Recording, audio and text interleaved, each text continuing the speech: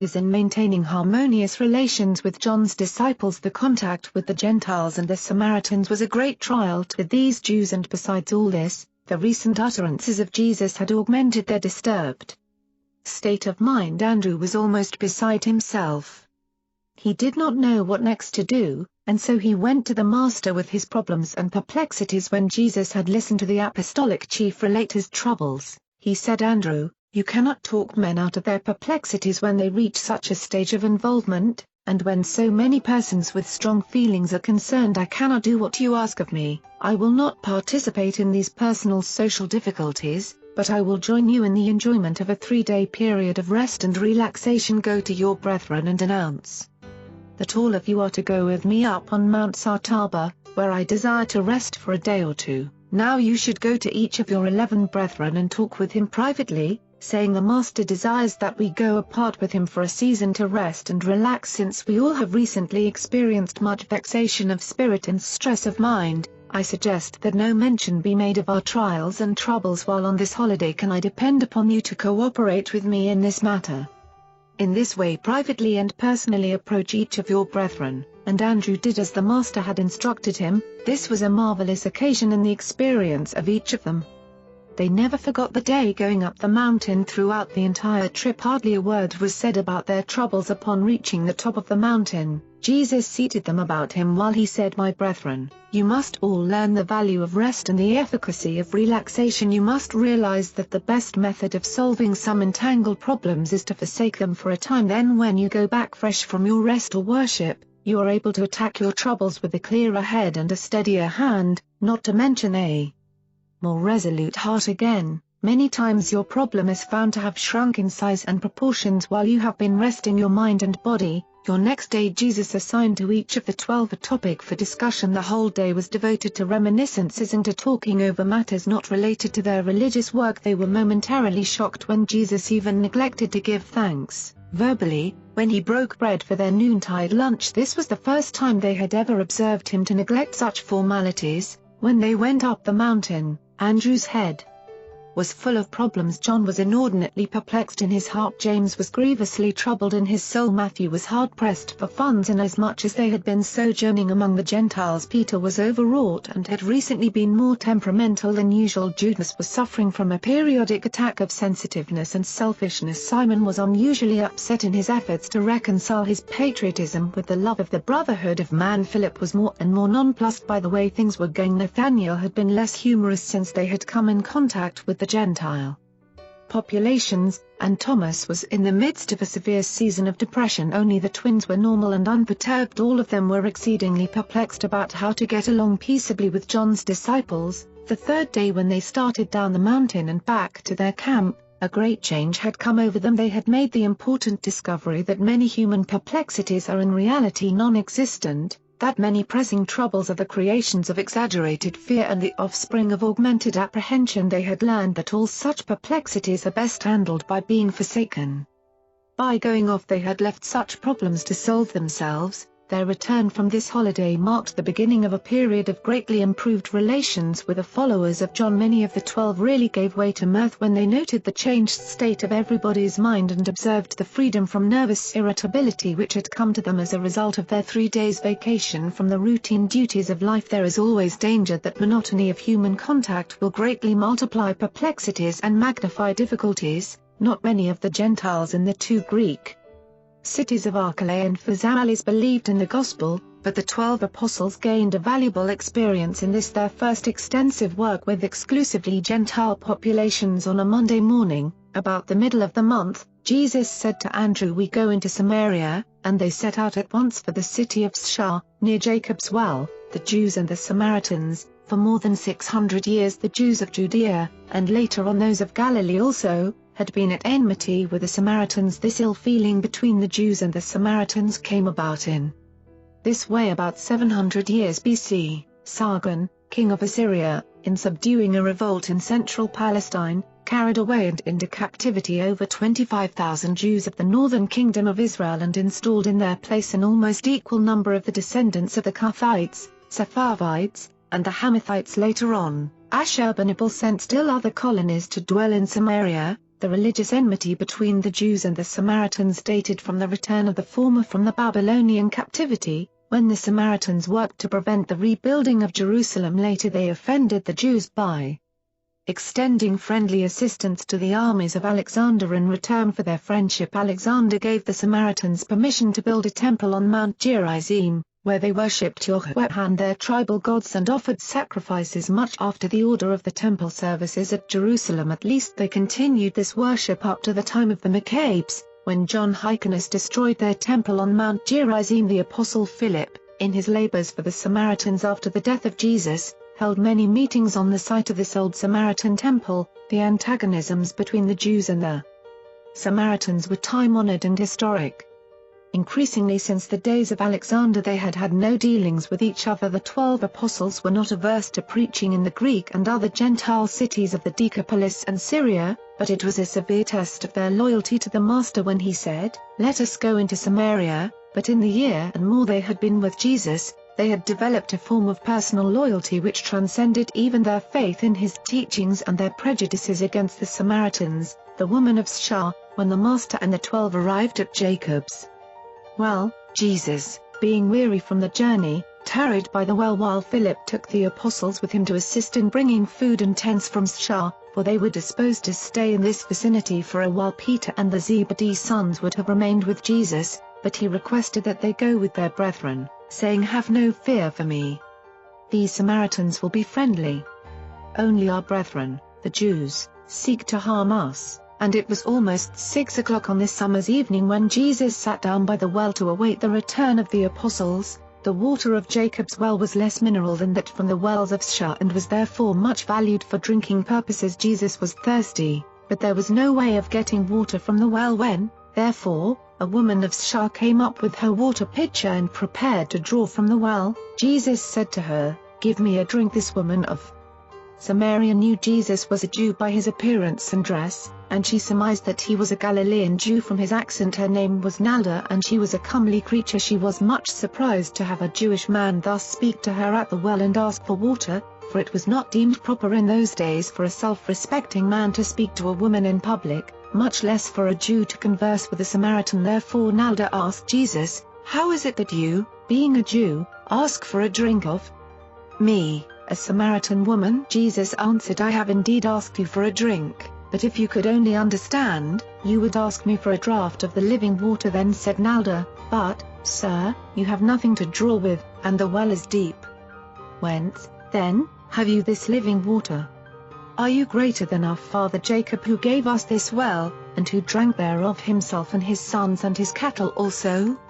Jesus replied, "Everyone who drinks of this water will thirst again. But whosoever drinks of the water of the living Spirit shall never thirst, and this living water shall become in him a well of refreshment springing up even to eternal life." Nalda then said, "Give me this water that I thirst not, neither come all the way hither to draw. Besides, anything which a Samaritan woman could receive from such a commendable Jew would be a pleasure." Nalda did not know how to take Jesus' willingness to talk with her. She beheld in the Master's face the countenance of an upright and holy man, but she mistook friendliness for commonplace familiarity, and she misinterpreted his figure of speech as a form of making advances to her. And being a woman of lax morals, she was minded openly to become flirtatious, when Jesus, looking straight into her eyes, with a commanding voice said, "Woman, go get your husband and bring him hither." This command brought Nalda to her senses. She saw that she had misjudged the Master's kindness.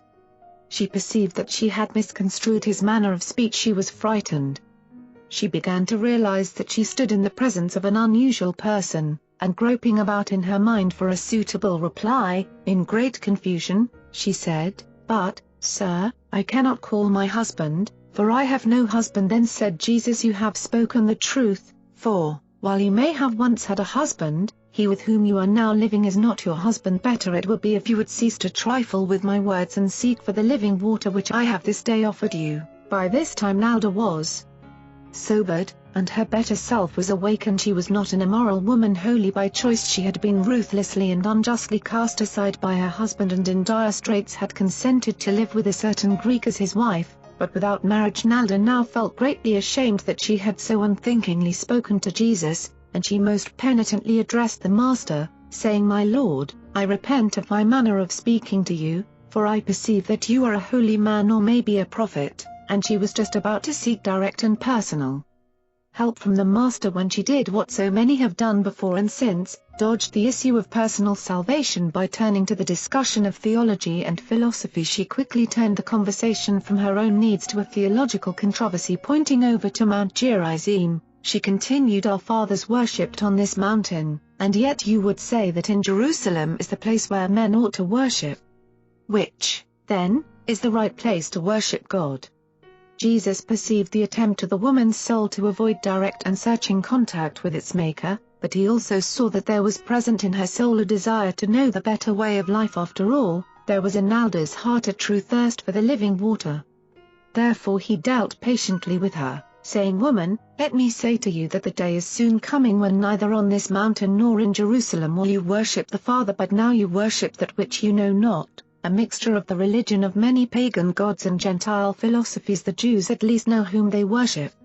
They have removed all confusion by concentrating their worship upon one God, Yahweh. But you should believe me when I say that the hour will soon come, even now is, when all sincere worshippers will worship the Father in spirit and in truth, for it is just such worshippers the Father seeks. God is spirit, and they who worship him must worship him in spirit and in truth. Your salvation comes not from knowing how others should worship or where, but by receiving into your own heart this living water which I am offering you even now." But Nalda would make one more effort to avoid the discussion of the embarrassing question of her personal life on earth and the status of her soul before God. Once more she resorted to questions of general religion, saying, "Yes, I know, sir, that John has preached about the coming of the converter, he who will be called the deliverer, and that, when he shall come, he will declare to us all things." And Jesus, interrupting Nalda, said with startling assurance, "I who speak to you am he." This was the first direct, positive, and undisguised pronouncement of his divine nature and sonship, which Jesus had made on earth. And it was made to a woman, a Samaritan woman, and a woman of questionable character in the eyes of men up to this moment, but a woman whom the divine eye beheld as having been sinned against more than as sinning of her own desire, and as now being a human soul who desired salvation, desired it sincerely and wholeheartedly, and that was enough, as Nalda was about to voice her real and personal longing for better things and a more noble way of living, just as she was ready to speak the real desire of her heart. The 12 apostles returned from Shah, and coming upon this scene of Jesus talking so intimately with this woman, this Samaritan woman, and alone, they were more than astonished. They quickly deposited their supplies and drew aside, no man daring to reprove him, while Jesus said to Nalda, "Woman, go your way. God has forgiven you. Henceforth you will live a new life. You have received the living water, and a new joy will spring up within your soul, and you shall become a daughter of the Most High." And the woman, perceiving the disapproval of the apostles, left her water pot and fled to the city. As she entered the city, she proclaimed to everyone she met, "Go out to Jacob's well and go quickly, for there you will see a man who told me all I ever did. Can this be the converter?" And ere the sun went down, a great crowd had assembled at Jacob's well to hear Jesus and their master talk to them more about the water of life, the gift of the indwelling Spirit. The apostles never ceased to be shocked by Jesus' willingness to talk with women, women of questionable character, even immoral women. It was very difficult for Jesus to teach his apostles that women, even so-called immoral women, have souls which can choose God as their Father, thereby becoming daughters of God and candidates for life everlasting. Even 19 centuries later many show the same unwillingness to grasp the Master's teachings. Even the Christian religion has been persistently built up around the fact of the death of Christ instead of around the truth of his life. The world should be more concerned with his happy and God-revealing life than with his tragic and sorrowful death. Nalda told this entire story to the Apostle John the next day, but he never revealed it fully to the other apostles, and Jesus did not speak of it in detail to the 12. Nalda told John that Jesus had told her all I ever did. John many times wanted to ask Jesus about this visit with Nalda, but he never did. Jesus told her only one thing about herself, but his look into her eyes and the manner of his dealing with her had so brought all of her checkered life in panoramic review before her mind in a moment of time that she associated all of this self-revelation of her past life with the look and the word of the Master. Jesus never told her she had had 5 husbands. She had lived with 4 different men since her husband cast her aside, and this, with all her past, came up so vividly in her mind at the moment when she realized Jesus was a man of God that she subsequently repeated to John that Jesus had really told her all about herself. The Samaritan revival. On the evening that Nalda drew the crowd out from Sychar to see Jesus, the 12 had just returned with food, and they besought Jesus to eat with them instead of talking to the people, for they had been without food all day and were hungry, but Jesus knew that darkness would soon be upon them. So he persisted in his determination to talk to the people before he sent them away. When Andrew sought to persuade him to eat a bite before speaking to the crowd, Jesus said, "I have meat to eat that you do not know about." When the apostles heard this, they said among themselves, "Has any man brought him aught to eat? Can it be that the woman gave him food as well as drink?" When Jesus heard them talking among themselves, before he spoke to the people, he turned aside and said to the 12, "My meat is to do the will of him who sent me and to accomplish his work. You should no longer say it is such and such a time until the harvest. Behold, these people coming out from a Samaritan city to hear us. I tell you, the fields are already white for the harvest. He who reaps receives wages and gathers this fruit to eternal life. Consequently the sowers and the reapers rejoice together, for herein is the saying true, one sows and another reaps. I am now sending you to reap that whereon you have not labored. Others have labored, and you are about to enter into their labor." This he said in reference to the preaching of John the Baptist. Jesus and the apostles went into Sychar and preached 2 days before they established their camp on Mount Gerizim, and many of the dwellers in Sychar believed the gospel and made request for baptism, but the apostles of Jesus did not yet baptize. The first night of the camp on Mount Gerizim, the apostles expected that Jesus would rebuke them for their attitude toward the woman at Jacob's well, but he made no reference to the matter. Instead, he gave them that memorable talk on the realities which are central in the kingdom of God. In any religion it is very easy to allow values to become disproportionate and to permit facts to occupy the place of truth in one's theology. The fact of the cross became the very center of subsequent Christianity. But it is not the central truth of the religion, which may be derived from the life and teachings of Jesus of Nazareth. The theme of Jesus' teaching on Mount Gerizim was that he wants all men to see God as a father friend, just as Jesus is a brother friend, and again he impressed upon them that love is the greatest relationship in the world, in the universe, just as truth is the greatest pronouncement of the observation of these divine relationships. 6. Jesus declared himself so fully to the Samaritans because he could safely do so, and because he knew that he would not again visit the heart of Samaria to preach the gospel of the kingdom. 6. Jesus and the 12 camped on Mount Gerizim until the end of August. They preached the good news of the kingdom, the fatherhood of God, to the Samaritans in the cities by day and spent the nights at the camp. The work which Jesus and the 12 did in these Samaritan cities yielded many souls for the kingdom and did much to prepare the way for the marvelous work of Philip in these regions after Jesus' death and resurrection. Subsequent to the dispersion of the apostles to the ends of the earth by the bitter persecution of believers at Jerusalem, teachings about prayer and worship. 6. At the evening conferences on Mount Gerizim, Jesus taught many great truths, and in particular he laid emphasis on the following. 6. True religion is the act of an individual's soul in its self-conscious relations with the Creator. Organized religion is man's attempt to socialize the worship of individual religionists. 6. Worship, contemplation of the spiritual, must alternate with service. Contact with material reality. Work should alternate with play.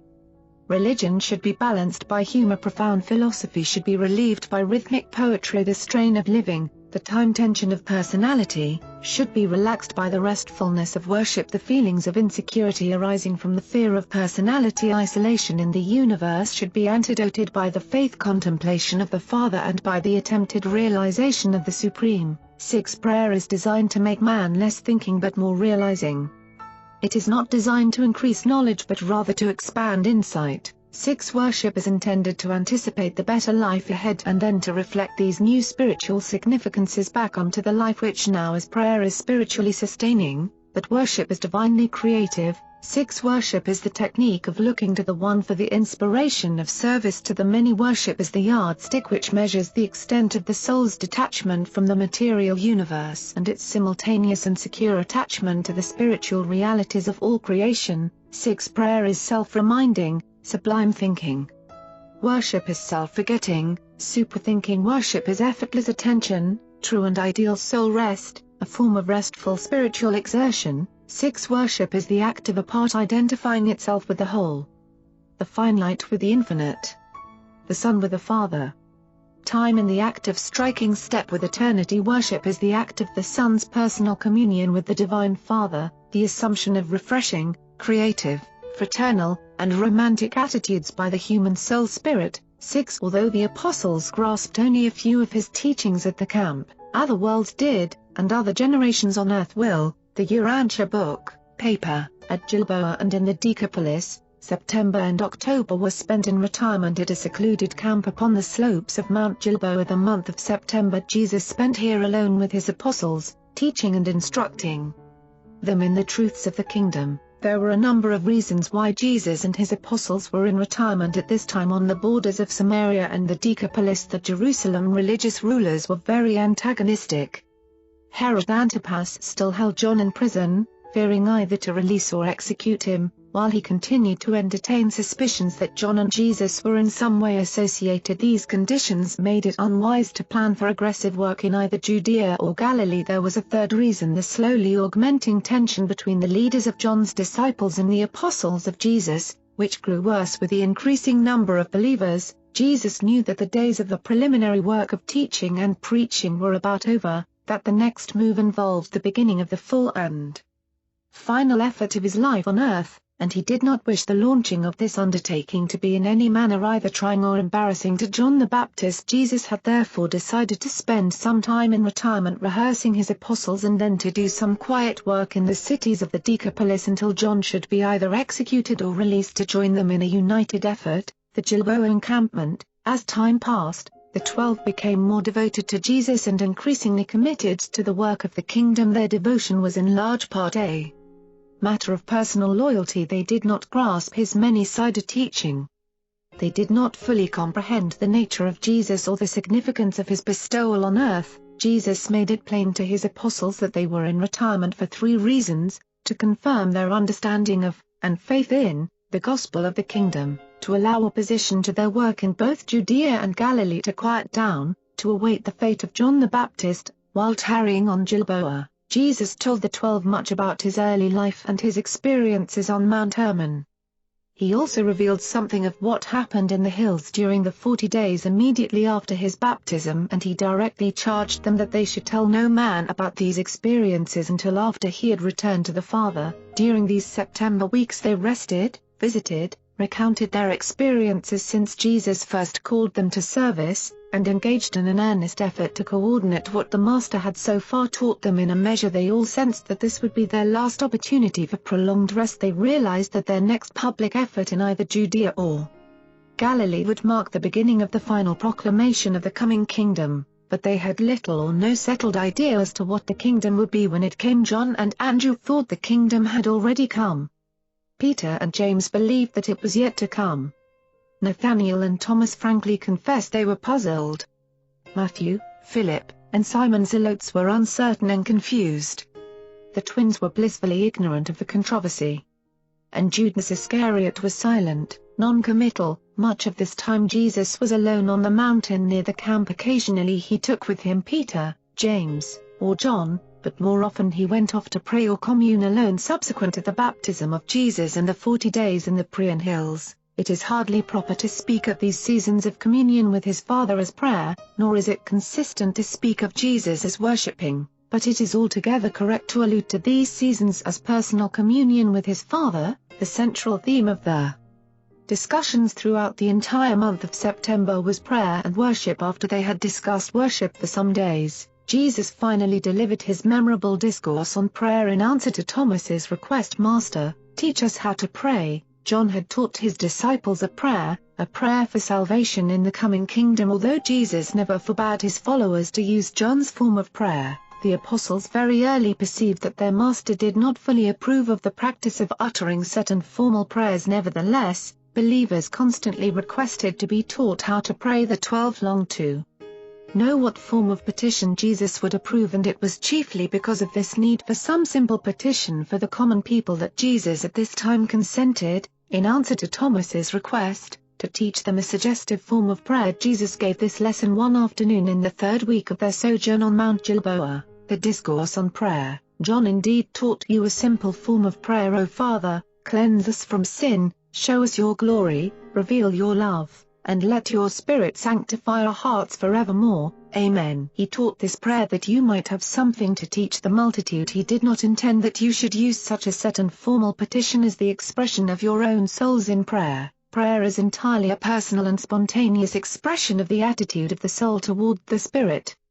Prayer should be the communion of sonship and the expression of fellowship. Prayer, when indited by the Spirit, leads to cooperative spiritual progress. The ideal prayer is a form of spiritual communion which leads to intelligent worship. True praying is the sincere attitude of reaching heavenward for the attainment of your ideals. Prayer is the breath of the soul and should lead you to be persistent in your attempt to ascertain the Father's will. If any one of you has a neighbor, and you go to him at midnight and say, "Friend, lend me 3 loaves, for a friend of mine on a journey has come to see me, and I have nothing to set before him." And if your neighbor answers, "Trouble me not, for the door is now shut and the children and I are in bed.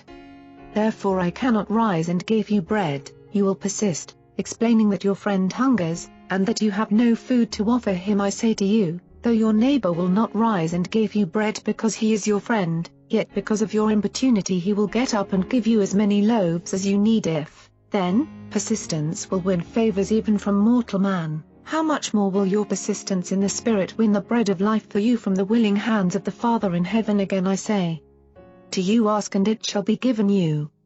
Seek and you shall find. Knock and it shall be opened to you. For everyone who asks receives. He who seeks finds. And to him who knocks the door of salvation will be opened. Which of you who is a father, if his son asks unwisely, would hesitate to give in accordance with parental wisdom rather than in the terms of the son's faulty petition? If the child needs a loaf, will you give him a stone just because he unwisely asks for it? If your son needs a fish, will you give him a water snake just because it may chance to come up in the net with the fish and the child foolishly asks for the serpent? If you, then, being mortal and finite, know how to answer prayer and give good and appropriate gifts to your children, how much more shall your heavenly Father give the Spirit and many additional blessings to those who ask him? Men ought always to pray and not become discouraged. Let me tell you the story of a certain judge who lived in a wicked city. This judge feared not God nor had respect for man. Now there was a needy widow in that city who came repeatedly to this unjust judge, saying, "Protect me from my adversary." For some time he would not give ear to her, but presently he said to himself, "Though I fear not God nor have regard for man, yet because this widow ceases not to trouble me, I will vindicate her lest she wear me out by her continual coming." These stories I tell you to encourage you to persist in praying and not to intimate that your petitions will change the just and righteous Father. Above your persistence, however, is not to win favor with God but to change your earth attitude and to enlarge your soul's capacity for spirit receptivity. But when you pray, you exercise so little faith. Genuine faith will remove mountains of material difficulty which may chance to lie in the path of soul expansion and spiritual progress. The believer's prayer, but the apostles were not yet satisfied.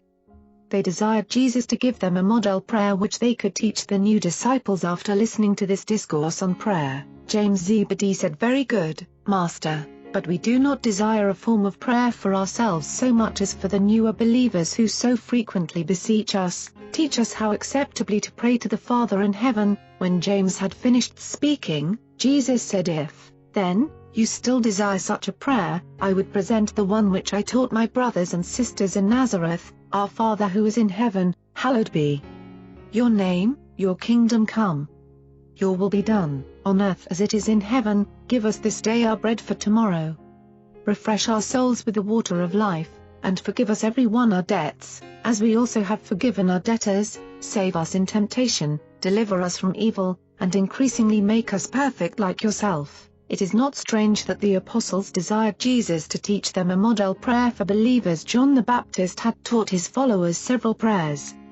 All great teachers had formulated prayers for their pupils. The religious teachers of the Jews had some 25 or 30 set prayers which they recited in the synagogues and even on the street corners. Jesus was particularly averse to praying in public. Up to this time the 12 had heard him pray only a few times. They observed him spending entire nights at prayer or worship, and they were very curious to know the manner or form of his petitions. They were really hard-pressed to know what to answer the multitudes when they asked to be taught how to pray as John had taught his disciples. Jesus taught the 12 always to pray in secret.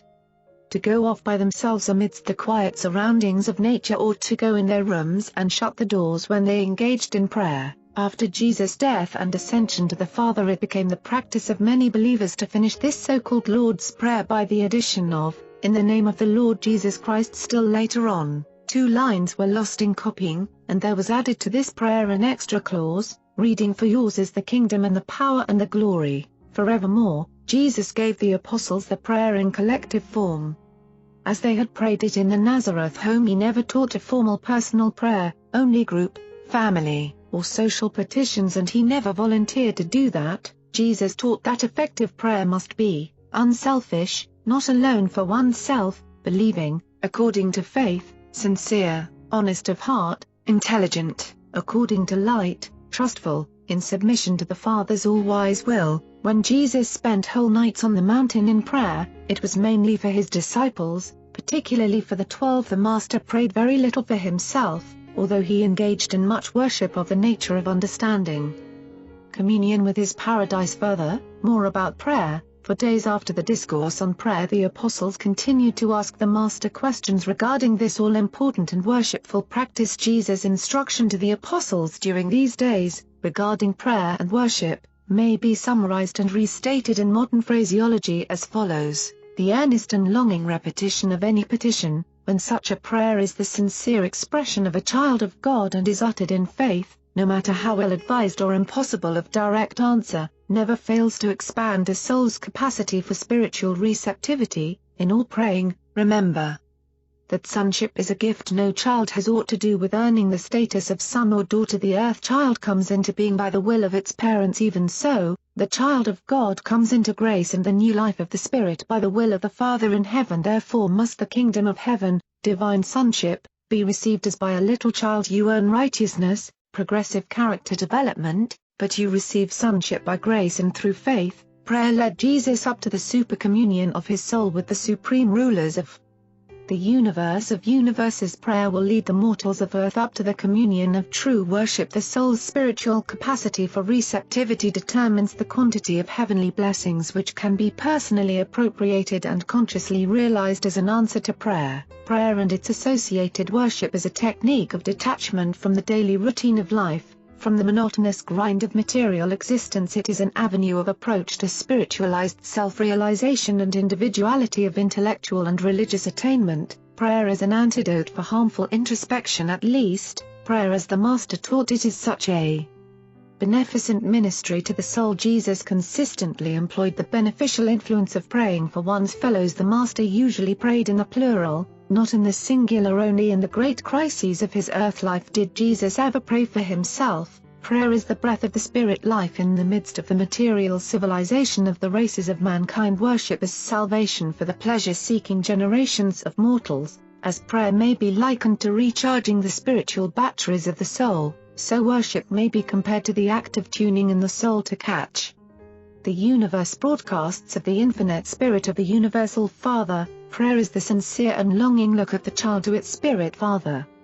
It is a psychologic process of exchanging the human will for the divine will. Prayer is a part of the divine plan for making over that which is into that which ought to be. One of the reasons why Peter, James, and John, who so often accompanied Jesus on his long night vigils, never heard Jesus pray, was because their Master so rarely uttered his prayers as spoken words. Practically all of Jesus' praying was done in the spirit and in the heart, silently. Of all the apostles, Peter and James came the nearest to comprehending the Master's teaching about prayer and worship. Other forms of prayer. From time to time, during the remainder of Jesus' sojourn on earth, he brought to the notice of the apostles several additional forms of prayer, but he did this only in illustration of other matters, and he enjoined that these parable prayers should not be taught to the multitudes. Many of them were from other inhabited planets, but this fact Jesus did not reveal to the 12. Among these prayers were the following: Our Father in whom consist the universe realms,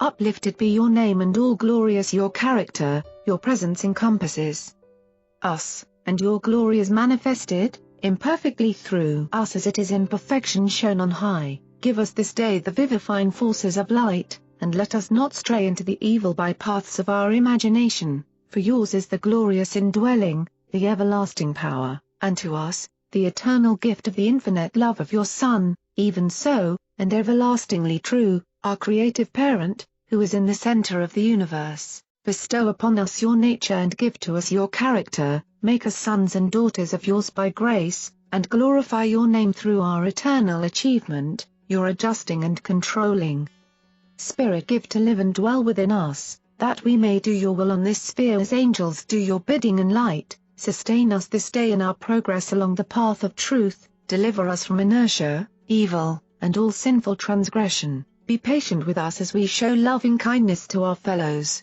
Shed abroad the spirit of your mercy in our creature hearts, lead us by your own hand, step by step, through the uncertain maze of life, and when our end shall come, receive unto your own bosom our faithful spirits, to even so. Not our desires but your will be done, our perfect and righteous Heavenly Father, this day guide and direct our journey, sanctify our steps and coordinate our thoughts, ever lead us in the ways of eternal progress, fill us with wisdom to the fullness of power, and vitalize us with your infinite energy, inspire us with the divine consciousness of the presence and guidance of the seraphic hosts, guide us ever upward in the pathway of light. Justify us fully in the day of the great judgment, make us like yourself in eternal glory, and receive us into your endless service on high. Our Father who is in the mystery, reveal to us your holy character, give your children on earth this day, to see the way, the light, and the truth, show us the pathway of eternal progress, and give us the will to walk therein, establish within us your divine kingship, and thereby bestow upon us the full mastery of self. Let us not stray into paths of darkness and death. Lead us everlastingly beside the waters of life. Hear these our prayers for your own sake. Be pleased to make us more and more like yourself. At the end, for the sake of the divine Son, receive us into the eternal arms. Even so, not our will but yours be done. Glorious Father and Mother, in one parent combined, loyal would we be to your divine nature, your own self to live again in and through us, by the gift and bestowal of your divine Spirit, thus reproducing you imperfectly in this sphere, as you were perfectly and majestically shown on high. Give us day by day your sweet ministry of brotherhood, and lead us moment by moment in the pathway of loving service. Be you ever and unfailingly patient with us, even as we show forth your patience to our children. Give us the divine wisdom that does all things well, and the infinite love that is gracious to every creature. Bestow upon us your patience and loving kindness, that our charity may enfold the weak of the realm, and when our career is finished, make it an honor to your name, a pleasure to your good spirit, and a satisfaction to our soul helpers, not as we wish, our loving Father, but as you desire the eternal good of your mortal children. Even so may it be, our all-faithful source and all-powerful center. Reverent and holy be the name of your all-gracious Son. Your bounties and your blessings have descended upon us, thus empowering us to perform your will and execute your bidding. Give us moment by moment the sustenance of the tree of life. Refresh us day by day with the living waters of the river thereof. Step by step lead us out of darkness and into the divine light. Renew our minds by the transformations of the indwelling Spirit, and when the mortal end shall finally come upon us, receive us to yourself and send us forth in eternity. Crown us with celestial diadems of fruitful service, and we shall glorify the Father, the Son, and the Holy Influence. Even so, throughout a universe without end. 8 Our Father who dwells in the secret places of the universe, honored be your name, reverenced your mercy, and respected your judgment. Let the Sun of Righteousness shine upon us at noontime, while we beseech you to guide our wayward steps in the twilight. Lead us by the hand in the ways of your own choosing, and forsake us not when the path is hard and the hours are dark. Forget us not as we so often neglect and forget you, but be you merciful and love us as we desire to love you. Look down upon us in kindness and forgive us in mercy, as we in justice forgive those who distress and injure us. May the love, devotion, and bestowal of the majestic Son, 9 make available life everlasting with your endless mercy and love. 0 May the God of universes bestow upon us the full measure of his Spirit. Give us grace to yield to the leading of this Spirit, by the loving ministry of devoted seraphic hosts. May the Son guide and lead us to the end of the age. Make us ever and increasingly like yourself, and at our end receive us into the eternal paradise embrace. Even so, in the name of the bestowal Son, and for the honor and glory of the Supreme Father, though the apostles were not at liberty to present these prayer lessons in their public teachings, they profited much from all of these revelations in their personal religious experiences Jesus utilized these and other prayer models as illustrations in connection with the intimate instruction of the 12, and specific permission has been granted for transcribing these 7 specimen prayers into this record. Conference with John's Apostles. Around the 1st of October, Philip and some of his fellow apostles were in a nearby village buying food when they met some of the apostles of John the Baptist. As a result of this chance meeting in the marketplace, there came about a 3 weeks conference at the Gilboa camp between the apostles of Jesus and the apostles of John, for John had recently appointed 12 of his leaders to be apostles. Following the precedent of Jesus, John had done this in response to the urging of Abner, the chief of his loyal supporters. Jesus was present at the Gilboa camp throughout the first week of this joint conference but absented himself the last 2 weeks. By the beginning of the second week of this month, Abner had assembled all of his associates at the Gilboa camp and was prepared to go into council with the apostles of Jesus for 3 weeks. These 24 men were in session 3 times a day, and for 6 days each week. The first week Jesus mingled with them between their forenoon, afternoon, and evening sessions. They wanted the Master to meet with them and preside over their joint deliberations, but he steadfastly refused to participate in their discussions, though he did consent to speak to them on 3 occasions. These talks by Jesus to the 24 were on sympathy, cooperation, and tolerance. Andrew and Abner alternated in presiding over these joint meetings of the 2 apostolic groups. These men had many difficulties to discuss and numerous problems to solve. Again and again would they take their troubles to Jesus, only to hear him say, "I am concerned only with your personal and purely religious problems. I am the representative of the Father to the individual, not to the group. If you are in personal difficulty in your relations with God, come to me, and I will hear you and counsel you in the solution of your problem. But when you enter upon the coordination of divergent human interpretations of religious questions and upon the socialization of religion, you are destined to solve all such problems by your own decisions. Albeit, I am ever sympathetic and always interested, and when you arrive at your conclusions touching these matters of non-spiritual import, provided you are all agreed, then I pledge in advance my full approval and hearty cooperation. And now, in order to leave you unhampered in your deliberations, I am leaving you for 2 weeks. Be not anxious about me, for I will return to you. I will be about my Father's business, for we have other realms besides this one." After thus speaking, Jesus went down the mountainside, and they saw him no more for 2 full weeks, and they never knew where he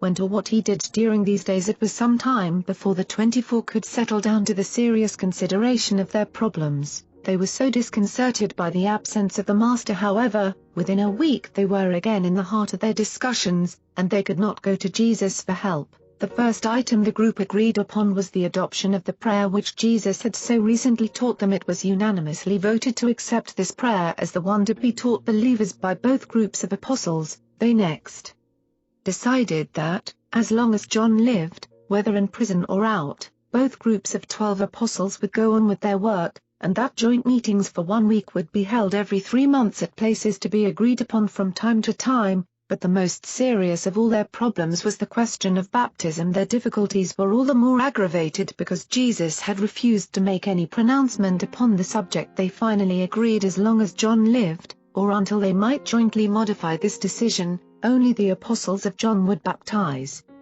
believers, and only the apostles of Jesus would finally instruct the new disciples accordingly. From that time until after the death of John, 2 of the apostles of John accompanied Jesus and his apostles to baptize believers, for the joint council had unanimously voted that baptism was to become the initial step in the outward alliance with the affairs of the kingdom. It was next agreed, in case of the death of John, that the apostles of John would present themselves to Jesus and become subject to his direction, and that they would baptize no more unless authorized by Jesus or his apostles. And then was it voted that, in case of John's death, the apostles of Jesus would begin to baptize with water as the emblem of the baptism of the divine Spirit. As to whether or not repentance should be attached to the preaching of baptism was left optional.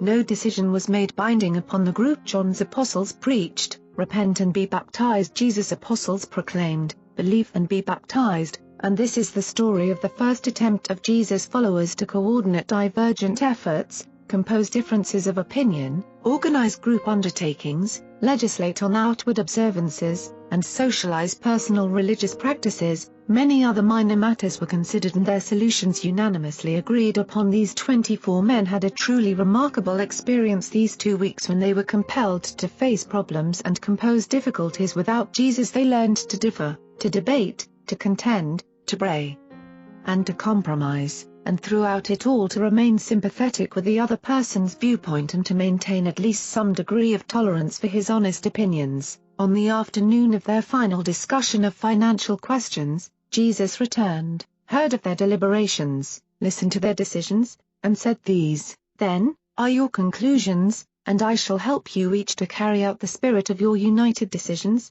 2 months and a half from this time John was executed, and throughout this period the apostles of John remained with Jesus and the 12. They all worked together and baptized believers during the season of labor in the cities of the Decapolis. The Gilboa camp was broken up on November, AD, in the Decapolis cities. 6 Throughout the months of November and December, Jesus and the 24 worked quietly in the Greek cities of the Decapolis, chiefly in Scythopolis, Gerasa, Abila, and Gadara. This was really the end of that preliminary period of taking over John's work and organization. Always does the socialized religion of a new revelation pay the price of compromise with the established forms and usages of the preceding religion which it seeks to salvage. Baptism was the price which the followers of Jesus paid in order to carry with them, as a socialized religious group, the followers of John the Baptist. John's followers, in joining Jesus' followers, gave up just about everything except water baptism. 6 Jesus did little public teaching on this mission to the cities of the Decapolis. He spent considerable time teaching the 24 and had many special sessions with John's 12 apostles. In time they became more understanding as to why Jesus did not go to visit John in prison, and why he made no effort to secure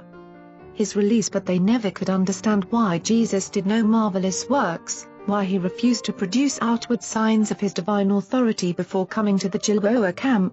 They had believed in Jesus mostly because of John's testimony, but soon they were beginning to believe as a result of their own contact with the Master and his teachings. 6 For these 2 months the group worked most of the time in pairs, one of Jesus' apostles going out with one of John's. The apostle of John baptized, the apostle of Jesus instructed, while they both preached the gospel of the kingdom as they understood it, and they won many souls among these Gentiles and apostate Jews. 6 Abner, the chief of John's apostles, became a devout believer in Jesus and was later on made the head of a group of 70 teachers whom the Master commissioned to preach the gospel, in camp near Pella. 6 The latter part of December they all went over near the Jordan, close by Pella, where they again began to teach and preach. Both Jews and Gentiles came to this camp to hear the gospel. It was while Jesus was teaching the multitude one afternoon that some of John's special friends brought the Master the last message which he ever had from the Baptist. 6 John had now been in prison a year and a half, and most of this time Jesus had labored very quietly. So it was not strange that John should be led to wonder about the kingdom. John's friends interrupted Jesus' teaching to say to him, "John the Baptist has sent us to ask, are you truly the deliverer, or shall we look for another?" 6 Jesus paused to say to John's friends, "Go back and tell John that he is not forgotten. Tell him what you have seen and heard, that the poor have good tidings preached to them." And when Jesus had spoken further to the messengers of John, he turned again to the multitude and said, "Do not think that John doubts the gospel of the kingdom. He makes inquiry only to assure his disciples who are also my disciples. John is no weakling. Let me ask you who heard John preach before Herod put him in prison. What did you behold in John? A reed shaken with the wind? A man of changeable moods and clothed in soft raiment? As a rule they who are gorgeously apparelled and who live delicately are in king's courts and in the mansions of the rich. But what did you see when you beheld John? A prophet? Yes, I say to you, and much more than a prophet. Of John it was written, Behold, I send my messenger before your face. He shall prepare the way before you. Verily, verily, I say to you, among those born of women there has not arisen a greater than John the Baptist.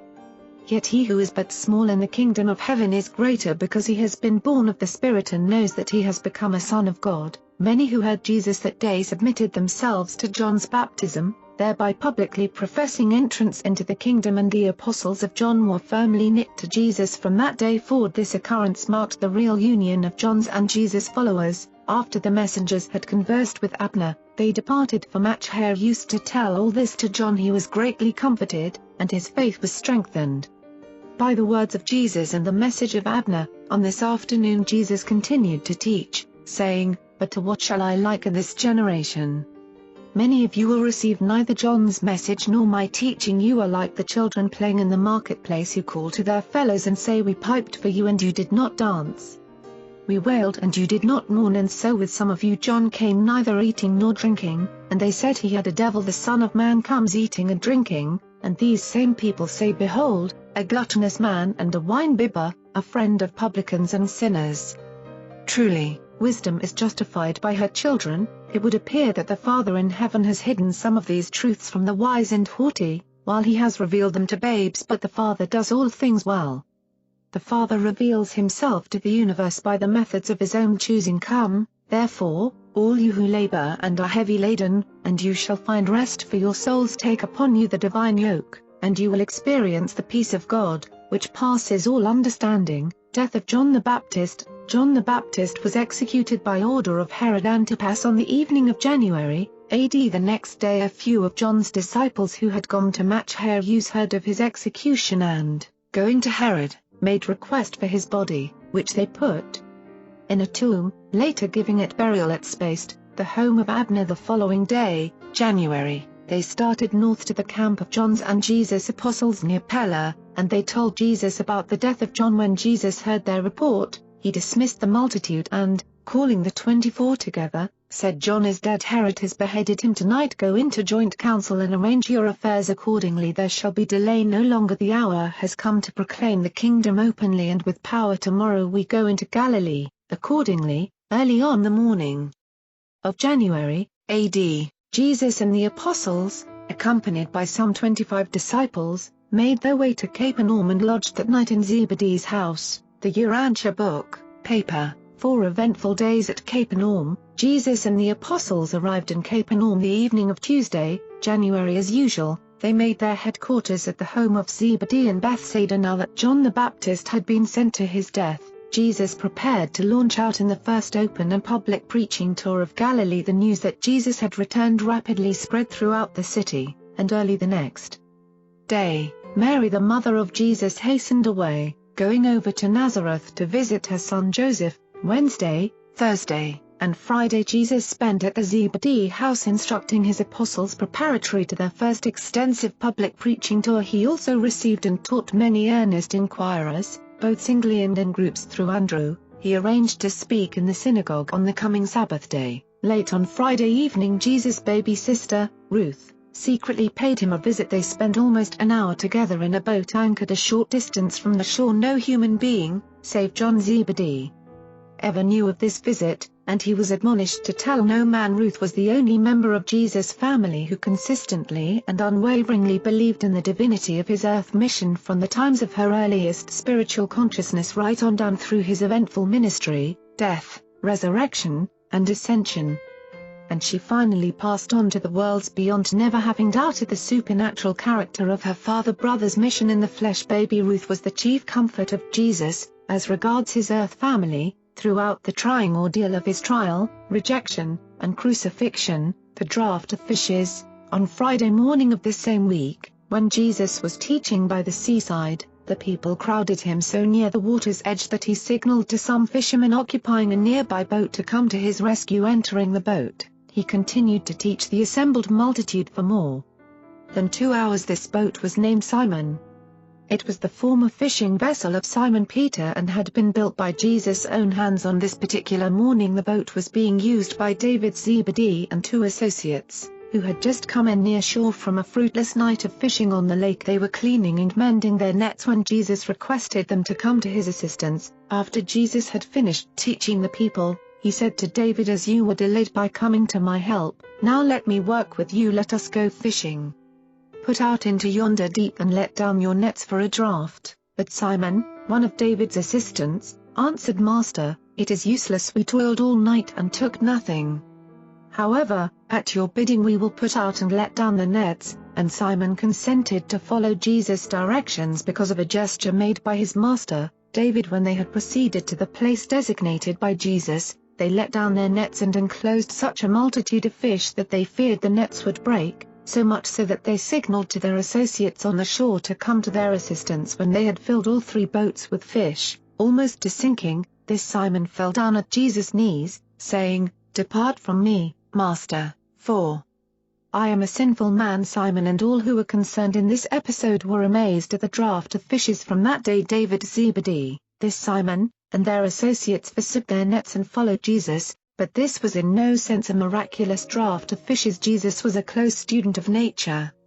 He was an experienced fisherman and knew the habits of the fish in the Sea of Galilee. On this occasion he merely directed these men to the place where the fish were usually to be found at this time of day, but Jesus' followers always regarded this as a miracle. Afternoon at the synagogue. The next Sabbath, at the afternoon service in the synagogue, Jesus preached his sermon on the will of the Father in heaven. In the morning Simon Peter had preached on the kingdom. At the Thursday evening meeting of the synagogue Andrew had taught, his subject being the new way. At this particular time more people believed in Jesus in Capernaum than in any other one city on earth. As Jesus taught in the synagogue this Sabbath afternoon, according to custom he took the first text from the law, reading from the book of Exodus, "And you shall serve the Lord, your God, and he shall bless your bread and your water, and all sickness shall be taken away from you." He chose the second text from the prophets, reading from Isaiah, "Arise and shine, for your light has come, and the glory of the Lord has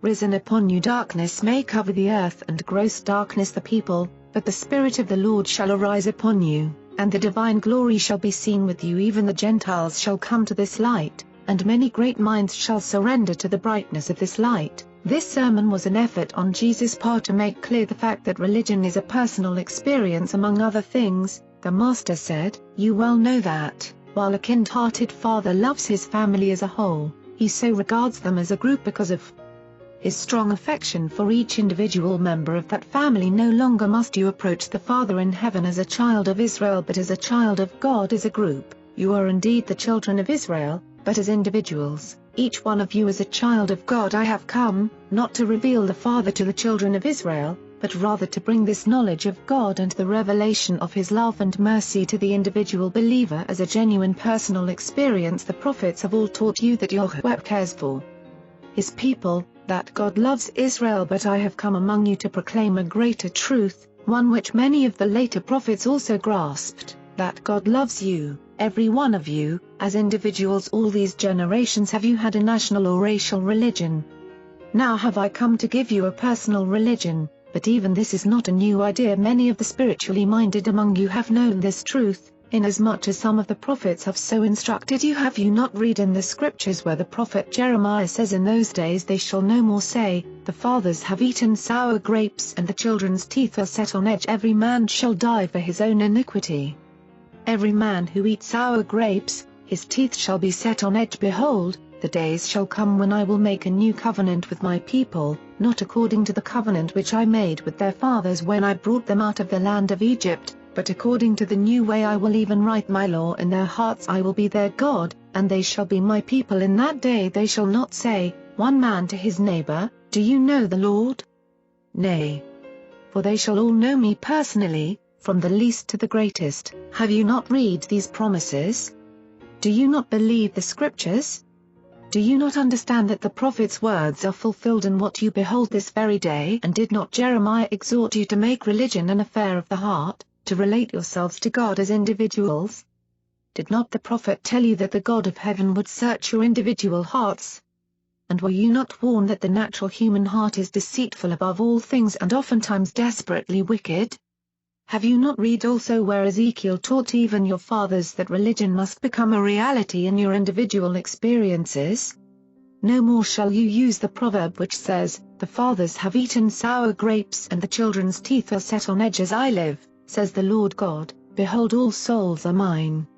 As the soul of the Father, so also the soul of the Son. Only the soul that sins shall die. And then Ezekiel foresaw even this day when he spoke in behalf of God, saying, "A new heart also will I give you, and a new spirit will I put within you, No more should you fear that God will punish a nation for the sin of an individual. Neither will the Father in heaven punish one of his believing children for the sins of a nation, albeit the individual member of any family must often suffer the material consequences of family mistakes and group transgressions. Do you not realize that the hope of a better nation, or a better world, is bound up in the progress and enlightenment of the individual?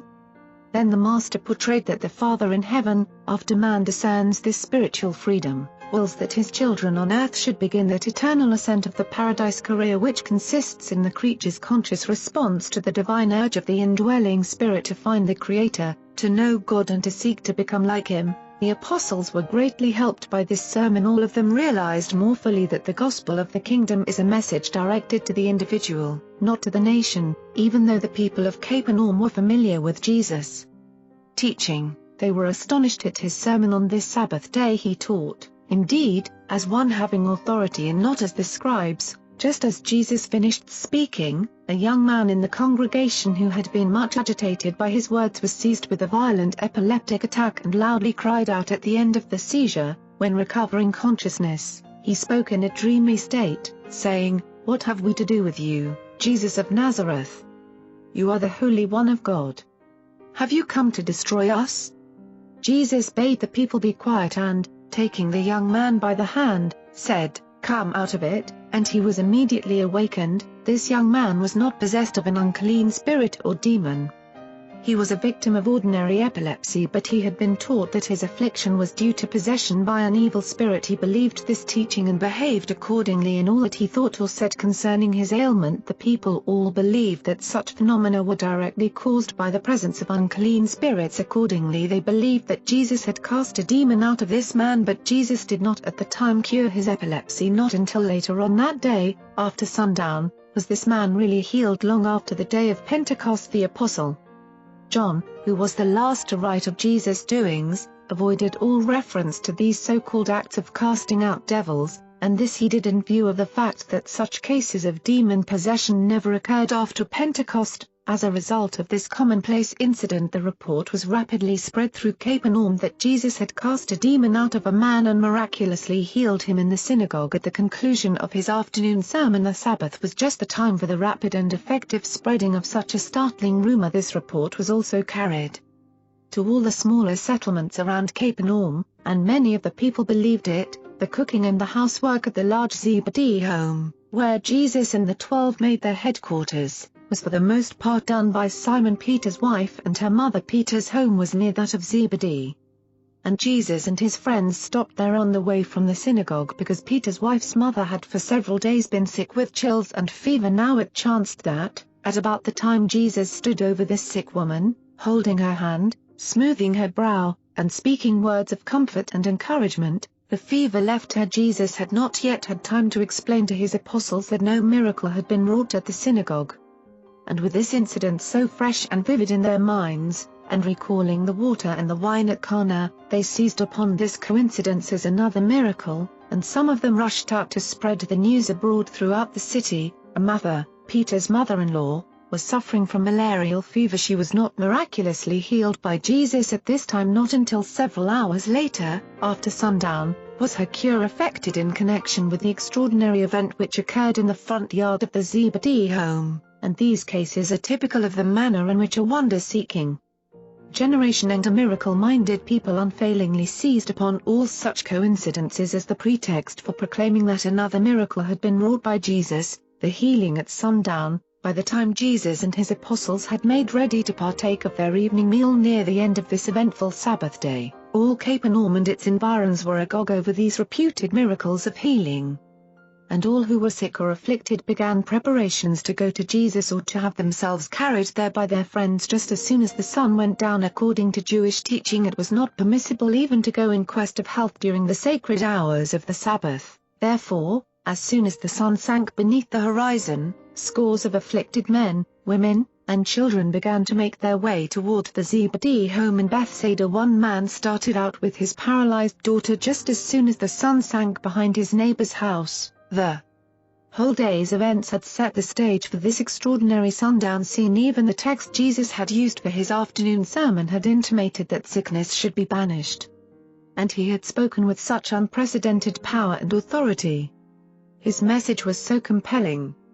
While he made no appeal to human authority, he did speak directly to the consciences and souls of men. Though he did not resort to logic, legal quibbles, or clever sayings, he did make a powerful, direct, clear, and personal appeal to the hearts of his hearers, that Sabbath was a great day in the earth life of Jesus, yes, in the life of a universe. To all local universe intents and purposes, the little Jewish city of Capernaum was the real capital of Nabodon. A handful of Jews in the Capernaum synagogue were not the only beings to hear that momentous closing statement of Jesus' sermon, "Hate is the shadow of fear, revenge the mask of cowardice." Neither could his hearers forget his blessed words, declaring, "Man is the Son of God, not a child of the devil." Soon after the setting of the sun, as Jesus and the apostles still lingered about the supper table, Peter's wife heard voices in the front yard and, on going to the door, saw a large company of sick folks assembling, and that the road from Capernaum was crowded by those who were on their way to seek healing at Jesus' hands. On seeing this sight, she went at once and informed her husband, who told Jesus, when the master stepped out of the front entrance of Zebedee's house, his eyes met an array of stricken and afflicted humanity. He gazed upon almost 1,000 sick and ailing human beings. At least that was the number of persons gathered together before him. Not all present were afflicted. Some had come assisting their loved ones in this effort to secure healing. The sight of these afflicted mortals, men, women, and children, suffering in large measure as a result of the mistakes and misdeeds of his own trusted sons of universe administration, peculiarly touched the human heart of Jesus and challenged the divine mercy of this benevolent Creator Son. But Jesus well knew he could never build an enduring spiritual movement upon the foundation of purely material wonders. It had been his consistent policy to refrain from exhibiting his Creator prerogatives, not since Cana had the supernatural or miraculous attended his teaching.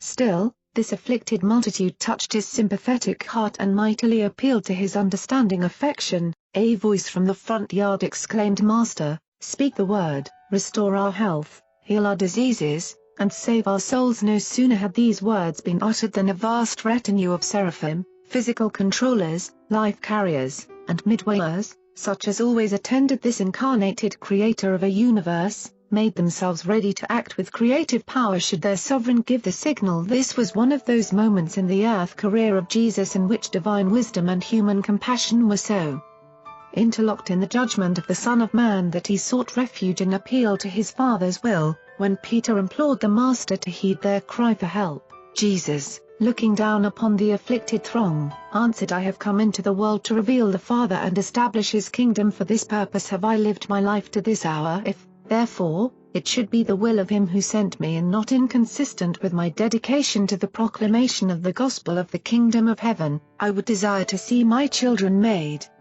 whole." But the further words of Jesus we lost in the tumult. Jesus had passed the responsibility of this healing decision to the ruling of his Father. Evidently the Father's will interposed no objection, for the words of the Master had scarcely been uttered when the assembly of celestial personalities serving under the command of Jesus' personalized thought adjuster was mightily astir. The vast retinue descended into the midst of this motley throng of afflicted mortals, and in a moment of time men, women, and children were made whole, were perfectly healed of all their physical diseases and other material disorders. Such a scene was never witnessed on earth before that day, nor since, and for those of us who were present to behold this creative wave of healing, it was indeed a thrilling spectacle. But of all the beings who were astonished at this sudden and unexpected outbreak of supernatural healing, Jesus was the most surprised. In a moment when his human interests and sympathies were focused upon the scene of suffering and affliction there spread out before him, he neglected to bear in his human mind the admonitory warnings of his personalized adjuster regarding the impossibility of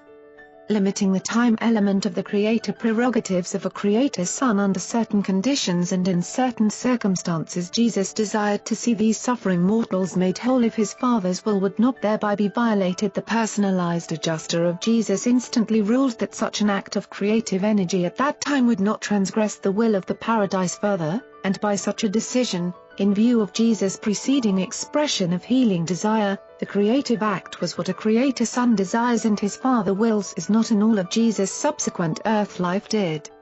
another such a mass physical healing of mortals take place, as might have been expected. The fame of this sundown healing at Bethsaida in Capernaum spread throughout all Galilee and Judea and to the regions beyond. Once more were the fears of Herod aroused, and he sent watchers to report on the work and teachings of Jesus and to ascertain if he was the former carpenter of Nazareth or John the Baptist risen from the dead. Chiefly because of this unintended demonstration of physical healing, henceforth, throughout the remainder of his earth career, Jesus became as much a physician as a preacher. True, he continued his teaching, but his personal work consisted mostly in ministering to the sick and the distressed, while his apostles did the work of public preaching and baptizing believers. But the majority of those who were recipients of supernatural or creative physical healing at this sundown demonstration of divine energy were not permanently spiritually benefited by this extraordinary manifestation of mercy. A small number were truly edified by this physical ministry,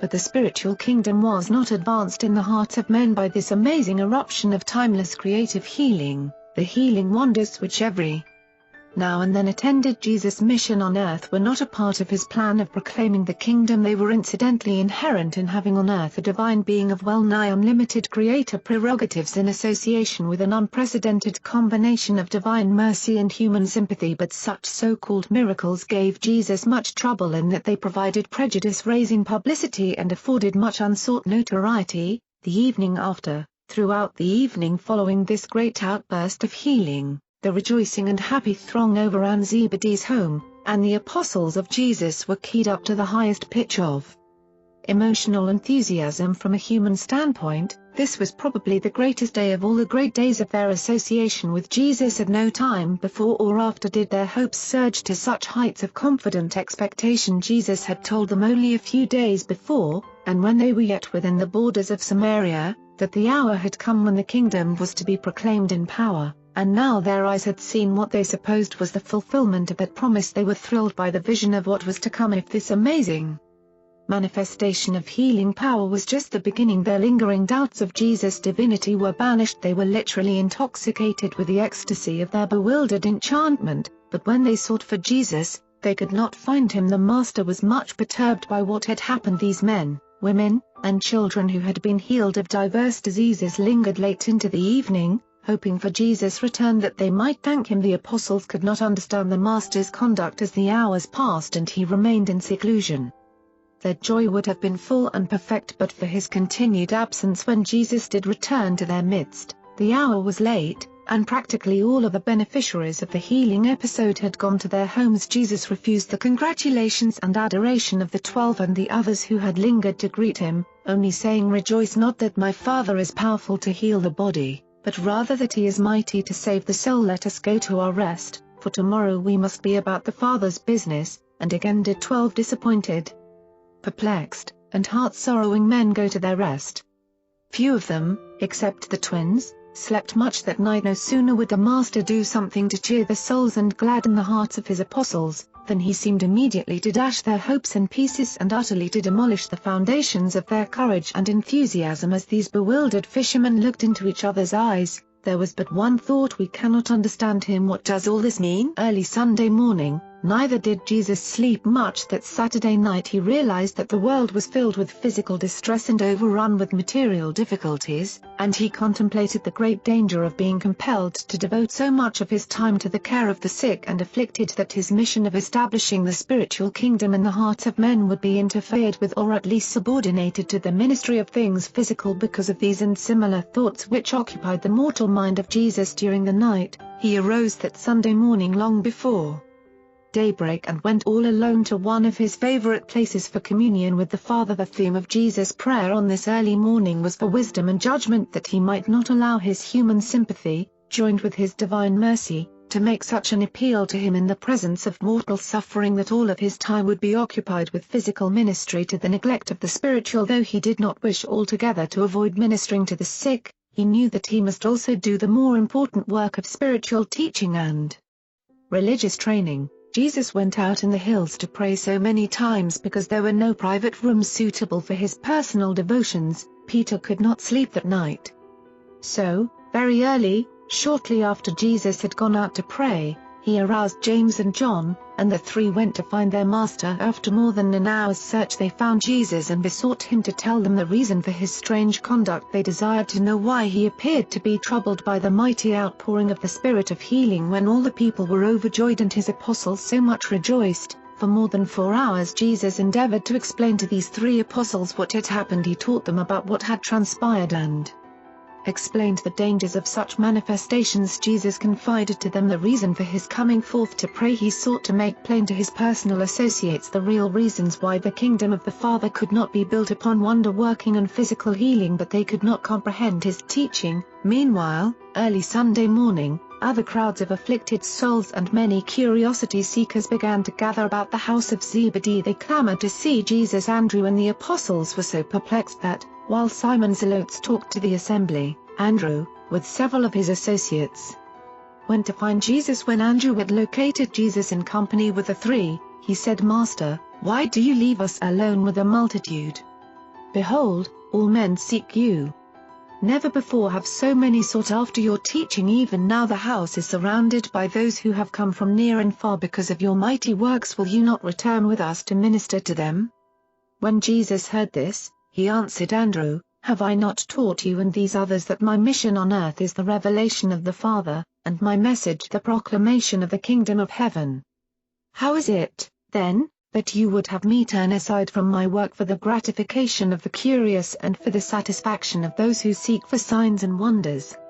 Have we not been among these people all these months, and have they flocked in multitudes to hear the good news of the kingdom?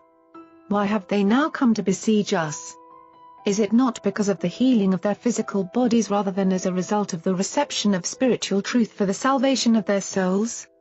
When men are attracted to us because of extraordinary manifestations, many of them come seeking not for truth and salvation but rather in quest of healing for their physical ailments and to secure deliverance from their material difficulties. All this time I have been in Capernaum, and both in the synagogue and by the seaside have I proclaimed the good news of the kingdom to all who had ears to hear and hearts to receive the truth. It is not the will of my Father that I should return with you to cater to these curious ones and to become occupied with the ministry of things physical to the exclusion of the spiritual. I have ordained you to preach the gospel and minister to the sick, but I must not become engrossed in healing to the exclusion of my teaching. No, Andrew, I will not return with you. Go and tell the people to believe in that which we have taught them and to rejoice in the liberty of the sons of God, and make ready for our departure for the other cities of Galilee, where the way has already been prepared for the preaching of the good tidings of the kingdom. It was for this purpose that I came forth from the Father. Go, then, and prepare for our immediate departure while I here await your return. 6 When Jesus had spoken, Andrew and his fellow apostles sorrowfully made their way back to Zebedee's house, dismissed the assembled multitude, and quickly made ready for the journey as Jesus had directed. And so, on the afternoon of Sunday, January, A.D., Jesus and the apostles started out upon their first really public and open preaching tour of the cities of Galilee. On this first tour they preached the gospel of the kingdom in many cities, but they did not visit Nazareth. 6 That Sunday afternoon, shortly after Jesus and his apostles had left for Rimmon, his brothers James and Jude came to see him. Calling at Zebedee's house about noon of that day, Jude had sought out his brother James and insisted that they go to Jesus. By the time James consented to go with Jude, Jesus had already departed. 6 The apostles were loath to leave the great interest which had been aroused at Capernaum. Peter calculated that no less than 1,000 believers could have been baptized into the kingdom. Jesus listened to them patiently, but he would not consent to return. Silence prevailed for a season, and then Thomas addressed his fellow apostles, saying, "Let's go. The Master has spoken. No matter if we cannot fully comprehend the mysteries of the kingdom of heaven, of one thing we are certain: we follow a teacher who seeks no glory for himself." And reluctantly they went forth to preach the good tidings in the cities of Galilee. The Urantia book, paper, First Preaching Tour of Galilee. The first public preaching tour of Galilee began on Sunday, January, A.D., and continued for about 2 months, ending with the return to Capernaum on March. On this tour Jesus and the 12 apostles, assisted by the former apostles of John, preached the gospel and baptized believers in Rimmon, Jotapata, Ramah, Zebulun, Ain, Gishala, Chorazin, Madon, Cana, Nain, and Endor. In these cities they tarried and taught. while in many other smaller towns they proclaimed the gospel of the kingdom as they passed through. This was the first time Jesus permitted his associates to preach without restraint. On this tour he cautioned them on only 3 occasions.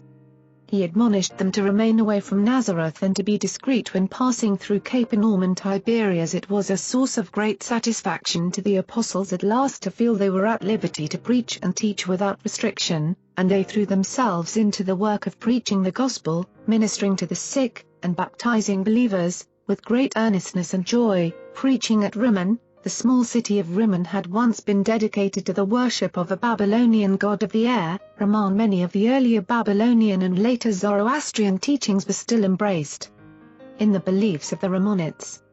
Therefore did Jesus and the 24 devote much of their time to the task of making plain the difference between these older beliefs and the new gospel of the kingdom. Peter here preached one of the great sermons of his early career on Aaron and the golden calf. Although many of the citizens of Rimmon became believers in Jesus' teachings, they made great trouble for their brethren in later years. It is difficult to convert nature worshippers to the full fellowship of the adoration of a spiritual ideal during the short space of a single lifetime. Many of the better of the Babylonian and Persian ideas of light and darkness, good and evil, time and eternity, were later incorporated in the doctrines of so-called Christianity, and their inclusion rendered the Christian teachings more immediately acceptable to the peoples of the Near East. In like manner, the inclusion of many of Plato's theories of the ideal spirit or invisible patterns of all things visible and material, as later adapted by Philo to the Hebrew theology, made Paul's Christian teachings more easy of acceptance by the Western Greeks. It was at Rimmon that Todan first heard the gospel of the kingdom, and he later carried this message into Mesopotamia and far beyond. He was among the first to preach the good news to those who dwelt beyond the Euphrates. At Jotapata, while the common people of Jotapata heard Jesus and his apostles gladly and many accepted the gospel of the kingdom, it was the discourse of Jesus to the 24 on the second evening of their sojourn in this small town that distinguishes the Jotapata mission. Nathanael was confused in his mind about the Master's teachings concerning prayer, thanksgiving, and worship, and in response to his question Jesus spoke at great length in further explanation of his teachings summarized in modern phraseology. This discourse may be presented as emphasizing the following points. The conscious and persistent regard for iniquity in the heart of man gradually destroys the prayer connection of the human soul with the spirit. Circuits of communication between man and his Maker. Naturally God hears the petition of his child, but when the human heart deliberately and persistently harbors the concepts of iniquity, there gradually ensues the loss of personal communion between the earth child and his heavenly Father. That prayer which is inconsistent with the known and established laws of God is an abomination to the paradise deities. If man will not listen to the gods as they speak to their creation in the laws of spirit, mind, and matter, the very act of such deliberate and conscious disdain by the creature turns the ears of spirit personalities away from hearing the personal petitions of such lawless and disobedient mortals. Jesus quoted to his apostles from the prophet Zechariah, but they refused to hearken and pulled away the shoulder and stopped their ears that they should not hear. Yes, they made their hearts adamant like a stone, lest they should hear my law and the words which I sent by my Spirit through the prophets. Therefore did the results of their evil thinking come as a great wrath upon their guilty heads, and so it came to pass that they cried for mercy, but there was no ear opening to hear. And then Jesus quoted the proverb of the wise man who said, he who turns away his ear from hearing the divine law, even his prayer shall be an abomination. By opening the human end of the channel of the God-man communication, mortals make immediately available the ever-flowing stream of divine ministry to the creatures of the worlds. When man hears God's Spirit speak within the human heart, inherent in such an experience is the fact that God simultaneously hears that man's prayer. Even the forgiveness of sin operates in this same unerring fashion. The Father in heaven has forgiven you even before you have thought to ask him, but such forgiveness is not available in your personal religious experience until such a time as you forgive your fellow men. God's forgiveness in fact is not conditioned upon your forgiving your fellows, but in experience it is exactly so conditioned, and this fact of the synchrony of divine and human forgiveness was thus recognized and linked together in the prayer which Jesus taught the apostles. There is a basic law of justice in the universe which mercy is powerless to circumvent. The unselfish glories of paradise are not possible of reception by a thoroughly selfish creature of the realms of time and space. Even the infinite love of God cannot force the salvation of eternal survival upon any mortal creature who does not choose to survive. Mercy has great latitude of bestowal, but, after all, there are mandates of justice which even love combined with mercy cannot effectively abrogate. Again Jesus quoted from the Hebrew Scriptures, I have called and you refused to hear. I stretched out my hand, but no man regarded. You have set at naught all my counsel, and you have rejected my reproof, and because of this rebellious attitude it becomes inevitable that you shall call upon me and fail to receive an answer. Having rejected the way of life, you may seek me diligently in your times of suffering, but you will not find me. They who would receive mercy must show mercy. Judge not that you be not judged. With the spirit with which you judge others you also shall be judged. Mercy does not wholly abrogate universe fairness. In the end it will prove true. Whoso stops his ears to the cry of the poor, he also shall someday cry for help, and no one will hear him. The sincerity of any prayer is the assurance of its being heard. The spiritual wisdom and universe consistency of any petition is the determiner of the time, manner, and degree of the answer. A wise father does not literally answer the foolish prayers of his ignorant and inexperienced children, albeit the children may derive much pleasure and real soul satisfaction from the making of such absurd petitions. When you have become wholly dedicated to the doing of the will of the Father in heaven, the answer to all your petitions will be forthcoming, because your prayers will be in full accordance with the Father's will, and the Father's will is ever manifest throughout his vast universe. What the true Son desires and the infinite Father wills as such a prayer cannot remain unanswered, and no other sort of petition can possibly be fully answered. The cry of the righteous is the faith act of the child of God which opens the door of the Father's storehouse of goodness, truth, and mercy, and these good gifts have long been in waiting for the Son's approach and personal appropriation. Prayer does not change the divine attitude toward man, but it does change man's attitude toward the changeless. Further, the motive of the prayer gives it right of way to the divine ear, not the social, economic, or outward religious status of the one who prays. Prayer may not be employed to avoid the delays of time or to transcend the handicaps of space. Prayer is not designed as a technique for aggrandizing self or for gaining unfair advantage over one's fellows. A thoroughly selfish soul cannot pray in the true sense of the word. Said Jesus, let your supreme delight be in the character of God, and he shall surely give you the sincere desires of your heart. Commit your way to the Lord. Trust in him, and he will act. For the Lord hears the cry of the needy, and he will regard the prayer of the destitute. I have come forth from the Father. If, therefore, you are ever in doubt as to what you would ask of the Father, ask in my name, and I will present your petition in accordance with your real needs and desires, and in accordance with my Father's will. Guard against the great danger of becoming self-centered in your prayers. Avoid praying much for yourself. Pray more for the spiritual progress of your brethren. Avoid materialistic praying. Pray in the Spirit and for the abundance of the gifts of the Spirit. When you pray for the sick and afflicted, do not expect that your petitions will take the place of loving and intelligent ministry to the necessities of these afflicted ones. Pray for the welfare of your families, friends, and fellows, but especially pray for those who curse you, and make loving petitions for those who persecute you. But when to pray, I will not say. Only the Spirit that dwells within you may move you to the utterance of those petitions which are expressive of your inner relationship with the Father of spirits. Many resort to prayer only when in trouble. Such a practice is thoughtless and misleading. True, you do well to pray when harassed, but you should also be mindful to speak as a son to your Father even when all goes well with your soul. Let your real petitions always be in secret. Do not let men hear your personal prayers. Prayers of thanksgiving are appropriate for groups of worshippers, but the prayer of the soul is a personal matter. There is but one form of prayer which is appropriate for all God's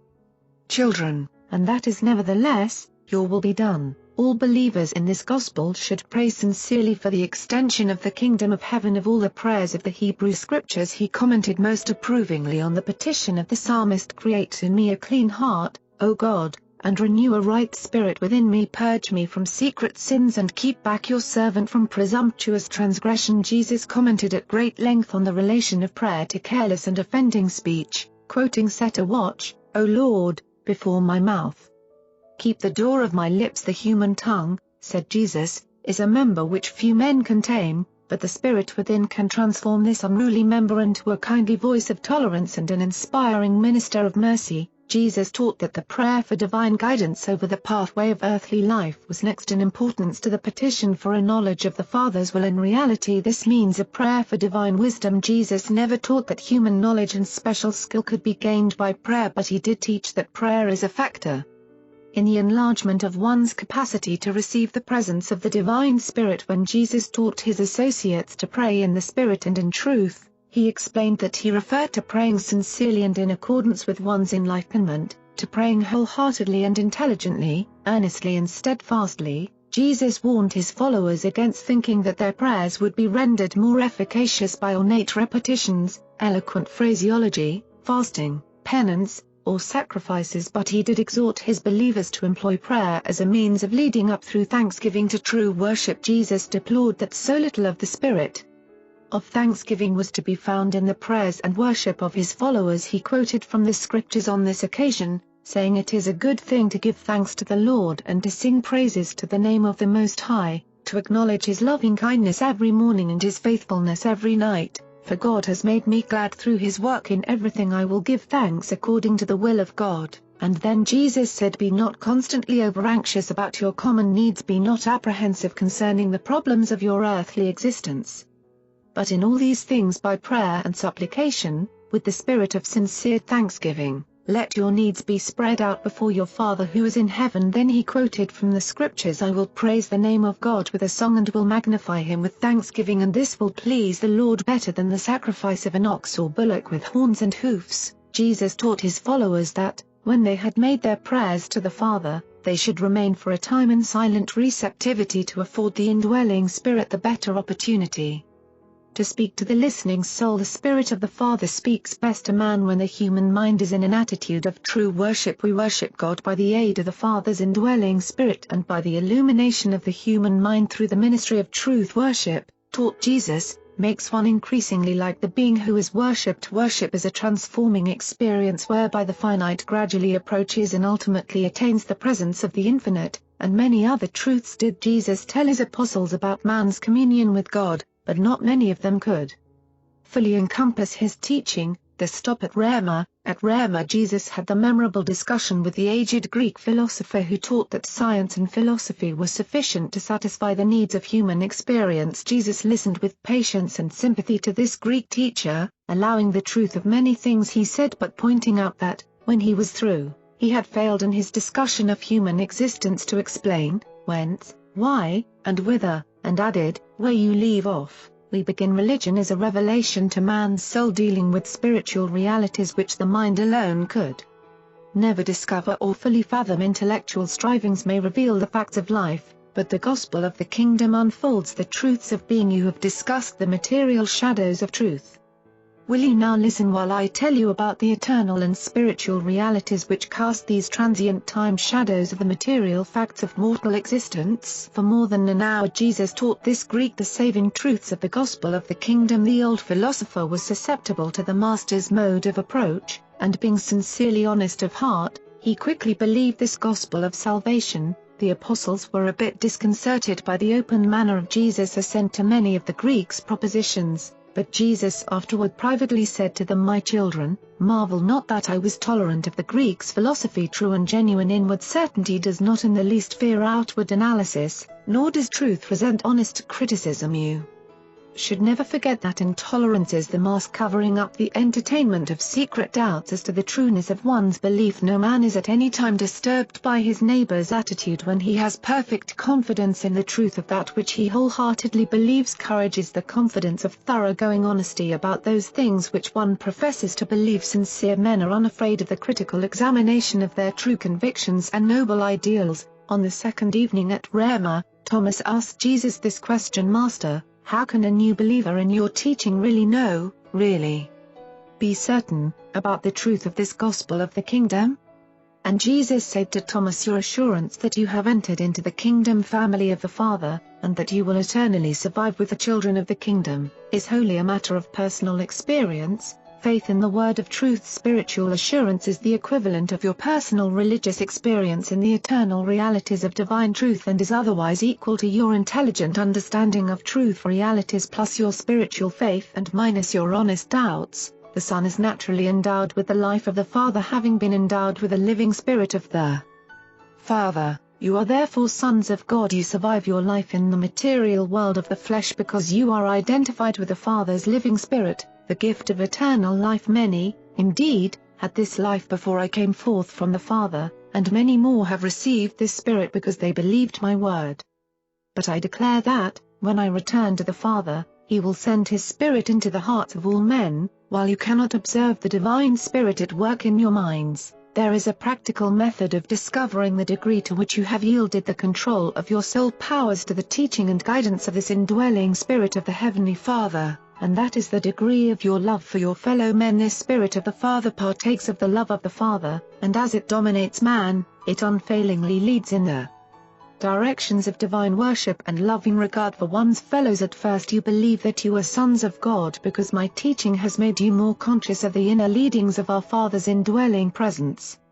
But presently the Spirit of truth shall be poured out upon all flesh, and it will live among men and teach all men, even as I now live among you and speak to you the words of truth. And this Spirit of truth, speaking for the spiritual endowments of your souls, will help you to know that you are the sons of God. It will unfailingly bear witness with the Father's indwelling presence, your spirit, then dwelling in all men as it now dwells in some, telling you that you are in reality the sons of God. Every earth child who follows the leading of this Spirit shall eventually know the will of God, and he who surrenders to the will of my Father shall abide forever. The way from the earth life to the eternal estate has not been made plain to you, but there is a way, there always has been. And I have come to make that way new and living. He who enters the kingdom has eternal life already, he shall never perish. But much of this you will the better understand when I shall have returned to the Father and you are able to view your present experiences in retrospect. And all who heard these blessed words were greatly cheered. The Jewish teachings had been confused and uncertain regarding the survival of the righteous, and it was refreshing and inspiring for Jesus' followers to hear these very definite and positive words of assurance about the eternal survival of all true believers.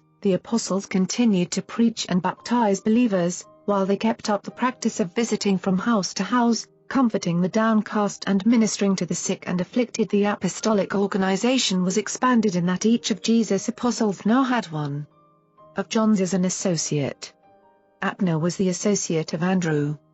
And this plan prevailed until they went down to Jerusalem for the next Passover. The special instruction given by Jesus during their stay at Zebulun had chiefly to do with further discussions of the mutual obligations of the kingdom and embraced teaching designed to make clear the differences between personal religious experience and the amities of social religious obligations. This was one of the few times the Master ever discussed the social aspects of religion throughout his entire earth life. Jesus gave his followers very little instruction regarding the socialization of religion. In Zebulun the people were of a mixed race, hardly Jew or Gentile, and few of them really believed in Jesus, notwithstanding they had heard of the healing of the sick at Capernaum, the gospel at Ion. At Ion, as in many of even the smaller cities of Galilee and Judea, there was a synagogue, and during the earlier times of Jesus' ministry it was his custom to speak in these synagogues on the Sabbath day. Sometimes he would speak at the morning service, and Peter or one of the other apostles would preach at the afternoon hour. Jesus and the apostles would also often teach and preach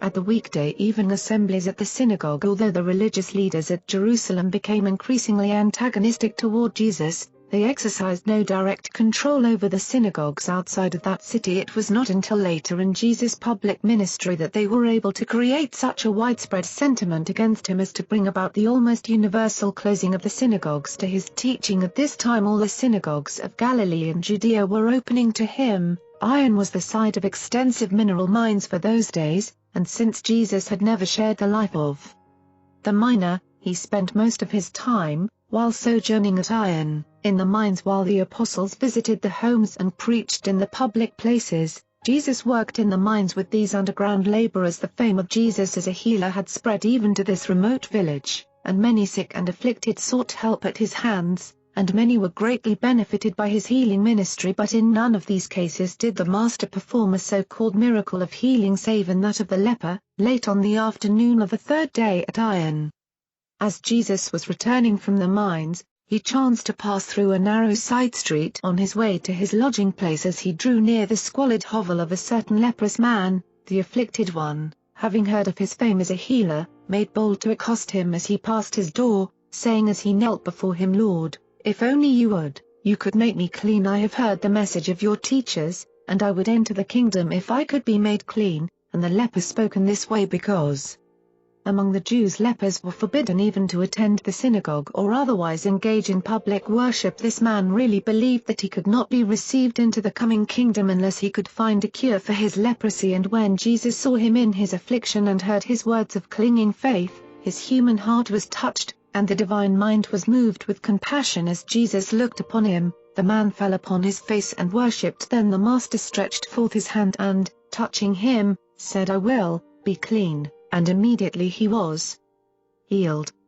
The leprosy no longer afflicted him. When Jesus had lifted the man upon his feet, he charged him, "See that you tell no man about your healing, but rather go quietly about your business, showing yourself to the priest and offering those sacrifices commanded by Moses in testimony of your cleansing." But this man did not do as Jesus had instructed him. Instead, he began to publish abroad throughout the town that Jesus had cured his leprosy, and since he was known to all the village, the people could plainly see that he had been cleansed of his disease. He did not go to the priest as Jesus had admonished him. As a result of his spreading abroad the news that Jesus had healed him, the Master was so thronged by the sick that he was forced to rise early the next day and leave the village. Although Jesus did not again enter the town, he remained 2 days in the outskirts near the mines, continuing to instruct the believing miners further regarding the gospel of the kingdom. This cleansing of the leper was the first so-called miracle which Jesus had intentionally and deliberately performed up to this time, and this was a case of real leprosy. From Iron they went to Gischala, spending 2 days proclaiming the gospel, and then departed for Chorazin, where they spent almost a week preaching the good news. But they were unable to win many believers for the kingdom in Chorazin. In no place where Jesus had taught it he met with such a general rejection of his message. The sojourn at Chorazin was very depressing to most of the apostles, and Andrew and Abner had much difficulty in upholding the courage of their associates, and so, passing quietly through Capernaum, they went on to the village of Madon, where they fared little better. There prevailed in the minds of most of the apostles the idea that their failure to meet with success in these towns so recently visited was due to Jesus' insistence that they refrain, in their teaching and preaching, from referring to him as a healer. How they wished he would cleanse another leper or in some other manner so manifest his power as to attract the attention of the people.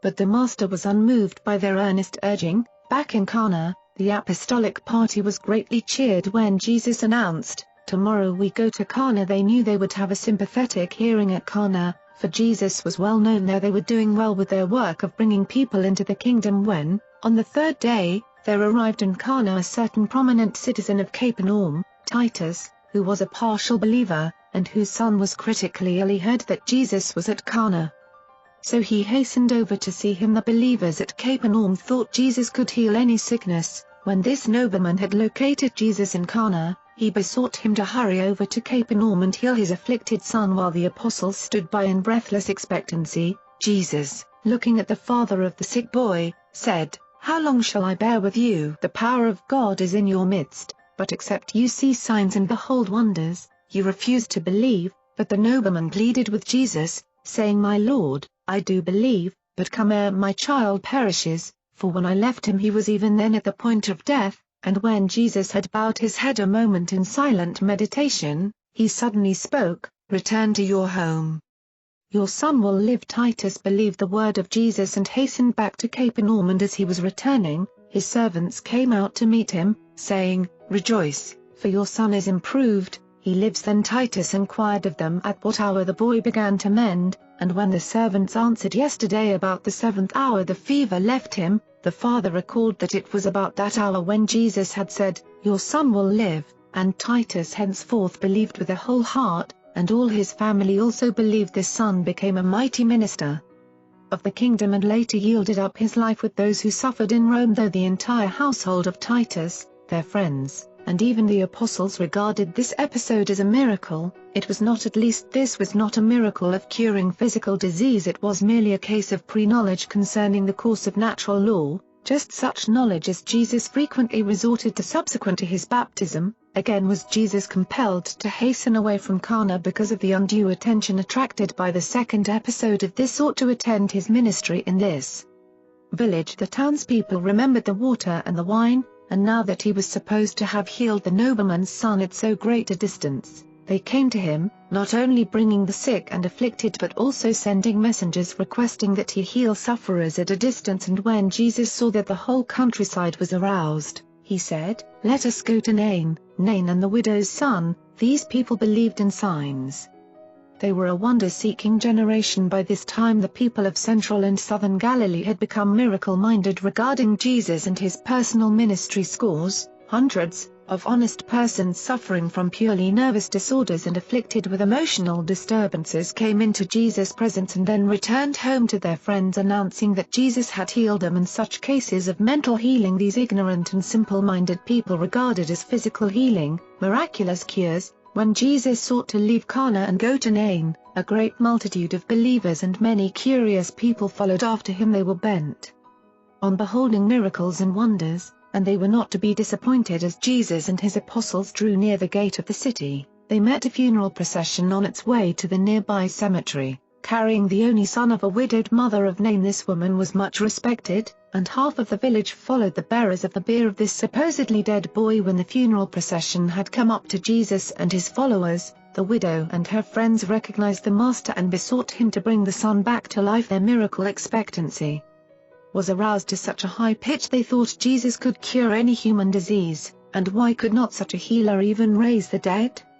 Jesus, while being thus importuned, stepped forward and, raising the covering of the bier, examined the boy. Discovering that the young man was not really dead, he perceived the tragedy which his presence could avert.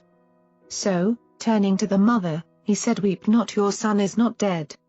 He sleeps, he will be restored to you." And then, taking the young man by the hand, he said, "Awake and arise." And the youth who was supposed to be dead presently sat up and began to speak, and Jesus sent them back to their homes. Jesus endeavored to calm the multitude and vainly tried to explain that the lad was not really dead, that he had not brought him back from the grave, but it was useless. The multitude which followed him, and the whole village of Nain, were aroused to the highest pitch of emotional frenzy. Fear seized many, panic others, while still others fell to praying and wailing over their sins. And it was not until long after nightfall that the clamoring multitude could be dispersed and, of course, notwithstanding Jesus' statement that the boy was not dead, everyone insisted that a miracle had been wrought, even the dead raised. Although Jesus told them the boy was merely in a deep sleep, they explained that that was the manner of his speaking and called attention to the fact that he always in great modesty tried to hide his miracles. So the word went abroad throughout Galilee and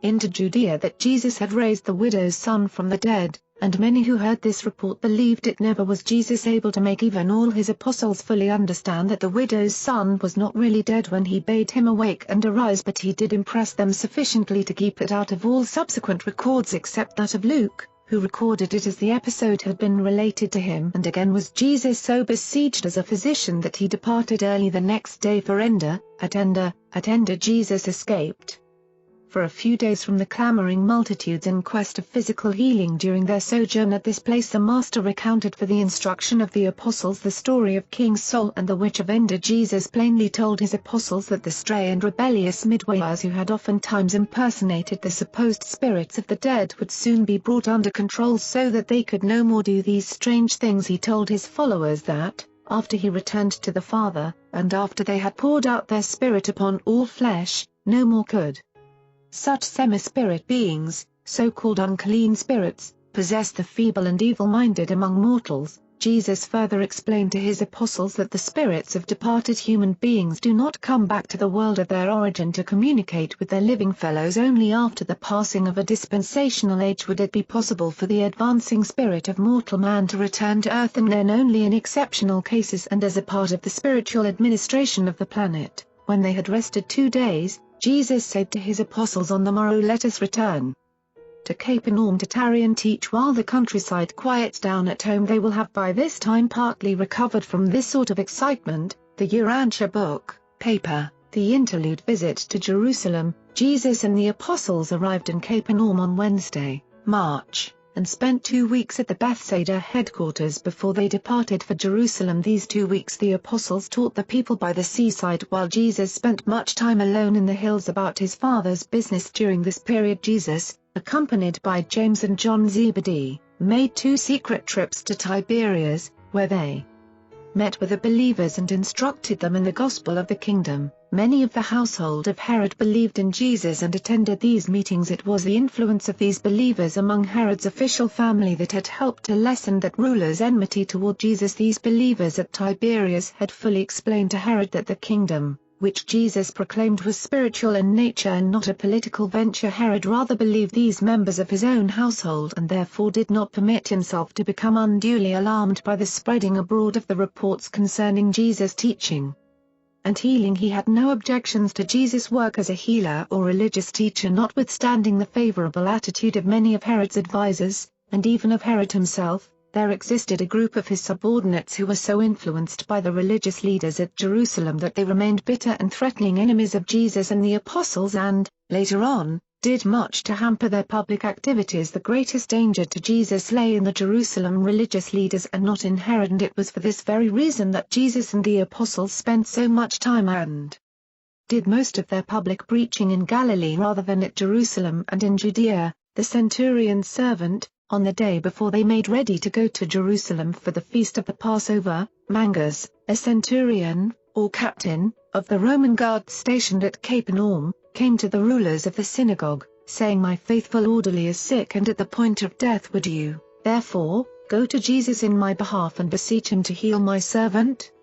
The Roman captain did this because he thought the Jewish leaders would have more influence with Jesus. So the elders went to see Jesus, and their spokesman said, "Teacher, we earnestly request you to go over to Capernaum and save the favorite servant of the Roman centurion, who is worthy of your notice because he loves our nation and even built us the very synagogue wherein you have so many times spoken." And when Jesus had heard them, he said, "I will go with you." And as he went with them over to the centurion's house, and before they had entered his yard, the Roman soldier sent his friends out to greet Jesus, instructing them to say, "Lord, trouble not yourself to enter my house, for I am not worthy that you should come under my roof, neither did I think myself worthy to come to you. Wherefore I sent the elders of your own people, but I know that you can speak the word where you stand, and my servant will be healed, for I am myself under the orders of others, and I have soldiers under me, and I say to this one, go, and he goes.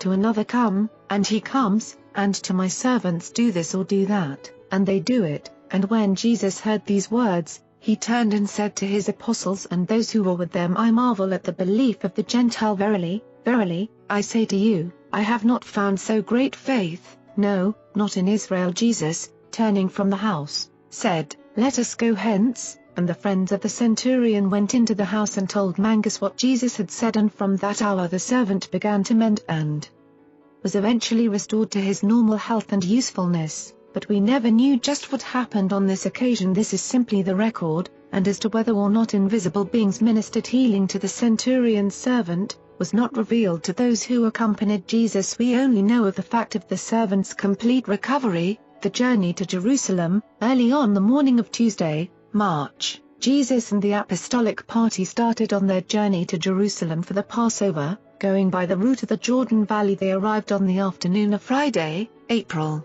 and established their headquarters, as usual, at Bethany. Passing through Jericho, they paused to rest while Judas made a deposit of some of their common funds in the bank of a friend of his family. This was the first time Judas had carried a surplus of money, and this deposit was left undisturbed until they passed through Jericho again, when on that last and eventful journey to Jerusalem just before the trial and death of Jesus. The party had an uneventful trip to Jerusalem, but they had hardly got themselves settled at Bethany when from near and far those seeking healing for their bodies, comfort for troubled minds, and salvation for their souls, began to congregate. so much so that Jesus had little time for rest. Therefore they pitched tents at Gethsemane, and the Master would go back and forth from Bethany to Gethsemane to avoid the crowds which so constantly thronged him. The apostolic party spent almost 3 weeks at Jerusalem, but Jesus enjoined them to do no public preaching, only private teaching and personal work. At Bethany they quietly celebrated the Passover, and this was the first time that Jesus and all of the 12 partook of the bloodless Passover feast. The apostles of John did not eat the Passover with Jesus and his apostles. They celebrated the feast with Abner and many of the early believers in John's preaching. This was the second Passover Jesus had observed with his apostles in Jerusalem. When Jesus and the 12 departed for Capernaum, the apostles of John did not return with them under the direction of Abner. They remained in Jerusalem and the surrounding country, quietly laboring for the extension of the kingdom, while Jesus and the 12 returned to work in Galilee. Never again were the 24 all together until a short time before the commissioning and sending forth of the 70 evangelists. But the 2 groups were cooperative, and notwithstanding their differences of opinion, the best of feelings prevailed. At the pool of Bethesda, the afternoon of the second Sabbath in Jerusalem, as the Master and the apostles were about to participate in the temple services, John said to Jesus, "Come with me, I would show you something." John conducted Jesus out through one of the Jerusalem gates to a pool of water called Bethesda. Surrounding this pool was a structure of 5 porches under which a large group of sufferers lingered in quest of healing. This was a hot spring whose reddish-tinged water would bubble up at irregular intervals because of gas accumulations in the rock caverns underneath the pool. This periodic disturbance of the warm waters was believed by many to be due to supernatural influences, and it was a popular belief that the first person who entered the water after such a disturbance would be healed of whatever infirmity he had. The apostles were somewhat restless under the restrictions imposed by Jesus, and John, the youngest of the 12, was especially restive under this restraint. He had brought Jesus to the pool thinking that the sight of the assembled sufferers would make such an appeal to the Master's compassion that he would be moved to perform a miracle of healing, and thereby would all Jerusalem be astounded and presently be won to believe in the gospel of the kingdom. Said John to Jesus, "Master, see all of these suffering ones. Is there nothing we can do for them?" And Jesus replied, "John, why would you tempt me to turn aside from the way I have chosen? Why do you go on desiring to substitute the working of wonders and the healing of the sick for the proclamation of the gospel of eternal truth? My son, I may not do that which you desire, but gather together these sick and afflicted that I may speak words of good cheer and eternal comfort to them." In speaking to those assembled, Jesus said, "Many of you are here, sick and afflicted, because of your many years of wrong living. Some suffer from the accidents of time, others as a result of the mistakes of their forebears, while some of you struggle under the handicaps of the imperfect conditions of your temporal existence. But my Father works, and I would work, to improve your earthly state, but more especially to ensure your eternal estate. None of us can do much to change the difficulties of life unless we discover the Father in heaven so wills. After all, we are all beholden to do the will of the Eternal. If you could all be healed of your physical afflictions, you would indeed marvel, but it is even greater that you should be cleansed of all spiritual disease and find yourselves healed of all moral infirmities. You are all God's children. You are the sons of the Heavenly Father. The bonds of time may seem to affect you, but the God of eternity loves you, and when the time of judgment shall come, fear not, you shall all find, not only justice, but an abundance of mercy. Verily, verily, I say to you, he who hears the gospel of the kingdom and believes in this teaching of sonship with God, has eternal life.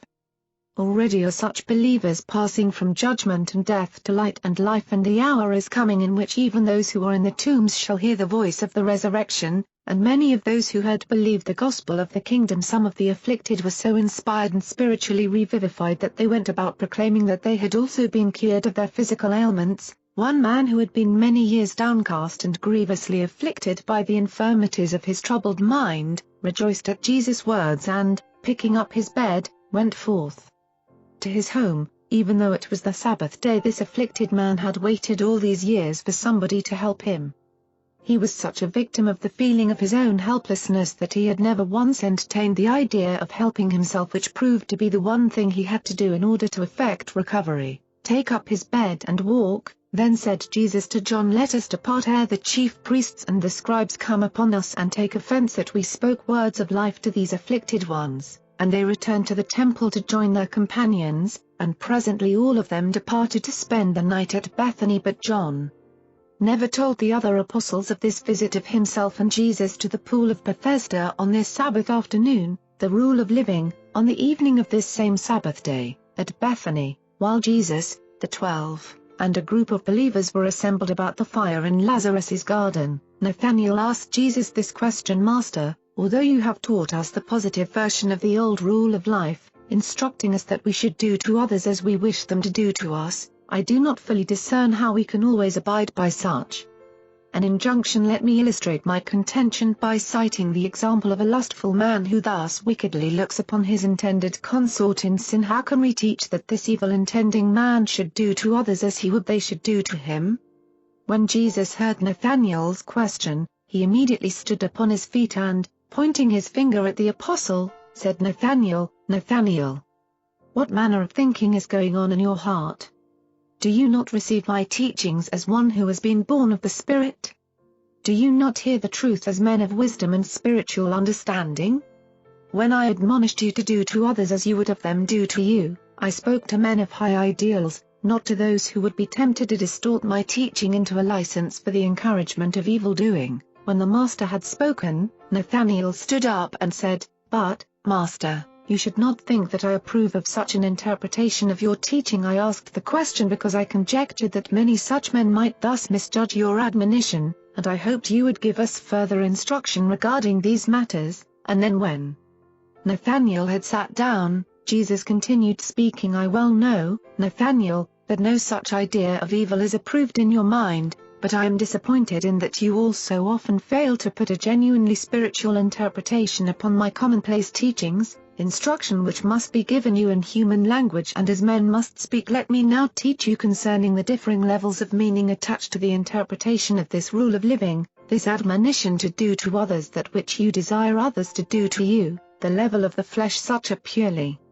selfish and lustful interpretation would be well exemplified by the supposition of your question. The level of the feelings. This plane is one level higher than that of the flesh and implies that sympathy and pity would enhance one's interpretation of this rule of living. The level of mind. Now come into action the reason of mind and the intelligence of experience. Good judgment dictates that such a rule of living should be interpreted in consonance with the highest idealism embodied in the nobility of profound self-respect. The level of brotherly love. Still higher is discovered the level of unselfish devotion to the welfare of one's fellows. On this higher plane of wholehearted social service growing out of the consciousness of the fatherhood of God and the consequent recognition of the brotherhood of man, there is discovered a new and far more beautiful interpretation of this basic rule of life, the moral level. And then when you attain true philosophic levels of interpretation, when you have real insight into the rightness and wrongness of things, when you perceive the eternal fitness of human relationships, you will begin to view such a problem of interpretation as you would imagine a high-minded,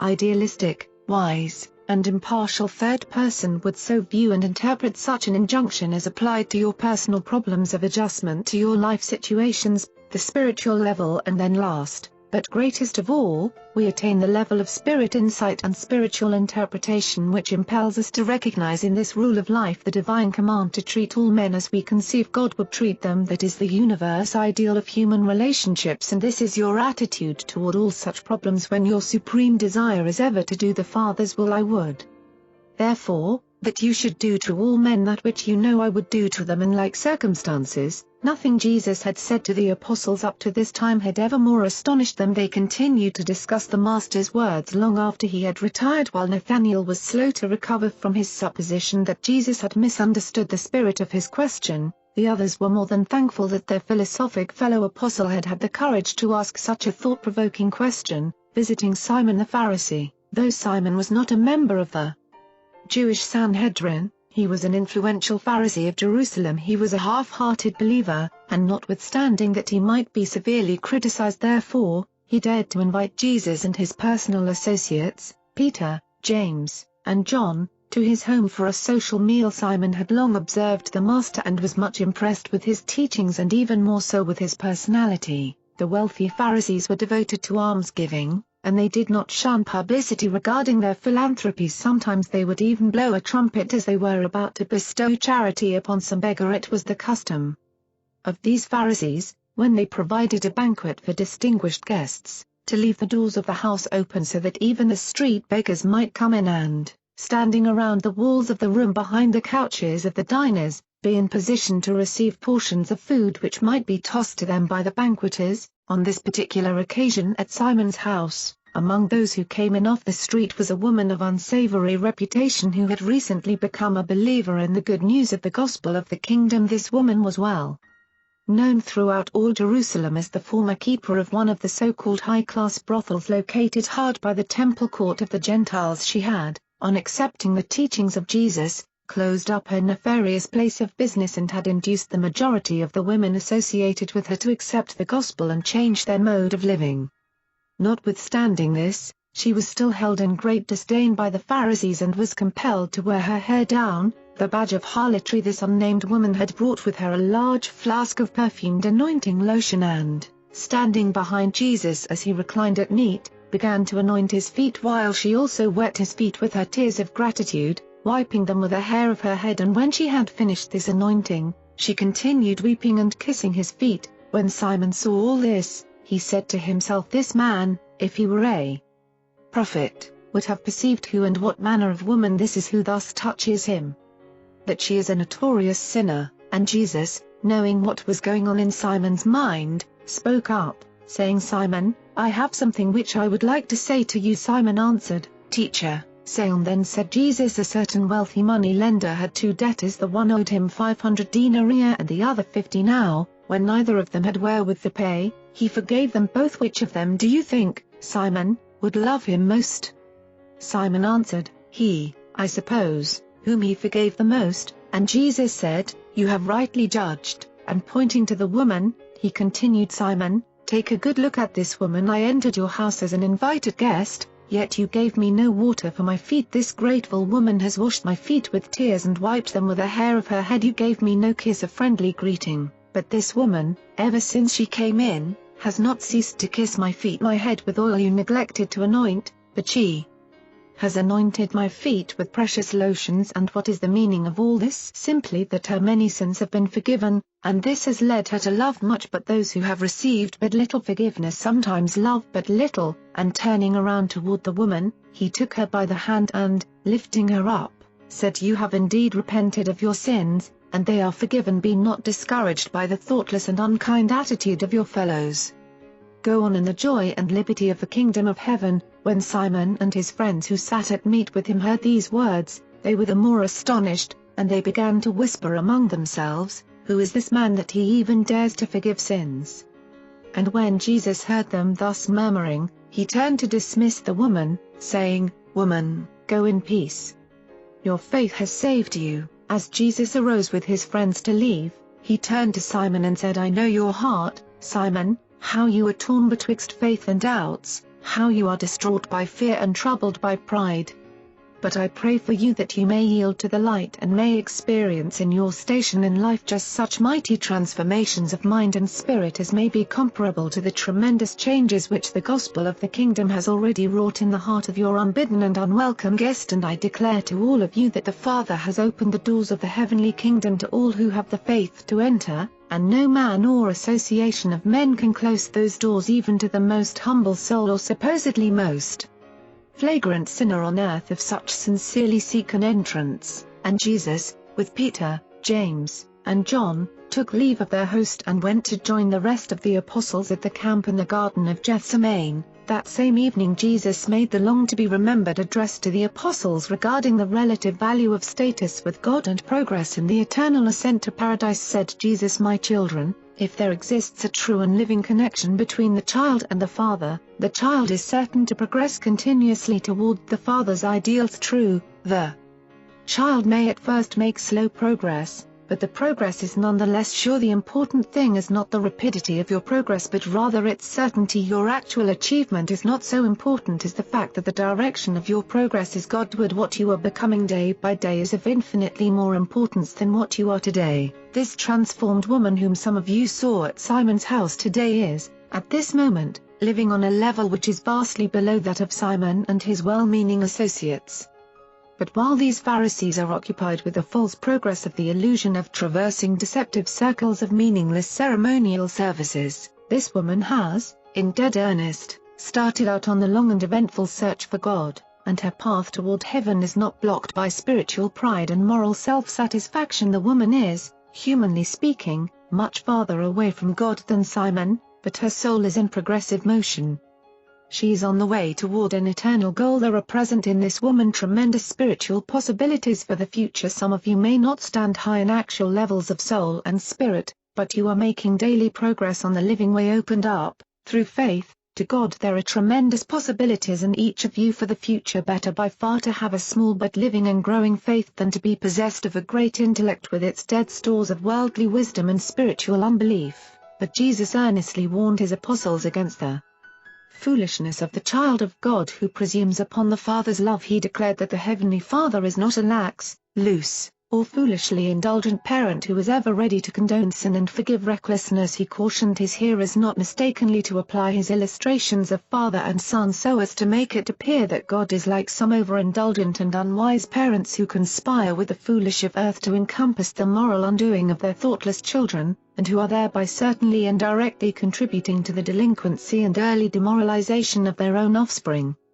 Said Jesus, my Father does not indulgently condone those acts and practices of his children which are self-destructive and suicidal to all moral growth and spiritual progress. Such sinful practices are an abomination in the sight of God. Many other semi-private meetings and banquets did Jesus attend with the high and the low, the rich and the poor, of Jerusalem before he and his apostles finally departed for Capernaum, and many, indeed, became believers in the gospel of the kingdom and were subsequently baptized by Abner and his associates, who remained behind to foster the interests of the kingdom in Jerusalem and thereabouts. Returning to Capernaum, the last week of April, Jesus and the 12 departed from their Bethany headquarters near Jerusalem and began their journey back to Capernaum by way of Jericho and the Jordan. The chief priests and the religious leaders of the Jews held many secret meetings for the purpose of deciding what to do with Jesus. They were all agreed that something should be done to put a stop to his teaching, but they could not agree on the method. They had hoped that the civil authorities would dispose of him as Herod had put an end to John, but they discovered that Jesus was so conducting his work that the Roman officials were not much alarmed by his preaching. Accordingly, at a meeting which was held the day before Jesus' departure for Capernaum, it was decided that he would have to be apprehended on a religious charge and be tried by the Sanhedrin. Therefore a commission of 6 secret spies was appointed to follow Jesus, to observe his words and acts, and when they had amassed sufficient evidence of law-breaking and blasphemy, to return to Jerusalem with their report. These 6 Jews caught up with the apostolic party, numbering about 30, at Jericho and, under the pretense of desiring to become disciples, attached themselves to Jesus' family of followers, remaining with the group up to the time of the beginning of the second preaching tour in Galilee. Whereupon 3 of them returned to Jerusalem to submit their report to the chief priests and the Sanhedrin. Peter preached to the assembled multitude at the crossing of the Jordan, and the following morning they moved up the river toward Emmaus. They wanted to proceed straight on to Capernaum, but such a crowd gathered here they remained 3 days, preaching, teaching, and baptizing. They did not move toward home until early Sabbath morning, the first day of May. The Jerusalem spies were sure they would now secure their first charge against Jesus, that of Sabbath breaking, since he had presumed to start his journey on the Sabbath day. But they were doomed to disappointment because, just before their departure, Jesus called Andrew into his presence and before them all instructed him to proceed for a distance of only 1,000 yards, the legal Jewish Sabbath day's journey. But the spies did not have long to wait for their opportunity to accuse Jesus and his associates of Sabbath breaking. As the company passed along the narrow road, the waving wheat, which was just then ripening, was near at hand on either side, and some of the apostles, being hungry, plucked the ripe grain and ate it. It was customary for travelers to help themselves to grain as they passed along the road, and therefore no thought of wrongdoing was attached to such conduct. But the spies seized upon this as a pretext for assailing Jesus. When they saw Andrew rub the grain in his hand, they went up to him and said, "Do you not know that it is unlawful to pluck and rub the grain on the Sabbath day?" And Andrew answered, "But we are hungry and rub only sufficient for our needs. And since when did it become sinful to eat grain on the Sabbath day?" But the Pharisees answered, "You do no wrong in eating, but you do break the law in plucking and rubbing out the grain between your hands. Surely your master would not approve of such acts. Then said Andrew, but if it is not wrong to eat the grain, surely the rubbing out between our hands is hardly more work than the chewing of the grain, which you allow. Wherefore do you quibble over such trifles? When Andrew intimated that they were quibblers, they were indignant, and rushing back to where Jesus walked along, talking to Matthew, they protested, saying, Behold, Teacher, your apostles do that which is unlawful on the Sabbath day. He pluck, rub, and eat the grain. We are sure you will command them to cease. And then said Jesus to the accusers, You are indeed zealous for the law, and you do well to remember the Sabbath day to keep it holy. But did you never read in the scripture that, one day when David was hungry, he and they who were with him entered the house of God and ate the showbread, which it was not lawful for anyone to eat save the priests? And David also gave this bread to those who were with him. And have you not read in our law that it is lawful to do many needful things on the Sabbath day? And shall I not, before the day is finished, see you eat that which you have brought along for the needs of this day? My good men, you do well to be zealous for the Sabbath, but you would do better to guard the health and well-being of your fellows. I declare that the Sabbath was made for man and not man for the Sabbath. And if you are here present with us to watch my words, then will I openly proclaim that the Son of Man is Lord even of the Sabbath. The Pharisees were astonished and confounded by his words of discernment and wisdom. For the remainder of the day they kept by themselves and dared not ask any more questions. Jesus' antagonism to the Jewish traditions and slavish ceremonials was always positive. It consisted in what he did and in what he affirmed. The Master spent little time in negative denunciations. He taught that those who know God can enjoy the liberty of living without deceiving themselves by the licenses of sinning. Said Jesus to the apostles, Men, if you are enlightened by the truth and really know what you are doing, you are blessed. But if you know not the divine way, you are unfortunate and already breakers of the law. Back in Capernaum, it was around noon on Monday, May, when Jesus and the 12 came to Bethsaida by boat from Tyre. Here they traveled by boat in order to escape those who journeyed with them. But by the next day the others, including the official spies from Jerusalem, had again found Jesus. On Tuesday evening Jesus was conducting one of his customary classes of questions and answers when the leader of the 6 spies said to him, I was today talking with one of John's disciples who was here attending upon your teaching, and we were at a loss to understand why you never command your disciples to fast and pray as we Pharisees fast and as John bade his followers. And Jesus, referring to a statement by John, answered this questioner, do the sons of the bridal chamber fast while the bridegroom is with them? As long as the bridegroom remains with them, they can hardly fast, but the time is coming when the bridegroom shall be taken away. And during those times the children of the bridal chamber undoubtedly will fast and pray. To pray is natural for the children of light, but fasting is not a part of the gospel of the kingdom of heaven. Be reminded that a wise tailor does not sew a piece of new and unshrunk cloth upon an old garment,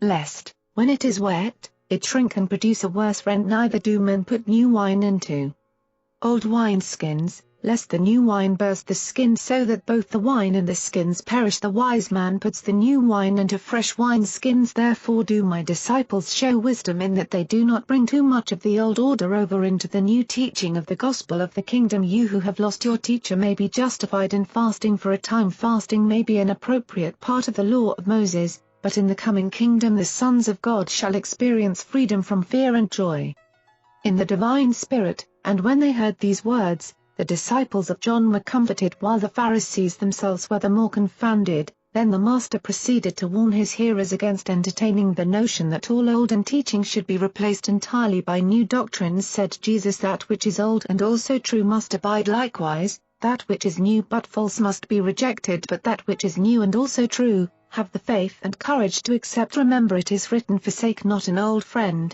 for the new is not comparable to him. As new wine, so is a new friend. If it becomes old, you shall drink it with gladness. The feast of spiritual goodness. That night, long after the usual listeners had retired, Jesus continued to teach his apostles. He began this special instruction by quoting from the prophet Isaiah, Why have you fasted? For what reason do you affect your souls while you continue to find pleasure in oppression and to take delight in injustice?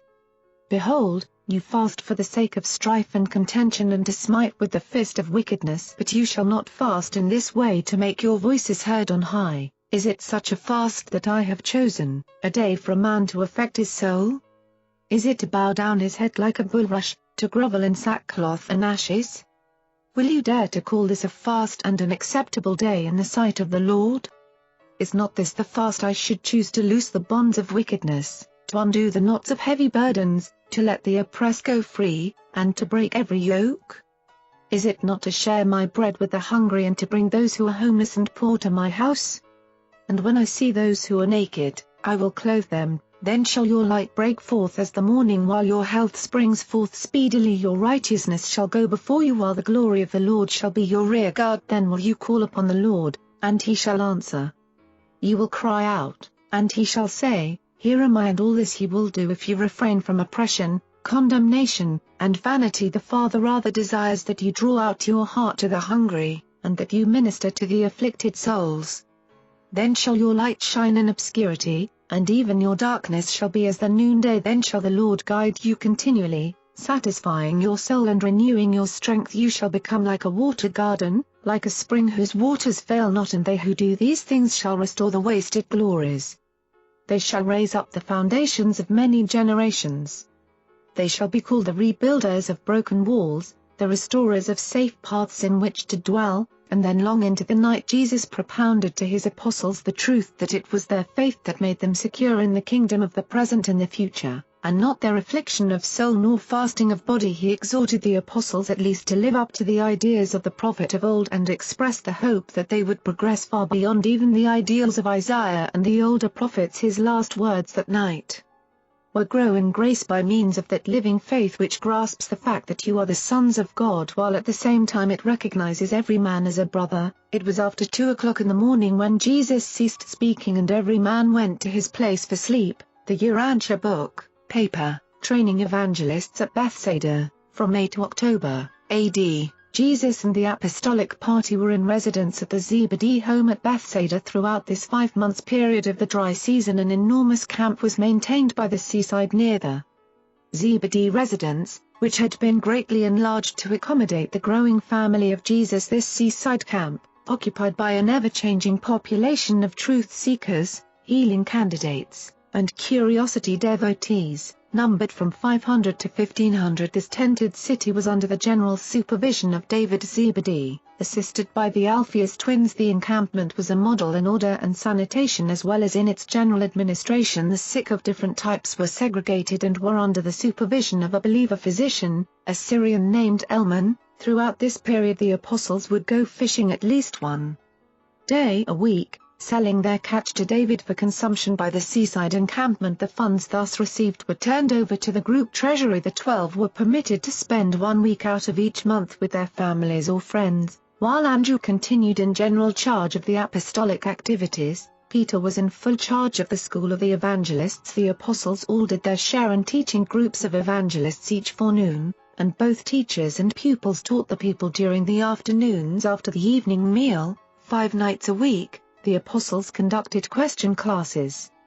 For the benefit of the evangelists, once a week Jesus presided at this question hour, answering the holdover questions from previous sessions. In 5 months several thousand came and went at this encampment. Interested persons from every part of the Roman Empire and from the lands east of the Euphrates were in frequent attendance. This was the longest settled and well-organized period of the Master's teaching. Jesus' immediate family spent most of this time at either Nazareth or Cana. The encampment was not conducted as a community of common interests, as was the apostolic family. David Zebedee managed this large tent city so that it became a self-sustaining enterprise. Notwithstanding that no one was ever turned away, this ever-changing camp was an indispensable feature of Peter's evangelistic training school, a new school of the prophets. Peter, James, and Andrew were the committee designated by Jesus to pass upon applicants for admission to the school of evangelists. All the races and nationalities of the Roman world and the East, as far as India, were represented among the students in this new school of the prophets. This school was conducted on the plan of learning and doing what the students learned during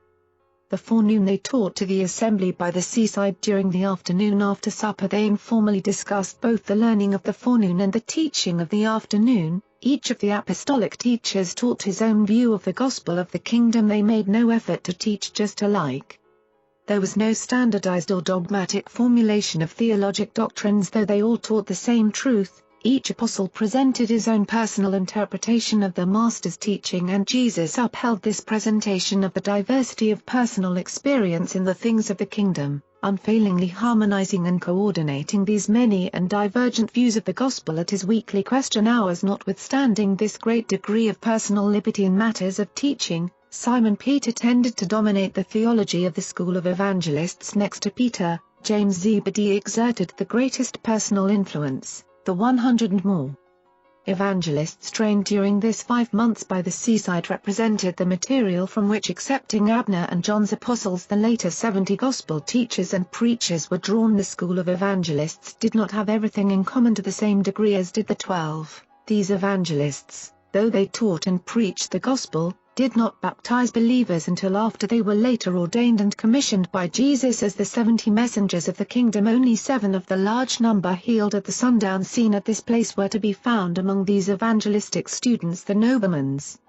son of Capernaum was one of those trained for gospel service in Peter's school. The Bethsaida hospital, in connection with the seaside encampment, Elman, the Syrian physician, with the assistance of a corps of 25 young women and 12 men, organized and conducted for 4 months what should be regarded as the kingdom's first hospital. At this infirmary, located a short distance to the south of the main tented city, they treated the sick in accordance with all known material methods as well as by the spiritual practices of prayer and faith encouragement. Jesus visited the sick of this encampment not less than 3 times a week and made personal contact with each sufferer. As far as we know, no so-called miracles of supernatural healing occurred among the 1,000 afflicted and ailing persons who went away from this infirmary improved or cured. However, the vast majority of these benefited individuals ceased not to proclaim that Jesus had healed them. Many of the cures effected by Jesus in connection with his ministry in behalf of Elman's patients did, indeed, appear to resemble the working of miracles,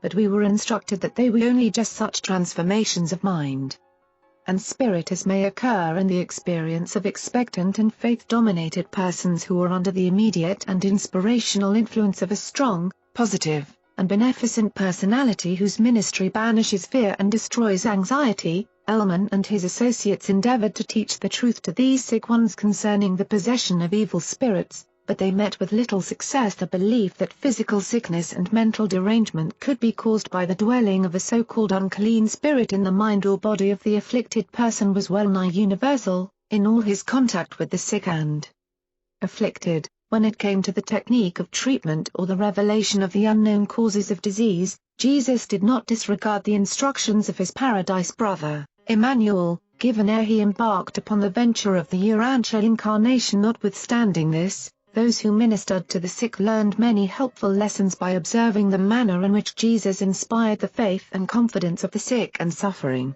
The camp disbanded a short time before the season for the increase in chills and fever drew on. The Father's business. Throughout this period Jesus conducted public services at the encampment less than a dozen times and spoke only once in the Capernaum synagogue, the second Sabbath before their departure with the newly trained evangelists upon their second public preaching tour of Galilee. Not since his baptism had the Master been so much alone as during this period of the evangelists' training encampment at Bethsaida. Whenever any one of the apostles ventured to ask Jesus why he was absent so much from their midst, he would invariably answer that he was about the Father's business. During these periods of absence, Jesus was accompanied by only 2 of the apostles. He had released Peter, James, and John temporarily from their assignment as his personal companions that they might also participate in the work of training the new evangelistic candidates, numbering more than 100. When the Master desired to go to the hills about the Father's business,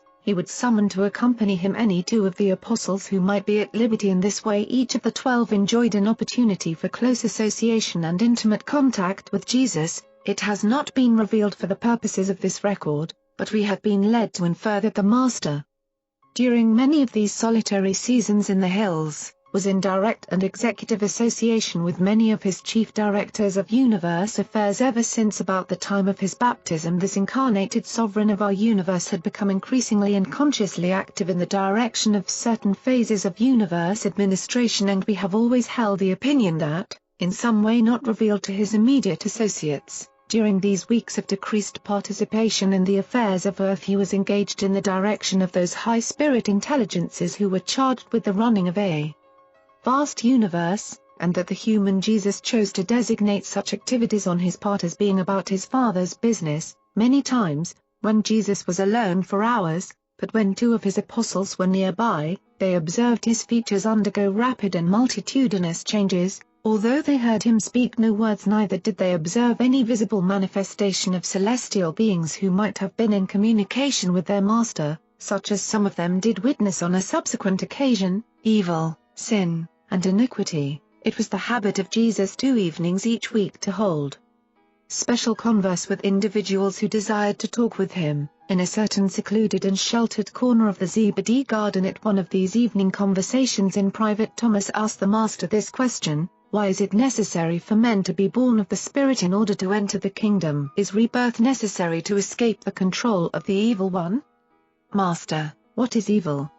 When Jesus heard these questions, he said to Thomas, 6. Do not make the mistake of confusing evil with the evil one, more correctly the iniquitous one. He whom you call the evil one is the son of self-love, the high administrator who knowingly went into deliberate rebellion against the rule of my Father and his loyal sons. But I have already vanquished these sinful rebels. Make clear in your mind these different attitudes toward the Father and his universe. Never forget these laws of relation to the Father's will. 6. Evil is the unconscious or unintended transgression of the divine law, the Father's will. Evil is likewise the measure of the imperfectness of obedience to the Father's will. 6. Sin is the conscious, knowing, and deliberate transgression of the divine law, the Father's will. Sin is the measure of unwillingness to be divinely led and spiritually directed. 6. Iniquity is the willful, determined, and persistent transgression of the divine law, the Father's will. Iniquity is the measure of the continued rejection of the Father's loving plan of personality survival and the Son's merciful ministry of salvation.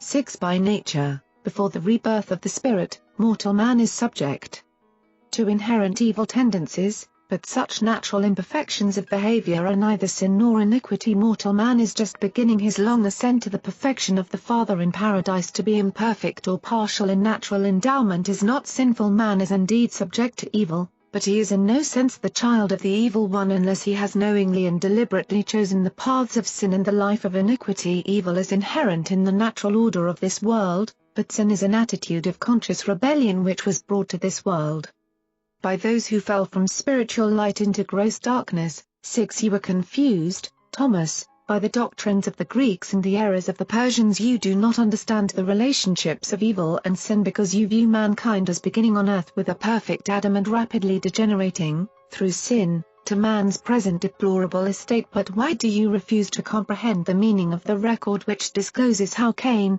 the son of Adam, went over into the land of Nod and there got himself a wife? And why do you refuse to interpret the meaning of the record which portrays the sons of God finding wives for themselves among the daughters of men?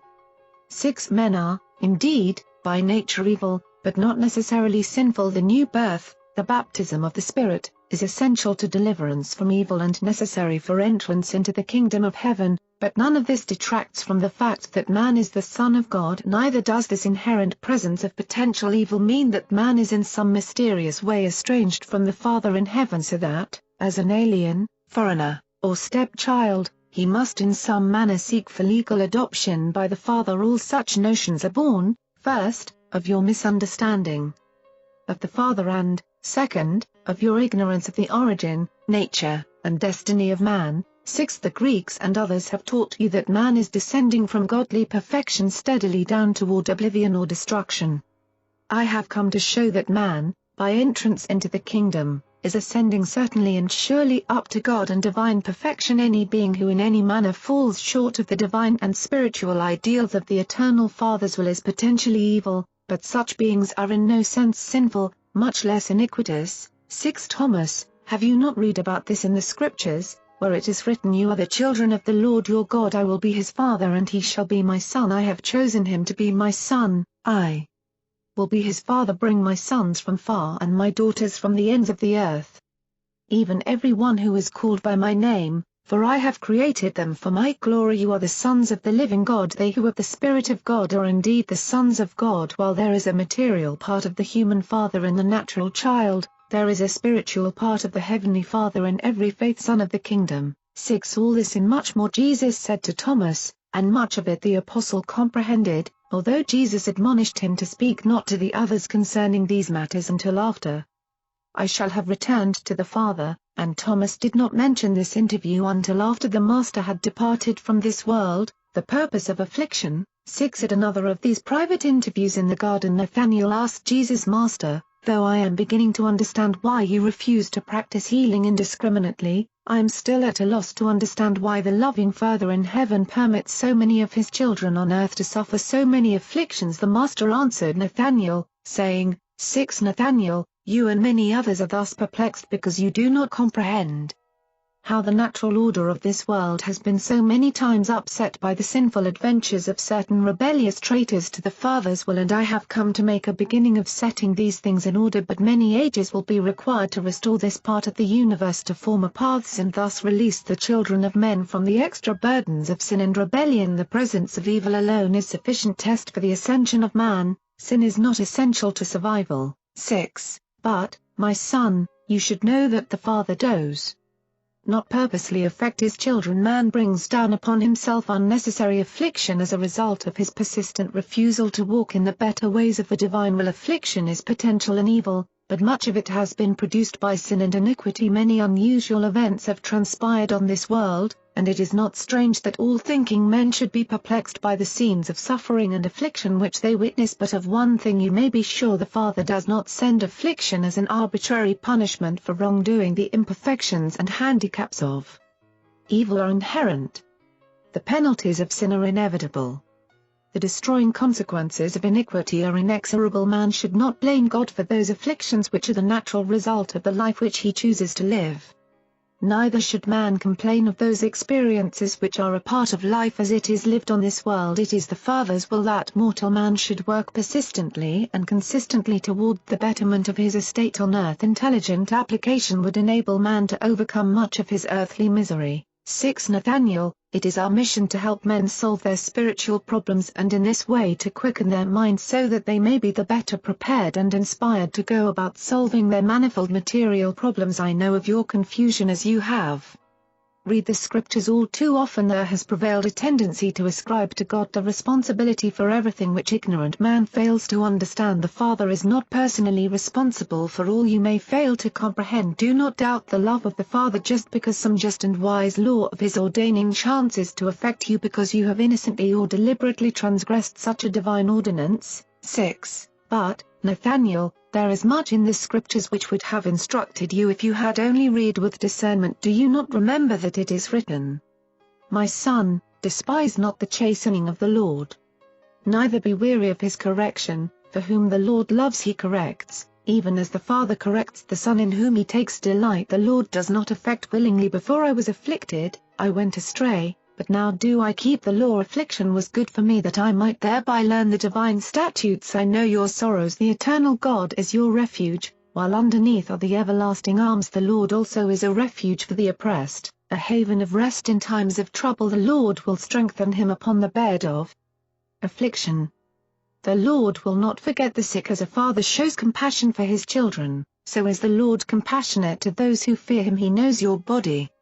He remembers that you are dust. He heals the broken-hearted and binds up their wounds. He is the hope of the poor, the strength of the needy in his distress, a refuge from the storm, and a shadow from the devastating heat. He gives power to the faint, and to them who have no might he increases strength. A bruised reed shall he not break, and the smoking flax he will not quench. When you pass through the waters of affliction, I will be with you, and when the rivers of adversity overflow you, I will not forsake you. He has sent me to bind up the broken-hearted, to proclaim liberty to the captives, and to comfort all who mourn. There is correction in suffering. Affliction does not spring forth from the dust. The misunderstanding of suffering. Discourse on Job, 6. It was this same evening at Bethsaida that John also asked Jesus why so many apparently innocent people suffered from so many diseases and experienced so many afflictions. In answering John's questions, among many other things, the Master said, 6. My son, you do not comprehend the meaning of adversity or the mission of suffering. Have you not read that masterpiece of Semitic literature, the scripture story of the afflictions of Job? Do you not recall how this wonderful parable begins with the recital of the material prosperity of the Lord's servant? You well remember that Job was blessed with children, wealth, dignity, position, health, and everything else which men value in this temporal life according to the time-honored teachings of the children of Abraham. Such material prosperity was all sufficient evidence of divine favor, but such material possessions and such temporal prosperity do not indicate God's favor. My Father in heaven loves the poor just as much as the rich. He is no respecter of persons. 6. Although transgression of divine law is sooner or later followed by the harvest of punishment, while men certainly eventually do reap what they sow, still you should know that human suffering is not always a punishment for antecedents. In both Job and his friends failed to find the true answer for their perplexities, and with the light you now enjoy you would hardly assign to either Satan or God the parts they play in this unique parable. While Job did not, through suffering, find the resolution of his intellectual troubles or the solution of his philosophical difficulties, he did achieve great victories. Even in the very face of the breakdown of his theological defenses, he ascended to those spiritual heights where he could sincerely say, I abhor myself. Then was there granted him the salvation of a vision of God. So even through misunderstood suffering, Job ascended to the superhuman plane of moral understanding and spiritual insight. When the suffering servant obtains a vision of God, there follows a soul peace which passes all human understanding. 6. The first of Job's friends, Eliphaz, exhorted the sufferer to exhibit in his afflictions the same fortitude he had prescribed for others during the days of his prosperity. Said this false comforter, trust in your religion, Job. Remember that it is the wicked and not the righteous who suffer. You must deserve this punishment, else you would not be afflicted. You well know that no man can be righteous in God's sight. You know that the wicked never really prosper anyway. Man seems predestined to trouble, and perhaps the Lord is only chastising you for your own good. No wonder poor Job failed to get much comfort from such an interpretation of the problem of human suffering. 6. But the counsel of his second friend, Bildad, was even more depressing, notwithstanding its soundness from the standpoint of the then accepted theology. Said Bildad, God cannot be unjust. Your children must have been sinners since they perished. You must be in error, else you would not be so afflicted, and if you are really righteous, God will certainly deliver you from your afflictions. You should learn from the history of God's dealings with man that the Almighty destroys only the wicked. 6. And then you remember how Job replied to his friends, saying, I well know that God does not hear me cry for help. How can God be just and at the same time so utterly disregard my innocence? I am learning that I can get no satisfaction from appealing to the Almighty. Cannot you discern that God tolerates the persecution of the good by the wicked? And since man is so weak, what chance has he for consideration at the hands of an omnipotent God? God has made me as I am, and when he thus turns upon me, I am defenseless. And why did God ever create me just to suffer in this miserable fashion?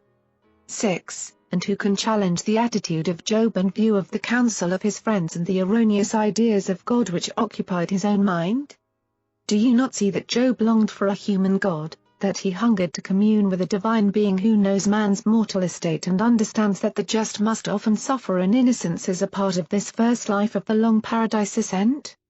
Wherefore has the Son of Man come forth from the Father to live such a life in the flesh that he will be able to comfort and succor all those who must henceforth be called upon to endure the afflictions of Job. 6. Job's third friend, Zophar, then spoke still less comforting words when he said, You are foolish to claim to be righteous, seeing that you are thus afflicted. But I admit that it is impossible to comprehend God's ways. Perhaps there is some hidden purpose in all your miseries. And when Job had listened to all three of his friends, he appealed directly to God for help, pleading the fact that man, born of woman, is few of days and full of trouble. 6. Then began the second session with his friends. Eliphaz grew more stern, accusing, and sarcastic. Bildad became indignant at Job's contempt for his friends. Zophar reiterated his melancholy advice. Job by this time had become disgusted with his friends and appealed again to God, and now he appealed to a just God against the God of injustice embodied in the philosophy of his friends and enshrined even in his own religious attitude. Next, Job took refuge in the consolation of a future life in which the inequities of mortal existence may be more justly rectified. Failure to receive help from man drives Job to God. Then ensues the great struggle in his heart between faith and doubt. Finally, the human sufferer begins to see the light of life. His tortured soul ascends to new heights of hope and courage. He may suffer on and even die, but his enlightened soul now utters that cry of triumph, "My Vindicator lives." 6. Job was altogether right when he challenged the doctrine that God affects children in order to punish their parents. Job was ever ready to admit that God is righteous, but he longed for some soul-satisfying revelation of the personal character of the Eternal, and that is our mission on earth. No more shall suffering mortals be denied the comfort of knowing the love of God and understanding the mercy of the Father in heaven. While the speech of God spoken from the whirlwind was a majestic concept for the day of its utterance, you have already learned that the Father does not thus reveal himself, but rather that he speaks within the human heart as a still, small voice, saying, "This is the way. Walk therein." Do you not comprehend that God dwells within you, that he has become what you are that he may make you what he is? 6. Then Jesus made this final statement: the Father in heaven does not willingly affect the children of men. Man suffers, first, from the accidents of time and the imperfections of the evil of an immature physical existence. Next, he suffers the inexorable consequences of sin, the transgression of the laws of life and light, and finally, man reaps the harvest of his own iniquitous persistence in rebellion against the righteous rule of heaven on earth. But man's miseries are not a personal visitation of divine judgment. Man can, and will, do much to lessen his temporal sufferings, but once and for all be delivered from the superstition that God affects man at the behest of the evil one. Study the book of Job just to discover how many wrong ideas of God even good men may honestly entertain. And then note how even the painfully afflicted Job found the God of comfort and salvation in spite of such erroneous teachings. At last his faith pierced the clouds of suffering to discern the light of life pouring forth from the Father as healing mercy and everlasting righteousness. 6. John pondered these sayings in his heart for many days. His entire afterlife was markedly changed as a result of this conversation with the Master in the garden, and he did much, in later times, to cause the other apostles to change their viewpoints regarding the source, nature, and purpose of commonplace human afflictions. But John never spoke of this conference until after the Master had departed. The man with the withered hand. 6. The second Sabbath before the departure of the apostles and the new corps of evangelists on the second preaching tour of Galilee, Jesus spoke in the Capernaum synagogue on the joys of righteous living. When Jesus had finished speaking, a large group of those who were maimed, halt, sick, and afflicted crowded up around him, seeking healing. Also in this group were the apostles, many of the new evangelists, and the Pharisaic spies from Jerusalem. Everywhere that Jesus went except when in the hills about the Father's business, the 6 Jerusalem spies were sure to follow. 6. The leader of the spying Pharisees, as Jesus stood talking to the people, induced a man with a withered hand to approach him and ask if it would be lawful to be healed on the Sabbath day or should he seek help on another day. When Jesus saw the man, heard his words, and perceived that he had been sent by the Pharisees, he said, "Come forward while I ask you a question. If you had a sheep and it should fall into a pit on the Sabbath day, would you reach down, lay hold on it, and lift it out? Is it lawful to do such things on the Sabbath day?" And the man answered, "Yes, Master, it would be lawful thus to do well on the Sabbath day." Then said Jesus, speaking to all of them, "I know wherefore you have sent this man into my presence. You would find cause for offense in me if you could tempt me to show mercy on the Sabbath day." In silence you all agreed that it was lawful to lift the unfortunate sheep out of the pit, even on the Sabbath. And I call you to witness that it is lawful to exhibit loving kindness on the Sabbath day, not only to animals but also to men. How much more valuable is a man than a sheep?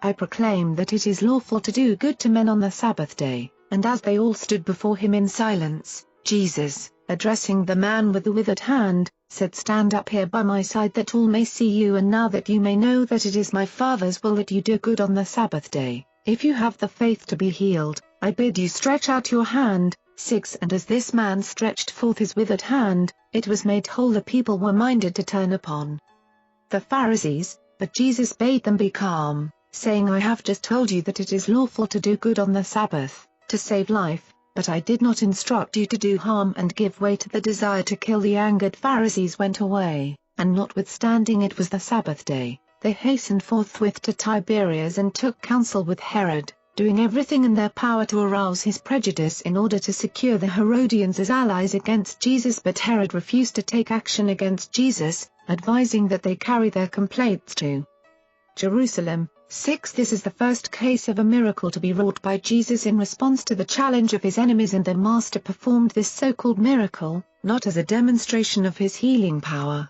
but as an effective protest against making the Sabbath rest of religion a veritable bondage of meaningless restrictions upon all mankind. This man returned to his work as a stonemason, proving to be one of those whose healing was followed by a life of thanksgiving and righteousness. Last week at Bethsaida. 6. The last week of the sojourn at Bethsaida, the Jerusalem spies became much divided in their attitude toward Jesus and his teachings. 3 of these Pharisees were tremendously impressed by what they had seen and heard. Meanwhile, at Jerusalem, Abraham, a young and influential member of the Sanhedrin, publicly espoused the teachings of Jesus and was baptized in the pool of Siloam by Abner. All Jerusalem was agog over this event, and messengers were immediately dispatched to Bethsaida recalling the 6 spying Pharisees. 6. The Greek philosopher who had been won for the kingdom on the previous tour of Galilee returned with certain wealthy Jews of Alexandria, and once more they invited Jesus to come to their city for the purpose of establishing a joint school of philosophy and religion as well as an infirmary for the sick, but Jesus courteously declined the invitation. 6. About this time there arrived at the Bethsaida encampment a trance prophet from Baghdad. 1 Kermith. The supposed prophet had peculiar visions when in trance and dreamed fantastic dreams when his sleep was disturbed. He created a considerable disturbance at the camp, and Simon Zelotes was in favor of dealing rather roughly with the self-deceived pretender, but Jesus intervened and allowed him entire freedom of action for a few days. All who heard his preaching soon recognized that his teaching was not sound as judged by the gospel of the kingdom. He shortly returned to Baghdad, taking with him only a half-dozen unstable and erratic souls. But before Jesus interceded for the Baghdad prophet, David Zebedee, with the assistance of a self-appointed committee, had taken Kermith out into the lake and, after repeatedly plunging him into the water, had advised him to depart hence, to organize and build a camp of his own. 6. On this same day, Beth Marion, a Phoenician woman, became so fanatical that she went out of her head and,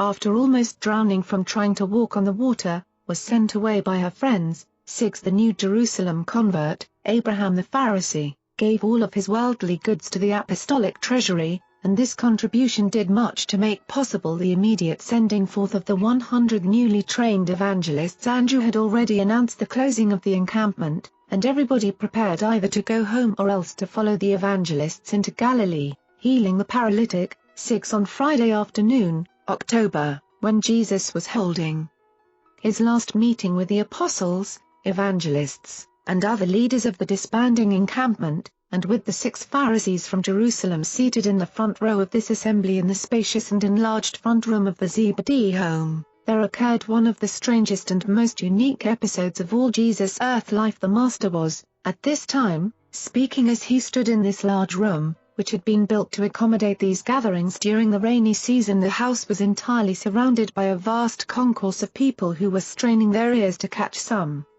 part of Jesus' discourse. 6. While the house was thus thronged with people and entirely surrounded by eager listeners, a man long afflicted with paralysis was carried down from Capernaum on a small couch by his friends. This paralytic had heard that Jesus was about to leave Bethsaida, and having talked with Aaron the stonemason, who had been so recently made whole, he resolved to be carried into Jesus' presence, where he could seek healing. His friends tried to gain entrance to Zebedee's house by both the front and back doors, but too many people were crowded together. But the paralytic refused to accept defeat.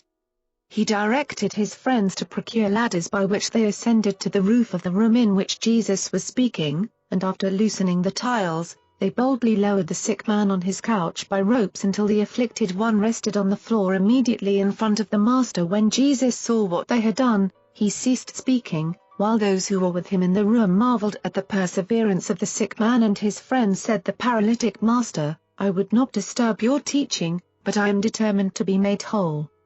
I am not like those who received healing and immediately forgot your teaching. I would be made whole that I might serve in the kingdom of heaven now, notwithstanding that this man's affliction had been brought upon him by his own misspent life. Jesus, seeing his faith, said to the paralytic son, Fear not. Your sins are forgiven. Your faith shall save you. 6 When the Pharisees from Jerusalem, together with other scribes and lawyers who sat with them, heard this pronouncement by Jesus, they began to say to themselves, How dare this man thus speak? Does he not understand that such words are blasphemy? Who can forgive sin but God? Jesus, perceiving in his spirit that they thus reasoned within their own minds and among themselves, spoke to them, saying, Why do you so reason in your hearts? Who are you that you sit in judgment over me? What is the difference whether I say to this paralytic, Your sins are forgiven, or arise, take up your bed, and walk? But that you who witness all this may finally know that the Son of Man has authority and power on earth to forgive sins, I will say to this afflicted man, Arise, take up your bed, and go to your own house.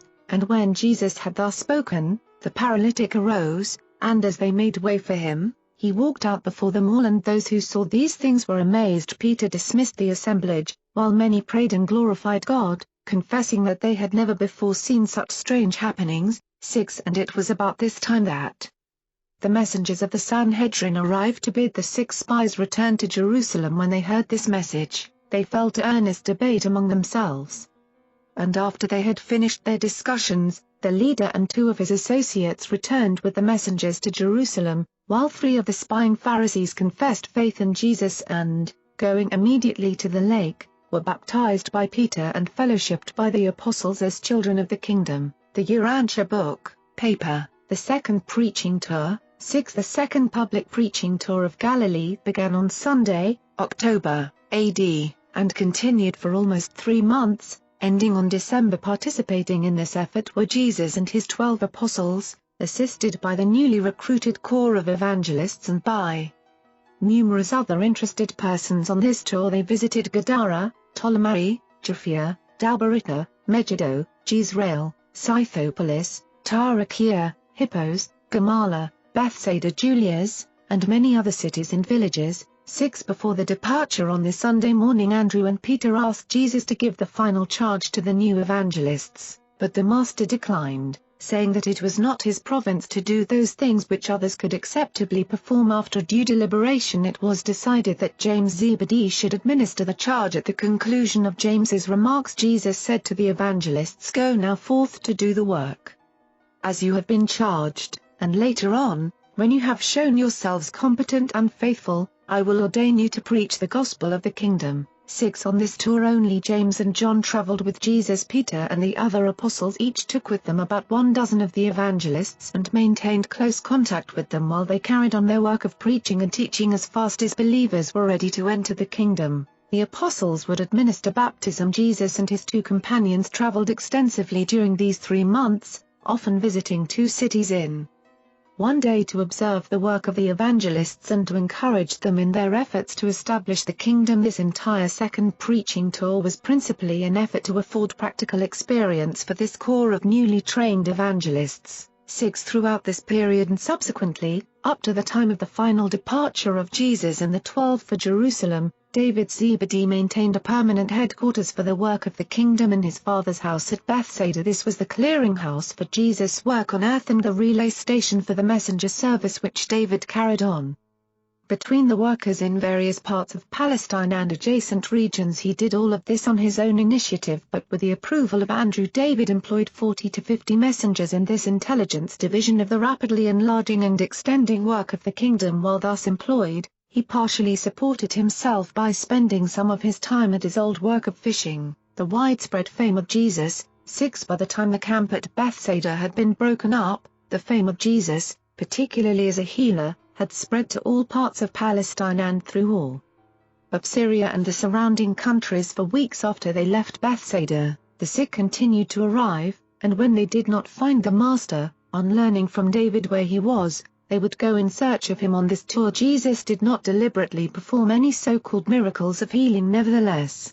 Scores of afflicted found restoration of health and happiness as a result of the reconstructive power of the intense faith which impelled them to seek for healing. 6. There began to appear about the time of this mission, and continued throughout the remainder of Jesus' life on earth, a peculiar and unexplained series of healing phenomena in the course of this 3 months to more than 100 men, women, and children from Judea, Idumea, Galilee, Syria, Tyre, and Sidon, and from beyond the Jordan were beneficiaries of this unconscious healing by Jesus and, returning to their homes, added to the enlargement of Jesus' fame, and they did this notwithstanding that Jesus would, every time he observed one of these cases of spontaneous healing, directly charge the beneficiary to tell no man. 6. It was never revealed to us just what occurred in these cases of spontaneous or unconscious healing. The Master never explained to his apostles how these healings were effected, other than that on several occasions he merely said, "I perceive that power has gone forth from me." On one occasion he remarked when touched by an ailing child, "I perceive that life has gone forth from me."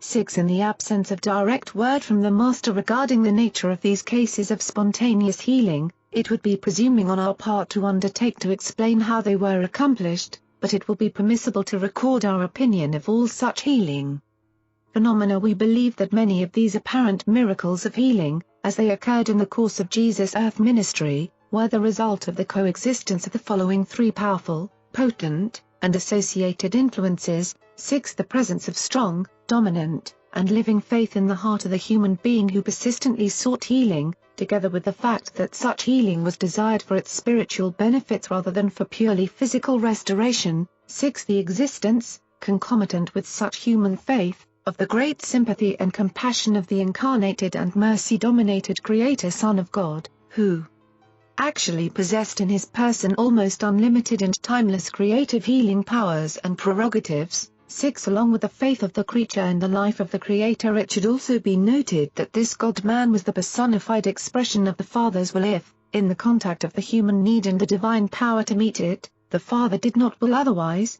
the two became one, and the healing occurred unconsciously to the human Jesus but was immediately recognized by his divine nature. The explanation, then, of many of these cases of healing must be found in a great law which has long been known to us, namely, what the Creator's Son desires and the Eternal Father wills is. 6. It is, then, our opinion that, in the personal presence of Jesus, certain forms of profound human faith were literally and truly compelling in the manifestation of healing by certain creative forces and personalities of the universe who were at the time so intimately associated with the Son of Man. It therefore becomes a fact of record that Jesus did frequently suffer men to heal themselves in his presence by their powerful, personal faith. Many others sought healing for wholly selfish purposes. A rich widow of Tyre, with her retinue, came seeking to be healed of her infirmities, which were many.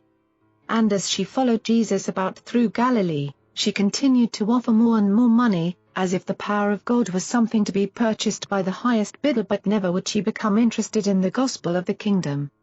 It was only the cure of her physical ailments that she sought. Attitude of the people. Jesus understood the minds of men. He knew what was in the heart of man, and had his teachings been left as he presented them, the only commentary being the inspired interpretation afforded by his earth life, all nations and all religions of the world would speedily have embraced the gospel of the kingdom. The well-meant efforts of Jesus' early followers to restate his teachings so as to make them the more acceptable to certain nations, races, and religions, only resulted in making such teachings the less acceptable to all other nations, races, and religions. The Apostle Paul, in his efforts to bring the teachings of Jesus to the favorable notice of certain groups in his day, wrote many letters of instruction and admonition. Other teachers of Jesus' gospel did likewise, but none of them realized that some of these writings would subsequently be brought together by those who would set them forth as the embodiment of the teachings of Jesus. And so, while so-called Christianity does contain more of the Master's gospel than any other religion, it does also contain much that Jesus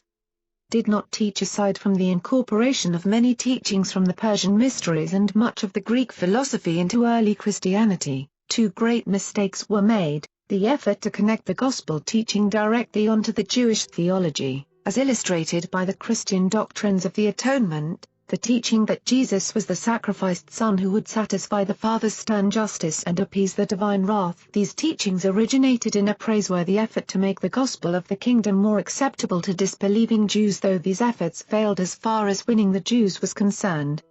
They did not fail to confuse and alienate many honest souls in all subsequent generations, the second great blunder of the Master's early followers, and one which all subsequent generations have persisted in perpetuating, was to organize the Christian teaching so completely about the person of Jesus. This overemphasis of the personality of Jesus in the theology of Christianity has worked to obscure his teachings, and all of this has made it increasingly difficult for Jews, Mohammedans, Hindus, and other Eastern religionists to accept the teachings of Jesus. We would not belittle the place of the person of Jesus in a religion which might bear his name, but we would not permit such consideration to eclipse his inspired life or to supplant his saving message. The fatherhood of God and the brotherhood of man, the teachers of the religion of Jesus should approach other religions with a recognition of the truths which are held in common, many of which come directly or indirectly from Jesus' message, while they refrain from placing so much emphasis on the differences. While, at that particular time, the fame of Jesus rested chiefly upon his reputation as a healer, it does not follow that it continued so to rest as time passed. More and more he was sought for spiritual help, but it was the physical cures that made the most direct and immediate appeal to the common people. Jesus was increasingly sought by the victims of moral enslavement and mental harassments, and he invariably taught them the way of deliverance. Further sought his advice regarding the management of their sons, and mothers come for help in the guidance of their daughters. Those who sat in darkness came to him, and he revealed to them the light of life. His ear was ever open to the sorrows of mankind, and he always helped those who sought his ministry. When the Creator himself was on earth, incarnated in the likeness of mortal flesh, it was inevitable that some extraordinary things should happen, but you should never approach Jesus through these so-called miraculous occurrences. Learn to approach the miracle through Jesus, but do not make the mistake of approaching Jesus through the miracle, and this admonition is warranted,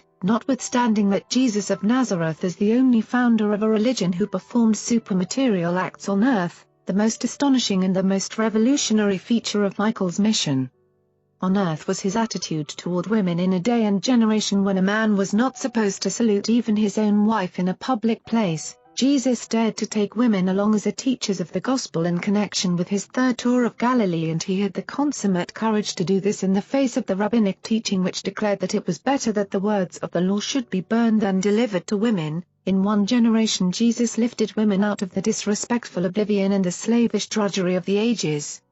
And it is the one shameful thing about the religion that presumed to take Jesus' name that it lacked the moral courage to follow this noble example in its subsequent attitude toward women. As Jesus mingled with the people, they found him entirely free from the superstitions of that day. He was free from religious prejudices. He was never intolerant. He had nothing in his heart resembling social antagonism. While he complied with the good in the religion of his fathers, he did not hesitate to disregard man-made traditions of superstition and bondage. He dared to teach that catastrophes of nature, accidents of time, and other calamitous happenings are not visitations of divine judgments or mysterious dispensations of providence. He denounced slavish devotion to meaningless ceremonials and exposed the fallacy of materialistic worship. He boldly proclaimed man's spiritual freedom and dared to teach that mortals of the flesh are indeed and in truth sons of the living God. Jesus transcended all the teachings of his forebears when he boldly substituted clean hearts for clean hands as the mark of true religion. He put reality in the place of tradition and swept aside all pretensions of vanity and hypocrisy. And yet this fearless man of God did not give vent to destructive criticism or manifest an utter disregard of the religious, social, economic, and political usages of his day. He was not a militant revolutionist. He was a progressive evolutionist. He engaged in the destruction of that which was only when he simultaneously offered his fellows the superior thing which ought to be. Jesus received the obedience of his followers without exacting it. Only 3 men who received his personal call refused to accept the invitation to discipleship. He exercised a peculiar drawing power over men, but he was not dictatorial. He commanded confidence, and no man ever resented his giving a command. He assumed absolute authority over his disciples, but no one ever objected. He permitted his followers to call him Master, the Master. was admired by all who met him except by those who entertained deep-seated religious prejudices or those who thought they discerned political dangers in his teachings. Men were astonished at the originality and authoritativeness of his teaching. They marveled at his patience in dealing with backward and troublesome inquirers. He inspired hope and confidence in the hearts of all who came under his ministry. Only those who had not met him feared him, and he was hated only by those who regarded him as the champion of the truth which was destined to overthrow the evil and error which they had determined to hold in their hearts at all cost. On both friends and foes he exercised a strong and peculiarly fascinating influence. Multitudes would follow him for weeks, just to hear his gracious words and behold his simple life. Devoted men and women loved Jesus with a well-nigh superhuman affection, and the better they knew him the more they loved him, and all this is still true. Even today and in all future ages, the more man comes to know this God-man, the more he will love and follow after him. Hostility of the religious leaders. Notwithstanding the favorable reception of Jesus and his teachings by the common people, the religious leaders at Jerusalem became increasingly alarmed and antagonistic. The Pharisees had formulated a systematic and dogmatic theology. Jesus was a teacher who taught as the occasion served. He was not a systematic teacher. Jesus taught not so much from the law as from life, by parables, and when he employed a parable for illustrating his message, he designed to utilize just one feature of the story for that purpose. Many wrong ideas concerning the teachings of Jesus may be secured by attempting to make allegories out of his parables. The religious leaders at Jerusalem were becoming well-nigh frantic as a result of the recent conversion of young Abraham and by the desertion of the 3 spies who had been baptized by Peter, and who were now out with the evangelists on this second preaching tour of Galilee. The Jewish leaders were increasingly blinded by fear and prejudice, while their hearts were hardened by the continued rejection of the appealing truths of the gospel of the kingdom. When men shut off the appeal to the Spirit that dwells within them, there is little that can be done to modify their attitude. When Jesus first met with the evangelists at the Bethsaida camp, in concluding his address, he said, "You should remember that in body and mind, emotionally, men react individually. The only uniform thing about men is the indwelling spirit. Though divine spirits may vary somewhat in the nature and extent of their experience, they react uniformly to all spiritual appeals. Only through, and by appeal to, this spirit can mankind ever attain unity and brotherhood." But many of the leaders of the Jews had closed the doors of their hearts to the spiritual appeal of the gospel. From this day on they ceased not to plan and plot for the Master's destruction. They were convinced that Jesus must be apprehended, convicted, and executed as a religious offender, a violator of the cardinal teachings of the Jewish sacred law. Progress of the preaching tour. Jesus did very little public work on this preaching tour, but he conducted many evening classes with the believers in most of the cities and villages where he chanced to sojourn with James and John. At one of these evening sessions one of the younger evangelists asked Jesus a question about anger, and the Master, among other things, said in reply, "Anger is a material manifestation which represents, in a general way, the measure of the failure of the spiritual nature to gain control of the combined intellectual and physical natures. Anger indicates your lack of tolerant brotherly love plus your lack of self-respect and self-control. Anger depletes the health, debases the mind, and handicaps the spirit. Teacher of man's soul, have you not read in the scriptures that wrath kills the foolish man, and that man tears himself in his anger? That he who is slow of wrath is of great understanding, while he who is hasty of temper exalts folly?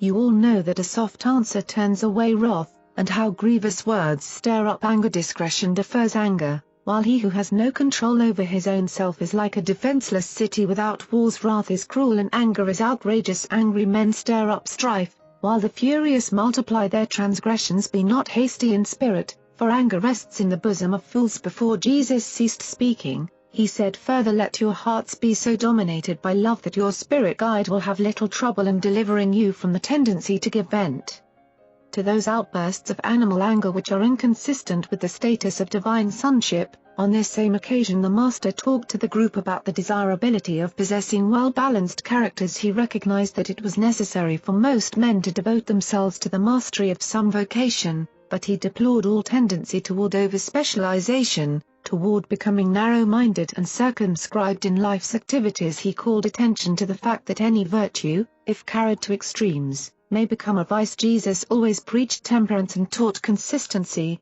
proportionate adjustment of life problems. He pointed out that overmuch sympathy and pity may degenerate into serious emotional instability.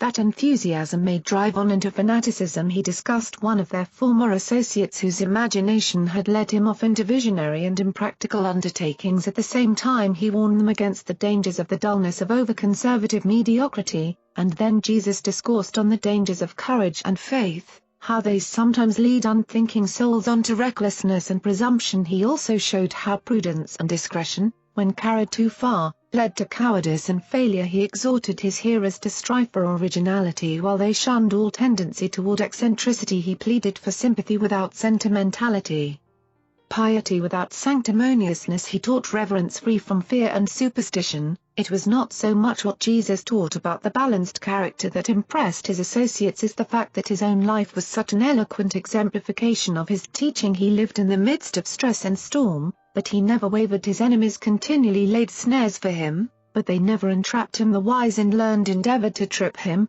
but he did not stumble. They sought to embroil him in debate, but his answers were always enlightening, dignified, and final when he was interrupted.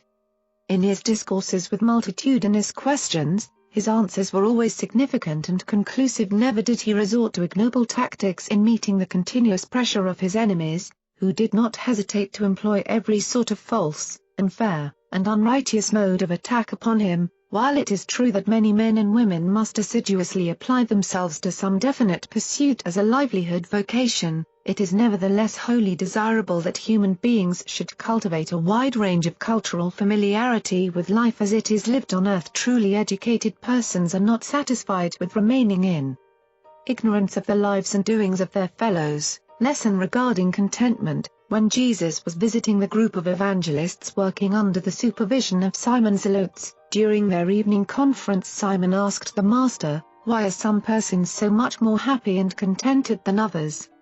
Is contentment a matter of religious experience?"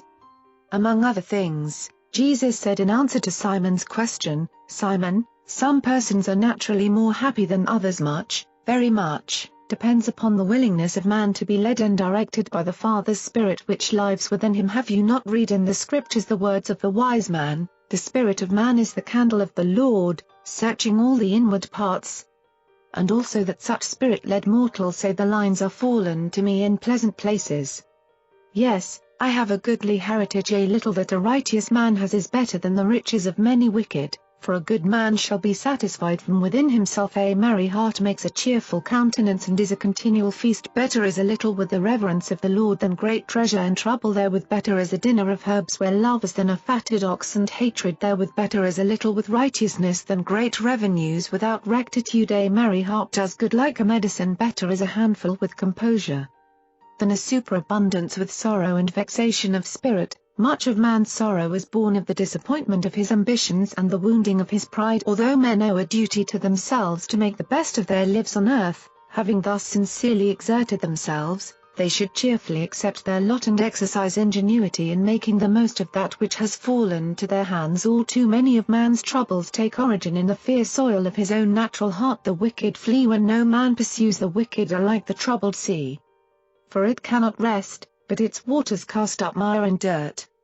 There is no peace, says God, for the wicked. Seek not, then, for false peace and transient joy, but rather for the assurance of faith and the sureties of divine sonship which yield composure, contentment, and supreme joy in the Spirit. Jesus hardly regarded this world as a vale of tears. He rather looked upon it as the birth sphere of the eternal and immortal spirits of paradise ascension, the vale of soul-making, the fear of the Lord. It was at Gamala, during the evening conference, that Philip said to Jesus, "Master, why is it that the Scriptures instruct us to fear the Lord, while you would have us look to the Father in heaven without fear?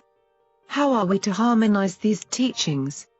And Jesus replied to Philip, saying, "My children, I am not surprised that you ask such questions. In the beginning it was only through fear that man could learn reverence, but I have come to reveal the Father's love so that you will be attracted to the worship of the Eternal by the drawing of a Son's affectionate recognition and reciprocation of the Father's profound and perfect love. I would deliver you from the bondage of driving yourselves through slavish fear to the irksome service of a jealous and wrathful King God. I would instruct you in the Father-Son relationship of God and man, so that you may be joyfully led into that sublime and supernal free worship of a loving, just, and merciful Father God. The fear of the Lord has had different meanings in the successive ages, coming up from fear, through anguish and dread, to awe and reverence, and now from reverence I would lead you up, through recognition, realization, and appreciation, to love. When man recognizes only the works of God, he is led to fear the Supreme. But when man begins to understand and experience the personality and character of the living God, he is led increasingly to love such a good and perfect, universal and eternal Father. And it is just this changing of the relation of man to God that constitutes the mission of the Son of Man on earth. Intelligent children do not fear their father in order that they may receive good gifts from his hand, but having already received the abundance of good things bestowed by the dictates of the Father's affection for his sons and daughters, these much-loved children are led to love their Father in responsive recognition and appreciation of such munificent beneficence. The goodness of God leads to repentance. The beneficence of God leads to service. The mercy of God leads to salvation. While the love of God leads to intelligent and free-hearted worship, your forebears feared God because he was mighty and mysterious. You shall adore him because he is magnificent in love, plenteous in mercy, and glorious in truth. The power of God engenders fear in the heart of man, but the nobility and righteousness of his personality beget reverence, love, and willing worship. A dutiful and affectionate son does not fear or dread even a mighty and noble father. I have come into the world to put love in the place of fear, joy in the place of sorrow, confidence in the place of dread, loving service and appreciative worship in the place of slavish bondage and meaningless ceremonies. But it is still true of those who sit in darkness that the fear of the Lord is the beginning of wisdom. But when the light has more fully come, the sons of God are led to praise the Infinite for what he is rather than to fear him for what he does. When children are young and unthinking, they must necessarily be admonished to honor their parents. But when they grow older and become somewhat more appreciative of the benefits of the parental ministry and protection, they are led up, through understanding, respect and increasing affection, to that level of experience where they actually love their parents for what they are more than for what they have done. The father naturally loves his child, but the child must develop his love for the father from the fear of what the father can do, through awe, dread, dependence, and reverence, to the appreciative and affectionate regard of love. You have been taught that you should fear God and keep his commandments, for that is the whole duty of man. But I have come to give you a new and higher commandment. I would teach you to love God and learn to do his will, for that is the highest privilege of the liberated sons of God. Your fathers were taught to fear God, the Almighty King. I teach you, love God, the all-merciful Father. In the kingdom of heaven, which I have come to declare, there is no high and mighty king.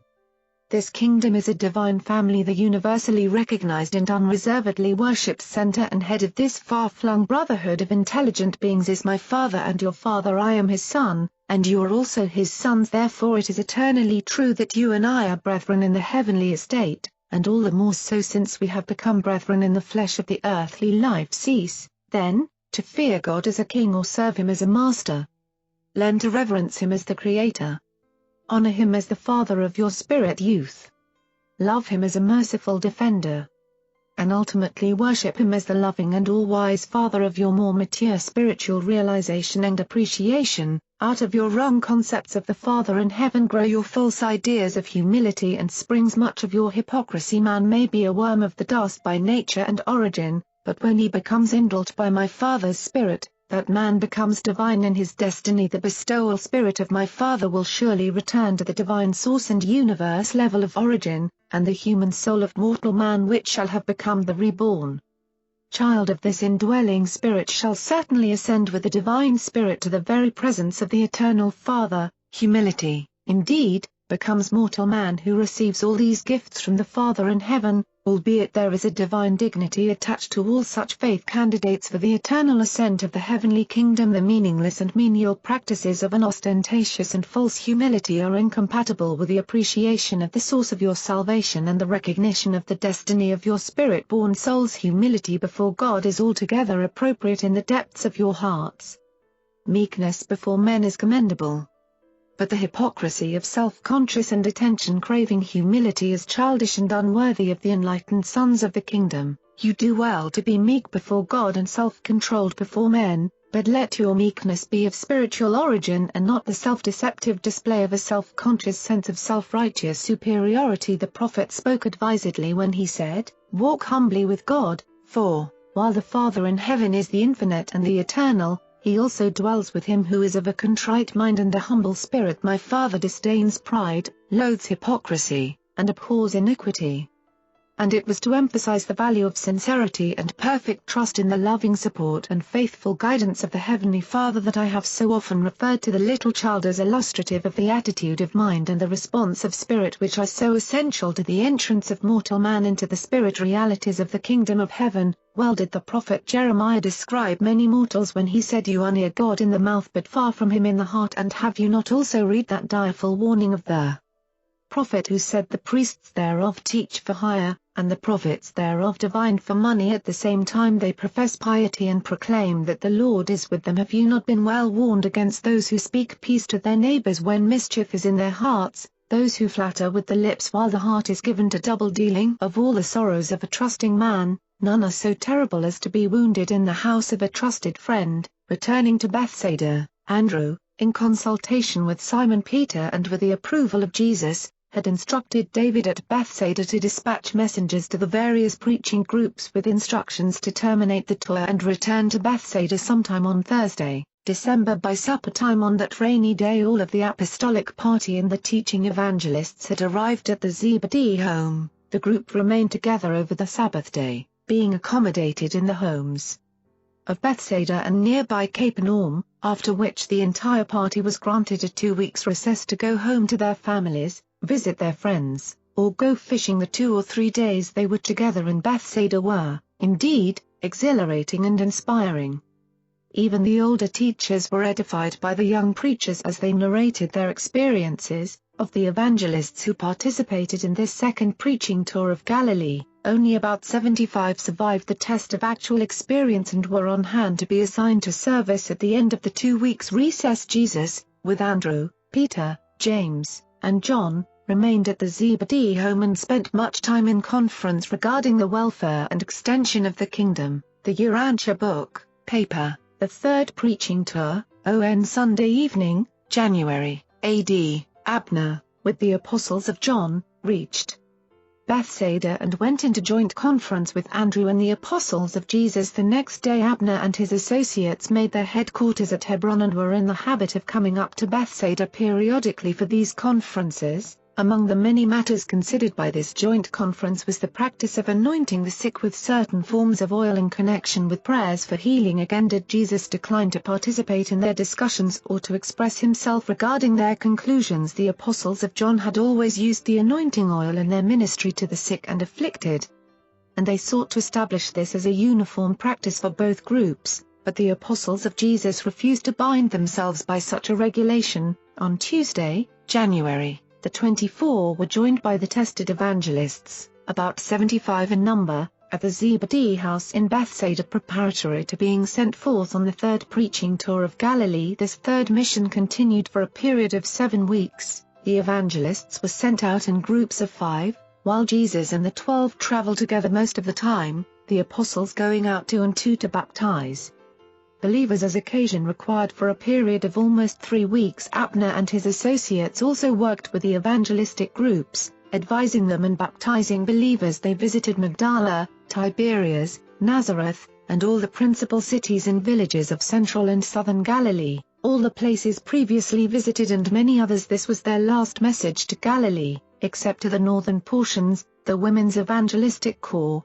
Of all the daring things which Jesus did in connection with his earth career, the most amazing was his sudden announcement on the evening of January: "On the morrow we will set apart 10 women for the ministering work of the kingdom." At the beginning of the 2 weeks period during which the apostles and the evangelists were to be absent from Bethsaida on their furlough, Jesus requested David to summon his parents back to their home and to dispatch messengers calling to Bethsaida 10 devout women who had served in the administration of the former encampment and the tented infirmary. These women had all listened to the instruction given the young evangelists, but it had never occurred to either themselves or their teachers that Jesus would dare to commission women to teach.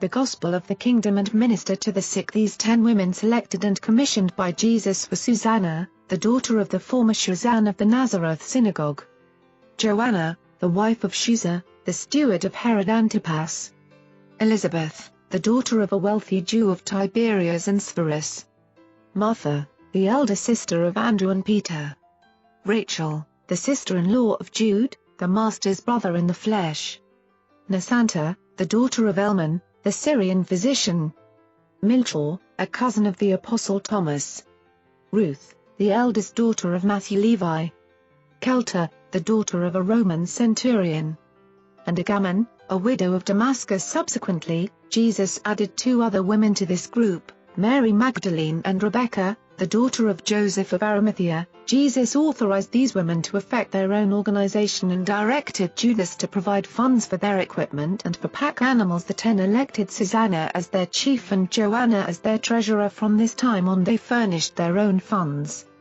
Never again did they draw upon Judas for support. It was most astounding in the day, when women were not even allowed on the main floor of the synagogue, being confined to the women's gallery, to behold them being recognized as authorized teachers of the new gospel of the kingdom. The charge which Jesus gave these 10 women as he set them apart for gospel teaching and ministry was the Emancipation Proclamation, which set free all women and for all time. No more was man to look upon woman as his spiritual inferior. This was a decided shock to even the 12 apostles, notwithstanding they had many times heard the Master say that in the kingdom of heaven there is neither rich nor poor, free nor bond, male nor female, all are equally the sons and daughters of God. They were literally stunned when he proposed formally to commission these 10 women as religious teachers and even to permit their traveling about with them. The whole country was stirred up by this proceeding, the enemies of Jesus making great capital out of this move, but everywhere the women believers in the good news stood staunchly behind their chosen sisters and voiced no uncertain approval of this tardy acknowledgement of woman's place in religious work. And this liberation of women, giving them due recognition, was practiced by the apostles immediately after the Master's departure, albeit they fell back to the olden customs in subsequent generations. Throughout the early days of the Christian Church, women teachers and ministers were called deaconesses and were accorded general recognition, but Paul, despite the fact that he conceded all this in theory, never really incorporated it into his own attitude and personally found it difficult to carry out in practice. The stop at Magdala, as the apostolic party journeyed from Bethsaida, the women traveled in the rear. During the conference time they always sat in a group in front and to the right of the speaker. Increasingly, women had become believers in the gospel of the kingdom, and it had been a source of much difficulty and no end of embarrassment when they had desired to hold personal converse with Jesus or one of the apostles. Now all this was changed when any of the women believers desired to see the Master or confer with the apostles. They went to Susanna, and in company with one of the 12 women evangelists, they would go at once into the presence of the Master or one of his apostles. It was at Magdala that the women first demonstrated their usefulness and vindicated the wisdom of their choosing. Andrew had imposed rather strict rules upon his associates about doing personal work with women, especially with those of questionable character. When the party entered Magdala, these 10 women evangelists were free to enter the evil resorts and preach the glad tidings directly to all their inmates, and when visiting the sick, these women were able to draw very close in their ministry to their afflicted sisters. As the result of the ministry of these 10 women, afterward known as the 12 women at this place, Mary Magdalene was won for the kingdom through a succession of misfortunes and in consequence of the attitude of reputable society toward women who commit such errors of judgment. This woman had found herself in one of the nefarious resorts of Magdala. It was Martha and Rachel who made plain to Mary that the doors of the kingdom were open to even such as she. Mary believed the good news and was baptized by Peter. The next day, Mary Magdalene became the most effective teacher of the gospel among this group of 12 women evangelists. She was set apart for such service, together with Rebecca, at Jotapata. About 4 weeks subsequent to her conversion, Mary and Rebecca, with the others of this group, went on through the remainder of Jesus' life on earth, laboring faithfully and effectively for the enlightenment and uplifting of their downtrodden sisters.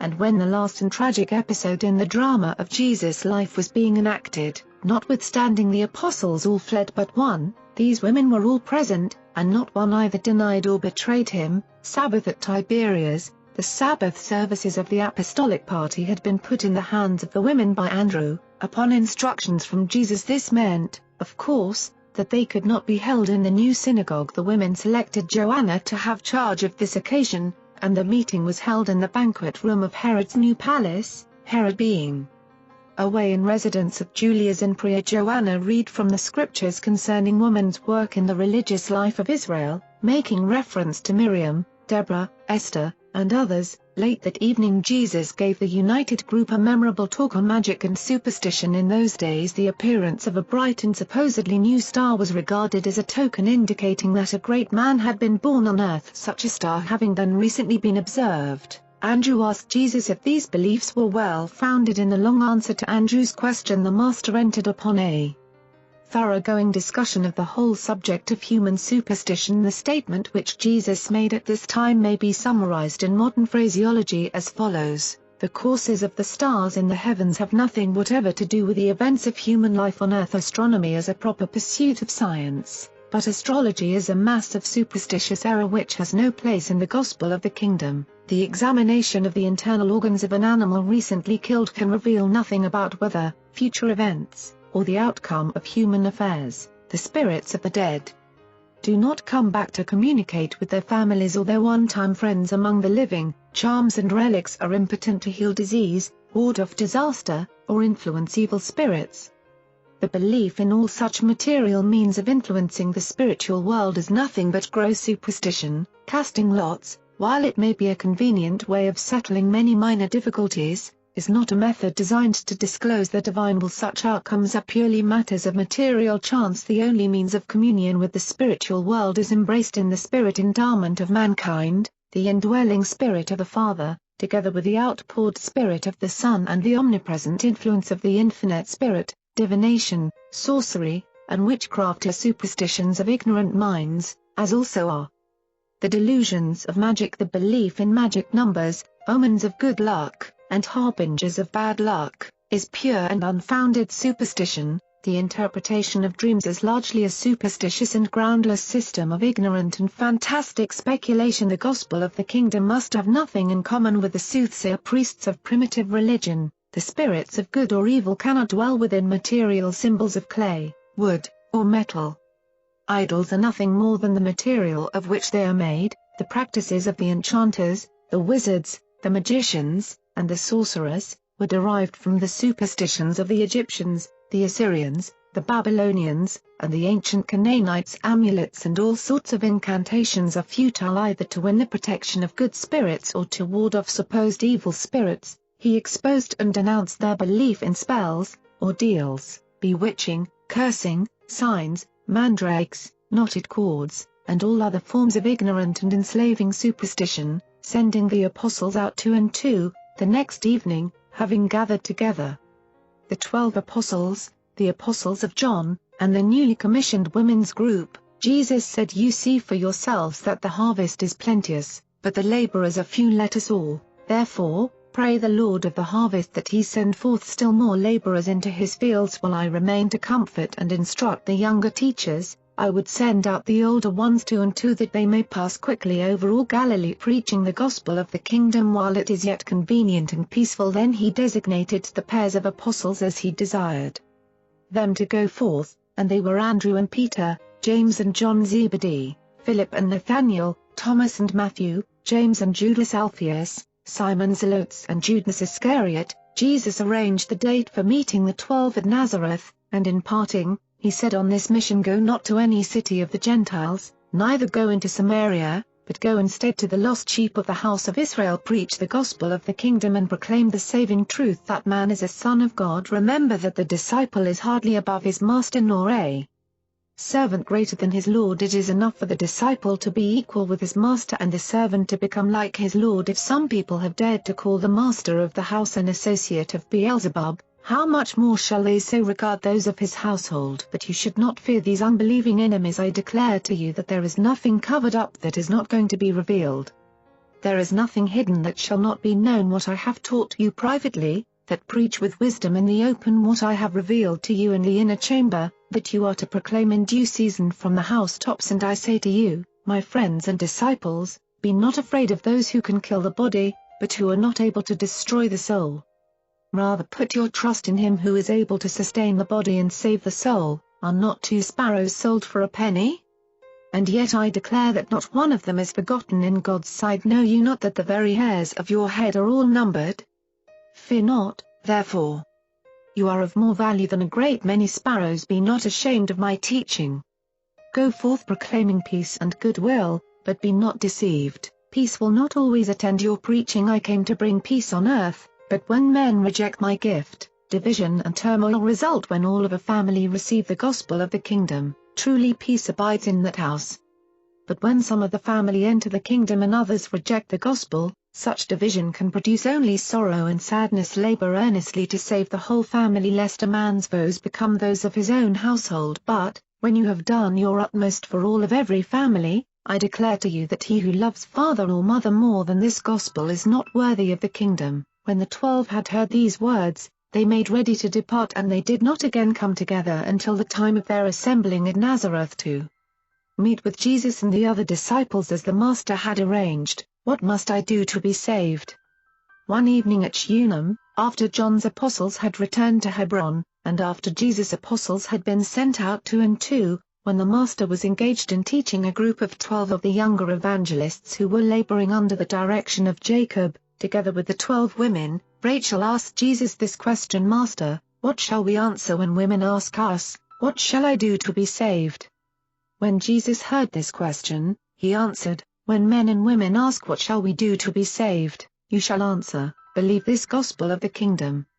Accept divine forgiveness by faith. Recognize the indwelling Spirit of God, whose acceptance makes you a son of God. Have you not read in the scriptures where it says, in the Lord have I righteousness and strength, also where the Father says, my righteousness is near.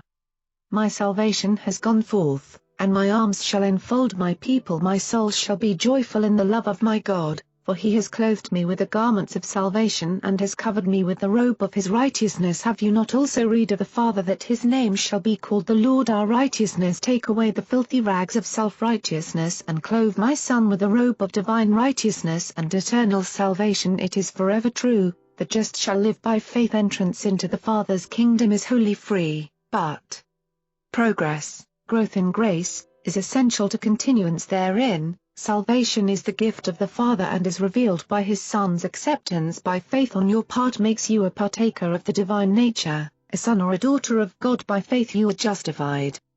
By faith are you saved. And by this same faith are you eternally advanced in the way of progressive and divine perfection. By faith was Abraham justified and made aware of salvation by the teachings of Melchizedek. All down through the ages has this same faith saved the sons of men. But now has a Son come forth from the Father to make salvation more real and acceptable. When Jesus had left off speaking, there was great rejoicing among those who had heard these gracious words, and they all went on in the days that followed proclaiming the gospel of the kingdom with new power and with renewed energy and enthusiasm. And the women rejoiced all the more to know they were included in these plans for the establishment of the kingdom on earth. In summing up his final statement, Jesus said, you cannot buy salvation. You cannot earn righteousness. Salvation is the gift of God, and righteousness is the natural fruit of the Spirit-born life of sonship in the kingdom. You are not to be saved because you live a righteous life.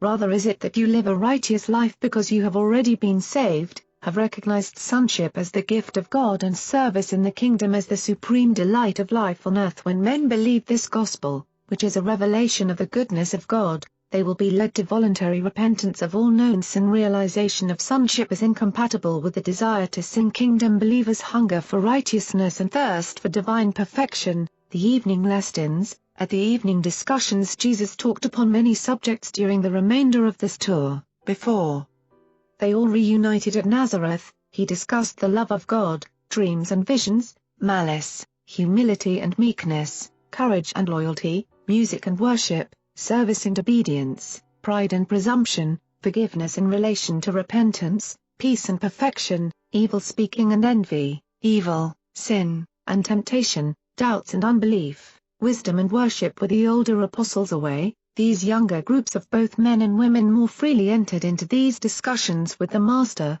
After spending 2 or 3 days with one group of 12 evangelists, Jesus would move on to join another group, being informed as to the whereabouts and movements of all these workers by David's messengers, this being their first tour. The women remained much of the time with Jesus through the messenger service. Each of these groups was kept fully informed concerning the progress of the tour, and the receipt of news from other groups was always a source of encouragement to these scattered and separated workers. Before their separation, it had been arranged that the 12 apostles, together with the evangelists and the women's corps, should assemble at Nazareth to meet the Master on Friday, March. Accordingly, about this time, from all parts of central and southern Galilee, these various groups of apostles and evangelists began moving toward Nazareth. By mid-afternoon, Andrew and Peter, the last to arrive, had reached the encampment prepared by the early arrivals and situated on the highlands to the north of the city, and this was the first time Jesus had visited Nazareth since the beginning of his public ministry.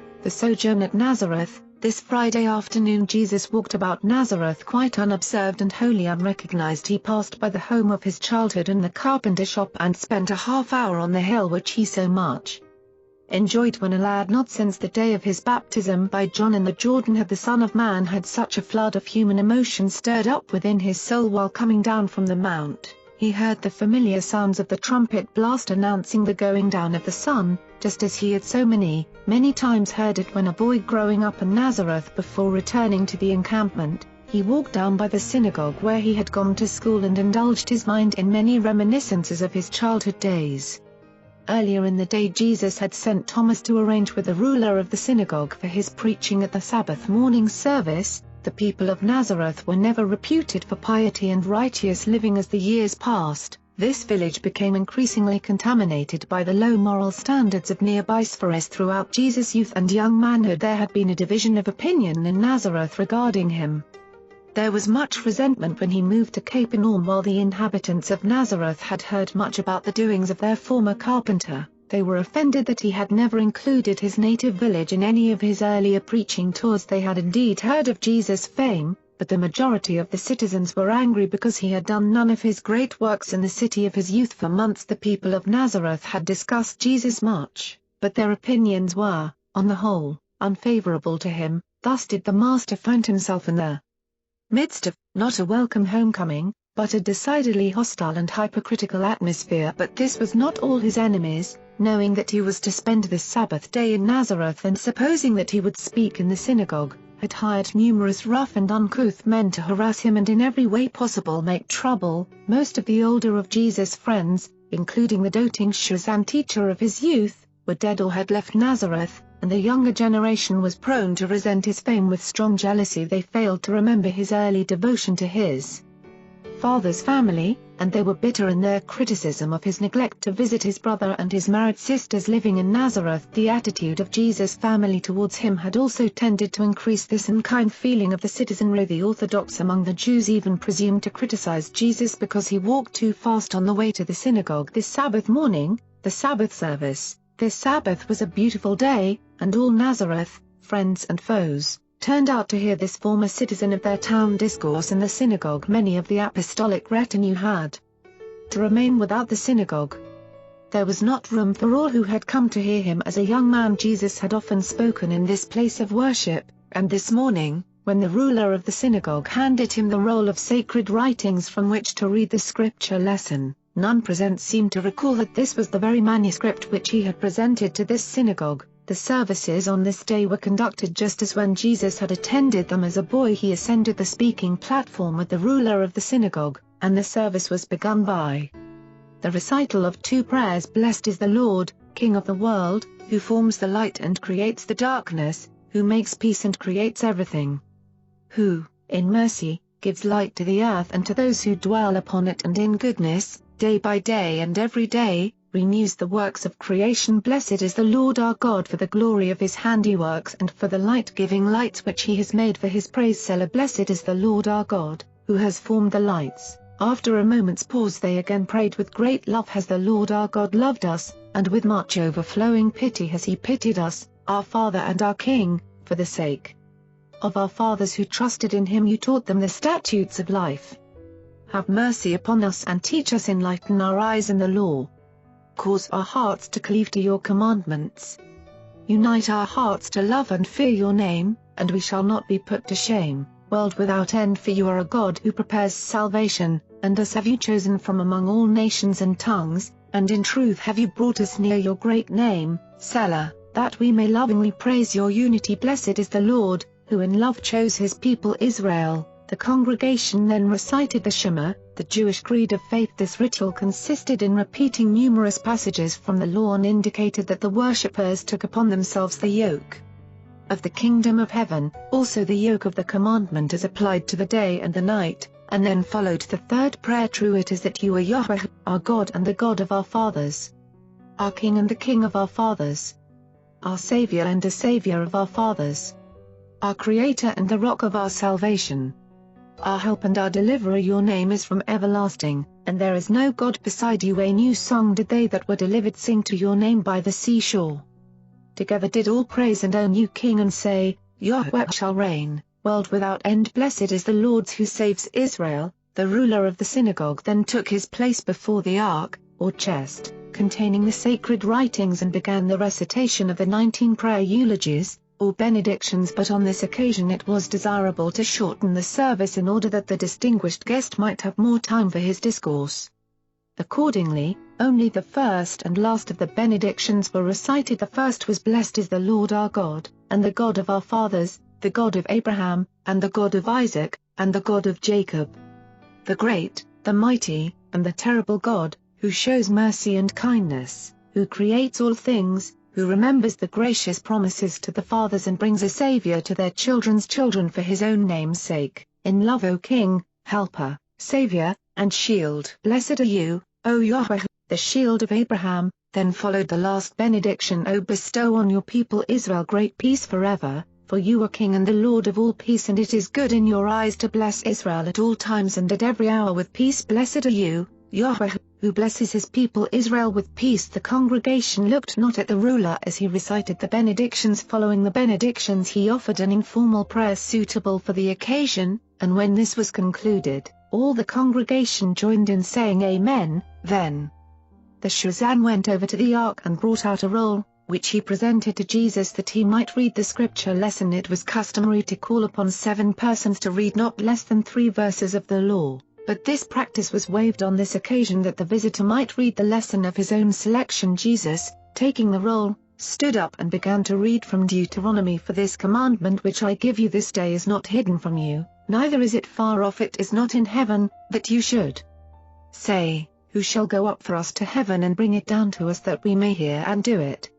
Neither is it beyond the sea, that you should say, Who will go over the sea for us to bring the commandment to us that we may hear and do it?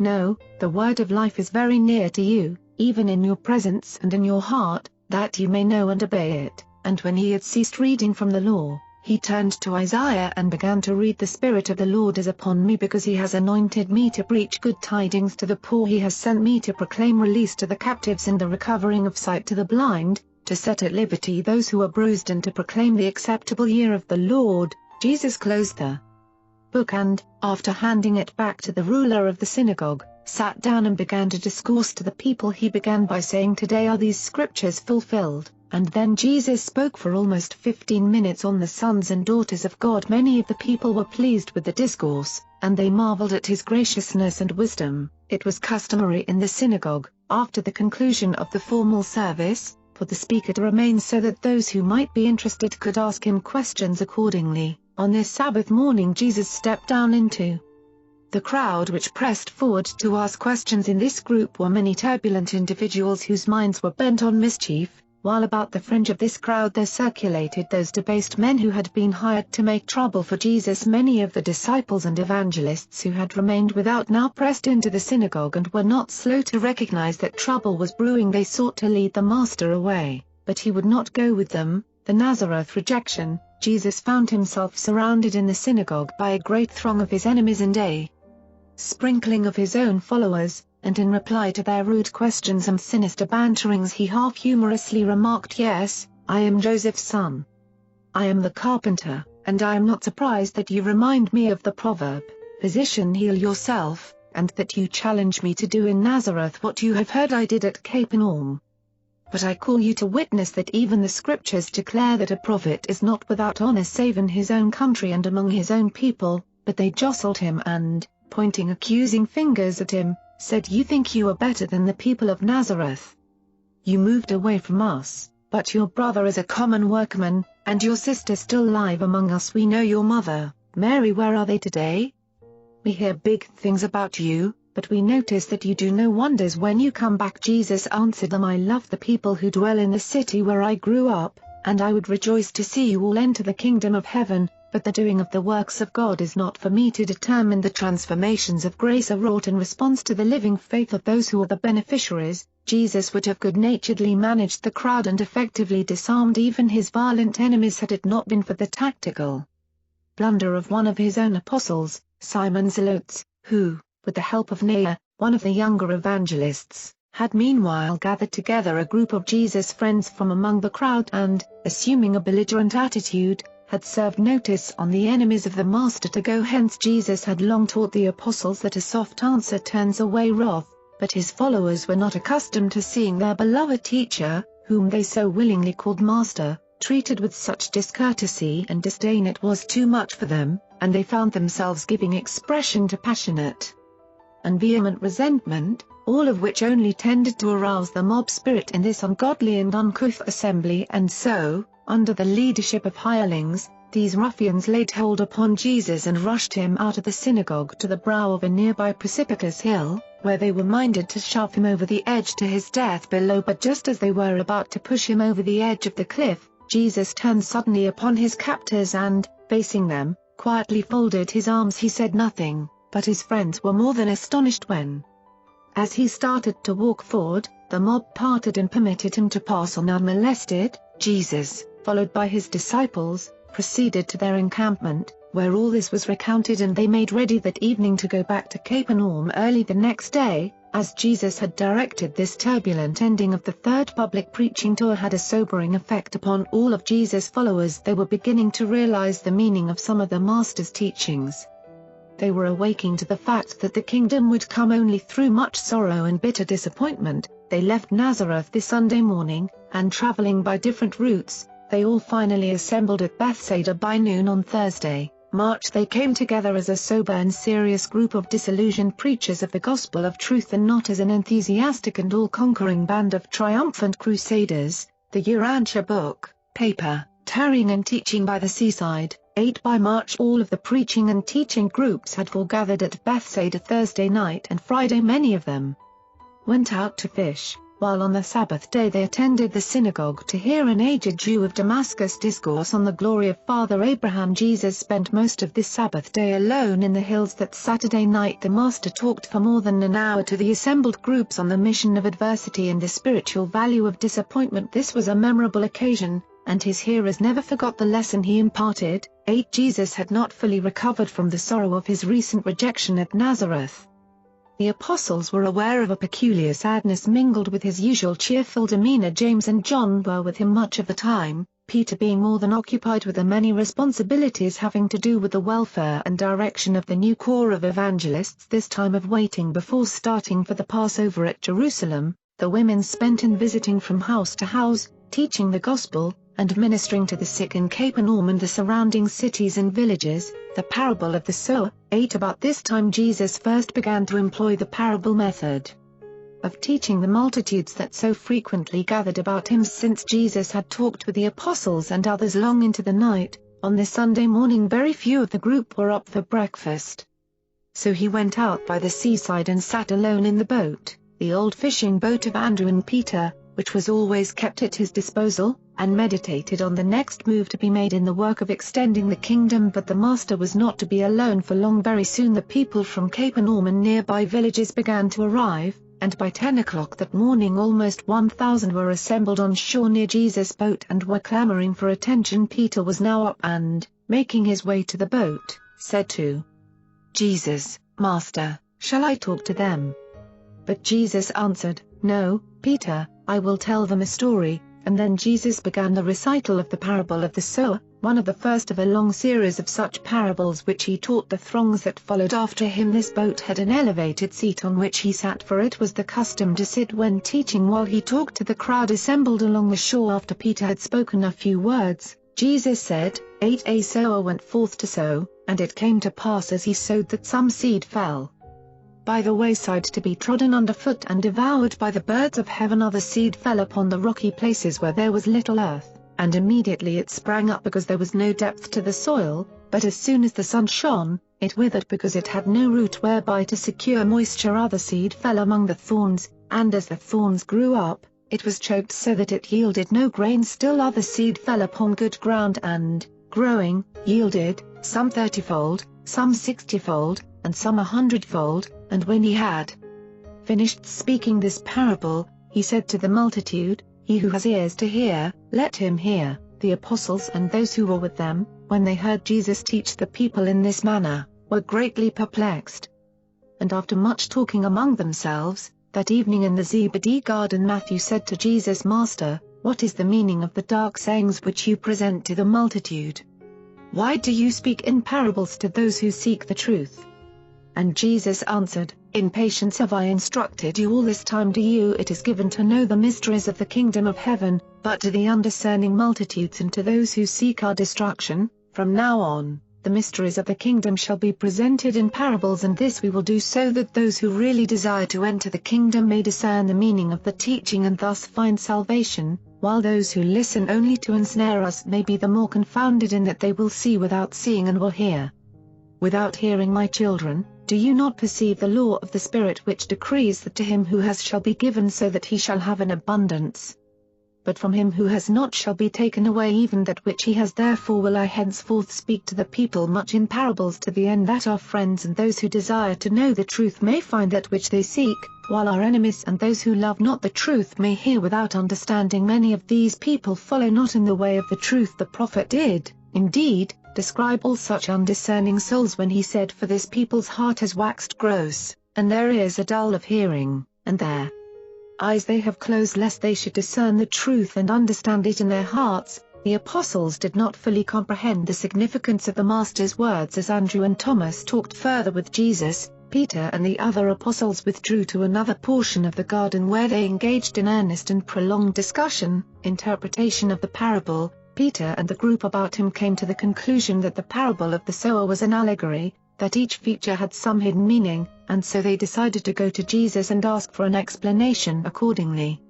Peter approached the Master, saying, We are not able to penetrate the meaning of this parable, and we desire that you explain it to us, since you say it is given us to know the mysteries of the kingdom. And when Jesus heard this, he said to Peter, My son, I desire to withhold nothing from you. But first suppose you tell me what you have been talking about. What is your interpretation of the parable? After a moment of silence, Peter said, Master, we have talked much concerning the parable, and this is the interpretation I have decided upon. The sower is the gospel preacher. The seed is the word of God. The seed which fell by the wayside represents those who do not understand the gospel teaching. The birds which snatched away the seed that fell upon the hardened ground represent Satan, or the evil one, who steals away that which has been sown in the hearts of these ignorant ones. The seed which fell upon the rocky places, and which sprang up so suddenly, represents those superficial and unthinking persons who, when they hear the glad tidings, receive the message with joy. But because the truth has no real root in their deeper understanding, their devotion is short-lived. In the face of tribulation and persecution, when trouble comes, these believers stumble. They fall away when tempted. The seed which fell among thorns represents those who hear the word willingly, but who allow the cares of the world and the deceitfulness of riches to choke the word of truth so that it becomes unfruitful. Now the seed which fell on good ground and sprang up to bear, some 30, some 60, and some 100-fold, represents those who, when they have heard the truth, receive it with varying degrees of appreciation, owing to their differing intellectual endowments, and hence manifest these varying degrees of religious experience. Jesus, after listening to Peter's interpretation of the parable, asked the other apostles if they did not also have suggestions to offer to this invitation. Only Nathanael responded, said he, Master, while I recognize many good things about Simon Peter's interpretation of the parable, I do not fully agree with him. My idea of this parable would be the seed represents the gospel of the kingdom, while the sower stands for the messengers of the kingdom. The seed which fell by the wayside on hardened ground represents those who have heard but little of the gospel, along with those who are indifferent to the message, and who have hardened their hearts. The birds of the sky that snatched away the seed which fell by the wayside represent one's habits of life, the temptation of evil, and the desires of the flesh. The seed which fell among the rocks stands for those emotional souls who are quick to receive new teaching and equally quick to give up the truth when confronted with the difficulties and realities of living up to this truth. They lack spiritual perception. The seed which fell among the thorns represents those who are attracted to the truths of the gospel.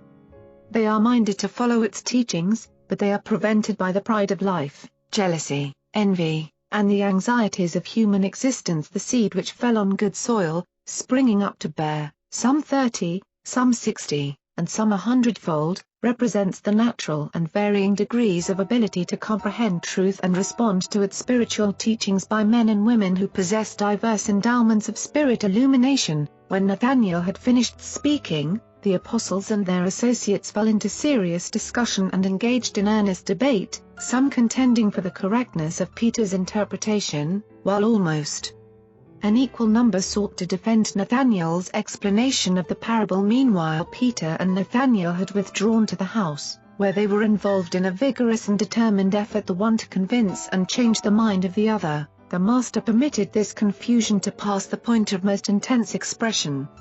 Then he clapped his hands and called them about him. When they had all gathered around him once more, he said, "Before I tell you about this parable, do any of you have aught to say?" Following a moment of silence, Thomas spoke up. "Yes, Master, I wish to say a few words. I remember that you once told us to beware of this very thing. You instructed us that, when using illustrations for our preaching, we should employ true stories, not fables, and that we should select a story best suited to the illustration of the one central and vital truth which we wish to teach the people, and that, having so used the story, we should not attempt to make a spiritual application of all the minor details involved in the telling of the story. I hold that Peter and Nathanael are both wrong in their attempts to interpret this parable. I admire their ability to do these things, but I'm equally sure that all such attempts to make a natural parable yield spiritual analogies in all its features can only result in confusion and serious misconception of the true purpose of such a parable. That I am right is fully proved by the fact that, whereas we were all of one mind an hour ago, now are we divided into two separate groups who hold different opinions concerning this parable and hold such opinions so earnestly as to interfere, in my opinion, with our ability fully to grasp the great truth which you had in mind when you presented this parable to the multitude and subsequently asked us to make comment upon it. The words which Thomas spoke had a quieting effect on all of them. He caused them to recall what Jesus had taught them on former occasions, and before Jesus resumed speaking, Andrew arose, saying, "I am persuaded that Thomas is right, and I would like to have him tell us what meaning he attaches to the parable of the sower." After Jesus had beckoned Thomas to speak, he said, "My brethren, I did not wish to prolong this discussion, but if you so desire, I will say that I think this parable was spoken to teach us one great truth, and that is that our teaching of the gospel of the kingdom, no matter how faithfully and efficiently we execute our divine commissions, is going to be attended by varying degrees of success, and that all such differences in results are directly due to conditions inherent in the circumstances of our ministry, conditions over which we have little or no control."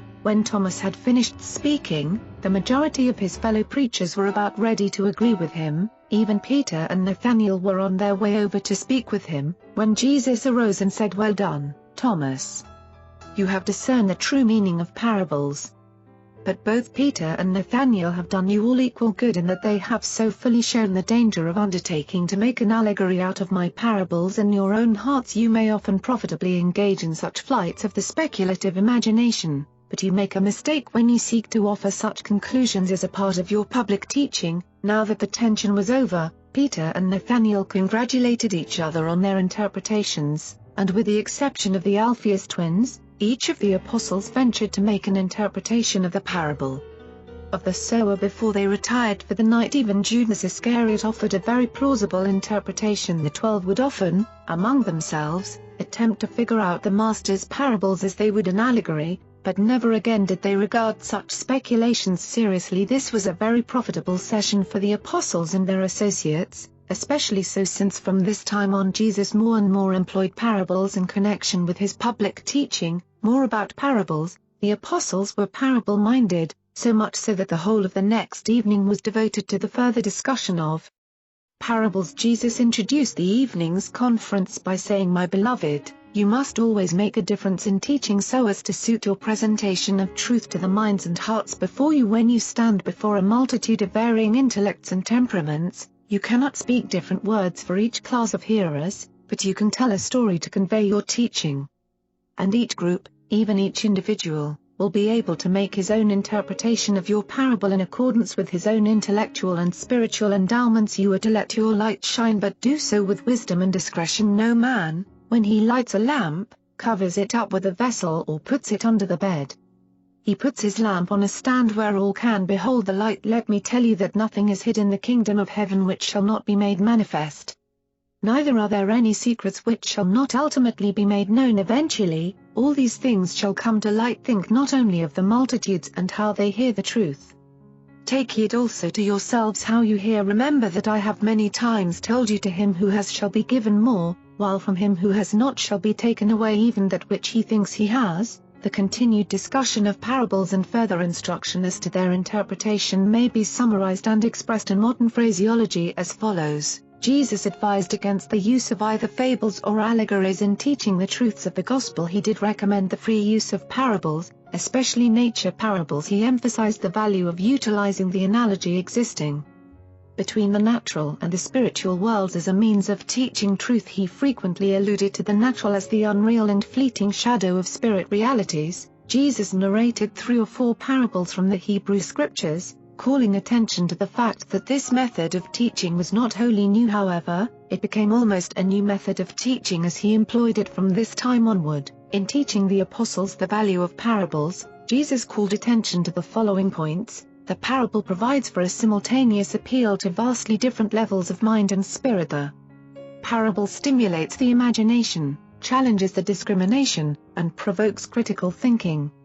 It promotes sympathy without arousing antagonism. The parable proceeds from the things which are known to the discernment of the unknown. The parable utilizes the material and natural as a means of introducing the spiritual and the supermaterial. Parables favor the making of impartial moral decisions. The parable evades much prejudice and puts new truth gracefully into the mind, and does all this with the arousal of a minimum of the self-defense of personal resentment. To reject the truth contained in parabolical analogy requires conscious intellectual action which is directly in contempt of one's honest judgment and fair decision. The parable conduces to the forcing of thought through the sense of hearing. The use of the parable form of teaching enables the teacher to present new and even startling truths, while at the same time he largely avoids all controversy and outward clashing with tradition and established authority. The parable also possesses the advantage of stimulating the memory of the truth taught when the same familiar scenes are subsequently encountered. In this way Jesus sought to acquaint his followers with many of the reasons underlying his practice of increasingly using parables in his public teaching. Toward the close of the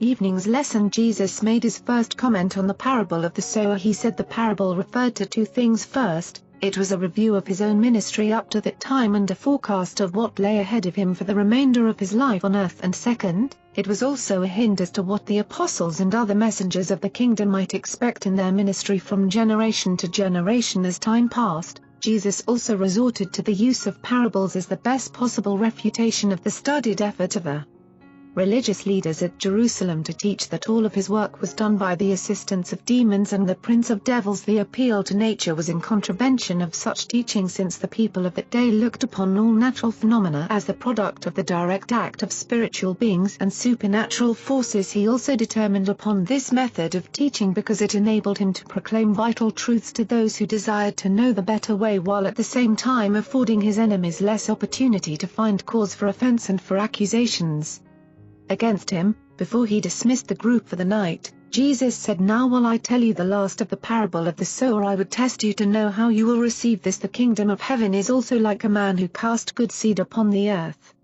And while he slept by night and went about his business by day, the seed sprang up and grew, and although he knew not how it came about, the plant came to fruit. First there was the blade, then the ear, then the full grain in the ear, and then when the grain was ripe, he put forth the sickle, and the harvest was finished. He who has an ear to hear, let him hear." Many times did the apostles turn this saying over in their minds, but the Master never made further mention of this addition to the parable. of the sower, more parables by the sea. Your next day Jesus again taught the people from the boat, saying, the kingdom of heaven is like a man who sowed good seed in his field. But while he slept, his enemy came and sowed weeds among the wheat and hastened away. And so when the young blades sprang up and later were about to bring forth fruit, there appeared also the weeds. Then the servants of this householder came and said to him, Sir, did you not sow good seed in your field? Whence then come these weeds? And he replied to his servants, An enemy had done this. The servants then asked their master, Would you have us go out and pluck up these weeds? But he answered them and said, No, lest while you are gathering them up, you uproot the weed also. Rather let them both grow together until the time of the harvest, when I will say to the reapers, Gather up first the weeds and bind them in bundles to burn, and then gather up the wheat to be stored in my barn. After the people had asked a few questions, Jesus spoke another parable. The kingdom of heaven is like a grain of mustard seed which a man sowed in his field. Now a mustard seed is the least of seeds, but when it is full grown, it becomes the greatest of all herbs and is like a tree, so that the birds of heaven are able to come and rest in the branches thereof. The kingdom of heaven is also like leaven which a woman took and hid in 3 measures of meal, and in this way it came about that all of the meal was leavened. The kingdom of heaven is also like a treasure hidden in a field, which a man discovered. In his joy he went forth to sell all he had, that he might have the money to buy the field. The kingdom of heaven is also like a merchant seeking goodly pearls.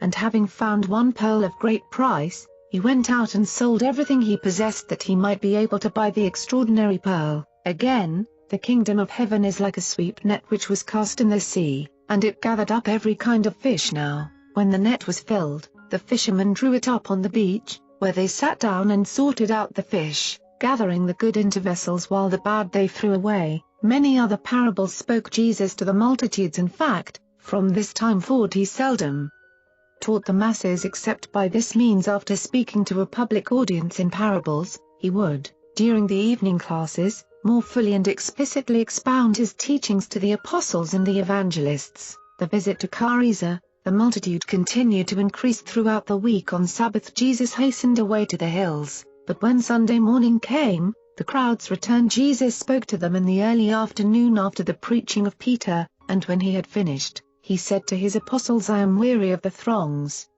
Let us cross over to the other side that we may rest for a day. On the way across the lake they encountered one of those violent and sudden windstorms which are characteristic of the Sea of Galilee, especially at this season of the year. This body of water is almost 700 feet below the level of the sea and is surrounded by high banks. Especially on the west there are steep gorges leading up from the lake into the hills, and as the heated air rises in a pocket over the lake during the day, there is a tendency after sunset for the cooling air of the gorges to rush down upon the lake. These gales come on quickly and sometimes go away just as suddenly. It was just such an evening gale that caught the boat carrying Jesus over to the other side on this Sunday evening. 3 other boats containing some of the younger evangelists were trailing after. This tempest was severe, notwithstanding that it was confined to this region of the lake. There being no evidence of a storm on the western shore, the wind was so strong that the waves began to wash over the boat. The high wind had torn the sail away before the apostles could furl it, and they were now entirely dependent on their oars as they laboriously pulled for the shore, a little more than 1.5 miles distant. Meanwhile Jesus lay asleep in the stern of the boat under a small overhead shelter. The master was weary when they left Bethsaida, and it was to secure rest that he had directed them to sail him across to the other side. These ex-fishermen were strong and experienced oarsmen, but this was one of the worst gales they had ever encountered. Although the wind and the waves tossed their boat about as though it were a toy ship, Jesus slumbered on undisturbed. Peter was at the right hand or near the stern when the boat began to fill with water. He dropped his oar and, rushing over to Jesus, shook him vigorously in order to awaken him, and when he was aroused, Peter said, Master, don't you know we are in a violent storm? If you do not save us, we will all perish. As Jesus came out in the rain, he looked first at Peter, and then peering into the darkness at the struggling oarsman, he turned his glance back upon Simon Peter, who, in his agitation, had not yet returned to his oar, and said, Why are all of you so filled with fear? Where is your faith? Peace, be quiet. Jesus had hardly uttered this rebuke to Peter and the other apostles. He had hardly bidden Peter seek peace wherewith to quiet his troubled soul, when the disturbed atmosphere, having established its equilibrium, settled down into a great calm. The angry waves almost immediately subsided, while the dark clouds, having spent themselves in a short shower, vanished, and the stars of heaven shone overhead. All this was purely coincidental as far as we can judge. But the apostles, particularly Simon Peter, never ceased to regard the episode as a nature miracle. It was especially easy for the men of that day to believe in nature miracles inasmuch as they firmly believed that all nature was a phenomenon directly under the control of spirit forces and supernatural beings. Jesus plainly explained to the 12 that he had spoken to their troubled spirits and had addressed himself to their fear-tossed minds, that he had not commanded the elements to obey his word, but it was of no avail. The Master's followers always persisted in placing their own interpretation on all such coincidental occurrences. From this day on they insisted on regarding the Master as having absolute power over the natural elements. Peter never grew weary of reciting how even the winds and the waves obey him. It was late in the evening when Jesus and his associates reached ashore, and since it was a calm and beautiful night, they all rested in the boats, not going ashore until shortly after sunrise the next morning, when they were gathered together, about 40 in all. Jesus said, "Let us go up into yonder hills and tarry for a few days while we ponder over the problems of the Father's kingdom." The car is a lunatic, although most of the nearby eastern shore of the lake sloped up gently to the highlands beyond. At this particular spot there was a steep hillside, the shore in some places dropping sheer down into the lake pointing up to the side of the nearby hill. Jesus said, "Let us go up on this hillside for our breakfast and under some of the shelters rest and talk." This entire hillside was covered with caverns which had been hewn out of the rock. Many of these niches were ancient sepulchres. About halfway up the hillside on a small, relatively level spot was the cemetery of the little village of Cariza. As Jesus and his associates passed near this burial ground, a lunatic who lived in these hillside caverns rushed up to them. This demented man was well known about these parts, having one time been bound with fetters and chains and confined in one of the grottos. Long since he had broken his shackles and now roamed at will among the tombs and abandoned sepulchres. 6. This man, whose name was Amos, was afflicted with a periodic form of insanity. There were considerable spells when he would find some clothing and deport himself fairly well among his fellows. During one of these lucid intervals he had gone over to Bethsaida, where he heard the preaching of Jesus and the apostles, and at that time had become a half-hearted believer in the gospel of the kingdom. But soon a stormy phase of his trouble appeared, and he fled to the tombs, where he moaned, cried out aloud, and so conducted himself as to terrorize all who chanced to meet him. 6. When Amos recognized Jesus, he fell down at his feet and exclaimed, "I know you, Jesus, but I am possessed of many devils, and I beseech that you will not torment me." This man truly believed that his periodic mental affliction was due to the fact that, at such times, evil or unclean spirits entered into him and dominated his mind and body. His troubles were mostly emotional, his brain was not grossly diseased. 6. Jesus, looking down upon the man crouching like an animal at his feet, reached down and, taking him by the hand, stood him up and said to him, "Amos, you are not possessed of a devil.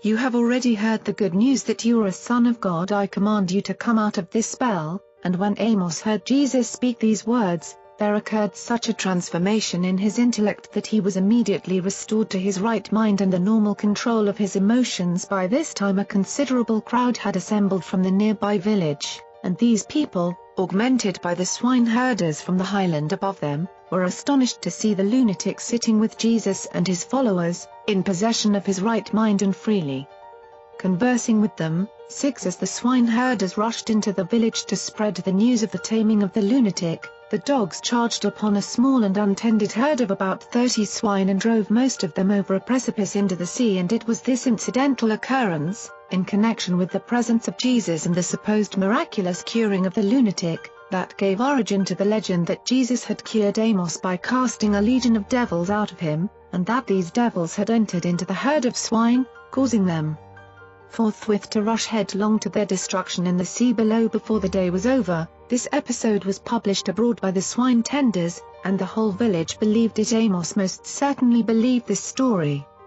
He saw the swine tumbling over the brow of the hill shortly after his troubled mind had quieted down, and he always believed that they carried with them the very evil spirits which had so long tormented and afflicted him, and this had a good deal to do with the permanency of his cure. It is equally true that all of Jesus' apostles save Thomas believed that the episode of the swine was directly connected with the cure of Amos. 6. Jesus did not obtain the rest he was looking for most of that day. He was thronged by those who came in response to the word that Amos had been cured, and who were attracted by the story that the demons had gone out of the lunatic into the herd of swine. And so, after only one night of rest, early Tuesday morning Jesus and his friends were awakened by a delegation of these swine-raising Gentiles who had come to urge that he depart from their midst. Said their spokesman to Peter and Andrew, fishermen of Galilee, "Depart from us and take your prophet with you. We know he is a holy man, but the gods of our country do not know him, and we stand in danger of losing many swine. The fear of you has descended upon us, so that we pray you to go hence." And when Jesus heard them, he said to Andrew, "Let us return to our place." As they were about to depart, Amos besought Jesus to permit him to go back with them, but the master would not consent. Said Jesus to Amos, "Forget not that you are a son of God. Return to your own people and show them what great things God has done for you." And Amos went about publishing that Jesus had cast a legion of devils out of his troubled soul, and that these evil spirits had entered into a herd of swine, driving them to quick destruction. And he did not stop until he had gone into all the cities of the Decapolis, declaring what great things Jesus had done for him. The Urantia book, paper, events leading up to the Capernaum crisis, the story of the cure of Amos, the Cariza lunatic, had already reached Bethsaida and Capernaum, so that a great crowd was waiting for Jesus when his boat landed that Tuesday forenoon. Among this throng were the new observers from the Jerusalem Sanhedrin who had come down to Capernaum to find cause for the master's apprehension and conviction. As Jesus spoke with those who had assembled to greet him, Jairus, one of the rulers of the synagogue, made his way through the crowd and, falling down at his feet, took him by the hand and besought that he would hasten away with him, saying, "Master, my little daughter, an only child, lies in my home at the point of death. I pray that you will come and heal her." When Jesus heard the request of his father, he said, "I will go with you." As Jesus went along with Jairus, the large crowd which had heard the father's request followed on to see what would happen shortly before they reached the ruler's house. As they hastened through a narrow street and as the throng jostled him, Jesus suddenly stopped, exclaiming, "Someone touched me," and when those who were near him denied that they had touched him, Peter spoke up, "Master, you can see that this crowd presses you, threatening to crush us, and yet you say someone has touched me. What do you mean?" Then Jesus said, "I asked who touched me, for I perceived that living energy had gone forth from me." As Jesus looked about him, his eyes fell upon a nearby woman, who, coming forward, knelt at his feet and said, "For years I have been afflicted with a scourging hemorrhage. I have suffered many things from many physicians. I have spent all my substance, but none could cure me. Then I heard of you, and I thought, if I may but touch the hem of his garment, I shall certainly be made whole." And so I pressed forward with the crowd as it moved along until, standing near you, Master, I touched the border of your garment, and I was made whole. I know that I have been healed of my affliction." When Jesus heard this, he took the woman by the hand and, lifting her up, said, "Daughter, your faith has made you whole. Go in peace." It was her faith and not her touch that made her whole, and this case is a good illustration of many apparently miraculous cures which attended upon Jesus' earth career, but which he in no sense consciously willed. The passing of time demonstrated that this woman was really cured of her malady. Her faith was of the sort that laid direct hold upon the creative power resident in the Master's person. With the faith she had, it was only necessary to approach the Master's person. It was not at all necessary to touch his garment. That was merely the superstitious part of her belief. Jesus called this woman, Veronica of Caesarea Philippi, into his presence to correct two errors which might have lingered in her mind, or which might have persisted in the minds of those who witnessed this healing. He did not want Veronica to go away thinking that her fear in attempting to steal her cure had been honored, or that her superstition in associating the touch of his garment with her healing had been effective. He desired all to know that it was her pure and living faith that had wrought the cure. At Jairus' house, 9. Jairus was, of course, terribly impatient of this delay in reaching his home. So they now hastened on at quicken pace. Even before they entered the ruler's yard, one of his servants came out, saying, "Trouble not the master. Your daughter is dead." But Jesus seemed not to heed the servant's words, 4. Taking with him Peter, James, and John, he turned and said to the grief-stricken father, "Fear not. Only believe." When he entered the house, he found the flute players already there with the mourners, who were making an unseemly tumult. Already were the relatives engaged in weeping and wailing, and when he had put all the mourners out of the room, he went in with the father and mother and his 3 apostles. He had told the mourners that the damsel was not dead, but they laughed him to scorn. Jesus now turned to the mother, saying, "Your daughter is not dead. She is only asleep." And when the house had quieted down, Jesus, going up to where the child lay, took her by the hand and said, "Daughter, I say to you, awake and arise." And when the girl heard these words, she immediately rose up and walked across the room, and presently, after she had recovered from her daze, Jesus directed that they should give her something to eat, for she had been a long time without food. 9. Since there was much agitation in Capernaum against Jesus, he called the family together and explained that the maiden had been in a state of coma following a long fever, and that he had merely aroused her, that he had not raised her from the dead. He likewise explained all this to his apostles, but it was futile. They all believed he had raised the little girl from the dead. What Jesus said in explanation of many of these apparent miracles had little effect on his followers. They were miracle-minded and lost no opportunity to ascribe another wonder to Jesus. Jesus and the apostles returned to Bethsaida after he had specifically charged all of them that they should tell no man. 9. When he came out of Jairus' house, 2 blind men led by a dumb boy followed him and cried out for healing. About this time Jesus' reputation as a healer was at its very height. Everywhere he went the sick and the afflicted were waiting for him. The master now looked much worn, and all of his friends were becoming concerned lest he continue his work of teaching and healing to the point of actual collapse. 9. Jesus' apostles, let alone the common people, could not understand the nature and attributes of this God-man. Neither has any subsequent generation been able to evaluate what took place on earth in the person of Jesus of Nazareth, and there can never occur an opportunity for either science or religion to check up on these remarkable events. For the simple reason that such an extraordinary situation can never again occur either on this world or on any other world in Abaddon. Never again, on any world in this entire universe, will a being appear in the likeness of mortal flesh, at the same time embodying all the attributes of creative energy combined with spiritual endowments which transcend time and most other material limitations. 0. Never before Jesus was on earth, nor since, has it been possible so directly and graphically to secure the results attendant upon the strong and living faith of mortal men and women. To repeat these phenomena, we would have to go into the immediate presence of Michael, the Creator, and find him as he was in those days, the Son of Man. Likewise, today, while his absence prevents such material manifestations, you should refrain from placing any sort of limitation on the possible exhibition of his spiritual power. Though the Master is absent as a material being, he is present as a spiritual influence in the hearts of men. By going away from the world, Jesus made it possible for his spirit to live alongside that of his Father which indwells the minds of all mankind. Feeding the 5,000. 0. Jesus continued to teach the people by day while he instructed the apostles and evangelists at night. On Friday he declared a furlough of 1 week that all his followers might go home or to their friends for a few days before preparing to go up to Jerusalem for the Passover. But more than 1/2 of his disciples refused to leave him, and the multitude was daily increasing in size, so much so that David Zebedee desired to establish a new encampment, but Jesus refused consent. The Master had so little rest over the Sabbath that on Sunday morning, March, he sought to get away from the people. Some of the evangelists were left to talk to the multitude while Jesus and the 12 planned to escape, unnoticed, to the opposite shore of the lake, where they proposed to obtain much-needed rest in a beautiful park south of Bethsaida. Julia's this region was a favorite resorting place for Capernaum folks.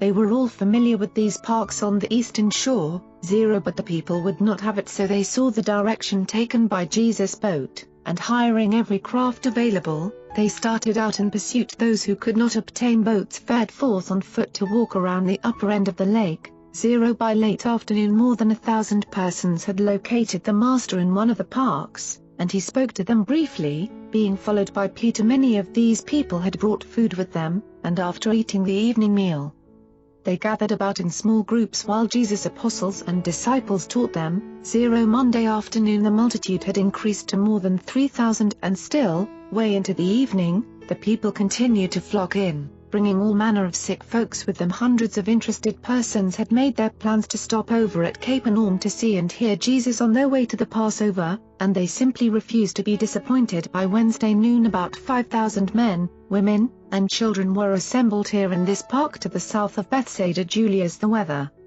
was pleasant, it being near the end of the rainy season in this locality. Philip had provided a 3 days' supply of food for Jesus and the 12, which was in the custody of the Mark lad, their boy of all chores. By afternoon of this, the third day for almost half of this multitude, the food the people had brought with them was nearly exhausted. David Zebedee had no tented city here to feed and accommodate the crowds, neither had Philip made food provision for such a multitude, but the people, even though they were hungry, would not go away. It was being quietly whispered about that Jesus, desiring to avoid trouble with both Herod and the Jerusalem leaders, had chosen this quiet spot outside the jurisdiction of all his enemies as the proper place to be crowned king. The enthusiasm of the people was rising every hour. Not a word was said to Jesus, though, of course, he knew all that was going on. Even the 12 apostles were still tainted with such notions, and especially the younger evangelists. The apostles who favored this attempt to proclaim Jesus king were Peter,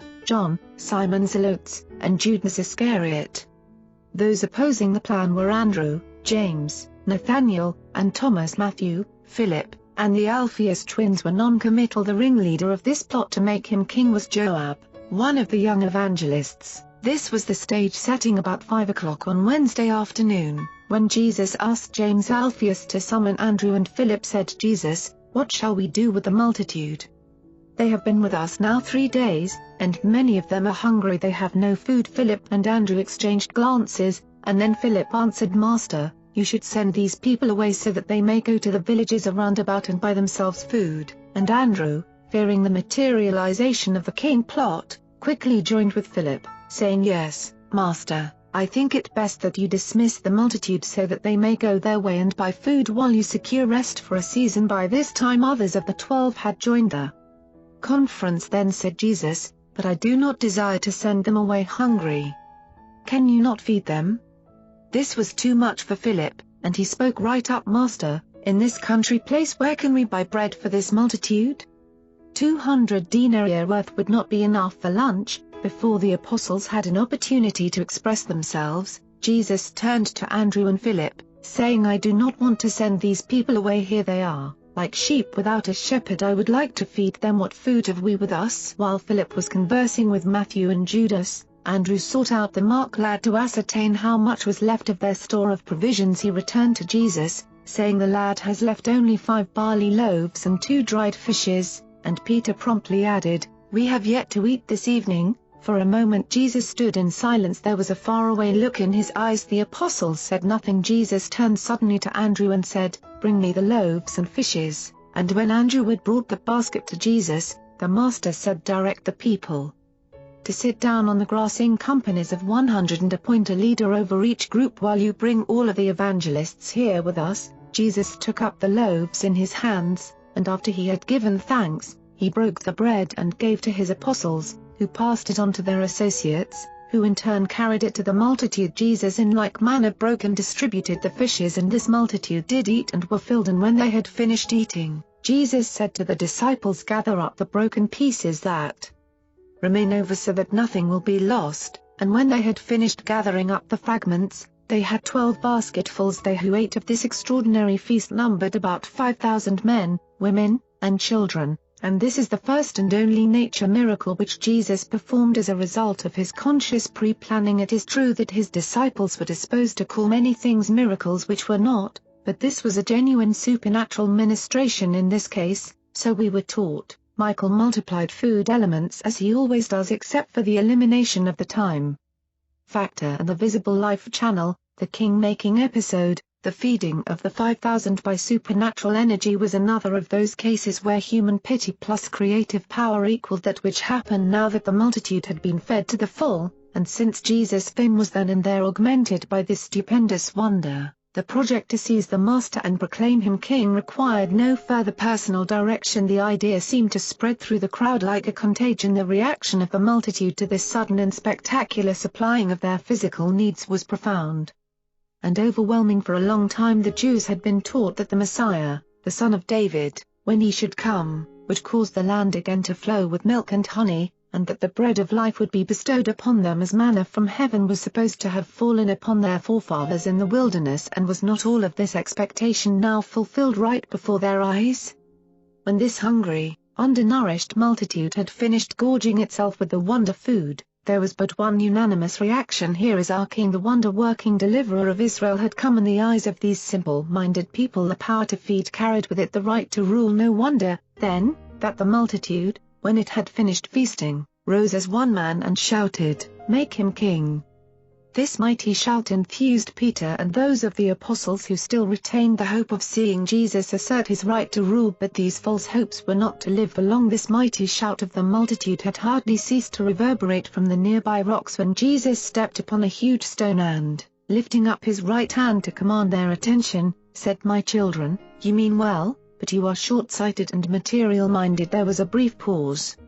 This stalwart Galilean was there majestically posed in the enchanting glow of that eastern twilight. Every inch he looked a king as he continued to speak to this breathless multitude. "You would make me king, not because your souls have been lighted with a great truth, but because your stomachs have been filled with bread. How many times have I told you that my kingdom is not of this world?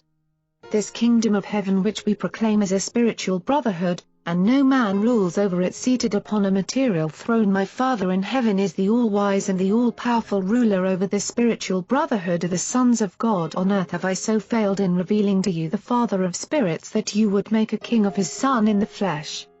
Now all of you go hence to your own homes. If you must have a king, let the Father of lights be enthroned in the heart of each of you as the Spirit ruler of all things." These words of Jesus sent the multitude away stunned and disheartened. Many who had believed in him turned back and followed him no more. From that day the apostles were speechless. They stood in silence, gathered about the 12 baskets of the fragments of food.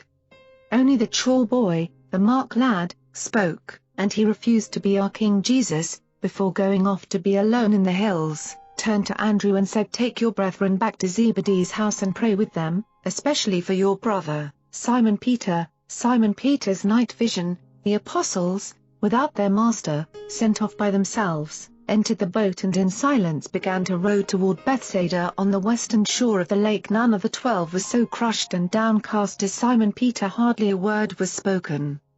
They were all thinking of the master alone in the hills. Had he forsaken them?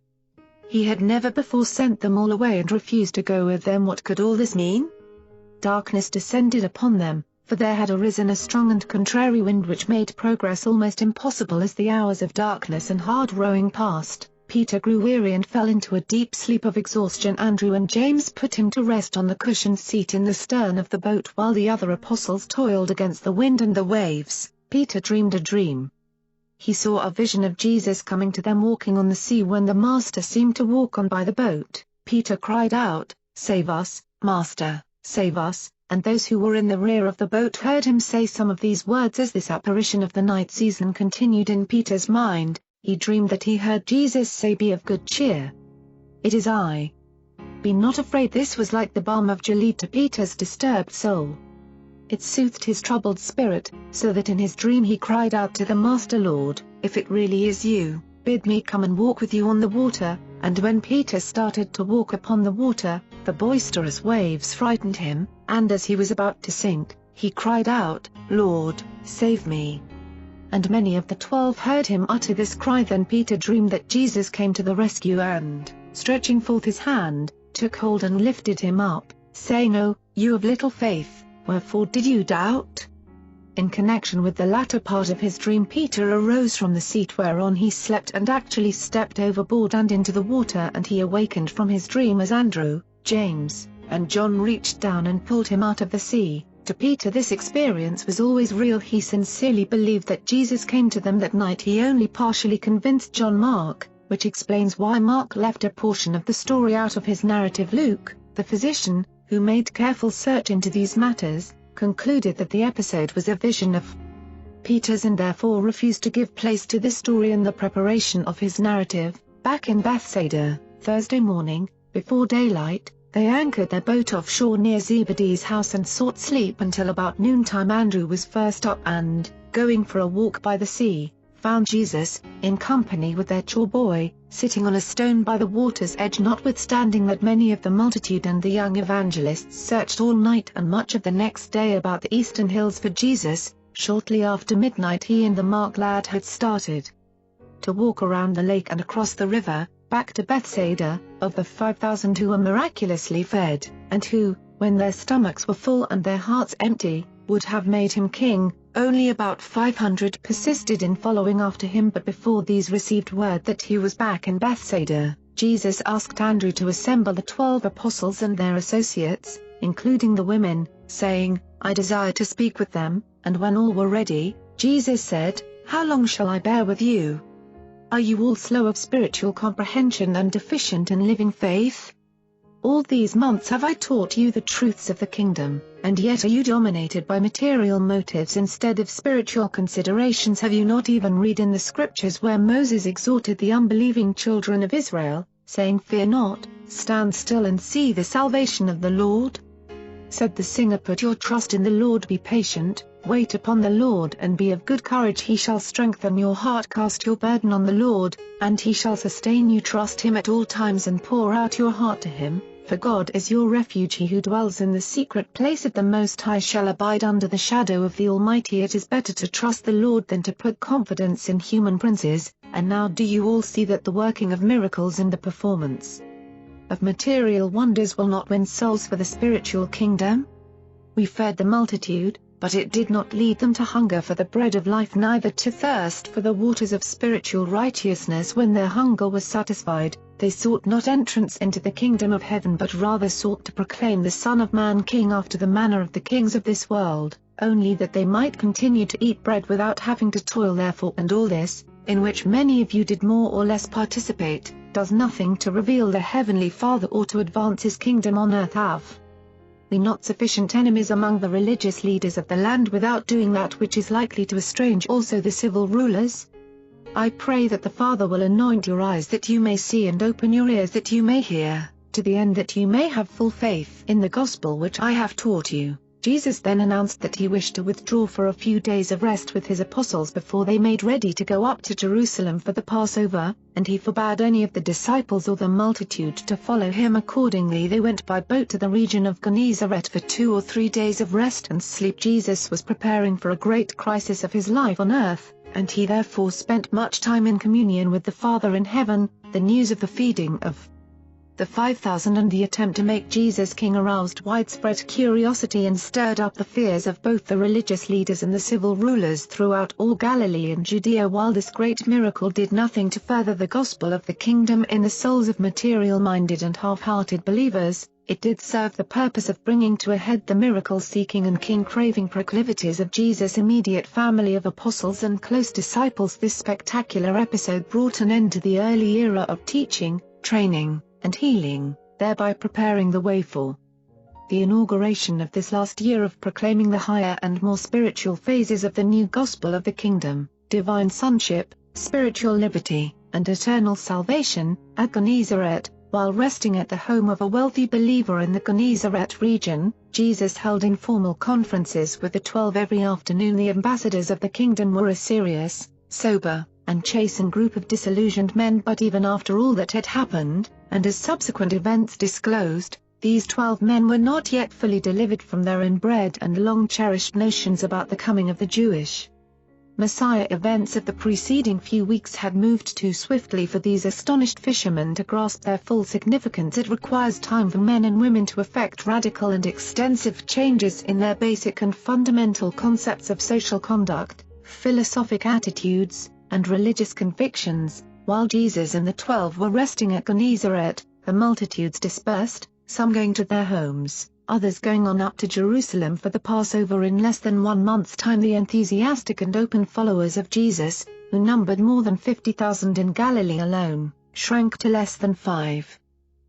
Jesus desired to give his apostles such an experience with the fickleness of popular acclaim that they would not be tempted to rely on such manifestations of transient religious hysteria after he should leave them alone in the work of the kingdom, but he was only partially successful in this effort. The second night of their sojourn at Gennesaret, the Master again told the apostles the parable of the sower and added these words: "You see, my children, the appeal to human feelings is transitory and utterly disappointing. The exclusive appeal to the intellect of man is likewise empty and barren. It is only by making your appeal to the spirit which lives within the human mind that you can hope to achieve lasting success and accomplish those marvelous transformations of human character that are presently shown in the abundant yielding of the genuine fruits of the Spirit in the daily lives of all who are thus delivered from the darkness of doubt by the birth of the Spirit into the light of faith, the kingdom of heaven." Jesus taught the appeal to the emotions as the technique of arresting and focusing the intellectual attention. He designated the mind thus aroused and quickened as the gateway to the soul, where there resides that spiritual nature of man which must recognize truth and respond to the spiritual appeal of the gospel in order to afford the permanent results of true character transformations. Jesus thus endeavored to prepare the apostles for the impending shock, the crisis in the public attitude towards him which was only a few days distant. He explained to the 12 that the religious rulers of Jerusalem would conspire with Herod Antipas to effect their destruction. The 12 began to realize more fully, though not finally, that Jesus was not going to sit on David's throne. They saw more fully that spiritual truth was not to be advanced by material wonders. They began to realize that the feeding of the 5,000 and the popular movement to make Jesus king was the apex of the miracle-seeking, wonder-working expectance of the people and the height of Jesus' acclaim by the populace. They vaguely discerned and dimly foresaw the approaching times of spiritual sifting and cruel adversity. These 12 men were slowly awaking to the realization of the real nature of their task as ambassadors of the kingdom, and they began to gird themselves for the trying and testing ordeals of the last year of the Master's ministry on earth. Before they left Gennesaret, Jesus instructed them regarding the miraculous feeding of the 5,000, telling them just why he engaged in this extraordinary manifestation of creative power, and also assuring them that he did not thus yield to his sympathy for the multitude until he had ascertained that it was according to the Father's will. At Jerusalem, Sunday, April, Jesus, accompanied only by the 12 apostles, started from Bethsaida on the journey to Jerusalem to avoid the multitudes and to attract as little attention as possible. They journeyed by way of Gerasa and Philadelphia. He forbade them to do any public teaching on this trip. Neither did he permit them to teach or preach while sojourning in Jerusalem. They arrived at Bethany, near Jerusalem, late on Wednesday evening, April. For this one night they stopped at the home of Lazarus, Martha, and Mary, but the next day they separated. Jesus, with John, stayed at the home of a believer named Simon, near the house of Lazarus in Bethany. Judas Iscariot and Simon Zealot stopped with friends in Jerusalem, while the rest of the apostles sojourned, 2 and 2, in different homes. Jesus entered Jerusalem only once during this Passover, and that was on the great day of the feast. Many of the Jerusalem believers were brought out by Abner to meet Jesus at Bethany. During this sojourn at Jerusalem, the 12 learned how bitter the feeling was becoming toward their master. They departed from Jerusalem all believing that a crisis was impending. On Sunday, April, Jesus and the apostles left Jerusalem for Bethsaida, going by way of the coast cities of Joppa, Caesarea, and Ptolemy. Thence, overland they went by Ramah and Chorazin to Bethsaida, arriving on Friday, April. Immediately on reaching home, Jesus dispatched Andrew to ask of the ruler of the synagogue permission to speak the next day, that being the Sabbath, at the afternoon service, and Jesus well knew that that would be the last time he would ever be permitted to speak in the Capernaum synagogue. The Urantia book, paper, The Crisis at Capernaum, on Friday evening, the day of their arrival at Bethsaida, and on Sabbath morning, the apostles noticed that Jesus was seriously occupied with some momentous problem. They were cognizant that the Master was giving unusual thought to some important matter. He ate no breakfast and but little at noontide all of Sabbath morning. In the evening before, the 12 and their associates were gathered together in small groups about the house, in the garden, and along the seashore there was a tension of uncertainty and a suspense of apprehension resting upon all of them. Jesus had said little to them since they left Jerusalem, not in months had they seen the Master so preoccupied and uncommunicative. Even Simon Peter was depressed, if not downcast. Andrew was at a loss to know what to do for his dejected associates. Nathanael said they were in the midst of the lull before the storm. Thomas expressed the opinion that something out of the ordinary is about to happen. Philip advised David Zebedee to forget about plans for feeding and lodging the multitude until we know what the Master is thinking about. Matthew was putting forth renewed efforts to replenish the treasury. James and John talked over the forthcoming sermon in the synagogue and speculated much as to its probable nature and scope. Simon Zelotes expressed the belief, in reality, a hope, that the Father in heaven may be about to intervene in some unexpected manner for the vindication and support of his Son, while Judas Iscariot dared to indulge the thought that possibly Jesus was oppressed with regrets that he did not have the courage and daring to permit the 5,000 to proclaim him King of the Jews. It was from among such a group of depressed and disconsolate followers that Jesus went forth on this beautiful Sabbath afternoon to preach his epoch-making sermon in the Capernaum synagogue. The only word of cheerful greeting or well-wishing from any of his immediate followers come from one of the unsuspecting Alphaeus twins, who, as Jesus left the house on his way to the synagogue, saluted him cheerily and said, "We pray the Father will help you, and that we may have bigger multitudes than ever." The setting of the stage. A distinguished congregation greeted Jesus at 3 o'clock on this exquisite Sabbath afternoon in the new Capernaum synagogue. Jairus presided and handed Jesus the scriptures to read the day before. 53 Pharisees and Sadducees had arrived from Jerusalem.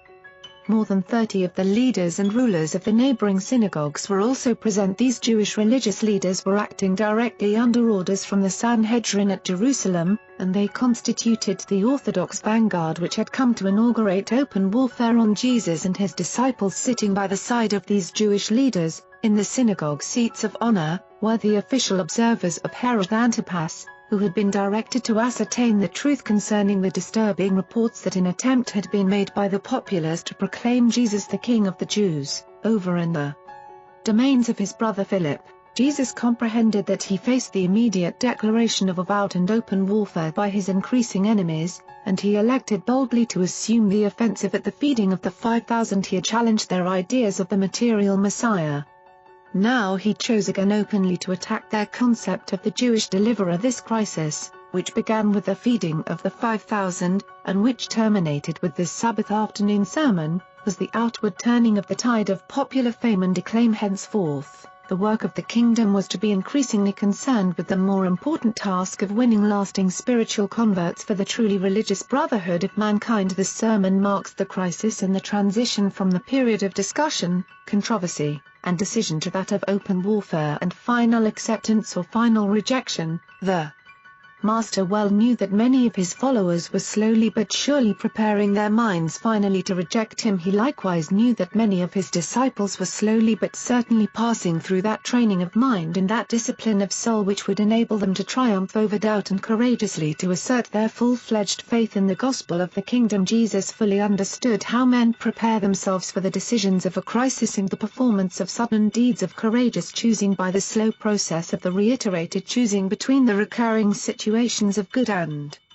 evil. He subjected his chosen messengers to repeated rehearsals and disappointment and provided them with frequent and testing opportunities for choosing between the right and the wrong way of meeting spiritual trials. He knew he could depend on his followers, when they met the final test, to make their vital decisions in accordance with prior and habitual mental attitudes and spirit reactions. This crisis in Jesus' earth life began with the feeding of the 5,000 and ended with the sermon in the synagogue. The crisis in the lives of the apostles began with this sermon in the synagogue and continued for a whole year, ending only with the Master's trial and crucifixion. As they sat there in the synagogue that afternoon before Jesus began to speak, there was just one great mystery, just one supreme question. In the minds of all, both his friends and his foes pondered just one thought, and that was, Why did he himself so deliberately and effectively turn back the tide of popular enthusiasm? And it was immediately before and immediately after this sermon that the doubts and disappointments of his disgruntled adherents grew into unconscious opposition and eventually turned into actual hatred. It was after this sermon in the synagogue that Judas Iscariot entertained his first conscious thought of deserting, but he did, for the time being, effectively master all such inclinations. Everyone was in a state of perplexity. Jesus had left them dumbfounded and confounded. He had recently engaged in the greatest demonstration of supernatural power to characterize his whole career. The feeding of the 5,000 was the one event of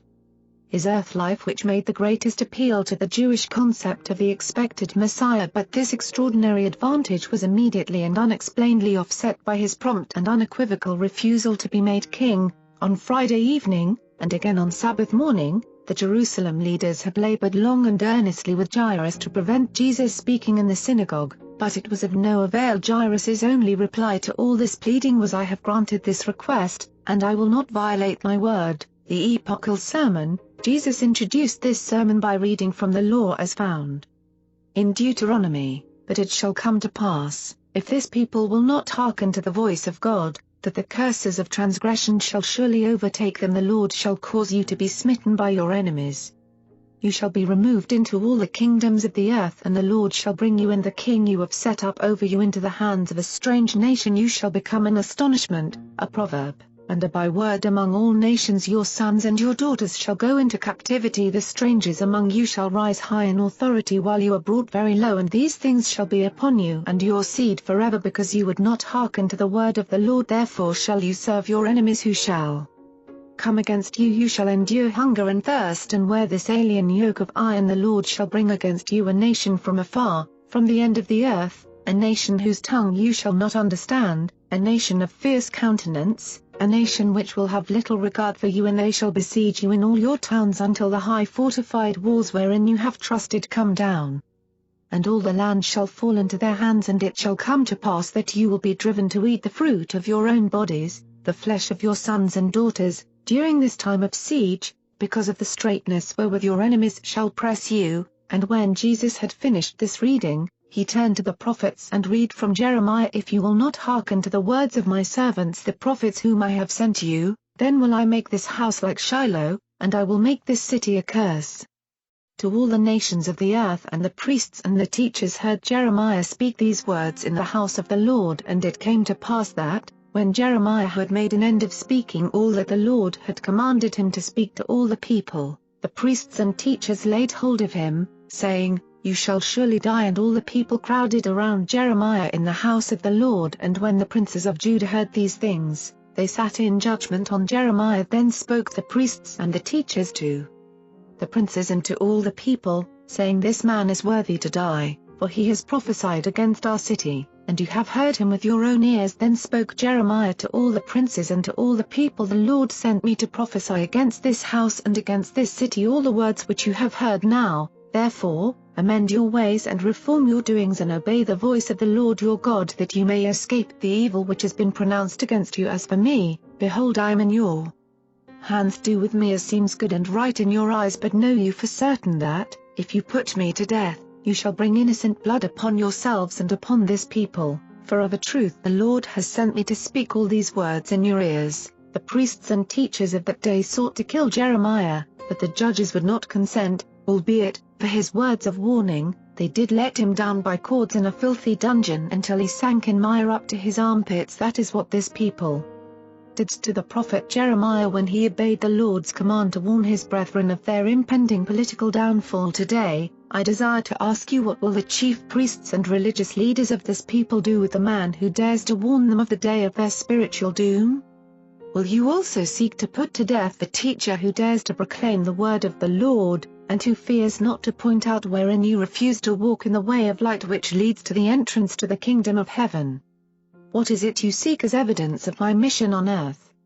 We have left you undisturbed in your positions of influence and power while we preached glad tidings to the poor and the outcast. We have made no hostile attack upon that which you hold in reverence, but have rather proclaimed new liberty for man's fear-ridden soul. I came into the world to reveal my Father and to establish on earth the spiritual brotherhood of the sons of God. the kingdom of heaven, and notwithstanding that I have so many times reminded you that my kingdom is not of this world, still has my Father granted you many manifestations of material wonders in addition to more evidential spiritual transformations and regenerations. What new sign is it that you seek at my hands? I declare that you already have sufficient evidence to enable you to make your decision. Verily, verily, I say to many who sit before me this day, you are confronted with the necessity of choosing which way you will go. And I say to you, as Joshua said to your forefathers, choose you this day whom you will serve today. Many of you stand at the parting of the ways, some of you, when you could not find me after the feasting of the multitude on the other side, hired the Tiberias fishing fleet, which a week before had taken shelter nearby during a storm, to go in pursuit of me. And what for? Not for truth and righteousness, or that you might the better know how to serve and minister to your fellow men. No, but rather that you might have more bread for which you had not labored. It was not to fill your souls with the word of life, but only that you might fill the belly with the bread of ease. And long have you been taught that the Messiah, when he should come, would work those wonders which would make life pleasant and easy for all the chosen people. It is not strange, then, that you who have been thus taught should long for the loaves and the fishes. But I declare to you that such is not the mission of the Son of Man. I have come to proclaim spiritual liberty, teach eternal truth, and foster living faith. My brethren, hanker not after the meat which perishes, but rather seek for the spiritual food that nourishes even to eternal life. And this is the bread of life which the Son gives to all who will take it and eat, for the Father has given the Son this life without measure. And when you asked me, what must we do to perform the works of God? I plainly told you, this is the work of God, that you believe him whom he has sent. And then said Jesus, pointing up to the device of a pot of manna which decorated the lintel of this new synagogue, and which was embellished with grape clusters, you have thought that your forefathers in the wilderness ate manna, the bread of heaven, but I say to you that this was the bread of earth. While Moses did not give your fathers bread from heaven, my Father now stands ready to give you the true bread of life. The bread of heaven is that which comes down from God and gives eternal life to the men of the world. And when you say to me, give us this living bread, I will answer, I am this bread of life. He who comes to me shall not hunger, while he who believes me shall never thirst. You have seen me, lived with me, and beheld my works, yet you believe not that I came forth from the Father. But to those who do believe, fear not, all those led of the Father shall come to me, and he who comes to me shall in no wise be cast out. And now let me declare to you, once and for all time, that I have come down upon the earth, not to do my own will, but the will of him who sent me. And this is the final will of him who sent me, that of all those he has given me I should not lose one. And this is the will of the Father, that every one who beholds the Son and who believes him shall have eternal life. Only yesterday did I feed you with bread for your bodies. Today I offer you the bread of life for your hungry souls. Will you now take the bread of the Spirit, as you then so willingly ate the bread of this world? As Jesus paused for a moment to look over the congregation, one of the teachers from Jerusalem, a member of the Sanhedrin, rose up and asked, Do I understand you to say that you are the bread which comes down from heaven, and that the manna which Moses gave to our fathers in the wilderness did not? And Jesus answered the Pharisee, You understood aright then, said the Pharisee, but are you not Jesus of Nazareth, the son of Joseph, the carpenter? Are not your father and mother, as well as your brothers and sisters, well known to many of us? How then is it that you appear here in God's house and declare that you have come down from heaven? By this time there was much murmuring in the synagogue, and such a tumult was threatened that Jesus stood up and said, Let us be patient. The truth never suffers from honest examination. I am all that you say, but more the Father and I are one. The Son does only that which the Father teaches him, while all those who are given to the Son by the Father, the Son will receive to himself. You have read where it is written in the prophets, You shall all be taught by God, and that those whom the Father teaches will hear also his Son. Every one who yields to the teaching of the Father's indwelling Spirit will eventually come to me. Not that any man has seen the Father, but the Father's Spirit does live within man, and the Son who came down from heaven, he has surely seen the Father. And those who truly believe this Son already have eternal life.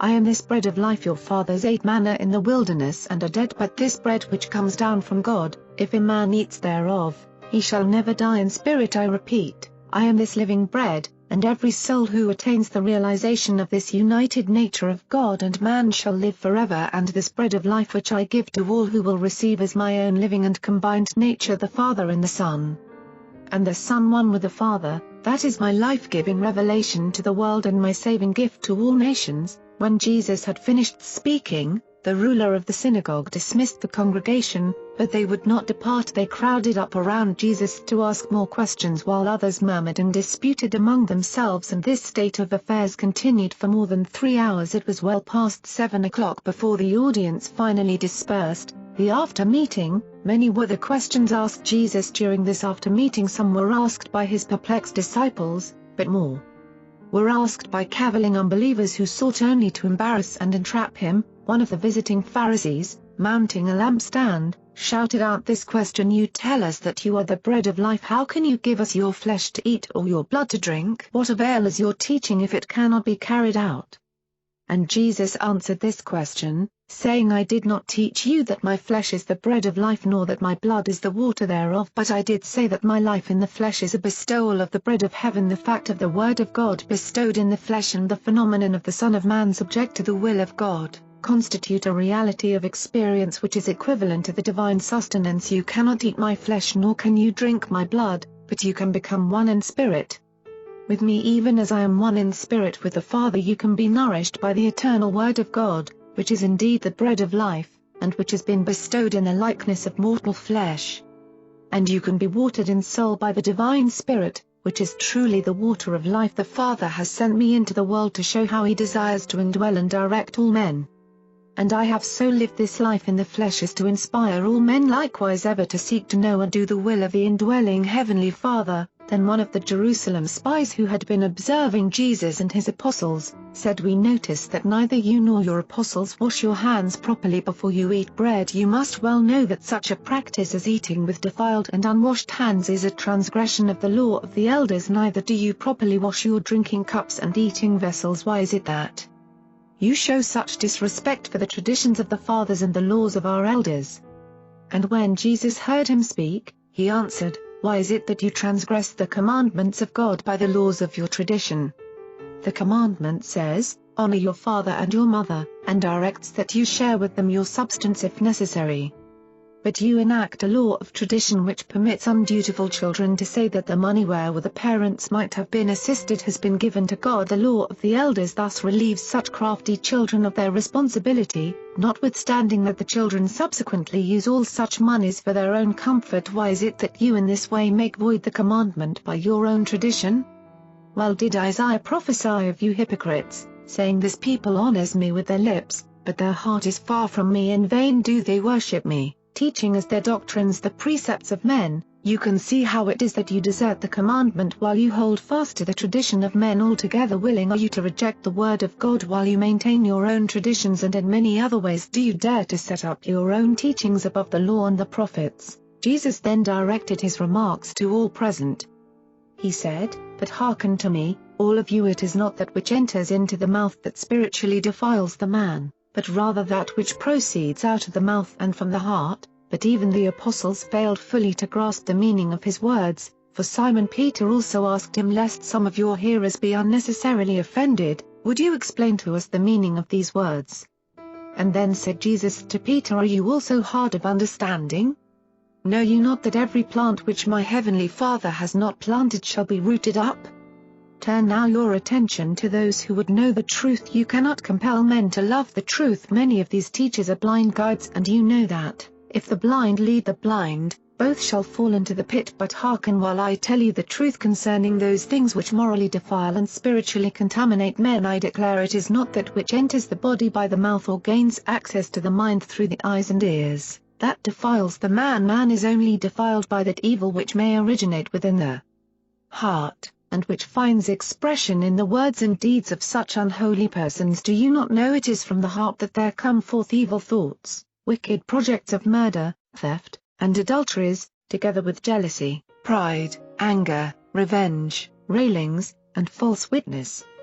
And it is just such things that defile men, and not that they eat bread with ceremonially unclean hands, The Pharisaic commissioners of the Jerusalem Sanhedrin were now almost convinced that Jesus must be apprehended on a charge of blasphemy or on one of flouting the sacred law of the Jews. Wherefore their efforts to involve him in the discussion of, and possible attack upon, some of the traditions of the elders, or so-called oral laws of the nation, no matter how scarce water might be, these traditionally enslaved Jews would never fail to go through with the required ceremonial washing of the hands before every meal. It was their belief that it is better to die than to transgress the commandments of the elders. The spies asked this question because it had been reported that Jesus had said, "Salvation is a matter of clean hearts rather than of clean hands." But such beliefs, when they once become a part of one's religion, are hard to get away from. Even many years after this day, the Apostle Peter was still held in the bondage of fear to many of these traditions about things clean and unclean, only being finally delivered by experiencing an extraordinary and vivid dream. All of this can the better be understood when it is recalled that these Jews looked upon eating with unwashed hands in the same light as commerce with a harlot, and both were equally punishable by excommunication. Thus did the Master elect to discuss and expose the folly of the whole rabbinic system of rules and regulations, which was represented by the oral law, the traditions of the elders, all of which were regarded as more sacred and more binding upon the Jews than even the teachings of the Scriptures. And Jesus spoke out with less reserve because he knew the hour had come when he could do nothing more to prevent an open rupture of relations with these religious leaders. Last words in the synagogue. In the midst of the discussions of this after meeting, one of the Pharisees from Jerusalem brought to Jesus a distraught youth who was possessed of an unruly and rebellious spirit. Leading this demented lad up to Jesus, he said, "What can you do for such affliction as this? Can you cast out devils?"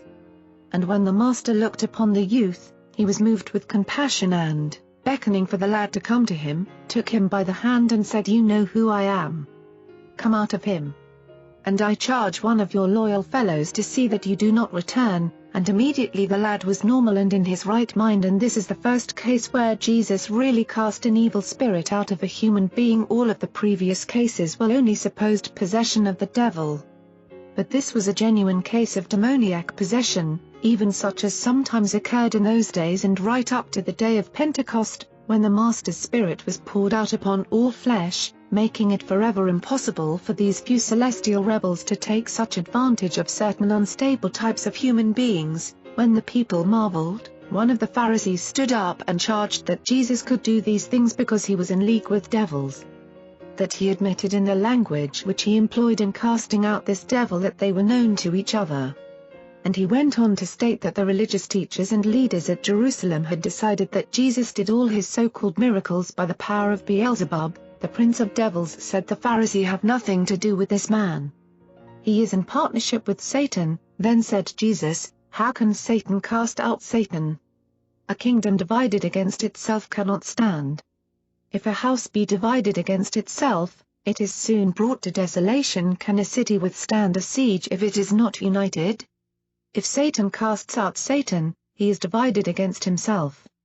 How then shall his kingdom stand? But you should know that no one can enter into the house of a strong man and despoil his goods except he first overpower and bind that strong man. And so, if I by the power of Beelzebub cast out devils, by whom do your sons cast them out? Therefore shall they be your judges. But if I, by the Spirit of God, cast out devils, then has the kingdom of God truly come upon you. If you are not blinded by prejudice and misled by fear and pride, you would easily perceive that one who is greater than devils stands in your midst. You compel me to declare that he who is not with me is against me, while he who gathers not with me scatters abroad. Let me utter a solemn warning to you who would presume, with your eyes open and with premeditated malice, knowingly to ascribe the works of God to the doings of devils. Verily, verily, I say to you, all your sins shall be forgiven, even all of your blasphemies, but whosoever shall blaspheme against God with deliberation and wicked intention shall never obtain forgiveness. Since such persistent workers of iniquity will never seek nor receive forgiveness, they are guilty of the sin of eternally rejecting divine forgiveness. Many of you have this day come to the parting of the ways. You have come to a beginning of the making of the inevitable choice between the will of the Father and the self-chosen ways of darkness. And as you now choose, so shall you eventually be. You must either make the tree good and its fruit good, or else will the tree become corrupt and its fruit corrupt. I declare that in my Father's eternal kingdom the tree is known by its fruits. But some of you who are as vipers, how can you, having already chosen evil, bring forth good fruits? After all, out of the abundance of the evil in your hearts your mouths speak." Then stood up another Pharisee, who said, "Teacher, we would have you give us a predetermined sign which we will agree upon as establishing your authority and right to teach. Will you agree to such an arrangement?" And when Jesus heard this, he said, "This faithless and sign-seeking generation seeks a token, but no sign shall be given you other than that which you already have, and that which you shall see when the Son of Man departs from among you." And when he had finished speaking, his apostles surrounded him and led him from the synagogue in silence. They journeyed home with him to Bethsaida. They were all amazed and somewhat terror-stricken by this sudden change in the Master's teaching tactics. They were wholly unaccustomed to seeing him perform in such a militant manner. The Saturday evening, time and again had Jesus dashed to pieces the hopes of his apostles. Repeatedly had he crushed their fondest expectations, but no time of disappointment or season of sorrow had ever equaled that which now overtook them. And too, there was now admixed with their depression a real fear for their safety. They were all surprisingly startled by the suddenness and completeness of the desertion of the populace. They were also somewhat frightened and disconcerted by the unexpected boldness and assertive determination exhibited by the Pharisees who had come down from Jerusalem. But most of all they were bewildered by Jesus' sudden change of tactics. Under ordinary circumstances they would have welcomed the appearance of this more militant attitude, but coming as it did, along with so much that was unexpected, it startled them. And now, on top of all of these worries, when they reached home, Jesus refused to eat for hours. He isolated himself in one of the upper rooms. It was almost midnight when Joab, the leader of the evangelists, returned and reported that about 1/3 of his associates had deserted the cause. All through the evening loyal disciples had come and gone, reporting that the revulsion of feeling toward the Master was general in Capernaum. The leaders from Jerusalem were not slow to feed this feeling of disaffection and in every way possible to seek to promote the movement away from Jesus and his teachings. During these trying hours the 12 women were in session over at Peter's house. They were tremendously upset, but none of them deserted. It was a little after midnight when Jesus came down from the upper chamber and stood among the 12 and their associates, numbering about 30 in all. He said, "I recognize that this sifting of the kingdom distresses you, but it is unavoidable still. After all the training you have had, was there any good reason why you should stumble at my words? Why is it that you are filled with fear and consternation when you see the kingdom being divested of these lukewarm multitudes and these half-hearted disciples? Why do you grieve when the new day is dawning for the shining forth in new glory of the spiritual teachings of the kingdom of heaven?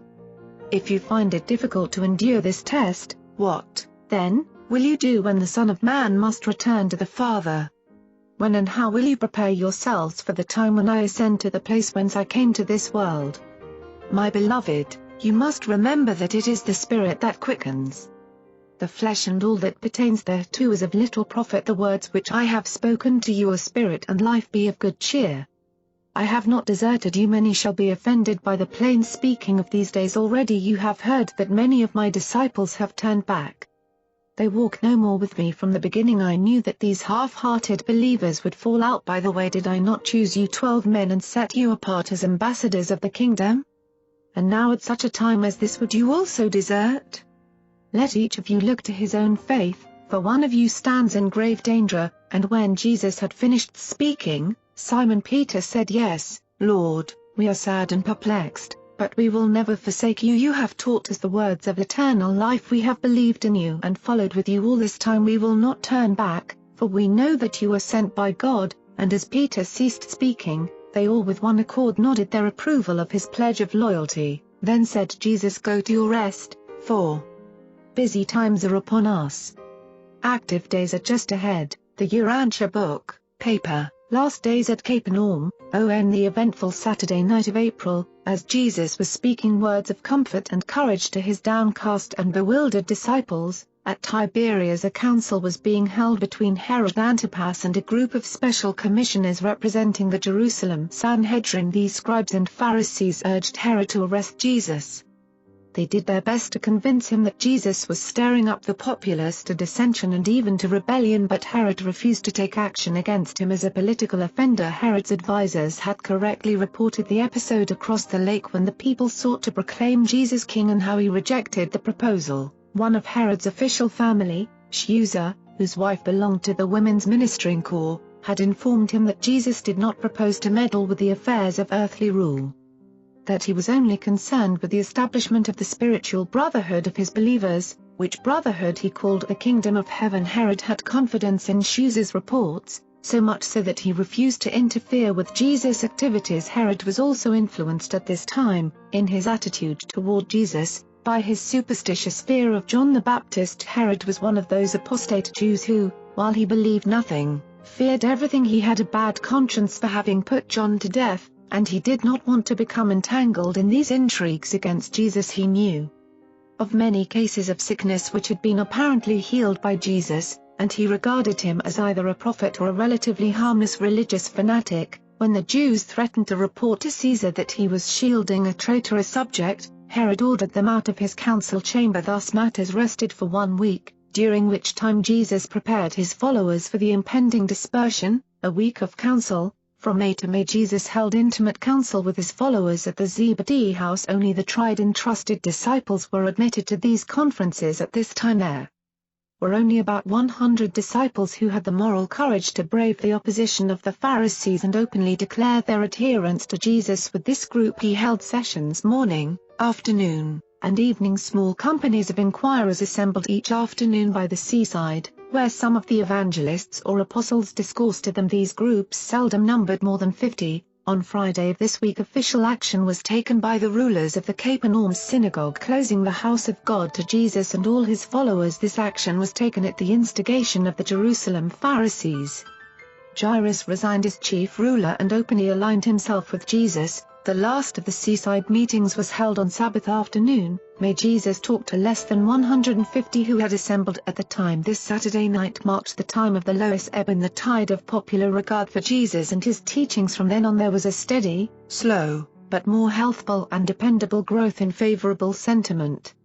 A new following was built up which was better grounded in spiritual faith and true religious experience. The more or less composite and compromising transition stage between the materialistic concepts of the kingdom held by the Master's followers and those more idealistic and spiritual concepts taught by Jesus, had now definitely ended. From now on there was a more open proclamation of the gospel of the kingdom in its larger scope and in its far-flung spiritual implications. A week of rest, Sunday, May, AD. At Jerusalem, the Sanhedrin passed a decree closing all the synagogues of Palestine to Jesus and his followers. This was a new and unprecedented usurpation of authority by the Jerusalem Sanhedrin. Theretofore each synagogue had existed and functioned as an independent congregation of worshippers and was under the rule and direction of its own board of governors. Only the synagogues of Jerusalem had been subject to the authority of the Sanhedrin. This summary action of the Sanhedrin was followed by the resignation of 5 of its members. 100 messengers were immediately dispatched to convey and enforce this decree. Within the short space of 2 weeks every synagogue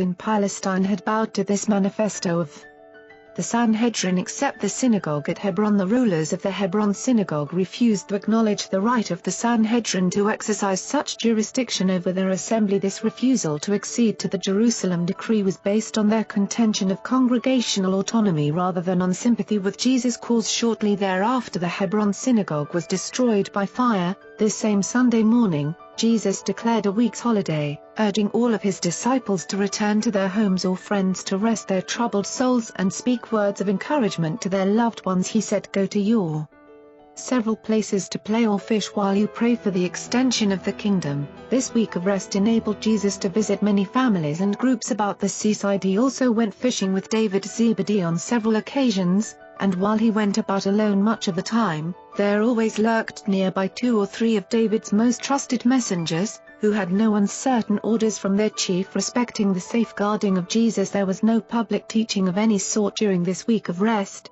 This was the week that Nathanael and James Zebedee suffered from more than a slight illness. For 3 days and nights they were acutely afflicted with a painful digestive disturbance. On the 3rd night Jesus sent Salome, James's mother, to her rest, while he ministered to his suffering apostles. Of course, Jesus could have instantly healed these two men, but that is not the method of either the Son or the Father in dealing with these commonplace difficulties and afflictions of the children of men on the evolutionary worlds of time and space. Never once, throughout all of his eventful life in the flesh, did Jesus engage in any sort of supernatural ministration to any member of his earth family or in behalf of any one of his immediate followers. Universe difficulties must be met and planetary obstacles must be encountered as a part of the experience training provided for the growth and development, the progressive perfection, of the evolving souls of mortal creatures. The spiritualization of the human soul requires intimate experience with the educational solving of a wide range of real universe problems. The animal nature and the lower forms of all creatures do not progress favorably in environmentally problematic situations,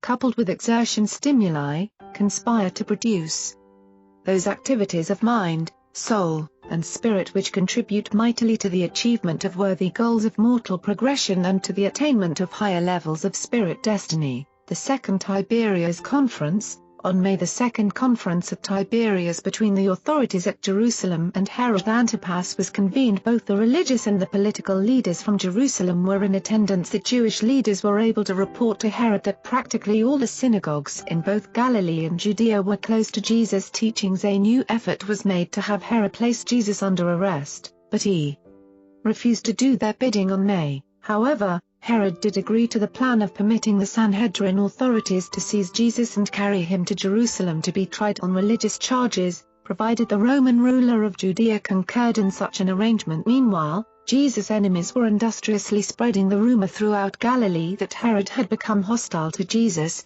and that he meant to exterminate all who believed in his teachings. On Saturday night, May, word reached Tiberias that the civil authorities at Jerusalem had no objection to the agreement between Herod and the Pharisees that Jesus be seized and carried to Jerusalem for trial before the Sanhedrin on charges of flouting the sacred laws of the Jewish nation. Accordingly, just before midnight of this day, Herod signed the decree which authorized the officers of the Sanhedrin to seize Jesus within Herod's domains and forcibly to carry him to Jerusalem for trial. Strong pressure from many sides was brought to bear upon Herod before he consented to grant this permission, and he well knew that Jesus could not expect a fair trial before his bitter enemies at Jerusalem. Saturday night in Capernaum. On this same Saturday night, in Capernaum, a group of 50 leading citizens met at the synagogue to discuss the momentous question, "What shall we do with Jesus?" They talked and debated until after midnight, but they could not find any common ground for agreement aside from a few persons who inclined to the belief that Jesus might be the Messiah, at least a holy man, or perhaps a prophet. The meeting was divided into 4 nearly equal groups who held, respectively, the following views of Jesus: that he was a deluded and harmless religious fanatic, that he was a dangerous and designing agitator who might stir up rebellion, that he was in league with devils, that he might even be a prince of devils, that he was beside himself, that he was mad, mentally unbalanced. There was much talk about Jesus preaching doctrines which were upsetting for the common people. His enemies maintained that his teachings were impractical, that everything would go to pieces if everybody made an honest effort to live in accordance with his ideas, and the men of many subsequent generations have said the same things. Many intelligent and well-meaning men, even in the more enlightened age of these revelations, maintain that modern civilization could not have been built upon the teachings of Jesus, and they are partially right, but all such doubters forget that a much better civilization could have been built upon his teachings, and sometime will be. This world has never seriously tried to carry out the teachings of Jesus on a large scale, notwithstanding that half-hearted attempts have often been made to follow the doctrines of so-called Christianity. The eventful Sunday morning, May, was an eventful day in the life of Jesus. On this Sunday morning, before daybreak, one of David's messengers arrived in great haste from Tiberias, bringing the word that Herod had authorized, or was about to authorize, the arrest of Jesus by the officers of the Sanhedrin. The receipt of the news of his impending danger caused David Zebedee to arouse his messengers and send them out to all the local groups of disciples, summoning them for an emergency council at 7 o'clock that morning. When the sister-in-law of Jude, Jesus' brother, heard this alarming report, she hastened word to all of Jesus' family who dwelt nearby, summoning them forthwith to assemble at Zebedee's house. And in response to this hasty call, presently there were assembled Mary, James, Joseph, Jude, and Ruth. At this early morning meeting, Jesus imparted his farewell instructions to the assembled disciples. That is, he bade them farewell for the time being, knowing well that they would soon be dispersed from Capernaum. He directed them all to seek God for guidance and to carry on the work of the kingdom regardless of consequences. The evangelists were to labor as they saw fit until such time as they might be called. He selected 12 of the evangelists to accompany him. The 12 apostles he directed to remain with him no matter what happened. The 12 women he instructed to remain at the Zebedee house and at Peter's house until he should send for them. Jesus consented to David Zebedee's continuing his countrywide messenger service, and in bidding the master farewell presently, David said, "Go forth to your work, master, don't let the bigots catch you, and never doubt that the messengers will follow after you. My men will never lose contact with you, and through them you shall know of the kingdom in other parts, and by them we will all know about you. Nothing that might happen to me will interfere with this service, for I have appointed first and second leaders, even a third. I am neither a teacher nor a preacher, but it is in my heart to do this, and none can stop me." About this morning Jesus began his parting address to almost 100 believers who had crowded indoors to hear him. This was a solemn occasion for all present, but Jesus seemed unusually cheerful. He was once more like his normal self. The seriousness of weeks had gone, and he inspired all of them with his words of faith, hope, and courage. Jesus' family arrives. It was about 8 o'clock on this Sunday morning when 5 members of Jesus' earth family arrived on the scene in response to the urgent summons of Jude's sister-in-law. Of all his family in the flesh, only one, Ruth, believed wholeheartedly and continuously in the divinity of his mission on earth. Jude and James, and even Joseph, still retained much of their faith in Jesus, but they had permitted pride to interfere with their better judgment and real spiritual inclinations. Mary was likewise torn between love and fear, between mother love and family pride. Though she was harassed by doubts, she could never quite forget the visit of Gabriel ere Jesus was born. The Pharisees had been laboring to persuade Mary that Jesus was beside himself. Demented, they urged her to go with her sons and seek to dissuade him from further efforts at public teaching. They assured Mary that soon Jesus' health would break, and that only dishonor and disgrace could come upon the entire family as a result of allowing him to go on. And so, when the word came from Jude's sister-in-law, all 5 of them started at once for Zebedee's house, having been together at Mary's home, where they had met with the Pharisees the evening before. They had talked with the Jerusalem leaders long into the night, and all were more or less convinced that Jesus was acting strangely, that he had acted strangely for some time. While Ruth could not explain all of his conduct, she insisted that he had always treated his family fairly and refused to agree to the program of trying to dissuade him from further work. On the way to Zebedee's house they talked these things over and agreed among themselves to try to persuade Jesus to come home with them. "For," said Mary, "I know I could influence my son if he would only come home and listen to me." James and Jude had heard rumors concerning the plans to arrest Jesus and take him to Jerusalem for trial. They also feared for their own safety. As long as Jesus was a popular figure in the public eye, his family allowed matters to drift along, but now that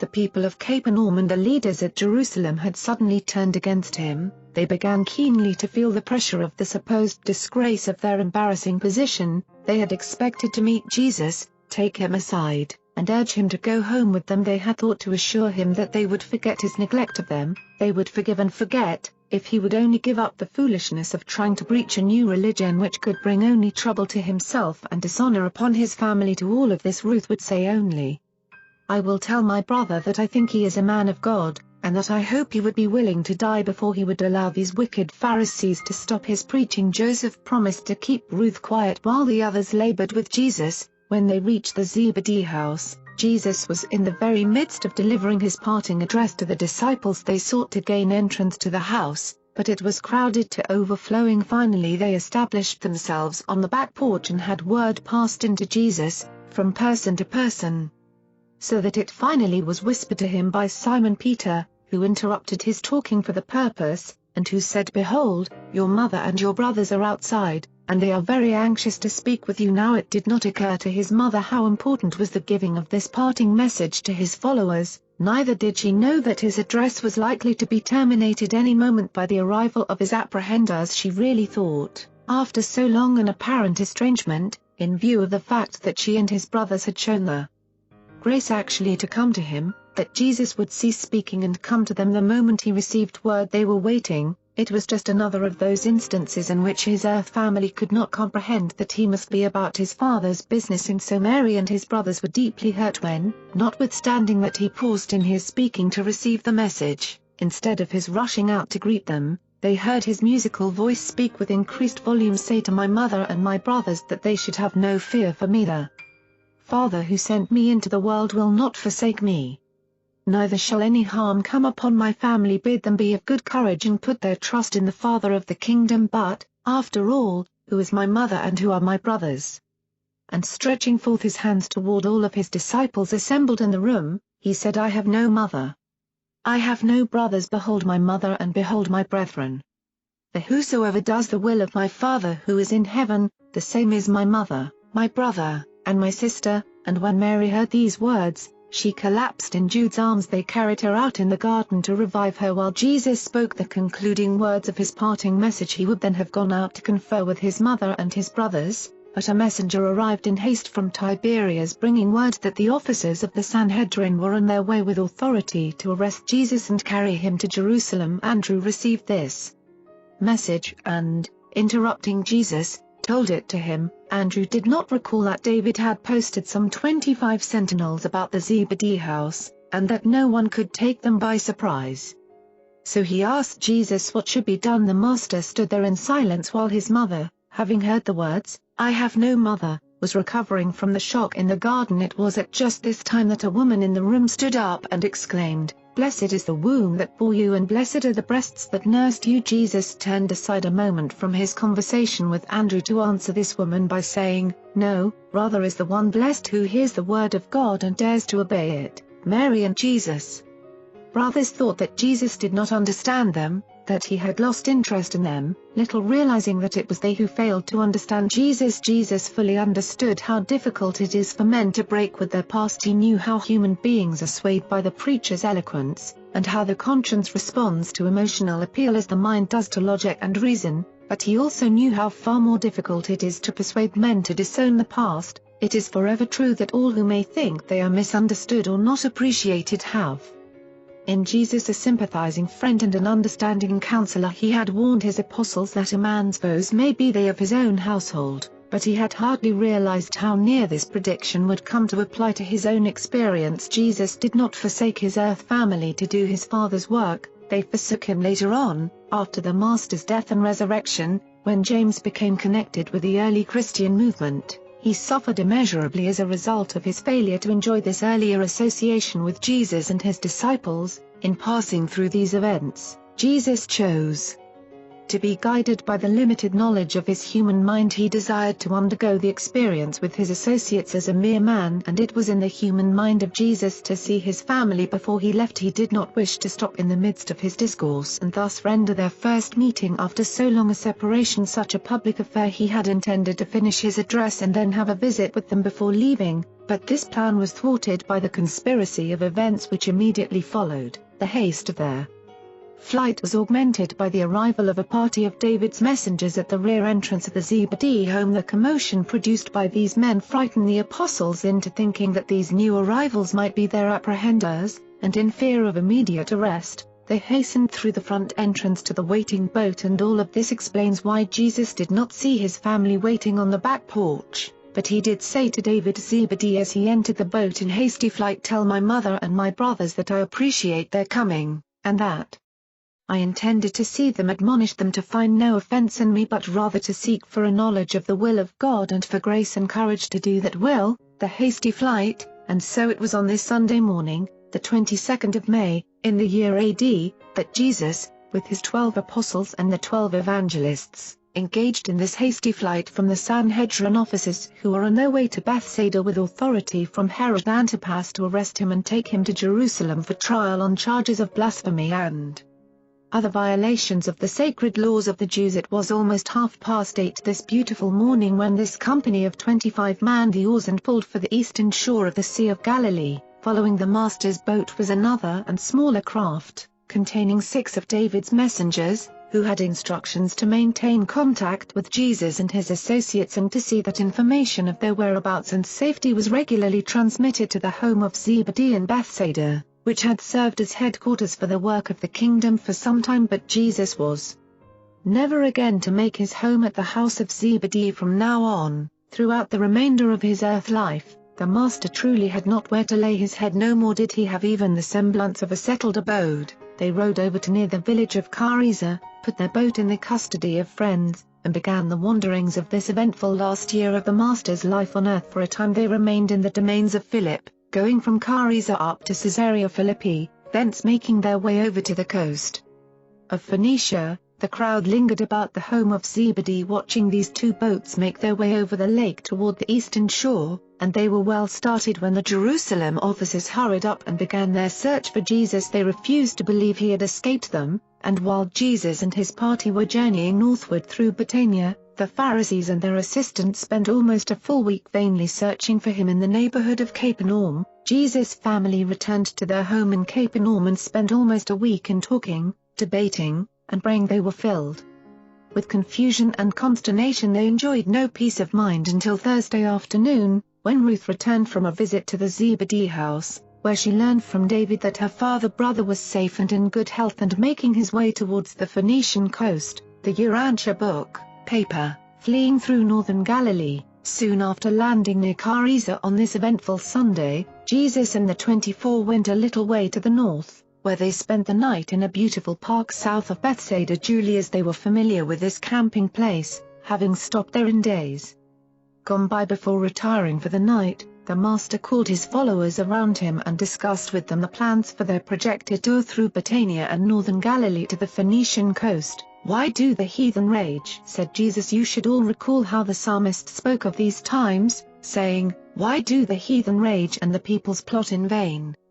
The kings of the earth set themselves, and the rulers of the people take counsel together, against the Lord and against his anointed, saying, Let us break the bonds of mercy asunder and let us cast away the cords of love." Today you see this fulfilled before your eyes, but you shall not see the remainder of the psalmist's prophecy fulfilled, for he entertained erroneous ideas about the Son of Man and his mission on earth. My kingdom is founded on love, proclaimed in mercy, and established by unselfish service. My Father does not sit in heaven laughing in derision at the heathen. He is not wrathful in his great displeasure. True is the promise that the Son shall have these so-called heathen, in reality his ignorant and untaught brethren, for an inheritance, and I will receive these Gentiles with open arms of mercy and affection. All this loving kindness shall be shown the so-called heathen, notwithstanding the unfortunate declaration of the record which intimates that the triumphant Son shall break them with a rod of iron and dash them to pieces like a potter's vessel. The psalmist exhorted you to serve the Lord with fear. I bid you enter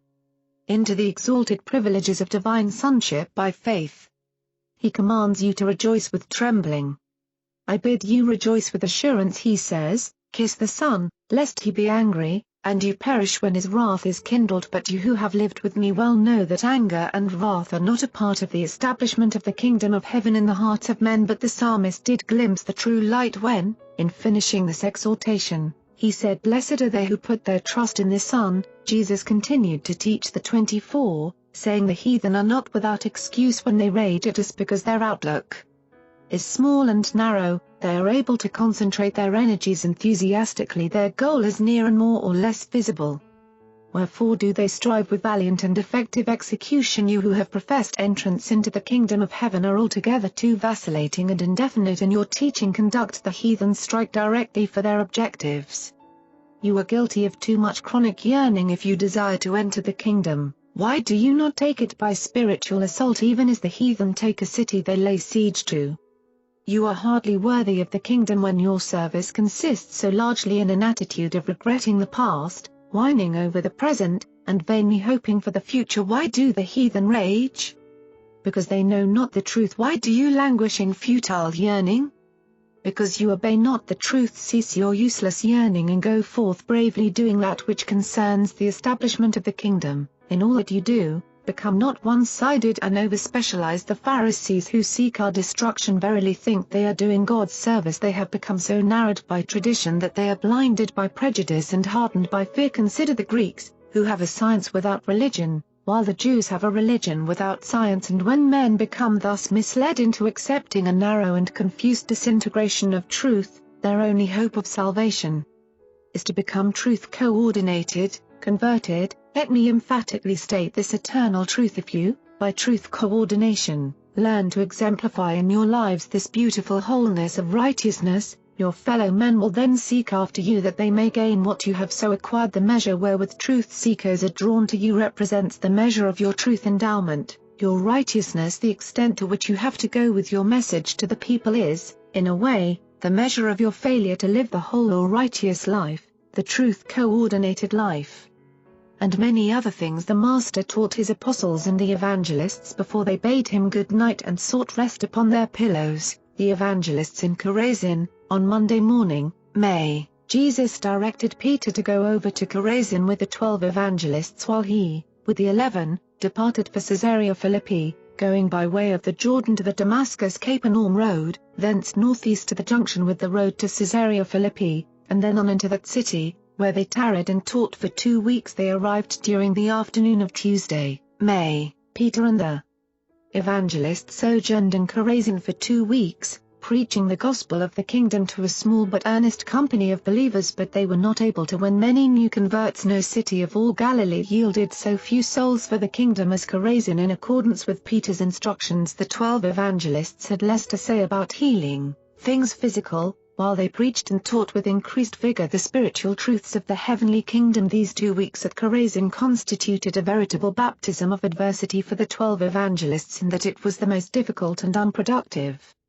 period in their careers up to this time, being thus deprived of the satisfaction of winning souls for the kingdom. Each of them the more earnestly and honestly took stock of his own soul and its progress in the spiritual paths of the new life. When it appeared that no more people were minded to seek entrance into the kingdom, Peter, on Tuesday, June, called his associates together and departed for Caesarea Philippi to join Jesus and the apostles. They arrived about noontime on Wednesday and spent the entire evening in rehearsing their experiences among the unbelievers of Chorazin. During the discussions of this evening, Jesus made further reference to the parable of the sower and taught them much about the meaning of the apparent failure of life undertakings at Caesarea Philippi. Although Jesus did no public work during this 2 weeks sojourn near Caesarea Philippi, the apostles held numerous quiet evening meetings in the city, and many of the believers came out to the camp to talk with the Master. Very few were added to the group of believers as a result of this visit. Jesus talked with the apostles each day, and they more clearly discerned that a new phase of the work of preaching the kingdom of heaven was now beginning. They were commencing to comprehend that the kingdom of heaven is not meat and drink, but the realization of the spiritual joy of the acceptance of divine sonship. The sojourn at Caesarea Philippi was a real test to the 11 apostles. It was a difficult 2 weeks for them to live through. They were well-nigh depressed, and they missed the periodic stimulation of Peter's enthusiastic personality. In these times it was truly a great and testing adventure to believe in Jesus and go forth to follow after him. Though they made few converts during these 2 weeks, they did learn much that was highly profitable from their daily conferences with the Master. The apostles learned that the Jews were spiritually stagnant and dying because they had crystallized truth into a creed. That when truth becomes formulated as a boundary line of self-righteous exclusiveness instead of serving as signposts of spiritual guidance and progress, such teachings lose their creative and life-giving power and ultimately become merely preservative and fossilizing. Increasingly they learned from Jesus to look upon human personalities in terms of their possibilities in time and in eternity. They learned that many souls can best be led to love the unseen God by being first taught to love their brethren whom they can see, and it was in this connection that new meaning became attached to the Master's pronouncement concerning unselfish service for one's fellows. Inasmuch as you did it to one of the least of my brethren, you did it to me. One of the great lessons of this sojourn at Caesarea had to do with the origin of religious traditions, with the grave danger of allowing a sense of sacredness to become attached to non-sacred things, common ideas, or everyday events. From one conference they emerged with a teaching that true religion was man's heartfelt loyalty to his highest and truest convictions. Jesus warned his believers that, if their religious longings were only material, increasing knowledge of nature would, by progressive displacement of the supposed supernatural origin of things, ultimately deprive them of their faith in God, but that, if their religion was spiritual, never could the progress of physical science disturb their faith in eternal realities and divine values. They learned that, when religion is wholly spiritual in motive, it makes all life more worthwhile. filling it with high purposes, dignifying it with transcendent values, inspiring it with superb motives, all the while comforting the human soul with a sublime and sustaining hope. True religion is designed to lessen the strain of existence. It releases faith and courage for daily living, and unselfish serving faith promotes spiritual vitality and righteous fruitfulness. Jesus repeatedly taught his apostles that no civilization could long survive the loss of the best in its religion, and he never grew weary of pointing out to the 12 the great danger of accepting religious symbols and ceremonies in the place of religious experience. His whole earth life was consistently devoted to the mission of thawing out the frozen forms of religion into the liquid liberties of enlightened sonship. On the way to Phoenicia, on Thursday morning, June, after receiving word regarding the progress of the kingdom brought by the messengers of David from Bethsaida, this group of 25 teachers of truth left Caesarea Philippi to begin their journey to the Phoenician coast. They passed around the marsh country, by way of Luz, to the point of junction with the Magdala-Mount Lebanon Trail Road, thence to the crossing with the road leading to Sidon, arriving there Friday afternoon, while pausing for lunch under the shadow of an overhanging ledge of rock, near Luz. Jesus delivered one of the most remarkable addresses which his apostles ever listened to throughout all their years of association with him. No sooner had they seated themselves to break bread than Simon Peter asked Jesus, "Master, since the Father in heaven knows all things, and since his Spirit is our support in the establishment of the kingdom of heaven on earth, why is it that we flee from the threats of our enemies? Why do we refuse to confront the foes of truth?" But before Jesus had begun to answer Peter's question, Thomas broke in, asking, "Master, I should really like to know just what is wrong with the religion of our enemies at Jerusalem. What is the real difference between their religion and ours? Why is it we are at such diversity of belief when we all profess to serve the same God?" And when Thomas had finished, Jesus said, "While I would not ignore Peter's question, knowing full well how easy it would be to misunderstand my reasons for avoiding an open clash with the rulers of the Jews at just this time, still it will prove more helpful to all of you if I choose rather to answer Thomas's question, and that I will proceed to do when you have finished your lunch." The Discourse on True Religion. This memorable discourse on religion, summarized and restated in modern phraseology, gave expression to the following truths: while the religions of the world have a double origin, natural and revelatory, at any one time and among any one people there are to be found three distinct forms of religious devotion, and these three manifestations of the religious urge are: primitive religion, the semi-natural and instinctive urge to fear mysterious energies and worship superior forces, chiefly a religion of the physical nature; the religion of fear, the religion of civilization, the advancing religious concepts and practices of the civilizing races; the religion of the mind, the intellectual theology of the authority of established religious tradition; true religion, the religion of revelation, the revelation of supernatural values, a partial insight into eternal realities, a glimpse of the goodness and beauty of the infinite character of the Father in heaven; the religion of the Spirit as demonstrated in human experience, the religion of the physical senses and the superstitious fears of natural man. The Master refused to belittle, though he deplored the fact that so much of this primitive form of worship should persist in the religious forms of the more intelligent races of mankind. Jesus made it clear that the great difference between the religion of the mind and the religion of the spirit is that, while the former is upheld by ecclesiastical authority, the latter is wholly based on human experience. And then the Master, in his hour of teaching, went on to make clear these truths: until the races become highly intelligent and more fully civilized, there will persist many of those childlike and superstitious ceremonies which are so characteristic of the evolutionary religious practices of primitive and backward peoples. Until the human race progresses to the level of a higher and more general recognition of the realities of spiritual experience, large numbers of men and women will continue to show a personal preference for those religions of authority which require only intellectual assent, in contrast to the religion of the Spirit, which entails active participation of mind and soul in the faith adventure of grappling with the rigorous realities of progressive human experience. The acceptance of the traditional religions of authority presents the easy way out for man's urge to seek satisfaction for the longings of his spiritual nature. The settled, crystallized, and established religions of authority afford a ready refuge to which the distracted and distraught soul of man may flee when harassed by fear and tormented by uncertainty. Such a religion requires of its devotees as the price to be paid for its satisfactions and assurances, only a passive and purely intellectual assent, and for a long time there will live on earth those timid, fearful, and hesitant individuals who will prefer thus to secure their religious consolations, even though, in so casting their lot with the religions of authority,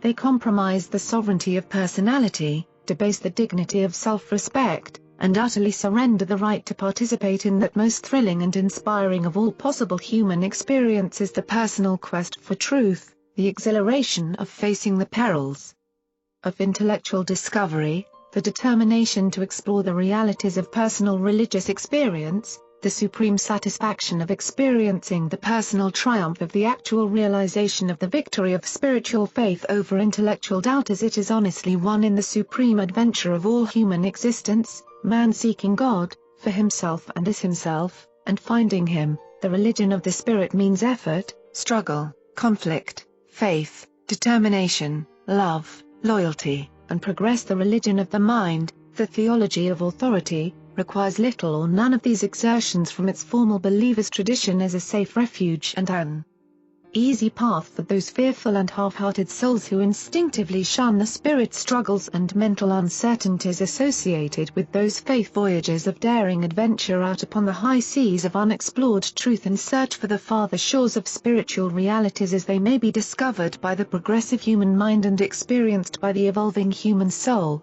And Jesus went on to say, at Jerusalem the religious leaders have formulated the various doctrines of their traditional teachers and the prophets of other days into an established system of intellectual beliefs, a religion of authority, the appeal of all such religions is largely to the mind. And now are we about to enter upon a deadly conflict with such a religion, since we will so shortly begin the bold proclamation of a new religion, a religion which is not a religion in the present day meaning of that word, a religion that makes its chief appeal to the divine spirit of my Father which resides in the mind of man. A religion which shall derive its authority from the fruits of its acceptance that will so certainly appear in the personal experience of all who really and truly become believers in the truths of this higher spiritual communion, pointing out each of the 24 and calling them by name. Jesus said, "And now, which one of you would prefer to take this easy path of conformity to an established and fossilized religion, as defended by the Pharisees at Jerusalem, rather than to suffer the difficulties and persecutions attendant upon the mission of proclaiming a better way of salvation to men, while you realize the satisfaction of discovering for yourselves the beauties of the realities of a living and personal experience in the eternal truths and supreme grandeurs of the kingdom of heaven? Are you fearful, soft, and ease-seeking? Are you afraid to trust your future in the hands of the God of truth, whose sons you are? Are you distrustful of the Father, whose children you are? Will you go back to the easy path of the certainty and intellectual settledness of the religion of traditional authority, or will you gird yourselves to go forward with me into that uncertain and troublous future of proclaiming the new truths of the religion of the Spirit, the kingdom of heaven in the heart of men?" All 24 of his hearers rose to their feet, intending to signify their united and loyal response to this, one of the few emotional appeals which Jesus ever made to them, but he raised his hand and stopped them, saying, "Go now apart by yourselves, each man alone with the Father, and there find the unemotional answer to my question, and having found such a true and sincere attitude of soul, speak that answer freely and boldly to my Father and your Father, whose infinite life of love is the very spirit of the religion we proclaim." The evangelists and apostles went apart by themselves for a short time. Their spirits were uplifted, their minds were inspired, and their emotions mightily stirred by what Jesus had said. But when Andrew called them together, the Master said, "Only let us resume our journey. We go into Phoenicia to tarry for a season, and all of you should pray the Father to transform your emotions of mind and body into the higher loyalties of mind and the more satisfying experiences of the Spirit." As they journeyed on down the road, the 24 were silent, but presently they began to talk one with another, and by 3 o'clock that afternoon they could not go farther. They came to a halt, and Peter, going up to Jesus, said, "Master, you have spoken to us the words of life and truth. We would hear more. We beseech you to speak to us further concerning these matters." The second discourse on religion. And so, while they paused in the shade of the hillside, Jesus continued to teach them regarding the religion of the Spirit, in substance saying, "You have come out from among those of your fellows who choose to remain satisfied with a religion of mind, who crave security and prefer conformity. You have elected to exchange your feelings of authoritative certainty for the assurances of the spirit of adventurous and progressive faith. You have dared to protest against the grueling bondage of institutional religion, and to reject the authority of the traditions of record which are now regarded as the word of God. Our Father did indeed speak through Moses, Elijah, Isaiah, Amos, and Hosea, but he did not cease to minister words of truth to the world when these prophets of old made an end of their utterances. My Father is no respecter of races or generations, in that the word of truth is vouchsafed one age and withheld from another. Commit not the folly of calling that divine which is wholly human, and fail not to discern the words of truth which come not through the traditional oracles of supposed inspiration. I have called upon you to be born again, to be born of the Spirit. I have called you out of the darkness of authority and the lethargy of tradition into the transcendent light of the realization of the possibility of making for yourselves the greatest discovery possible for the human soul to make, the supernal experience of finding God for yourself, in yourself, and of yourself, and of doing all this as a fact in your own personal experience. And so may you pass from death to life, from the authority of tradition to the experience of knowing God. Thus will you pass from darkness to light, from a racial faith inherited to a personal faith achieved by actual experience. And thereby will you progress from a theology of mind handed down by your ancestors to a true religion of spirit which shall be built up in your souls as an eternal endowment. Your religion shall change from the mere intellectual belief in traditional authority to the actual experience of that living faith which is able to grasp the reality of God and all that relates to the divine spirit of the Father. The religion of the mind ties you hopelessly to the past. The religion of the spirit consists in progressive revelation and ever beckons you on toward higher and holier achievements in spiritual ideals and eternal realities, while the religion of authority may impart a present feeling of settled security. You pay for such a transient satisfaction the price of the loss of your spiritual freedom and religious liberty. My Father does not require of you as the price of entering the kingdom of heaven that you should force yourself to subscribe to a belief in things which are spiritually repugnant, unholy, and untruthful. It is not required of you that your own sense of mercy, justice, and truth should be outraged by submission to an outworn system of religious forms and ceremonies. The religion of the Spirit leaves you forever free to follow the truth wherever the leadings of the Spirit may take you. And who can judge, perhaps this Spirit may have something to impart to this generation which other generations have refused to hear. Shame on those false religious teachers who would drag hungry souls back into the dim and distant past and there leave them. And so are these unfortunate persons doomed to become frightened by every new discovery, while they are discomforted by every new revelation of truth. The prophet who said, "He will be kept in perfect peace whose mind is stayed on God," was not a mere intellectual believer in authoritative theology. This truth-knowing human had discovered God. He was not merely talking about God. I admonish you to give up the practice of always quoting the prophets of old and praising the heroes of Israel, and instead aspire to become living prophets of the Most High and spiritual heroes of the coming kingdom. To honor the God-knowing leaders of the past may indeed be worthwhile, but why, in so doing, should you sacrifice the supreme experience of human existence, finding God for yourself and knowing Him in your own souls? Every race of mankind has its own mental outlook upon human existence. Therefore must the religion of the mind ever run true to these various racial viewpoints. Never can the religions of authority come to unification. Human unity and mortal brotherhood can be achieved only by and through the superendowment of the religion of the Spirit. Racial minds may differ, but all mankind is indwelt by the same divine and eternal Spirit. The hope of human brotherhood can only be realized when, and as, the divergent mind religions of authority become impregnated with, and overshadowed by, the unifying and ennobling religion of the Spirit, the religion of personal spiritual experience. The religions of authority can only divide men and set them in conscientious array against each other. The religion of the Spirit will progressively draw men together and cause them to become understandingly sympathetic with one another. The religions of authority require of men uniformity in belief, but this is impossible of realization in the present state of the world. The religion of the Spirit requires only unity of experience, uniformity of destiny, making full allowance for diversity of belief. The religion of the Spirit requires only uniformity of insight, not uniformity of viewpoint and outlook. The religion of the Spirit does not demand uniformity of intellectual views, only unity of spirit feeling. The religions of authority crystallize into lifeless creeds.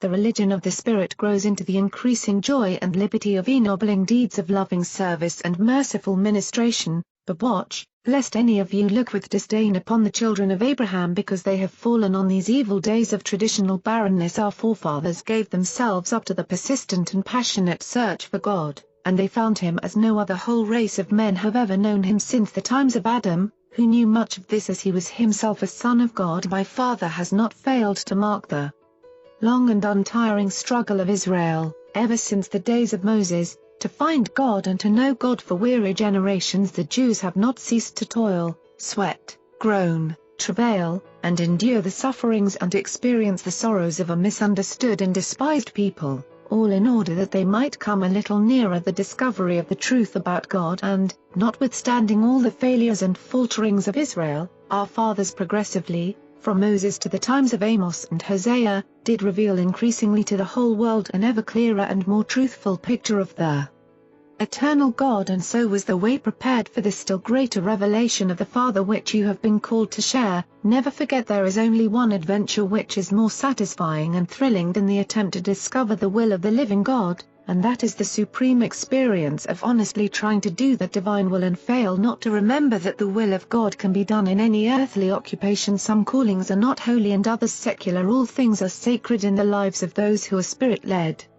That is, subordinated to truth, ennobled by love, dominated by mercy, and restrained by fairness, justice. The Spirit which my Father and I shall send into the world is not only the Spirit of truth but also the Spirit of idealistic beauty. You must cease to seek for the Word of God only on the pages of the olden records of theologic authority. Those who are born of the Spirit of God shall henceforth discern the Word of God regardless of whence it appears to take origin. Divine truth must not be discounted because the channel of its bestowal is apparently human. Many of your brethren have minds which accept the theory of God while they spiritually fail to realize the presence of God, and that is just the reason why I have so often taught you that the kingdom of heaven can best be realized by acquiring the spiritual attitude of a sincere child. It is not the mental immaturity of the child that I commend to you but rather the spiritual simplicity of such an easy believing and fully trusting little one. It is not so important that you should know about the fact of God as that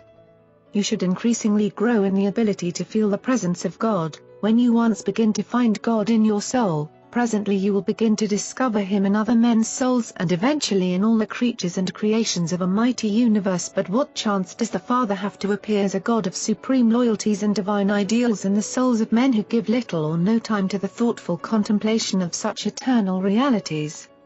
While the mind is not the seat of the spiritual nature, it is indeed the gateway thereto. But do not make the mistake of trying to prove to other men that you have found God.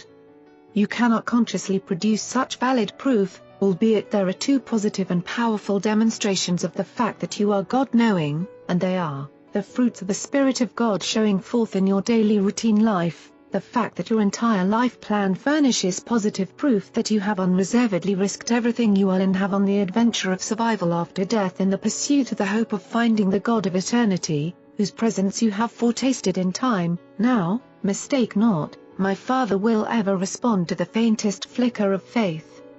He takes note of the physical and superstitious emotions of the primitive man, and with those honest but fearful souls whose faith is so weak that it amounts to little more than an intellectual conformity to a passive attitude of assent to religions of authority, the Father is ever alert to honor and foster even all such feeble attempts to reach out for him. But you who have been called out of darkness into the light are expected to believe with a whole heart. Your faith shall dominate the combined attitudes of body, mind, and spirit. You are my apostles, and to you religion shall not become a theologic shelter to which you may flee in fear of facing the rugged realities of spiritual progress and idealistic adventure. But rather shall your religion become the fact of real experience which testifies that God has found you, idealized, ennobled, and spiritualized you, and that you have enlisted in the eternal adventure of finding the God who has thus found and sonshiped you. And when Jesus had finished speaking, he beckoned to Andrew and, pointing to the west toward Phoenicia, said, "Let us be on our way." The Urantia book, paper, the sojourn at Tyre and Sidon. On Friday afternoon, June, Jesus and his associates arrived in the environs of Sidon, where they stopped at the home of a well-to-do woman who had been a patient in the Bethsaida hospital during the times when Jesus was at the height of his popular favor. The evangelists and the apostles were lodged with her friends in the immediate neighborhood, and they rested over the Sabbath day amid these refreshing surroundings. They spent almost 2.5 weeks in Sidon and vicinity before they prepared to visit the coast cities to the north. This June Sabbath day was one of great quiet. The evangelists and apostles were altogether absorbed in their meditations regarding the discourses of the Master on religion to which they had listened en route to Sidon. They were all able to appreciate something of what he had told them, but none of them fully grasped the import of his teaching. The Syrian woman, there lived near the home of Chariska, where the Master lodged, a Syrian woman who had heard much of Jesus as a great healer and teacher, and on this Sabbath afternoon she came over, bringing her little daughter. The child, about 12 years old, was afflicted with a grievous nervous disorder characterized by convulsions and other distressing manifestations. Jesus had charged his associates to tell no one of his presence at the home of Chariska, explaining that he desired to have a rest while they had obeyed their master's instructions. The servant of Chariska had gone over to the house of this Syrian woman, Urantia, to inform her that Jesus lodged at the home of her mistress and had urged this anxious mother to bring her afflicted daughter for healing. This mother, of course, believed that her child was possessed by a demon, an unclean spirit. When Urantia arrived with her daughter, the Alphaeus twins explained through an interpreter that the Master was resting and could not be disturbed. Whereupon Urantia replied that she and the child would remain right there until the Master had finished his rest. Peter also endeavored to reason with her and to persuade her to go home. He explained that Jesus was weary with much teaching and healing, and that he had come to Phoenicia for a period of quiet and rest, but it was futile. Urantia would not leave to Peter's entreaties. She replied only, "I will not depart until I have seen your Master. I know he can cast the demon out of my child, and I will not go until the healer has looked upon my daughter." Then Thomas sought to send the woman away but met only with failure. To him she said, "I have faith that your Master can cast out this demon which torments my child. I have heard of his mighty works in Galilee, and I believe in him. What has happened to you, his disciples, that you would send away those who come seeking your Master's help?" And when she had thus spoken, Thomas withdrew. Then came forward Simon Zelotes to remonstrate with Urantia. Said Simon, "Woman, you are a Greek-speaking Gentile. It is not right that you should expect the Master to take the bread intended for the children of the favored household and cast it to the dogs." But Urantia refused to take offense at Simon's thrust. She replied only, "Yes, teacher, I understand your words. I am only a dog in the eyes of the Jews, but as concerns your Master, I am a believing dog. I am determined that he shall see my daughter, for I am persuaded that, if he shall but look upon her, he will heal her. And even you, my good man, would not dare to deprive the dogs of the privilege of obtaining the crumbs which chanced to fall from the children's table." At just this time the little girl was seized with a violent convulsion before them all, and the mother cried out, "There, you can see that my child is possessed by an evil spirit. If our need does not impress you, it would appeal to your Master, who I have been told loves all men and dares even to heal the Gentiles when they believe. You are not worthy to be his disciples. I will not go until my child has been cured." Jesus, who had heard all of this conversation through an open window, now came outside, much to their surprise, and said, "O woman, great is your faith, so great that I cannot withhold that which you desire. Go your way in peace. Your daughter already has been made whole." And the little girl was well from that hour. As Urantia and the child took leave, Jesus entreated them to tell no one of this occurrence.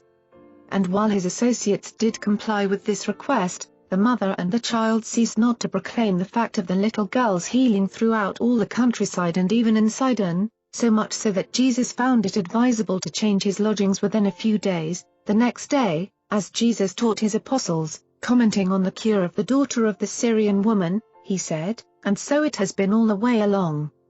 You see for yourselves how the Gentiles are able to exercise saving faith in the teachings of the gospel of the kingdom of heaven. Verily, verily, I tell you that the Father's kingdom shall be taken by the Gentiles if the children of Abraham are not minded to show faith enough to enter therein." Teaching in Sidon. In entering Sidon, Jesus and his associates passed over a bridge, the first one many of them had ever seen. As they walked over this bridge, Jesus, among other things, said, "This world is only a bridge.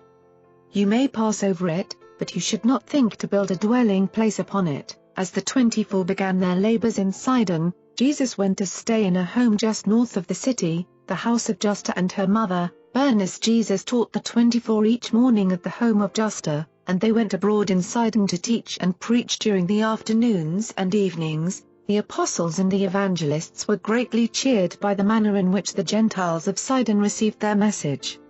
During their short sojourn many were added to the kingdom. This period of about 6 weeks in Phoenicia was a very fruitful time in the work of winning souls, but the later Jewish writers of the Gospels were wont lightly to pass over the record of this warm reception of Jesus' teachings by these Gentiles at this very time when such a large number of his own people were in hostile array against him. In many ways these Gentile believers appreciated Jesus' teachings more fully than the Jews. Many of these Greek-speaking Syrophoenicians came to know not only that Jesus was like God but also that God was like Jesus. These so-called heathen achieved a good understanding of the Master's teachings about the uniformity of the laws of this world and the entire universe. They grasped the teaching that God is no respecter of persons, races, or nations.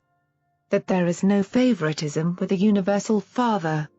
That the universe is holy and ever law-abiding and unfailingly dependable. These Gentiles were not afraid of Jesus. They dared to accept his message. All down through the ages men have not been unable to comprehend Jesus.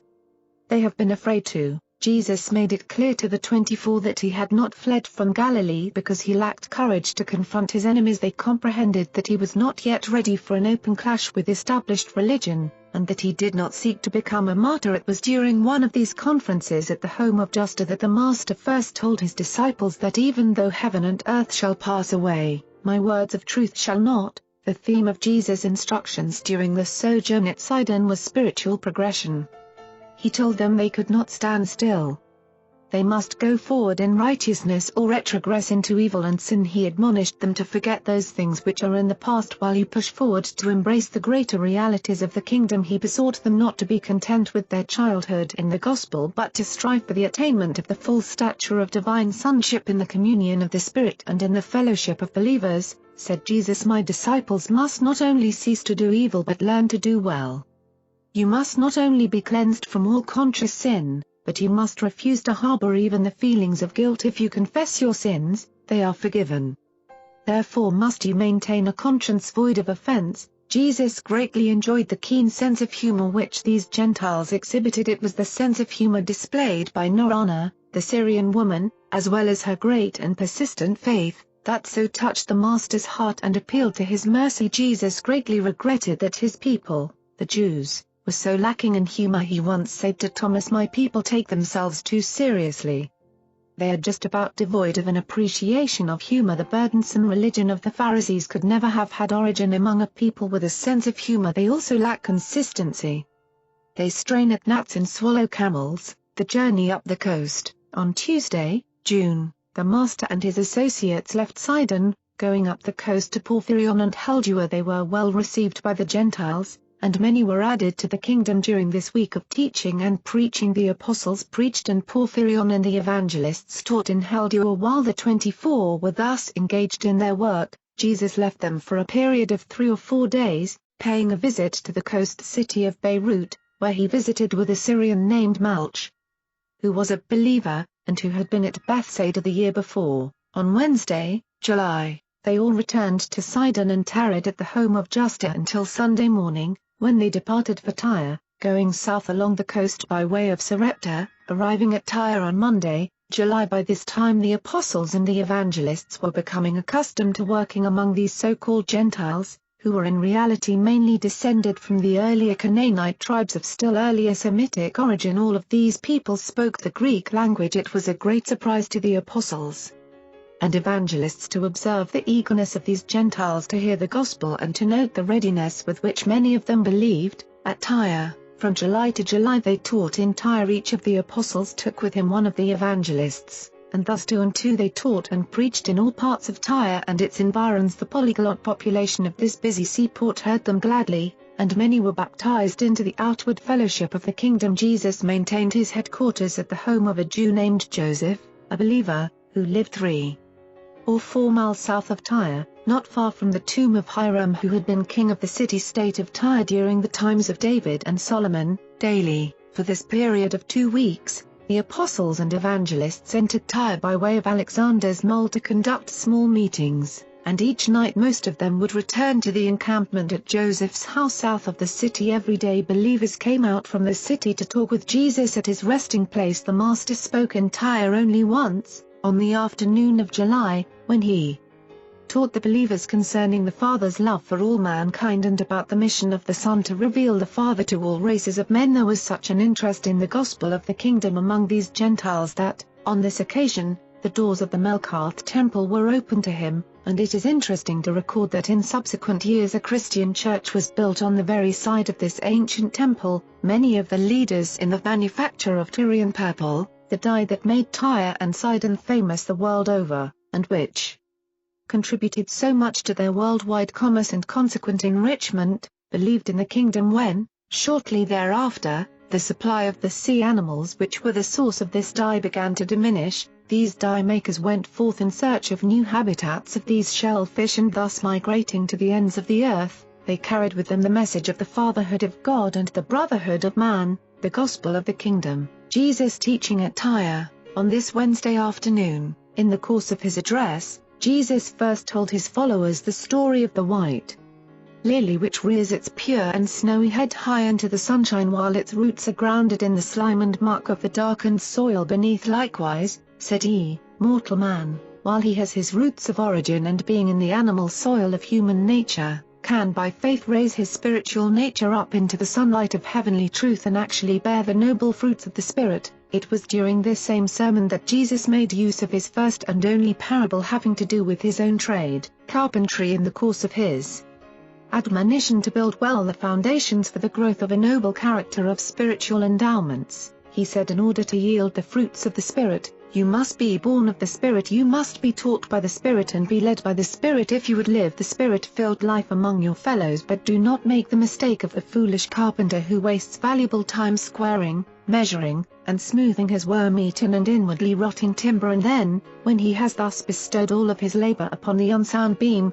must reject it as unfit to enter into the foundations of the building which he would construct to withstand the assaults of time and storm. Let every man make sure that the intellectual and moral foundations of character are such as will adequately support the superstructure of the enlarging and ennobling spiritual nature, which is thus to transform the mortal mind and then, in association with that recreated mind, is to achieve the evolvement of the soul of immortal destiny. Your spirit nature, the jointly created soul, is a living growth, but the mind and morals of the individual are the soil from which these higher manifestations of human development and divine destiny must spring. The soil of the evolving soul is human and material, but the destiny of this combined creature of mind and spirit is spiritual and divine. On the evening of this same day, Nathanael asked Jesus, Master, why do we pray that God will lead us not into temptation when we well know from your revelation of the Father that he never does such things? Jesus answered Nathanael, it is not strange that you ask such questions, seeing that you are beginning to know the Father as I know him, and not as the early Hebrew prophets so dimly saw him. You well know how our forefathers were disposed to see God in almost everything that happened. They looked for the hand of God in all natural occurrences, and in every unusual episode of human experience they connected God with both good and evil. They thought he softened the heart of Moses and hardened the heart of Pharaoh when man had a strong urge to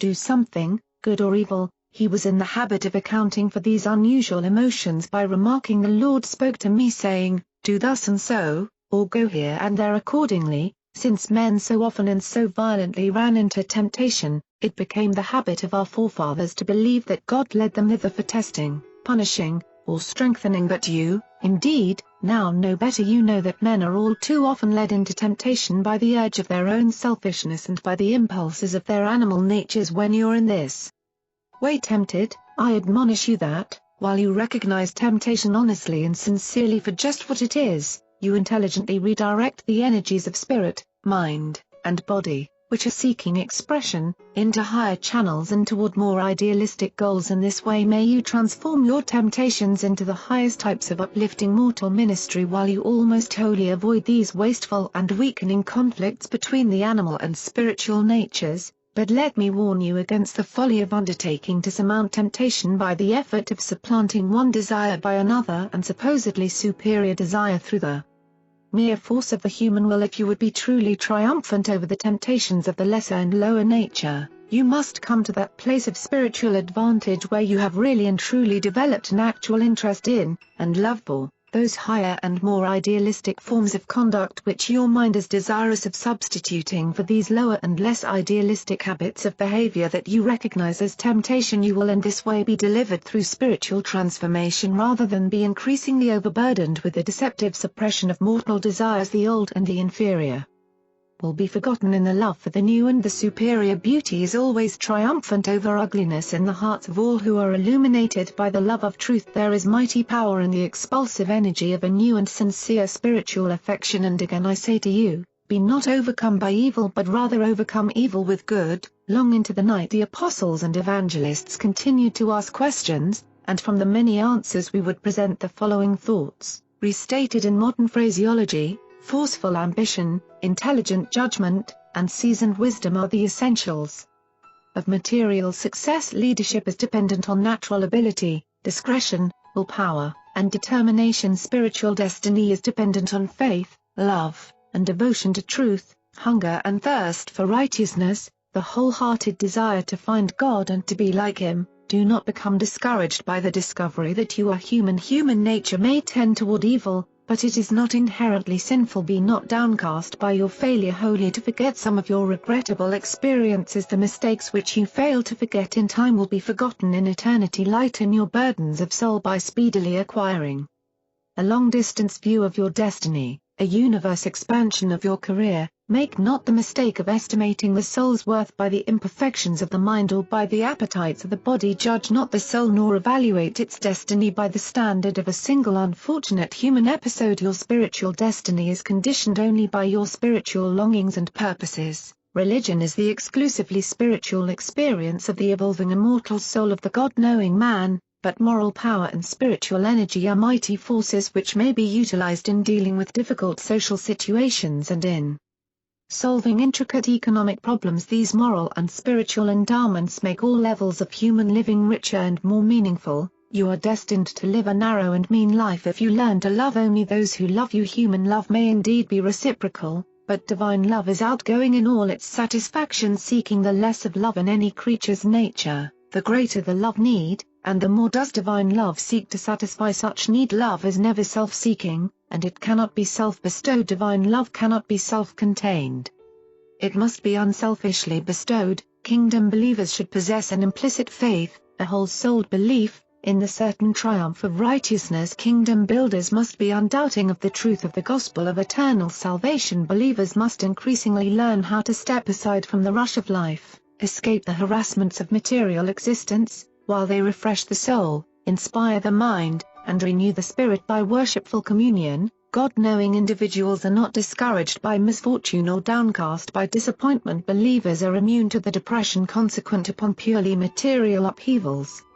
Spirit livers are not perturbed by the episodes of the material world. Candidates for eternal life are practitioners of an invigorating and constructive technique for meeting all of the vicissitudes and harassments of mortal living. Every day a true believer lives, he finds it easier to do the right thing. Spiritual living mightily increases true self-respect, but self-respect is not self-admiration. Self-respect is always coordinate with the love and service of one's fellows. It is not possible to respect yourself more than you love your neighbor.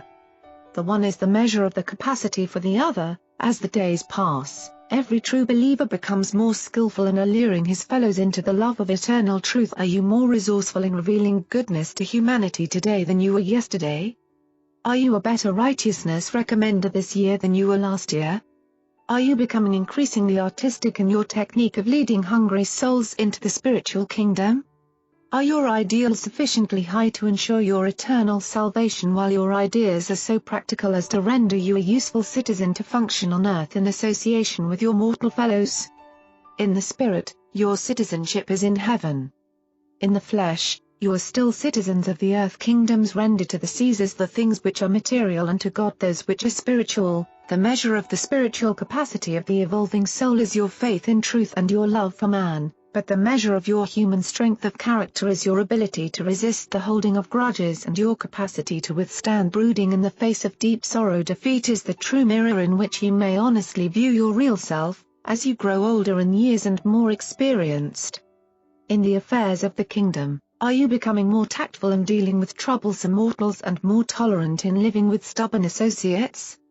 Tact is the fulcrum of social leverage, and tolerance is the earmark of a great soul. If you possess these rare and charming gifts, as the days pass you will become more alert and expert in your worthy efforts to avoid all unnecessary social misunderstandings. Such wise souls are able to avoid much of the trouble which is certain to be the portion of all who suffer from lack of emotional adjustment. Those who refuse to grow up, and those who refuse to grow old gracefully. Avoid dishonesty and unfairness in all your efforts to preach truth and proclaim the gospel. Seek no unearned recognition and crave no undeserved sympathy. Love, freely received from both divine and human sources regardless of your deserts, and love freely in return. But in all other things related to honor and adulation seek only that which honestly belongs to you. The God-conscious mortal is certain of salvation. He is unafraid of life. He is honest and consistent. He knows how bravely to endure unavoidable suffering. He is uncomplaining when faced by inescapable hardship. The true believer does not grow weary in well-doing just because he is thwarted. Difficulty whets the ardor of the truth lover, while obstacles only challenge the exertions of the undaunted kingdom builder. And many other things Jesus taught them before they made ready to depart from Tyre. The day before Jesus left Tyre for the return to the region of the Sea of Galilee, he called his associates together and directed the 12 evangelists to go back by a route different from that which he and the 12 apostles were to take. And after the evangelists here left Jesus, they were never again so intimately associated with him. The return from Phoenicia, about noon on Sunday, July, Jesus and the 12 left the home of Joseph, south of Tyre, going down the coast to Ptolemy. Here they tarried for a day, speaking words of comfort to the company of believers resident there. Peter preached to them on the evening of July. On Tuesday they left Ptolemy, going east inland to near Jotapata by way of the Tiberias Road. Wednesday they stopped at Jotapata and instructed the believers further in the things of the kingdom. Thursday they left Jotapata, going north on the Nazareth-Mount Lebanon trail to the village of Zebulun. By way of Ramah they held meetings at Ramah on Friday and remained over the Sabbath. They reached Zebulun on Sunday, the St., holding a meeting that evening and departing the next morning. Leaving Zebulun, they journeyed over to the junction with the Magdala-Sidon road near Gishala, and thence they made their way to Gennesaret on the western shores of the Lake of Galilee, south of Capernaum, where they had appointed to meet with David Zebedee, and where they intended to take counsel as to the next move to be made in the work of preaching the gospel of the kingdom. During a brief conference with David they learned that many leaders were then gathered together on the opposite side of the lake near Charisa, and accordingly, that very evening a boat took them across. For one day they rested quietly in the hills, going on the next day to the park, nearby, where the Master once fed the 5,000. Here they rested for 3 days and held daily conferences, which were attended by about 50 men and women, the remnants of the once numerous company of believers resident in Capernaum and its environs. While Jesus was absent from Capernaum and Galilee, the period of the Phoenician sojourn, his enemies reckoned that the whole movement had been broken up and concluded that Jesus' haste in withdrawing indicated he was so thoroughly frightened that he would not likely ever return to bother them. All active opposition to his teachings had about subsided. The believers were beginning to hold public meetings once more, and there was occurring a gradual but effective consolidation of the tried and true survivors of the great sifting through which the gospel believers had just passed. Philip, the brother of Herod, had become a half-hearted believer in Jesus and sent word that the Master was free to live and work in his domains. The mandate to close the synagogues of all Jewry to the teachings of Jesus and all his followers had worked adversely upon the scribes and Pharisees. Immediately upon Jesus removing himself as an object of controversy, there occurred a reaction among the entire Jewish people. There was general resentment against the Pharisees and the Sanhedrin leaders at Jerusalem. Many of the rulers of the synagogues began surreptitiously to open their synagogues to Abner and his associates, claiming that these teachers were followers of John and not disciples of Jesus. Even Herod Antipas experienced a change of heart and, on learning that Jesus was sojourning across the lake in the territory of his brother Philip, sent word to him that, while he had signed warrants for his arrest in Galilee, he had not so authorized his apprehension in Perea, thus indicating that Jesus would not be molested if he remained outside of Galilee. And he communicated the same ruling to the Jews at Jerusalem, and that was the situation about the 1st of August, AD, when the Master returned from the Phoenician mission and began the reorganization of his scattered, tested, and depleted forces for this last and eventful year of his mission on earth. The issues of battle are clearly drawn as the Master and his associates prepare to begin the proclamation of a new religion, the religion of the Spirit of the living God who dwells in the minds of men, the Urantia book, paper, at Caesarea Philippi, before Jesus took the 12 for a short sojourn in the vicinity of Caesarea Philippi. He arranged through the messengers of David to go over to Capernaum on Sunday, August, for the purpose of meeting his family by pre-arrangement. This visit was to occur at the Zebedee boat shop David Zebedee had arranged with Jude, Jesus' brother, for the presence of the entire Nazareth family, Mary and all of Jesus' brothers and sisters, and Jesus went with Andrew and Peter to keep this appointment. It was certainly the intention of Mary and the children to keep this engagement, but it so happened that a group of the Pharisees, knowing that Jesus was on the opposite side of the lake in Philip's domains, decided to call upon Mary to learn what they could of his whereabouts. The arrival of these Jerusalem emissaries greatly perturbed Mary, and noting the tension and nervousness of the entire family, they concluded that Jesus must have been expected to pay them a visit. Accordingly they installed themselves in Mary's home and, after summoning reinforcements, waited patiently for Jesus' arrival, and this, of course, effectively prevented any of the family from attempting to keep their appointment with Jesus. Several times during the day both Jude and Ruth endeavored to elude the vigilance of the Pharisees in their efforts to send word to Jesus, but it was of no avail. Early in the afternoon David's messengers brought Jesus word that the Pharisees were encamped on the doorstep of his mother's house, and therefore he made no attempt to visit his family, and so again, through no fault of either, Jesus and his earth family failed to make contact. The temple tax collector, as Jesus, with Andrew and Peter, tarried by the lake near the boat shop, the temple tax collector came upon them and, recognizing Jesus, called Peter to one side and said, "Does not your master pay the temple tax?" Peter was inclined to show indignation at the suggestion that Jesus should be expected to contribute to the maintenance of the religious activities of his sworn enemies, but, noting a peculiar expression on the face of the tax collector, he rightly surmised that it was the purpose to entrap them in the act of refusing to pay the customary half-shekel for the support of the temple services at Jerusalem. Accordingly, Peter replied, "Why, of course the master pays the temple tax. You wait by the gate, and I will presently return with the tax." Now Peter had spoken hastily. Judas carried their funds, and he was across the lake. Neither he, his brother, nor Jesus had brought along any money, and knowing that the Pharisees were looking for them, they could not well go to Bethsaida to obtain money. When Peter told Jesus about the collector and that he had promised him the money, Jesus said, "If you have promised, then should you pay, but wherewith will you redeem your promise? Will you again become a fisherman that you may honor your word?" "Nevertheless, Peter, it is well in the circumstances that we pay the tax. Let us give these men no occasion for offense at our attitude. We will wait here while you go with the boat and cast for the fish, and when you have sold them at yonder market, pay the collector for all three of us." All of this had been overheard by the secret messenger of David who stood nearby, and who then signaled to an associate, fishing near the shore, to come in quickly when Peter made ready to go out in the boat for a catch. This messenger and his fisherman friend presented him with several large baskets of fish and assisted him in carrying them to the fish merchant nearby, who purchased the catch, paying sufficient, with what was added by the messenger of David, to meet the temple tax for the three. The collector accepted the tax, foregoing the penalty for tardy payment because they had been for some time absent from Galilee. It is not strange that you have a record of Peter's catching of fish with a shekel in its mouth. In those days there were current many stories about finding treasures in the mouths of fishes. Such tales of near miracles were commonplace. So, as Peter left them to go toward the boat, Jesus remarked, half humorously, "Strange that the sons of the king must pay tribute. Usually it is the stranger who is taxed for the upkeep of the court, but it behooves us to afford no stumbling block for the authorities. Go hence. Maybe you will catch the fish with a shekel in its mouth." Jesus having thus spoken, and Peter so soon appearing with the temple tax, It is not surprising that the episode became later expanded into a miracle as recorded by the writer of Matthew's Gospel. Jesus, with Andrew and Peter, waited by the seashore until nearly sundown. Messengers brought them word that Mary's house was still under surveillance.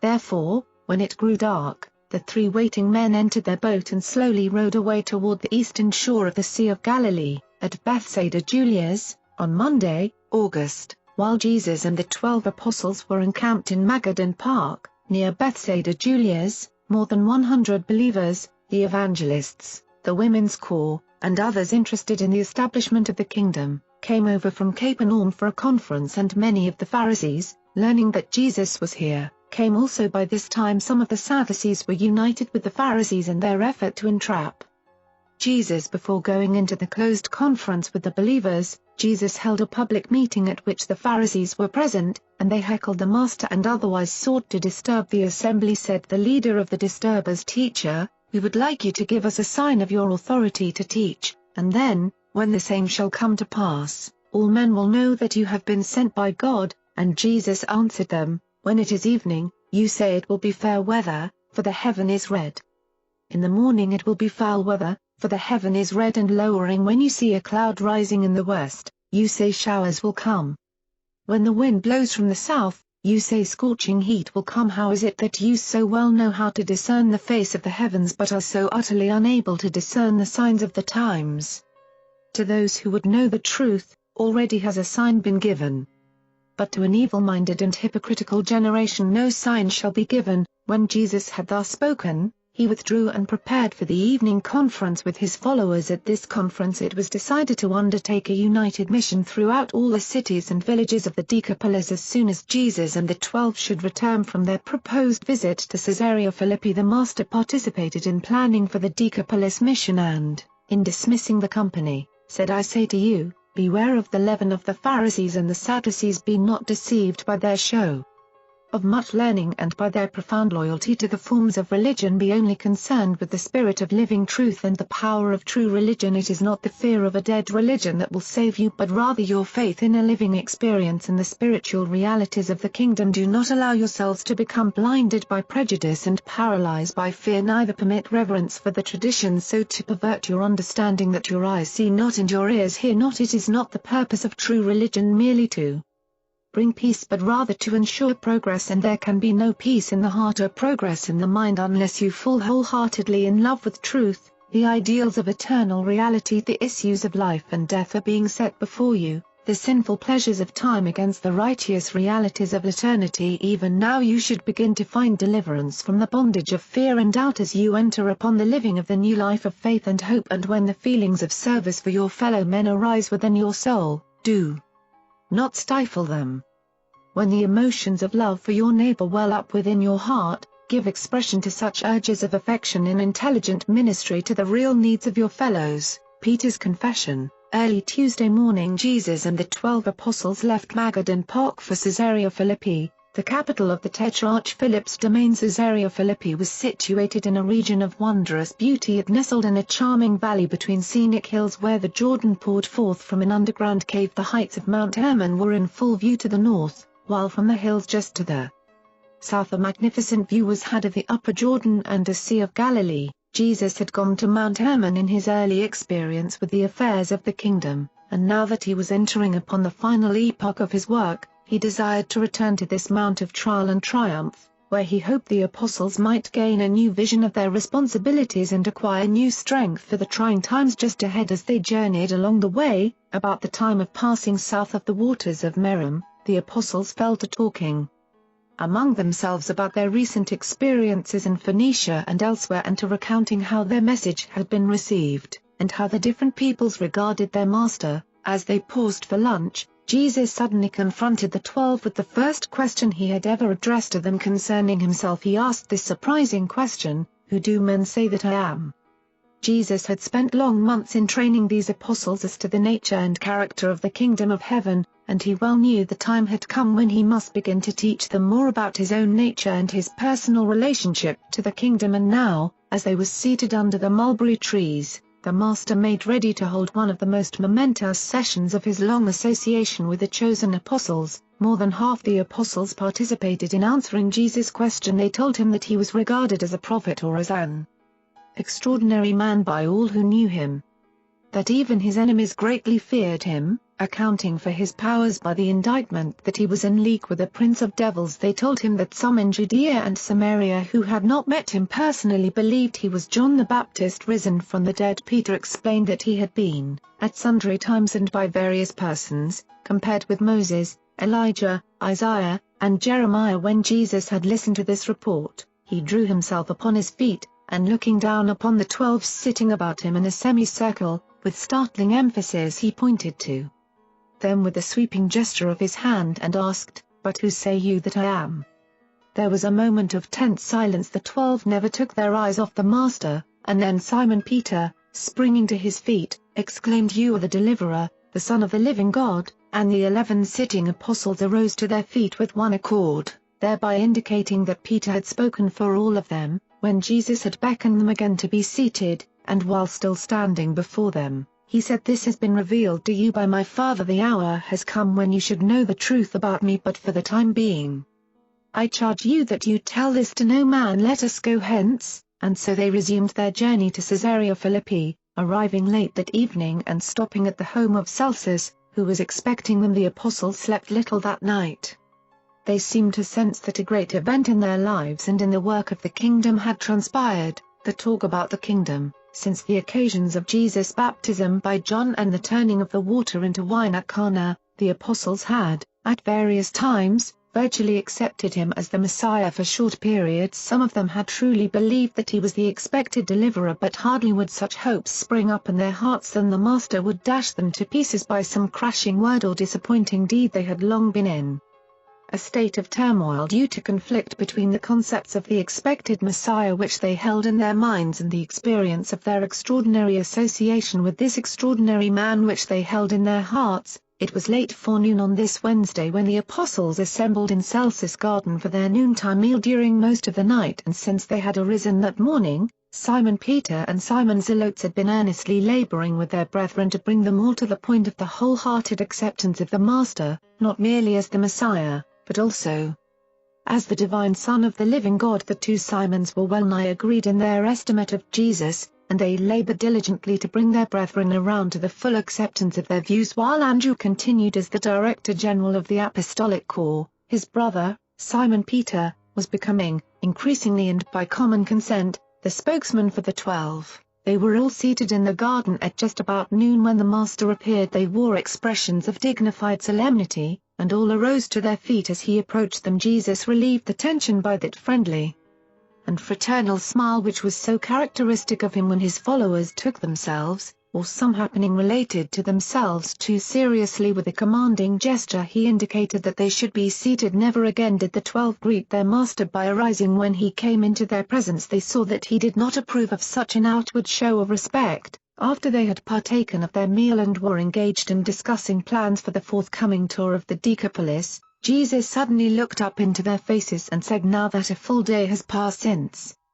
you assented to Simon Peter's declaration regarding the identity of the Son of Man, I would ask if you still hold to your decision." On hearing this, the 12 stood upon their feet, and Simon Peter, stepping a few paces forward toward Jesus, said, "Yes, Master, we do. We believe that you are the Son of the living God." And Peter sat down with his brethren. Jesus, still standing, then said to the 12, "You are my chosen ambassadors, but I know that, in the circumstances, who could not entertain this belief as a result of mere human knowledge. This is a revelation of the Spirit of my Father to your inmost souls. And when, therefore, you make this confession by the insight of the Spirit of my Father which dwells within you, I am led to declare that upon this foundation will I build the brotherhood of the kingdom of heaven. Upon this rock of spiritual reality will I build the living temple of spiritual fellowship in the eternal realities of my Father's kingdom. All the forces of evil and the hosts of sin shall not prevail against this human fraternity of the divine Spirit. And while my Father's Spirit shall ever be the divine guide and mentor of all who enter the bonds of this Spirit fellowship, to you and your successors, I now deliver the keys of the outward kingdom, the authority over things temporal, the social and economic features of this association of men and women as fellows of the kingdom, and again he charged them, for the time being, that they should tell no man that he was the Son of God. Jesus was beginning to have faith in the loyalty and integrity of his apostles. The Master conceived that a faith which could stand what his chosen representatives had recently passed through would undoubtedly endure the fiery trials which were just ahead and emerge from the apparent wreckage of all their hopes into the new light of a new dispensation, and thereby be able to go forth to enlighten a world sitting in darkness. On this day the Master began to believe in the faith of his apostles, save one, and ever since that day this same Jesus has been building that living temple upon that same eternal foundation of his divine sonship, and those who thereby become self-conscious sons of God are the human stones which constitute this living temple of sonship, erecting to the glory and honor of the wisdom and love of the eternal Father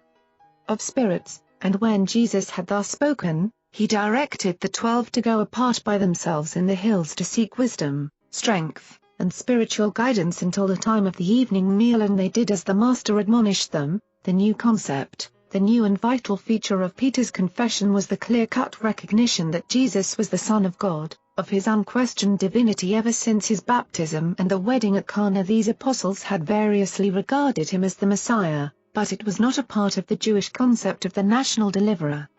That he should be divine, the Jews had not taught that the Messiah would spring from divinity.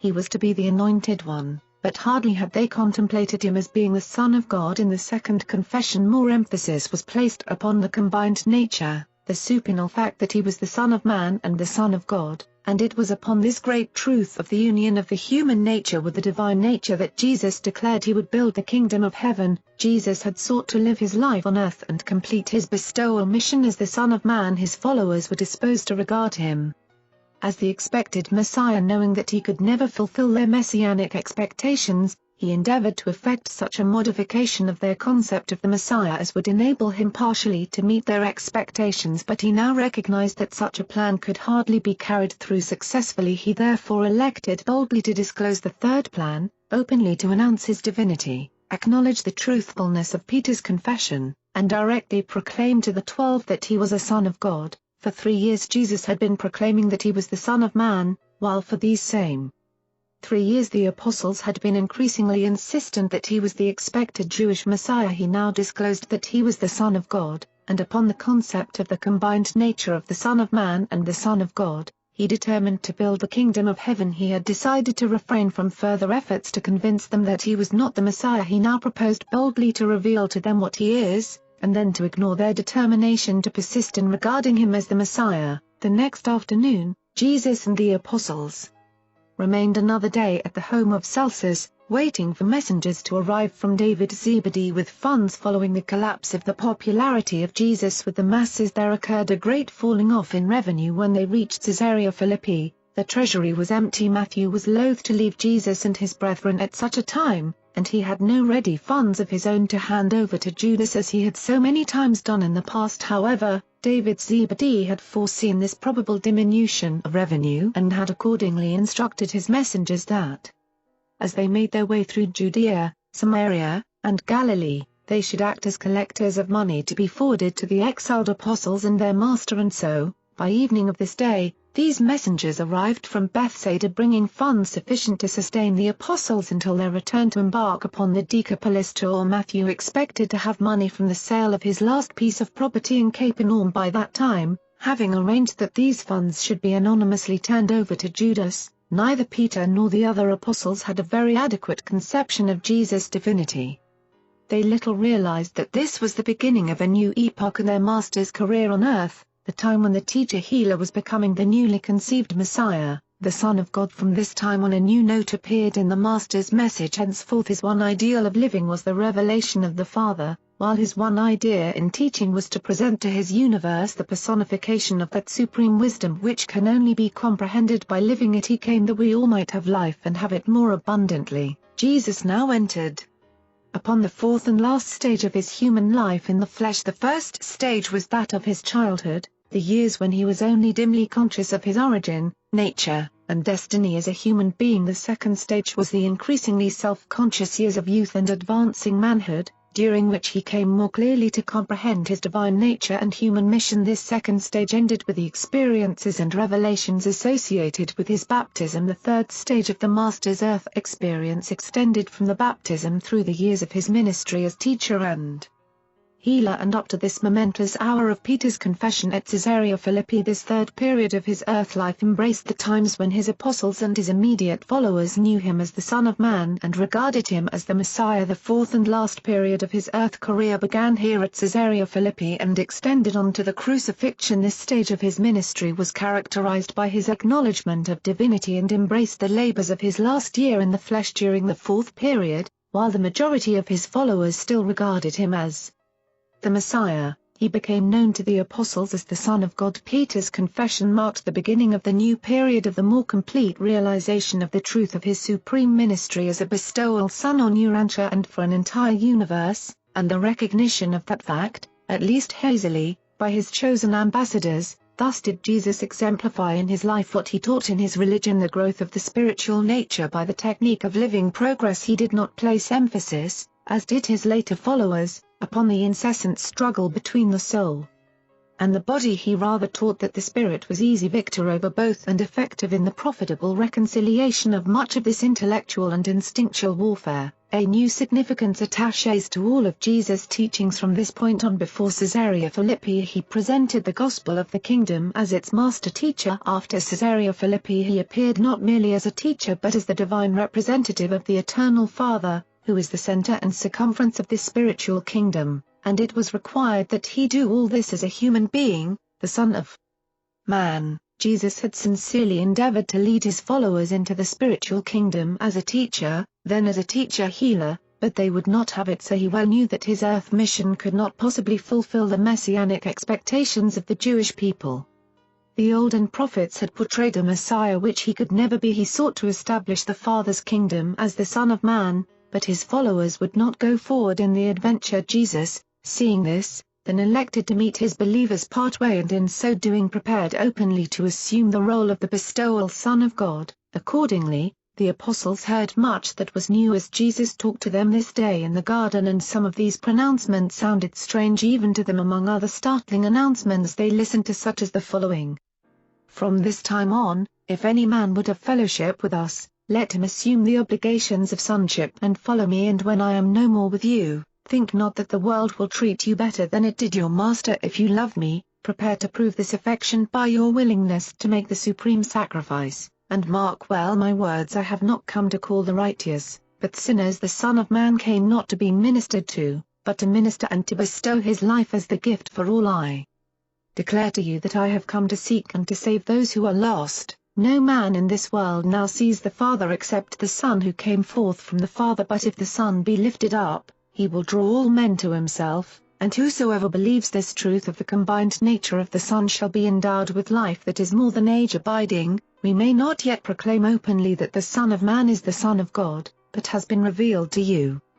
Wherefore do I speak boldly to you concerning these mysteries, though I stand before you in this physical presence. I came forth from God the Father before Abraham was. I did come forth from the Father into this world as you have known me, and I declare to you that I must presently leave this world and return to the work of my Father. And now can your faith comprehend the truth of these declarations in the face of my warning you that the Son of Man will not meet the expectations of your fathers as they conceived the Messiah? My kingdom is not of this world. Can you believe the truth about me in the face of the fact that, though the foxes have holes and the birds of heaven have nests, I have not where to lay my head?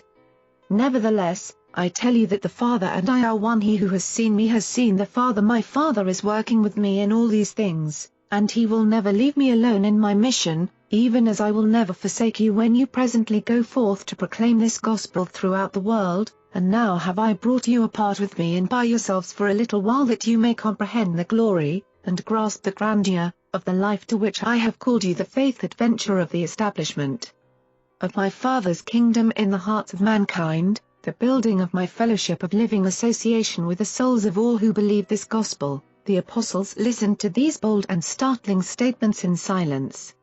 They were stunned, and they dispersed in small groups to discuss and ponder the Master's words. They had confessed that he was the Son of God, but they could not grasp the full meaning of what they had been led to do, Andrew's conference. That evening Andrew took it upon himself to hold a personal and searching conference with each of his brethren, and he had profitable and heartening talks with all of his associates except Judas Iscariot. Andrew had never enjoyed such intimate personal association with Judas as with the other apostles, and therefore had not thought it of serious account that Judas never had freely and confidentially related himself to the head of the apostolic corps. But Andrew was now so worried by Judas's attitude that, later on that night, after all the apostles were fast asleep, he sought out Jesus and presented his cause for anxiety to the Master. Said Jesus, "It is not amiss, Andrew, that you have come to me with this matter, but there is nothing more that we can do.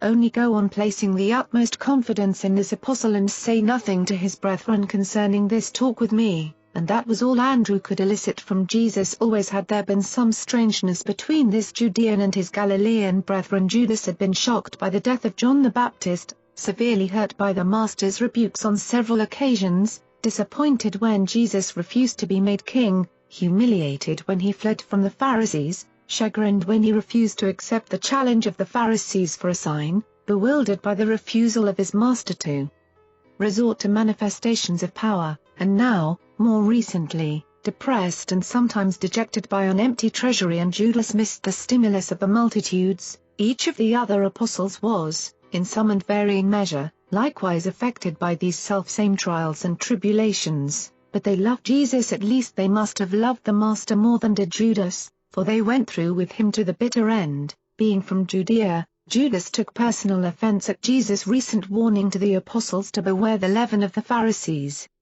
He was disposed to regard this statement as a veiled reference to himself, but the great mistake of Judas was time and again, when Jesus would send his apostles off by themselves to pray, Judas, instead of engaging in sincere communion with the spiritual forces of the universe, indulged in thoughts of human fear while he persisted in the entertainment of subtle doubts about the mission of Jesus, as well as giving in to his unfortunate tendency to harbor feelings of revenge. And now Jesus would take his apostles along with him to Mount Hermon, where he had appointed to inaugurate his fourth phase of earth ministry as the Son of God. Some of them were present at his baptism in the Jordan and had witnessed the beginning of his career as the Son of Man, and he desired that some of them should also be present to hear his authority for the assumption of the new and public role of a Son of God. Accordingly, on the morning of Friday, August, Jesus said to the 12, "Lay in provisions and prepare yourselves for a journey to yonder mountain, where the Spirit bids me go to be endowed for the finish of my work on earth, and I would take my brethren along that they may also be strengthened for the trying times of going with me through this experience." The Urantia book, paper, The Mount of Transfiguration, ITWAS. Near sundown on Friday afternoon, August, AD, when Jesus and his associates reached the foot of Mount Hermon, near the very place where the lad Tiglath once waited while the Master ascended the mountain alone to settle the spiritual destinies of Urantia and technically to terminate the Lucifer rebellion. And here they sojourned for 2 days in spiritual preparation for the events so soon to follow. In a general way, Jesus knew beforehand what was to transpire on the mountain, and he much desired that all his apostles might share this experience. It was to fit them for this revelation of himself that he tarried with them at the foot of the mountain, but they could not attain those spiritual levels which would justify their exposure to the full experience of the visitation of the celestial beings so soon to appear on earth. And since he could not take all of his associates with him,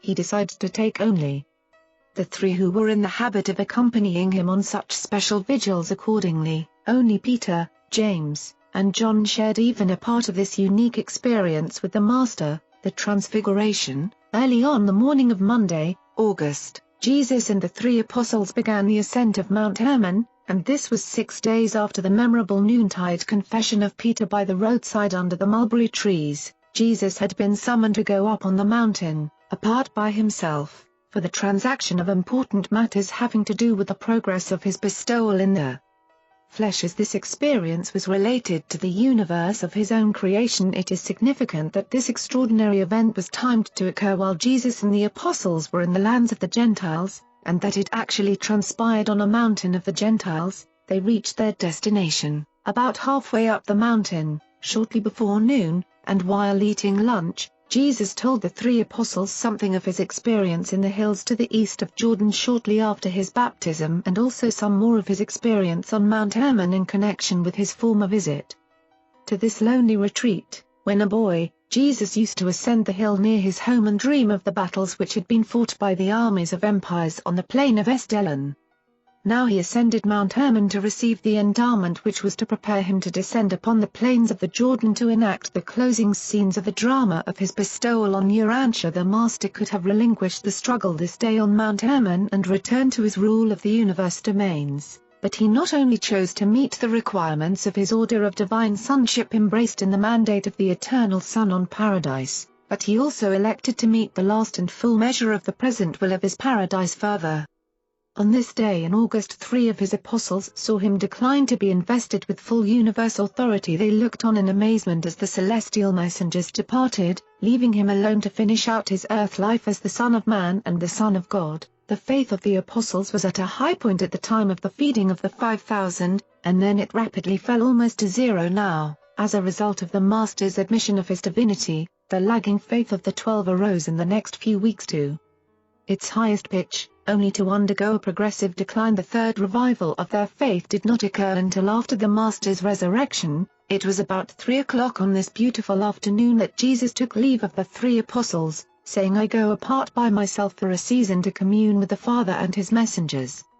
I bid you tarry here and, while awaiting my return, pray that the Father's will may be done in all your experience in connection with the further bestowal mission of the Son of Man." And after saying this to them, Jesus withdrew for a long conference with Gabriel and the Father Melchizedek, not returning until about 6 o'clock. When Jesus saw their anxiety over his prolonged absence, he said, "Why were you afraid?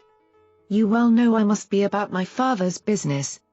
Wherefore do you doubt when I am not with you? I now declare that the Son of Man has chosen to go through his full life in your midst, and as one of you be of good cheer. I will not leave you until my work is finished." As they partook of their meager evening meal, Peter asked the Master, "How long do we remain on this mountain away from our brethren?" And Jesus answered, "Until you shall see the glory of the Son of Man and know that whatsoever I have declared to you is true." And they talked over the affairs of the Lucifer rebellion while seated about the glowing embers of their fire until darkness drew on and the apostles' eyes grew heavy, for they had begun their journey very early that morning. When the 3 had been fast asleep for about half an hour, they were suddenly awakened by a nearby crackling sound, and much to their amazement and consternation, on looking about them, they beheld Jesus in intimate converse with 2 brilliant beings clothed in the habiliments of the light of the celestial world, and Jesus' face and form shone with the luminosity of a heavenly light. These 3 conversed in a strange language, but from certain things said, Peter erroneously conjectured that the beings with Jesus were Moses and Elijah.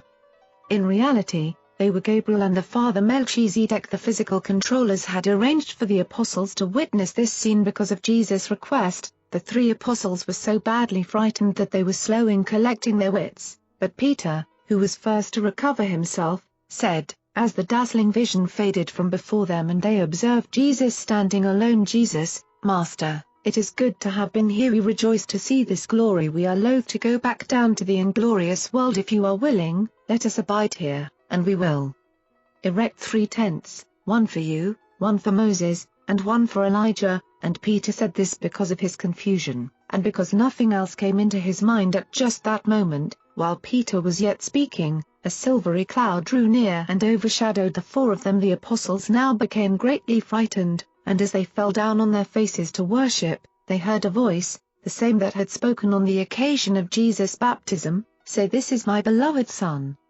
Give heed to him." And when the cloud vanished, again was Jesus alone with the 3, and he reached down and touched them, saying, "Arise and be not afraid. You shall see greater things than this." But the apostles were truly afraid. They were a silent and thoughtful trio as they made ready to descend the mountain shortly before midnight. Coming down the mountain, for about half the distance down the mountain not a word was spoken. Jesus then began the conversation by remarking, "Make certain that you tell no man, not even your brethren, what you have seen and heard on this mountain until the Son of Man has risen from the dead." The 3 apostles were shocked and bewildered by the Master's words. Until the Son of Man has risen from the dead, they had so recently reaffirmed their faith in him as the deliverer, the Son of God, and they had just beheld him transfigured in glory before their very eyes, and now he began to talk about rising from the dead. Peter shuddered at the thought of the Master's dying, It was too disagreeable an idea to entertain, and fearing that James or John might ask some question relative to this statement, he thought best to start up a diverting conversation and, not knowing what else to talk about, gave expression to the first thought coming into his mind, which was, "Master, why is it that the scribes say that Elijah must first come before the Messiah shall appear?" And Jesus, knowing that Peter sought to avoid reference to his death and resurrection, answered, "Elijah indeed comes first to prepare the way for the Son of Man, who must suffer many things and finally be rejected. But I tell you that Elijah has already come, and they received him not but did to him whatsoever they willed." And then did the three apostles perceive that he referred to John the Baptist as Elijah. Jesus knew that, if they insisted on regarding him as the Messiah, then must John be the Elijah of the prophecy. Jesus enjoined silence about their observation of the foretaste of his post-resurrection glory, because he did not want to foster the notion that, being now received as the Messiah, he would in any degree fulfill their erroneous concepts of a wonder-working deliverer. Although Peter, James, and John pondered all this in their minds, they spoke not of it to any man until after the Master's resurrection. As they continued to descend the mountain, Jesus said to them, "You would not receive me as the Son of Man. Therefore have I consented to be received in accordance with your settled determination, but, mistake not, the will of my Father must prevail. If you thus choose to follow the inclination of your own wills, you must prepare to suffer many disappointments and experience many trials, but the training which I have given you should suffice to bring you triumphantly through even these sorrows of your own choosing." Jesus did not take Peter, James, and John with him up to the Mount of the Transfiguration because they were in any sense better prepared than the other apostles to witness what happened, or because they were spiritually more fit to enjoy such a rare privilege. Not at all. He well knew that none of the 12 were spiritually qualified for this experience. Therefore did he take with him only the 3 apostles who were assigned to accompany him at those times when he desired to be alone to enjoy solitary communion, meaning of the Transfiguration. That which Peter, James, and John witnessed on the Mount of Transfiguration was a fleeting glimpse of a celestial pageant which transpired that eventful day on Mount Hermon. The Transfiguration was the occasion of the acceptance of the fullness of the bestowal of the incarnated life of Michael on Urantia by the Eternal Mother, Son of Paradise, as far as concerned the requirements of the Eternal Son. Jesus had now received assurance of their fulfillment, and Gabriel brought Jesus that assurance, the testimony of the satisfaction of the Infinite Spirit as to the fullness of the Urantia bestowal in the likeness of mortal flesh. The universe representative of the Infinite Spirit, the immediate associate of Michael on Salvington and his ever-present co-worker, on this occasion spoke through the Father Melchizedek. Jesus welcomed this testimony regarding the success of his earth mission presented by the messengers of the Eternal Son and the Infinite Spirit, but he noted that his Father did not indicate that the Urantia bestowal was finished. Only did the unseen presence of the Father bear witness through Jesus' personalized adjuster, saying, "This is my beloved Son.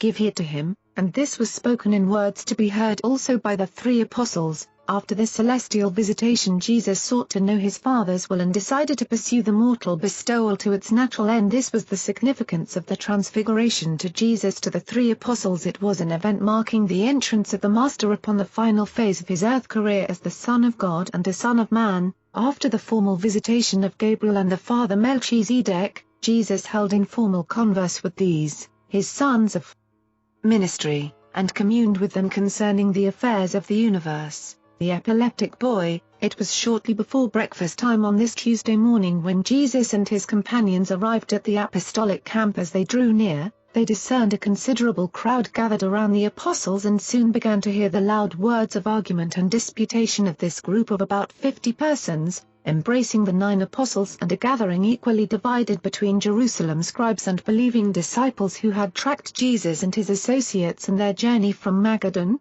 Although the crowd engaged in numerous arguments, the chief controversy was about a certain citizen of Tiberias who had arrived the preceding day in quest of Jesus. This man, James of Safed, had a son about 14 years old, an only child, who was severely afflicted with epilepsy. In addition to this nervous malady, this lad had become possessed by one of those wandering, mischievous, and rebellious midwayers who were then present on earth and uncontrolled, so that the youth was both epileptic and demon-possessed. For almost 2 weeks this anxious father, a minor official of Herod Antipas, had wandered about through the western borders of Philip's domains, seeking Jesus that he might entreat him to cure his afflicted son, and he did not catch up with the apostolic party until about noon of this day, when Jesus was up on the mountain with the 3 apostles. The 9 apostles were much surprised and considerably perturbed when this man, accompanied by almost 40 other persons who were looking for Jesus, suddenly came upon them. At the time of the arrival of this group, the 9 apostles, at least the majority of them, had succumbed to their old temptation, that of discussing who should be greatest in the coming kingdom.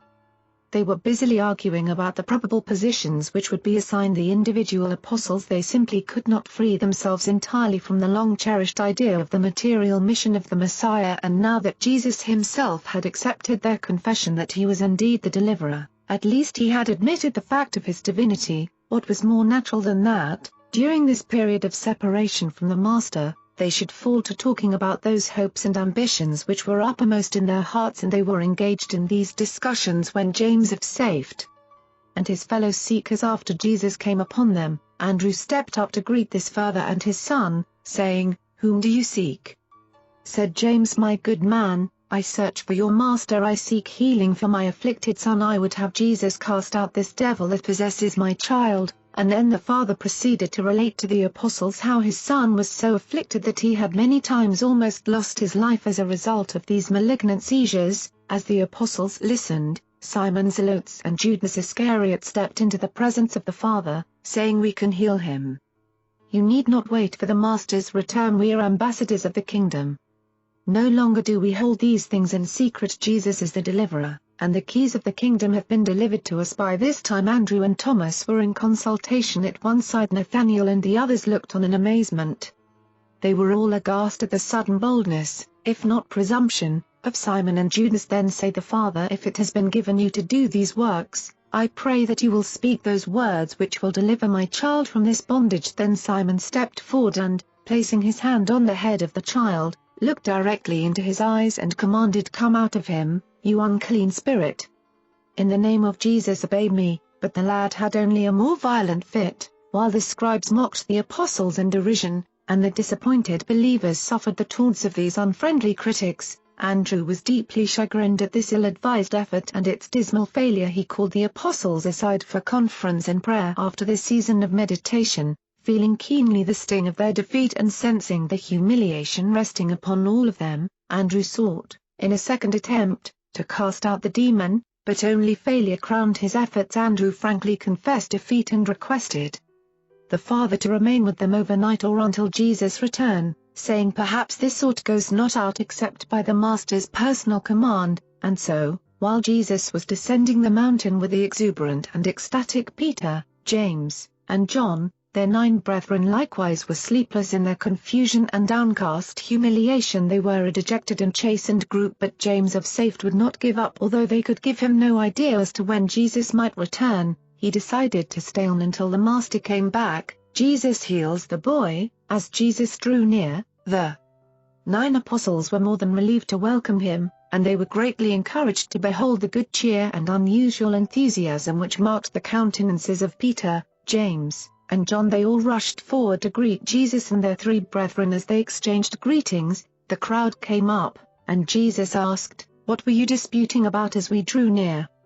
But before the disconcerted and humiliated apostles could reply to the master's question, the anxious father of the afflicted lad stepped forward and, kneeling at Jesus' feet, said, "Master, I have a son, an only child, who is possessed by an evil spirit. Not only does he cry out in terror, foam at the mouth, and fall like a dead person at the time of seizure, but oftentimes this evil spirit which possesses him rends him in convulsions and sometimes has cast him into the water and even into the fire with much grinding of teeth, and as a result of many bruises, my child wastes away. His life is worse than death.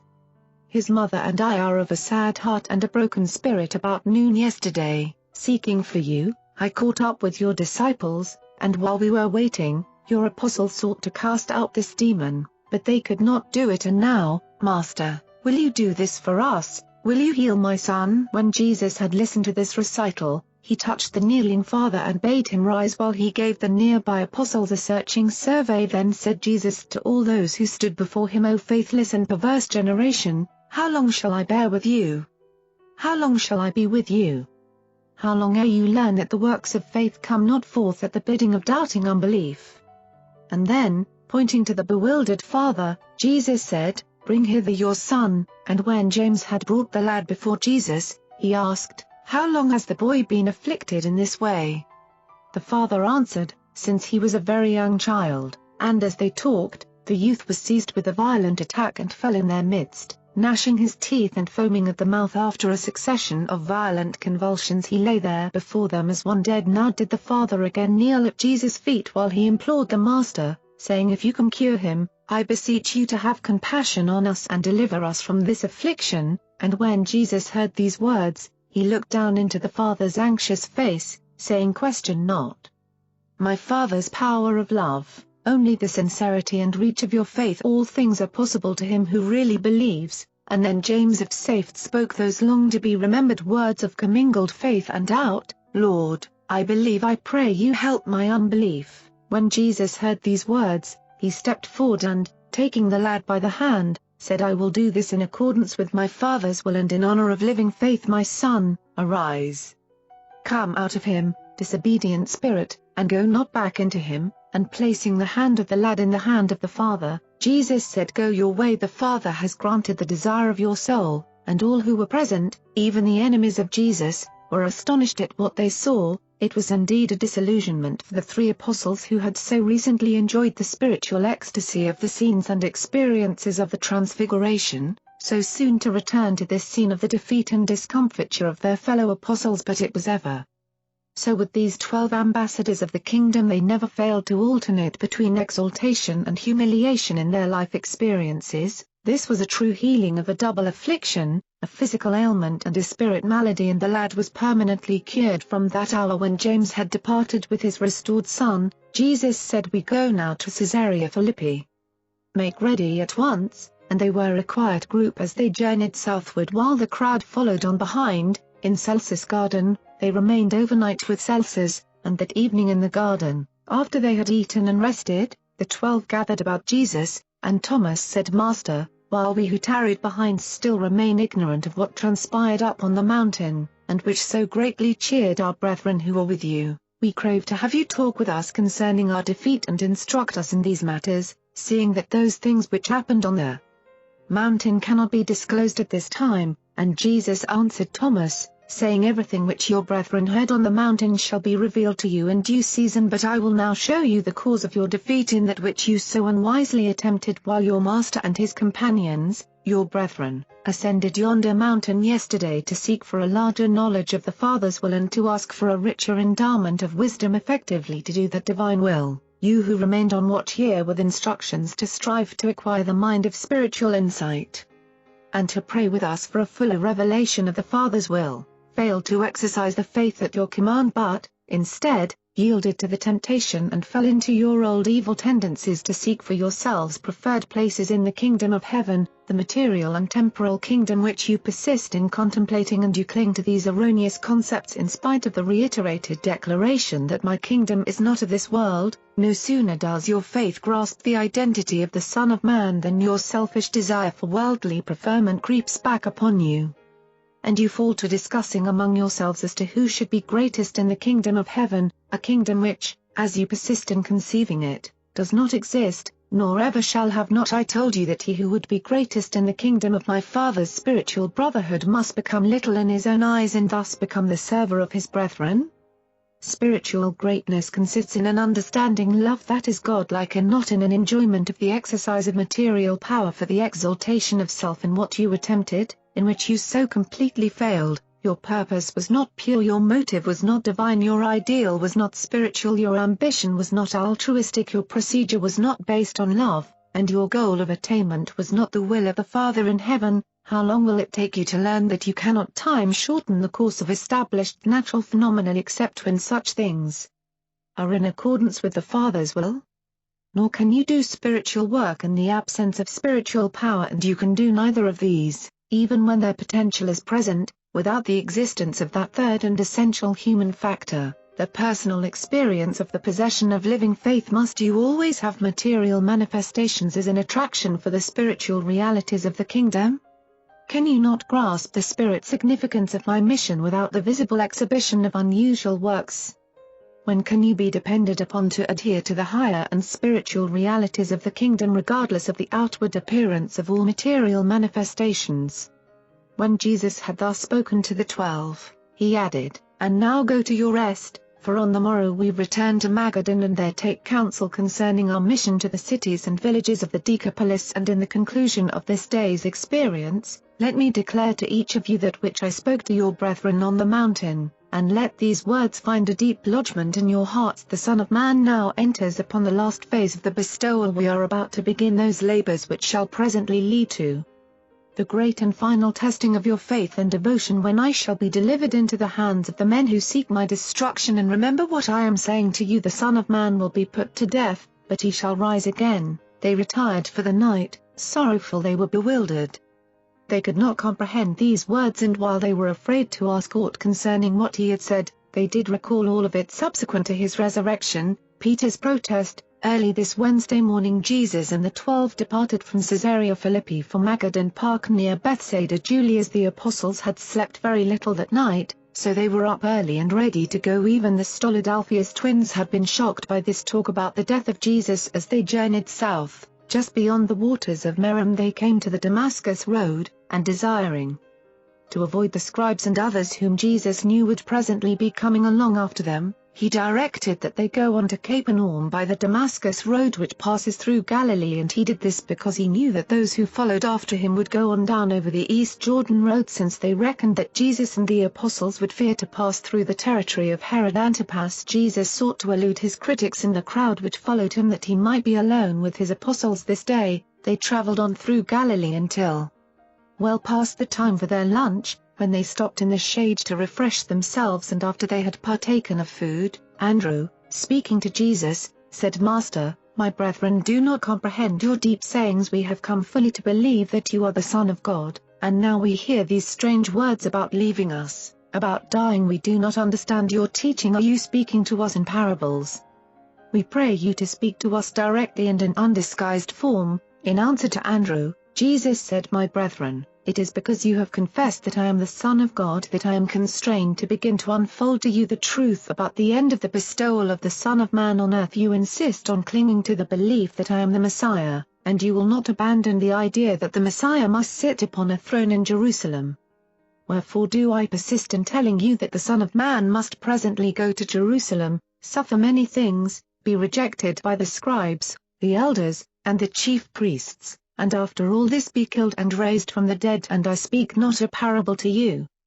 I speak the truth to you, that you may be prepared for these events when they suddenly come upon us." And while he was yet speaking, Simon Peter, rushing impetuously toward him, laid his hand upon the Master's shoulder and said, "Master, be it far from us to contend with you, but I declare that these things shall never happen to you." Peter spoke thus because he loved Jesus.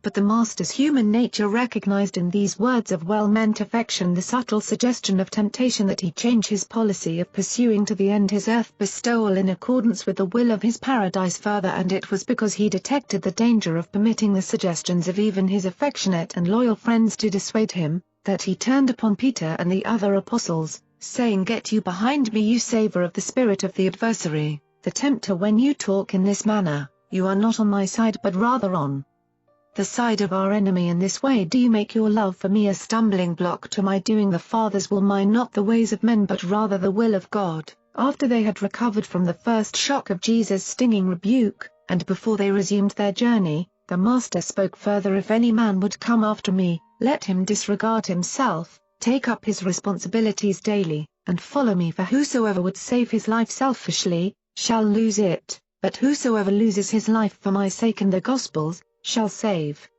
it. What does it profit a man to gain the whole world and lose his own soul? What would a man give in exchange for eternal life? Be not ashamed of me and my words in this sinful and hypocritical generation, even as I will not be ashamed to acknowledge you when in glory I appear before my Father in the presence of all the celestial hosts. Nevertheless, many of you now standing before me shall not taste death till you see this kingdom of God come with power." And thus did Jesus make plain to the 12 the painful and conflicting path which they must tread if they would follow him. What a shock these words were to these Galilean fishermen who persisted in dreaming of an earthly kingdom with positions of honor for themselves. But their loyal hearts were stirred by this courageous appeal, and not one of them was minded to forsake him. Jesus was not sending them alone into the conflict. He was leading them. He asked only that they bravely follow. Slowly the 12 were grasping the idea that Jesus was telling them something about the possibility of his dying. They only vaguely comprehended what he said about his death, while his statement about rising from the dead utterly failed to register in their minds. As the days passed, Peter, James, and John, recalling their experience upon the Mount of the Transfiguration, arrived at a fuller understanding of certain of these matters. In all the association of the 12 with their Master, only a few times did they see that flashing eye and hear such swift words of rebuke as were administered to Peter and the rest of them on this occasion. Jesus had always been patient with their human shortcomings, but not so when faced by an impending threat against the program of implicitly carrying out his Father's will regarding the remainder of his earth career. The apostles were literally stunned. They were amazed and horrified. They could not find words to express their sorrow. Slowly they began to realize what the Master must endure, and that they must go through these experiences with him, but they did not awaken to the reality of these coming events until long after these early hints of the impending tragedy of his latter days. In silence Jesus and the 12 started for their camp at Magadan Park, going by way of Capernaum as the afternoon wore on. Though they did not converse with Jesus, they talked much among themselves while Andrew talked with the Master, at Peter's house. Entering Capernaum at twilight, they went by unfrequented thoroughfares directly to the home of Simon Peter for their evening meal. While David Zebedee made ready to take them across the lake, they lingered at Simon's house, and Jesus, looking up at Peter and the other apostles, asked, "As you walked along together this afternoon, what was it that you talked about so earnestly among yourselves?" The apostles held their peace because many of them had continued the discussion begun at Mount Hermon as to what positions they were to have in the coming kingdom. Who should be the greatest, and so on. Jesus, knowing what it was that occupied their thoughts that day, beckoned to one of Peter's little ones and, setting the child down among them, said, "Verily, verily, I say to you, except you turn about and become more like this child, you will make little progress in the kingdom of heaven. Whosoever shall humble himself and become as this little one, the same shall become greatest in the kingdom of heaven. And whoso receives such a little one receives me, and they who receive me receive also him who sent me." If you would be first in the kingdom, seek to minister these good truths to your brethren in the flesh. But whosoever causes one of these little ones to stumble, it would be better for him if a millstone were hanged about his neck and he were cast in the sea. If the things you do with your hands, or the things you see with your eyes give offense in the progress of the kingdom, sacrifice these cherished idols, for it is better to enter the kingdom minus many of the beloved things of life rather than to cling to these idols and find yourself shut out of the kingdom. But most of all, see that you despise not one of these little ones, for their angels do always behold the faces of the heavenly hosts. When Jesus had finished speaking, they entered the boat and sailed across to Magadan. The Urantia book, paper, the Decapolis tour. When Jesus and the 12 arrived at Magadan Park, they found awaiting them a group of almost 100 evangelists and disciples, including the women's corps, and they were ready immediately to begin the teaching and preaching tour of the cities of the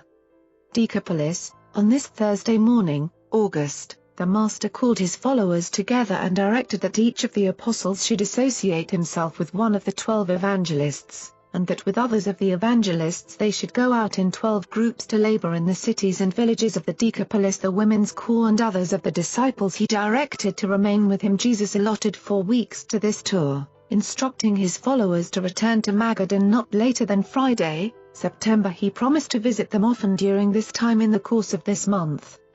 These 12 groups labored in Gerasa, Gamala, Hippos, Zaphon, Gadara, Abila, Edrei, Philadelphia, Hesbon, Diam, Scythopolis, and many other cities throughout this tour. No miracles of healing or other extraordinary events occurred. The Sermon on Forgiveness. One evening at Hippos, in answer to a disciple's question, Jesus taught the lesson on forgiveness. Said the Master, "If a kind-hearted man has 100 sheep and one of them goes astray, does he not immediately leave the 99 and go out in search of the one that has gone astray? And if he is a good shepherd, will he not keep up his quest for the lost sheep until he finds it? And then, when the shepherd has found his lost sheep, he lays it over his shoulder and, going home rejoicing, calls to his friends and neighbors, "Rejoice with me, for I have found my sheep that was lost." I declare that there is more joy in heaven over one sinner who repents than over 99 righteous persons who need no repentance. Even so, it is not the will of my Father in heaven that one of these little ones should go astray, much less that they should perish. In your religion God may receive repentant sinners.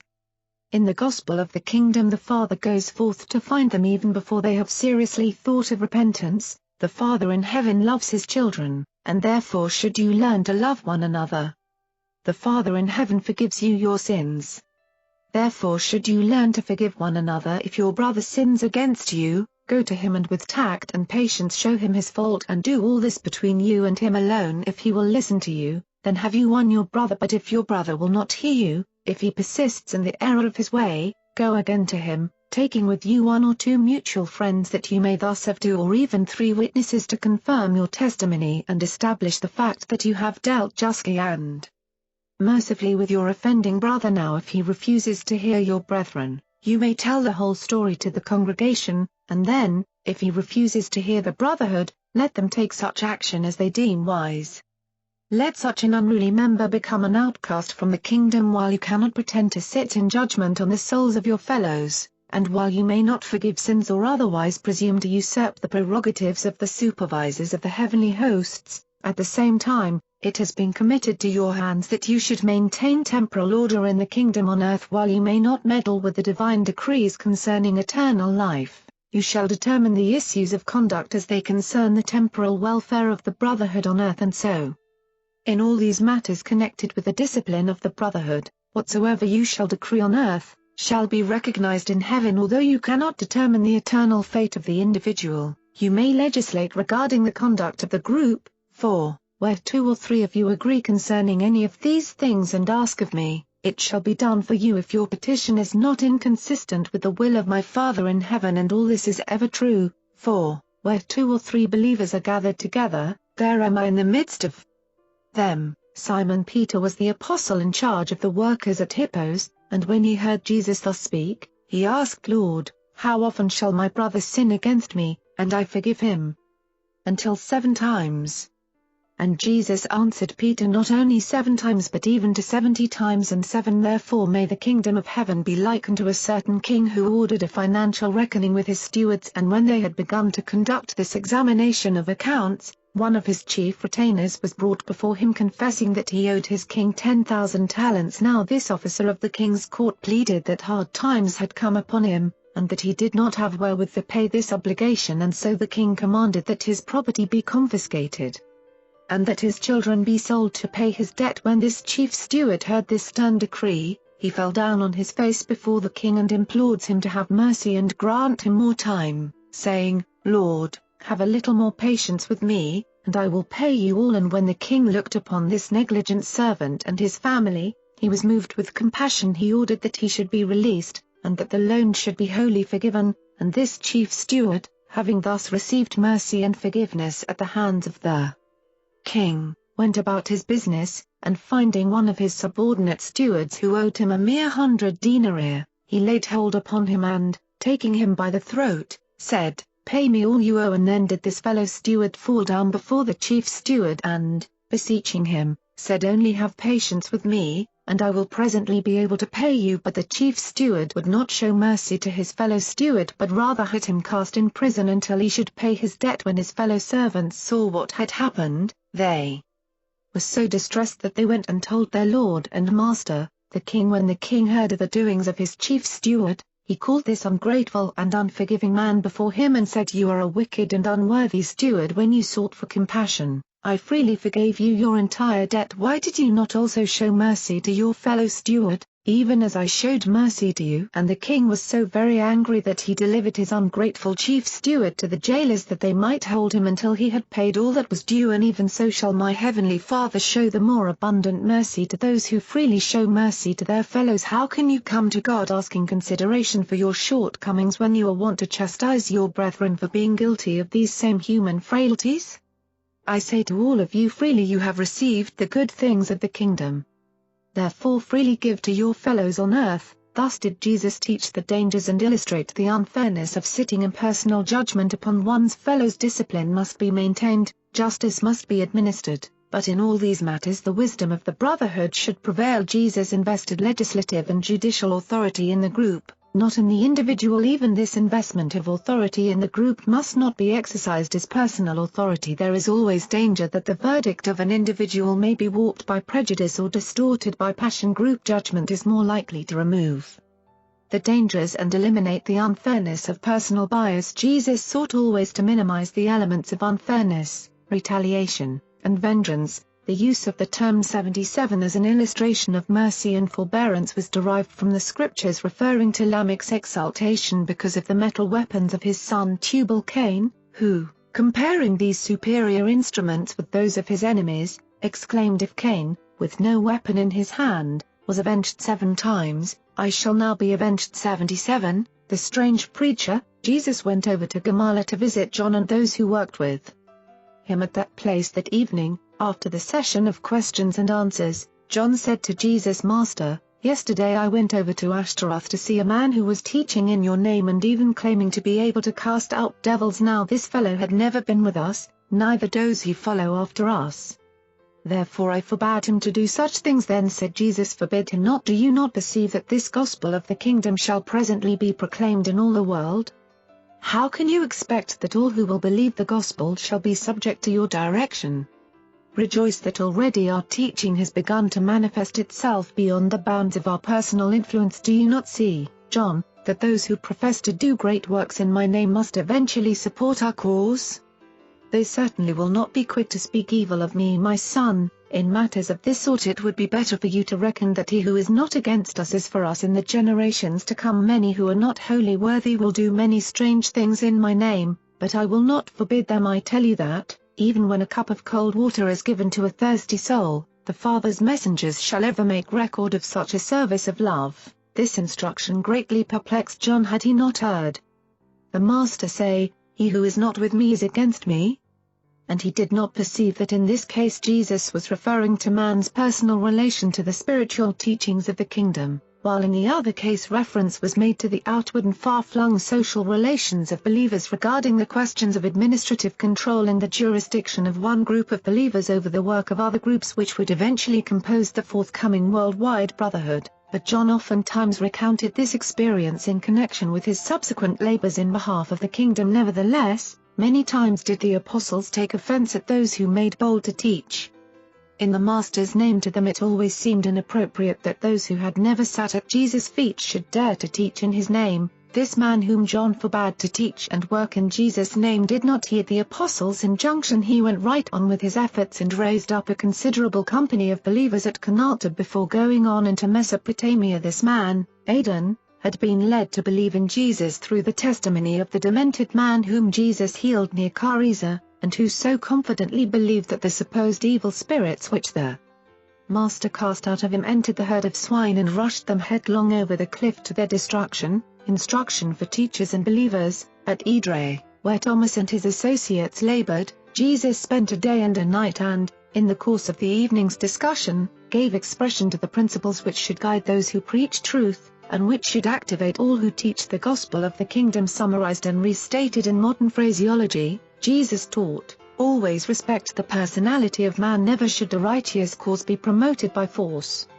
Spiritual victories can be won only by spiritual power. This injunction against the employment of material influences refers to psychic force as well as to physical force. Overpowering arguments and mental superiority are not to be employed to coerce men and women into the kingdom. Man's mind is not to be crushed by the mere weight of logic or overawed by shrewd eloquence. While emotion as a factor in human decisions cannot be wholly eliminated, it should not be directly appealed to in the teachings of those who would advance the cause of the kingdom. Make your appeals directly to the divine spirit that dwells within the minds of men. Do not appeal to fear, pity, or mere sentiment in appealing to men. Be fair.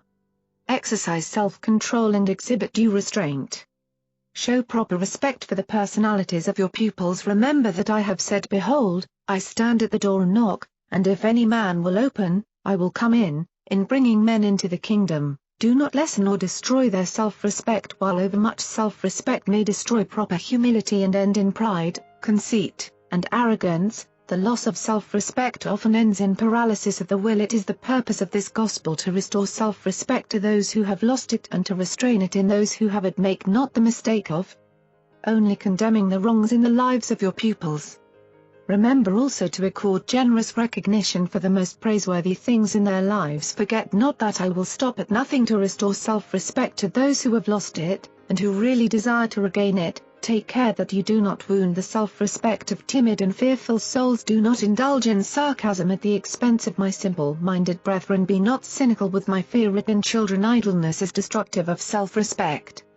Therefore, admonish your brethren ever to keep busy at their chosen tasks, and put forth every effort to secure work for those who find themselves without employment. 6. Never be guilty of such unworthy tactics as endeavoring to frighten men and women into the kingdom. A loving father does not frighten his children into yielding obedience to his just requirements. 6. Sometime the children of the kingdom will realize that strong feelings of emotion are not equivalent to the leadings of the divine spirit. To be strongly and strangely impressed to do something or to go to a certain place does not necessarily mean that such impulses are the leadings of the indwelling spirit. 6. Forewarn all believers regarding the fringe of conflict which must be traversed by all who pass from the life as it is lived in the flesh to the higher life as it is lived in the spirit. To those who live quite wholly within either realm, there is little conflict or confusion, but all are doomed to experience more or less uncertainty during the times of transition between the two levels of living and entering the kingdom. You cannot escape its responsibilities or avoid its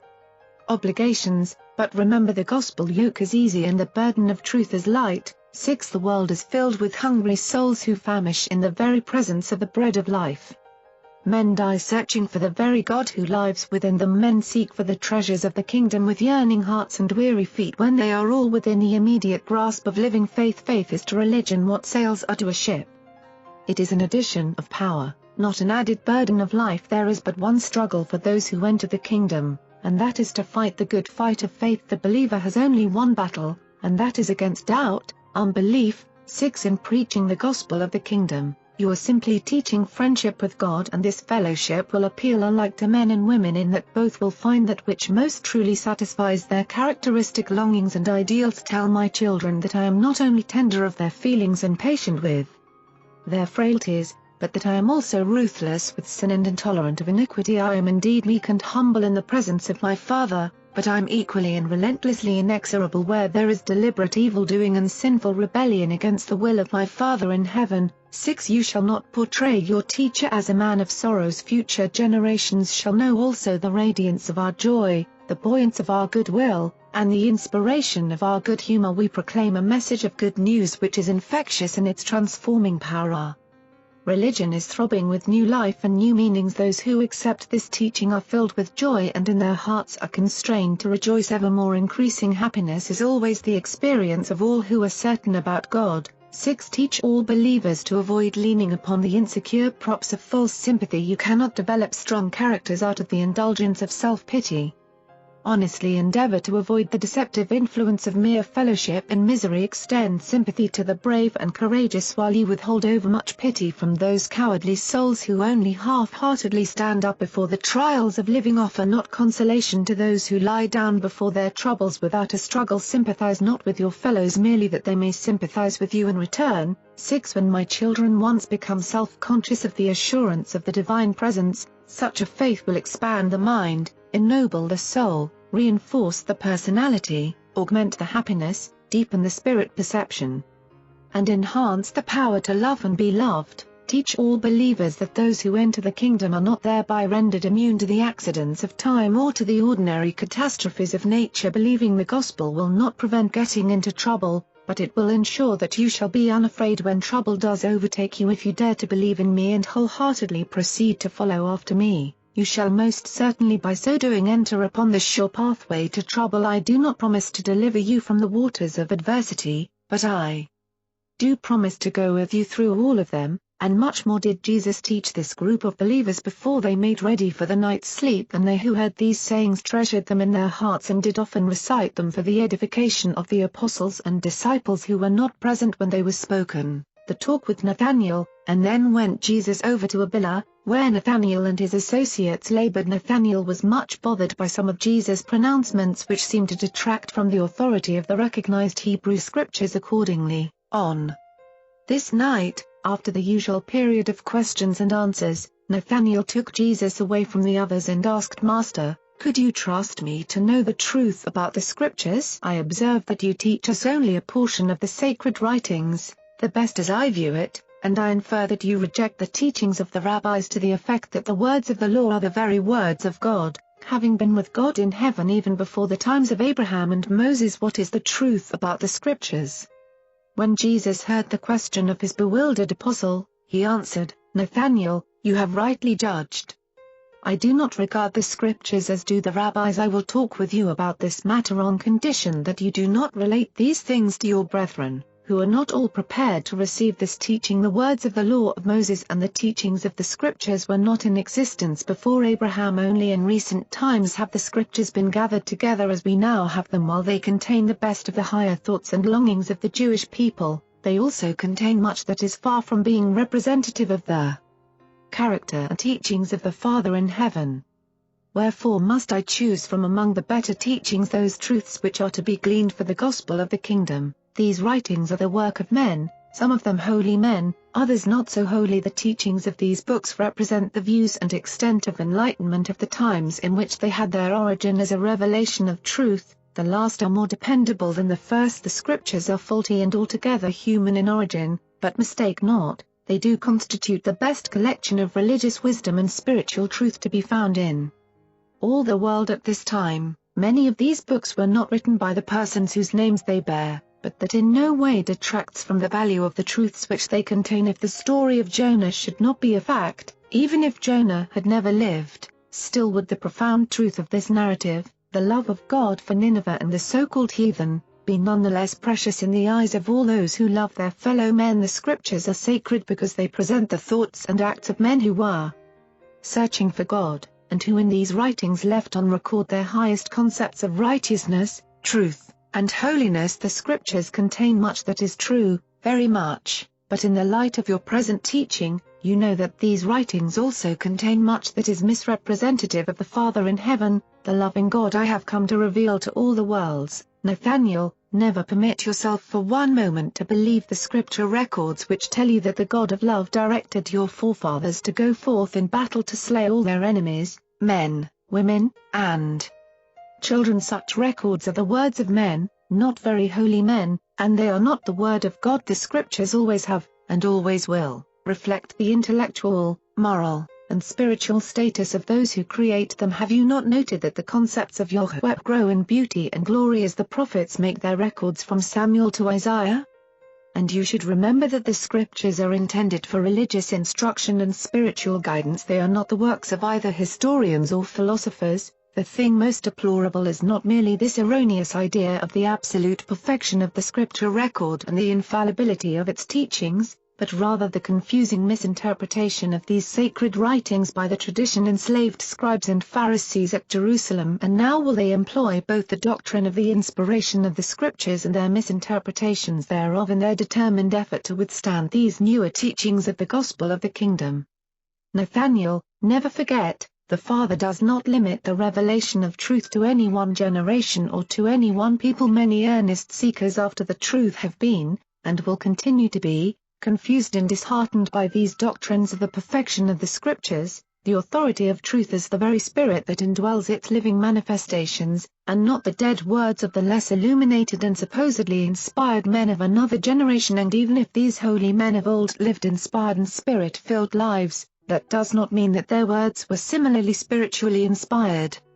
Today we make no record of the teachings of this gospel of the kingdom, lest, when I have gone, you speedily become divided up into sundry groups of truth contenders as a result of the diversity of your interpretation of my teachings. For this generation it is best that we live these truths while we shun the making of records. Mark you well my words, Nathanael, nothing which human nature has touched can be regarded as infallible. Through the mind of man divine truth may indeed shine forth, but always of relative purity and partial divinity the creature may crave infallibility, but only the creators possess it. But the greatest error of the teaching about the scriptures is the doctrine of their being sealed books of mystery and wisdom which only the wise minds of the nation dare to interpret. The revelations of divine truth are not sealed except by human ignorance, bigotry, and narrow-minded intolerance. The light of the scriptures is only dimmed by prejudice and darkened by superstition. A false fear of sacredness has prevented religion from being safeguarded by common sense. The fear of the authority of the sacred writings of the past effectively prevents the honest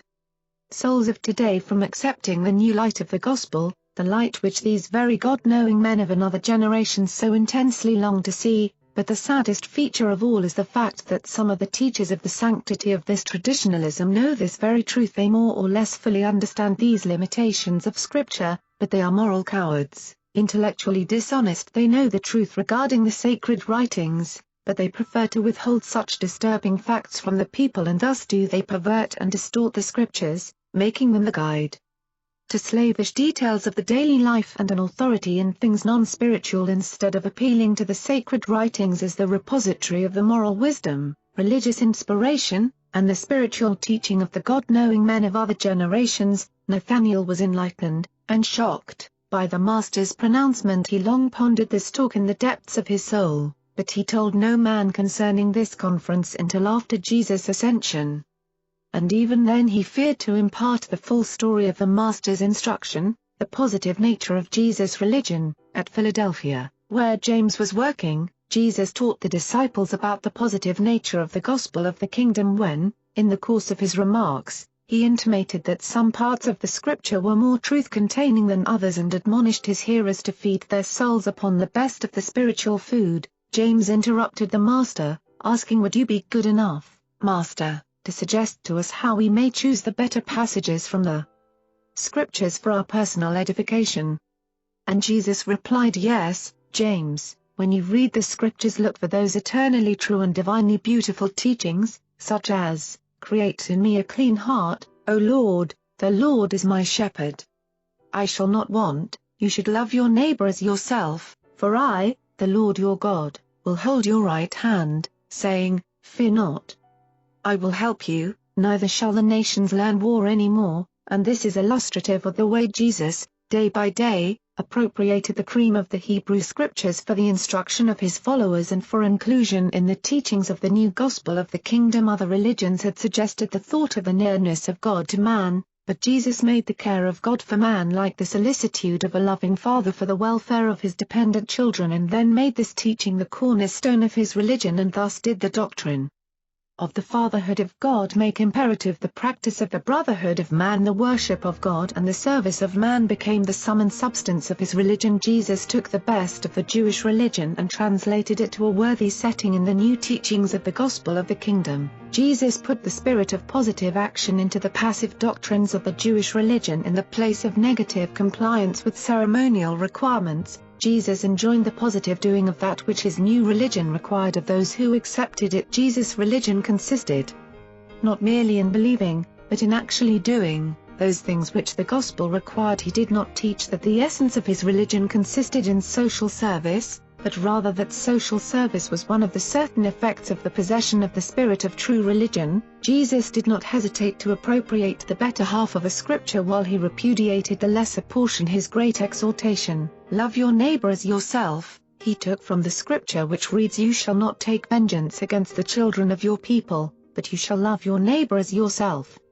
Jesus appropriated the positive portion of this scripture while rejecting the negative part. He even opposed negative or purely passive non-resistance. Said he, "When an enemy smites you on one cheek, do not stand there dumb and passive, but in positive attitude turn the other." That is, do the best thing possible actively to lead your brother in error away from the evil paths into the better ways of righteous living. Jesus required his followers to react positively and aggressively to every life situation. The turning of the other cheek, or whatever act that may typify, demands initiative, necessitates vigorous, active, and courageous expression of the believer's personality. Jesus did not advocate the practice of negative submission to the indignities of those who might purposely seek to impose upon the practitioners of non-resistance to evil, but rather that his followers should be wise and alert in the quick and positive reaction of good to evil, to the end that they might effectively overcome evil with good. Forget not, The truly good is invariably more powerful than the most malignant evil. The Master taught a positive standard of righteousness. Whosoever wishes to be my disciple, let him disregard himself and take up the full measure of his responsibilities daily to follow me, and he so lived himself in that he went about doing good, and this aspect of the gospel was well illustrated by many parables which he later spoke to his followers. He never exhorted his followers patiently to bear their obligations, but rather with energy and enthusiasm to live up to the full measure of their human responsibilities and divine privileges in the kingdom of God. When Jesus instructed his apostles that they should, when one unjustly took away the coat, offer the other garment, he referred not so much to a literal second coat as to the idea of doing something positive to save the wrongdoer in the place of the olden advice to retaliate, an eye for an eye, and so on. Jesus abhorred the idea either of retaliation or of becoming just a passive sufferer or victim of injustice. On this occasion he taught them the three ways of contending with, and resisting, evil: to return evil for evil, the positive but unrighteous method; to suffer evil without complaint and without resistance, the purely negative method; to return good for evil, to assert their will so as to become master of the situation;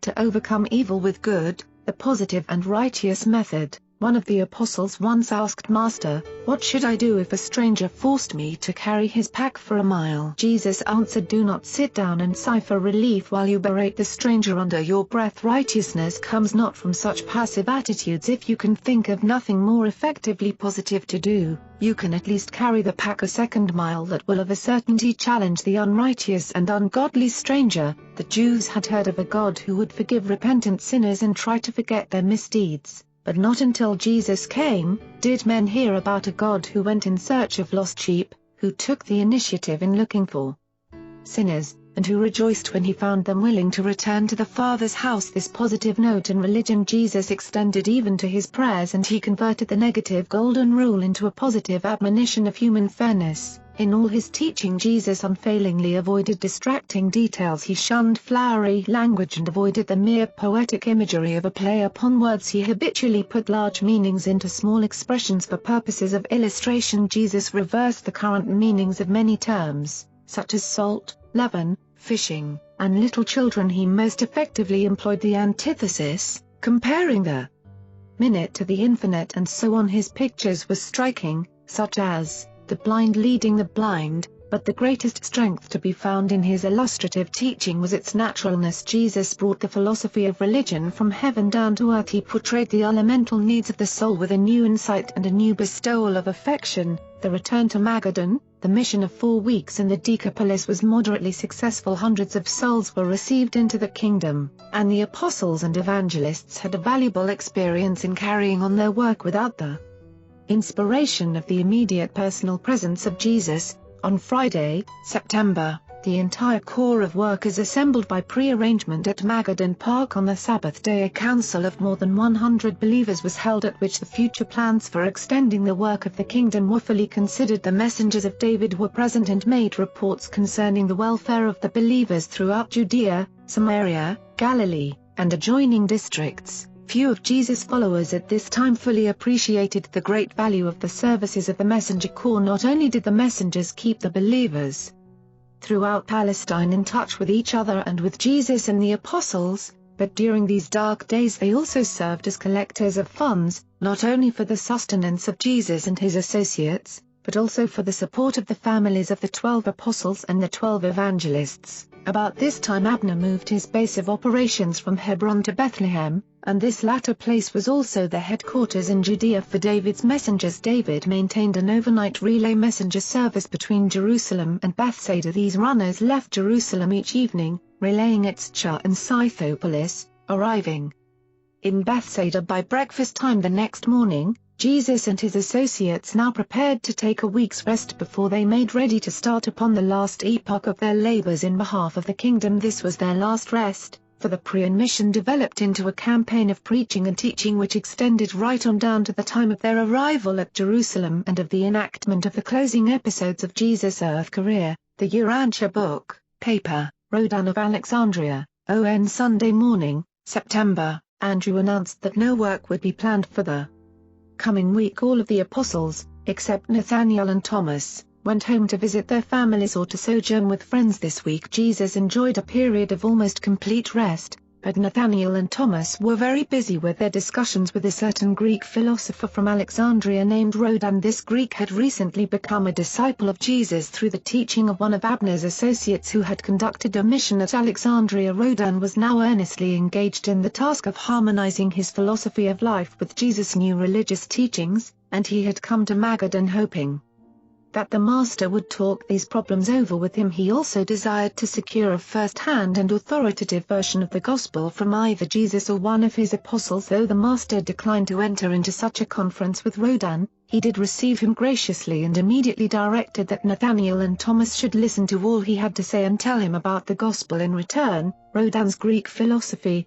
Early Monday morning, Rhodan began a series of 10 addresses to Nathanael, Thomas, and a group of some 24 believers who chanced to be at Magadan. These talks, condensed, combined, and restated in modern phraseology, present the following thoughts for consideration.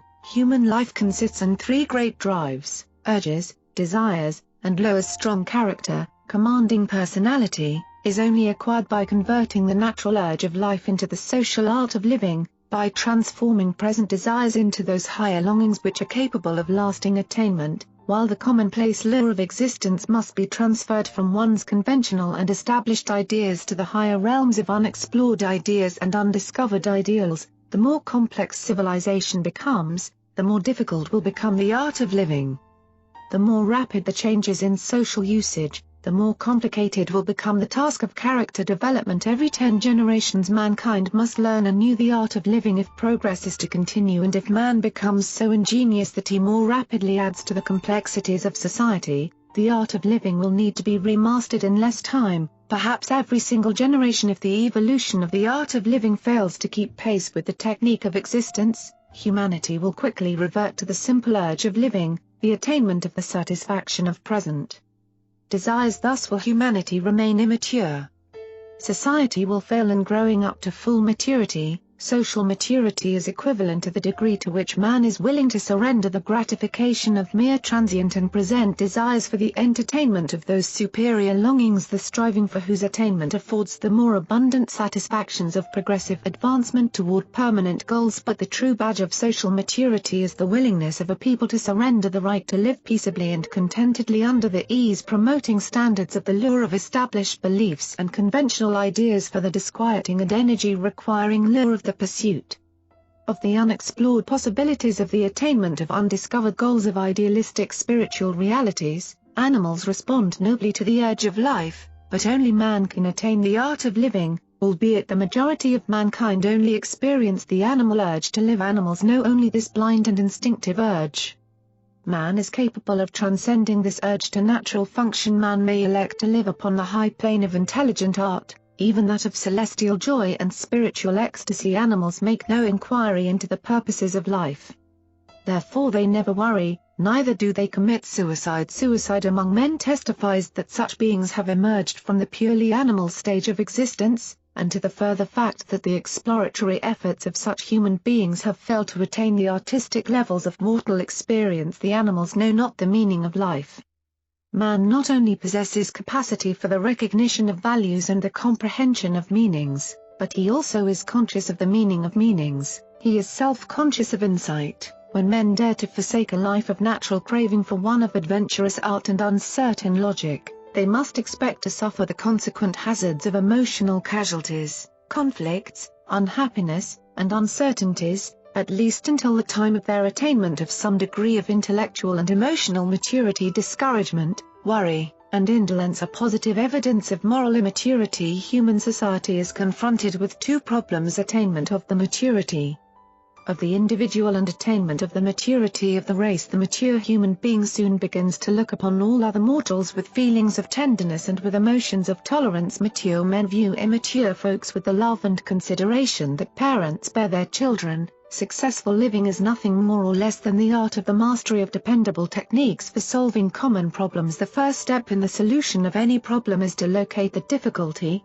to isolate the problem, and frankly to recognize its nature and gravity. The great mistake is that, when life problems excite our profound fears, we refuse to recognize them. Likewise, when the acknowledgement of our difficulties entails the reduction of our long-cherished conceit, the admission of envy, or the abandonment of deep-seated prejudices, the average person prefers to cling to the old illusions of safety and to the long-cherished false feelings of security. Only a brave person is willing honestly to admit, and fearlessly to face, what a sincere and logical mind discovers. The wise and effective solution of any problem demands that the mind shall be free from bias, passion, and all other purely personal prejudices, which might interfere with a disinterested survey of the actual factors that go to make up the problem presenting itself for solution. The solution of life problems requires courage and sincerity. Only honest and brave individuals are able to follow valiantly through the perplexing and confusing maze of living to where the logic of a fearless mind may lead, and this emancipation of the mind and soul can never be effected without the driving power of an intelligent enthusiasm which borders on religious zeal. It requires the lure of a great ideal to drive man on in the pursuit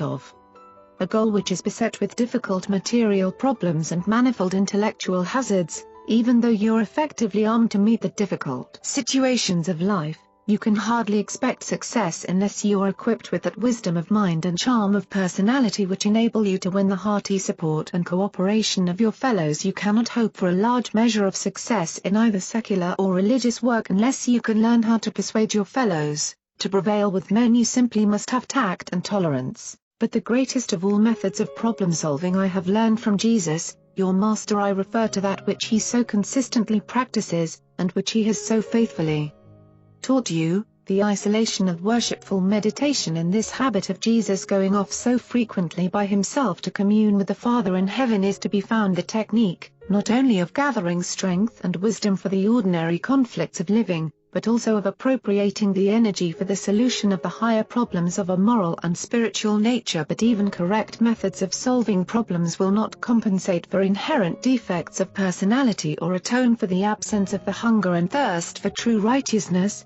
I am deeply impressed with the custom of Jesus in going apart by himself to engage in these seasons of solitary survey of the problems of living, to seek for new stores of wisdom and energy for meeting the manifold demands of social service, to quicken and deepen the supreme purpose of living by actually subjecting the total personality to the consciousness of contacting with divinity, to grasp the possession of new and better methods of adjusting oneself to the ever-changing situations of living existence, to effect those vital reconstructions and readjustments of one's personal attitudes which are so essential to enhanced insight into everything worthwhile and real.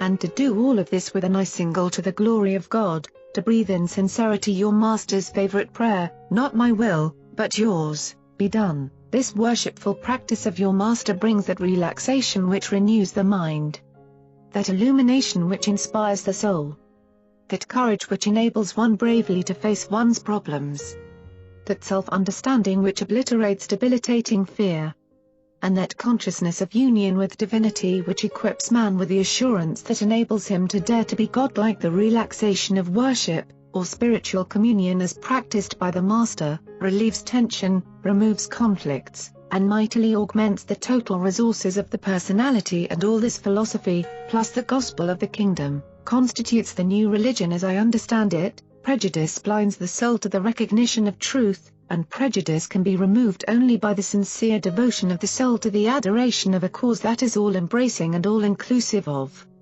one's fellow men. Prejudice is inseparably linked to selfishness. Prejudice can be eliminated only by the abandonment of self-seeking and by substituting therefore the quest of the satisfaction of the service of a cause that is not only greater than self, but one that is even greater than all humanity, the search for God, the attainment of divinity. The evidence of maturity of personality consists in the transformation of human desire so that it constantly seeks for the realization of those values which are highest and most divinely real, in a continually changing world, in the midst of an evolving social order. It is impossible to maintain settled and established goals of destiny. Stability of personality can be experienced only by those who have discovered and embraced the living God as the eternal goal of infinite attainment, and thus to transfer one's goal from time to eternity, from earth to paradise, from the human to the divine, requires that man shall become regenerated, converted, be born again, that he shall become the recreated child of the divine Spirit, that he shall gain entrance into the brotherhood of the kingdom of heaven. All philosophies and religions which fall short of these ideals are immature. The philosophy which I teach, linked with the gospel which you preach, represents the new religion of maturity, the ideal of all future generations, and this is true because our ideal is final, infallible, eternal, universal, absolute, and infinite. My philosophy gave me the urge to search for the realities of true attainment, the goal of maturity, but my urge was impotent. My search lacked driving power.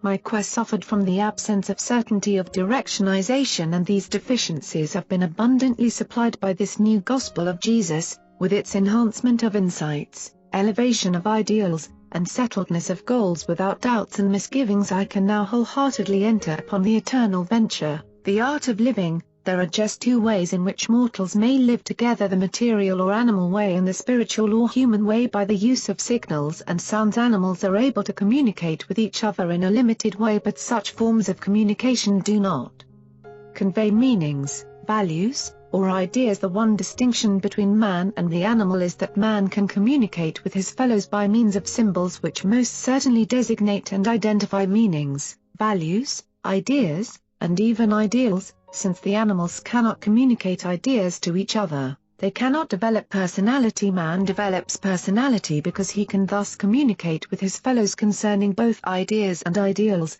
It is this ability to communicate and share meanings that constitutes human culture and enables man, through social associations, to build civilizations. Knowledge and wisdom become cumulative because of man's ability to communicate these possessions to succeeding generations, and thereby arise the cultural activities of the race. Art, science, religion, and philosophy. Symbolic communication between human beings predetermines the bringing into existence of social groups. The most effective of all social groups is the family, more particularly the two parents. Personal affection is the spiritual bond which holds together these material associations. Such an effective relationship is also possible between two persons of the same sex, as is so abundantly illustrated in the devotions of genuine friendships. These associations of friendship and mutual affection are socializing and ennobling because they encourage and facilitate the following essential factors of the higher levels of the art of living: mutual self-expression and self-understanding. Many noble human impulses die because there is no one to hear their expression truly. It is not good for man to be alone. Some degree of recognition and a certain amount of appreciation are essential to the development of human character. Without the genuine love of a home, no child can achieve the full development of normal character. Character is something more than mere mind and morals of all social relations calculated to develop character. The most effective and ideal is the affectionate and understanding friendship of man and woman in the mutual embrace of intelligent wedlock. Marriage, with its manifold relations, is best designed to draw forth those precious impulses and those higher motives which are indispensable to the development of a strong character. I do not hesitate thus to glorify family life, for your master has wisely chosen the father-child relationship as the very cornerstone of this new gospel of the kingdom, and such a matchless community of relationship, man and woman in the fond embrace of the highest ideals of time, is so valuable and satisfying an experience that it is worth any price, any sacrifice, requisite for its possession,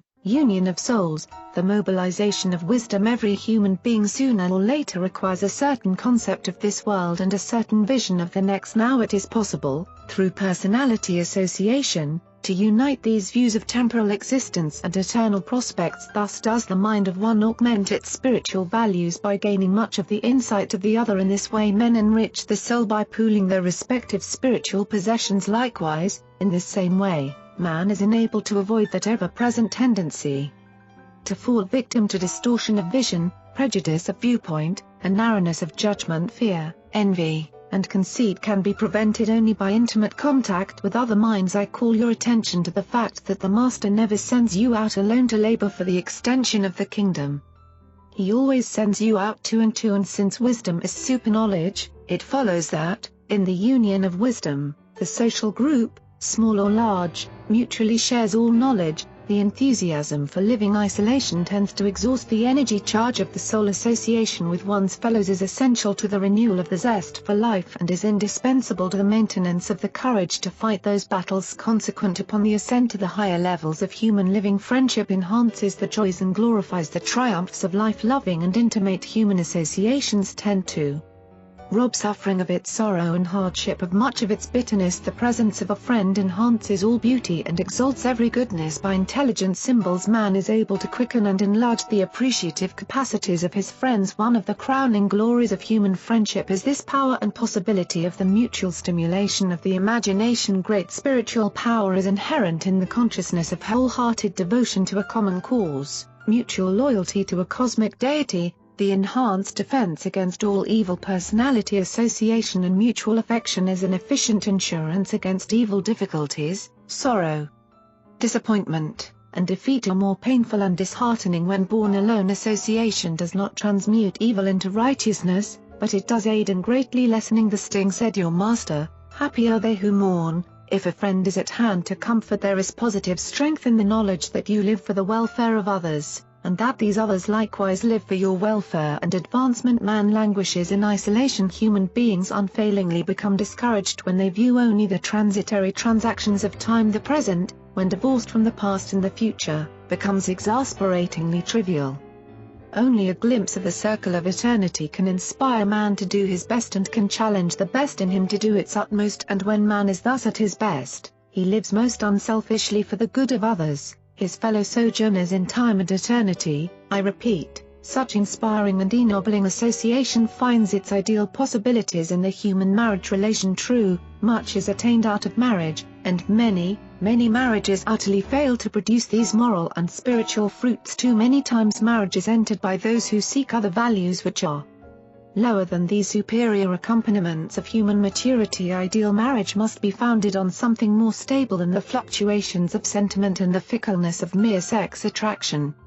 It must be based on genuine and mutual personal devotion, and thus, if you can build up such trustworthy and effective small units of human association, when these are assembled in the aggregate, the world will behold a great and glorified social structure, the civilization of mortal maturity. Such a race might begin to realize something of your master's ideal of peace on earth and goodwill among men. While such a society would not be perfect or entirely free from evil, it would at least approach the stabilization of maturity. The laws of maturity, the effort toward maturity necessitates work, and work requires energy. Whence the power to accomplish all this? The physical things can be taken for granted, but the Master has well said, man cannot live by bread alone. Granted the possession of a normal body and reasonably good health, we must next look for those lures which will act as a stimulus to call forth man's slumbering spiritual forces. Jesus has taught us that God lives in man.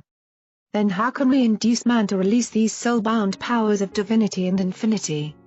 How shall we induce men to let go of God that he may spring forth to the refreshment of our own souls while in transit outward, and then to serve the purpose of enlightening, uplifting, and blessing countless other souls? How best can I awaken these latent powers for good which lie dormant in your souls? One thing I am sure of: emotional excitement is not the ideal spiritual stimulus. Excitement does not augment energy. It rather exhausts the powers of both mind and body. Whence then comes the energy to do these great things?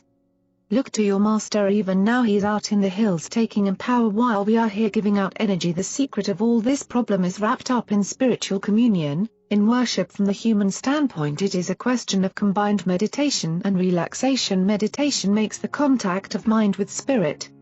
Relaxation determines the capacity for spiritual receptivity, and this interchange of strength for weakness, courage for fear, the will of God for the mind of self, constitutes worship. At least, that is the way the philosopher views it. When these experiences are frequently repeated, they crystallize into habits, strength-giving and worshipful habits, and such habits eventually formulate themselves into a spiritual character, and such a character is finally recognized by one's fellows as a mature personality. These practices are difficult and time-consuming at first, but when they become habitual, they are at once restful and time-saving. The more complex society becomes, and the more the lures of civilization multiply, the more urgent will become the necessity for God-knowing individuals to form such protective habitual practices designed to conserve and augment their spiritual energies. Another requirement for the attainment of maturity is the cooperative adjustment of social groups to an ever-changing environment. The immature individual arouses the antagonisms of his fellows.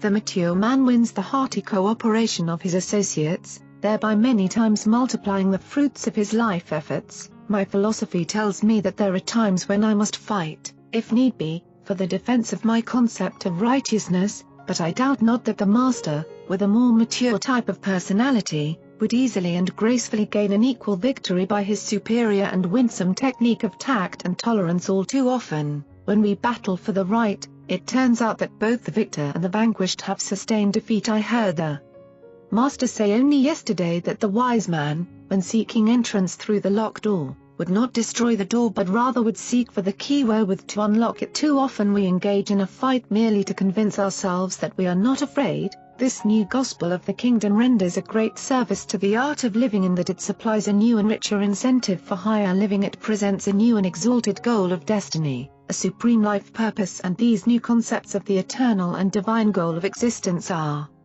in themselves transcendent stimuli, calling forth the reaction of the very best that is resident in man's higher nature. On every mountain top of intellectual thought are to be found relaxation for the mind, strength for the soul, and communion for the spirit. From such vantage points of high living, man is able to transcend the material irritations of the lower levels of thinking, worry, jealousy, envy, revenge, and the pride of immature personality. These high-climbing souls deliver themselves from a multitude of the cross-current conflicts of the trifles of living, thus becoming free to attain consciousness of the higher currents of spirit concept and celestial communication. But the life purpose must be jealously guarded from the temptation to seek for easy and transient attainment.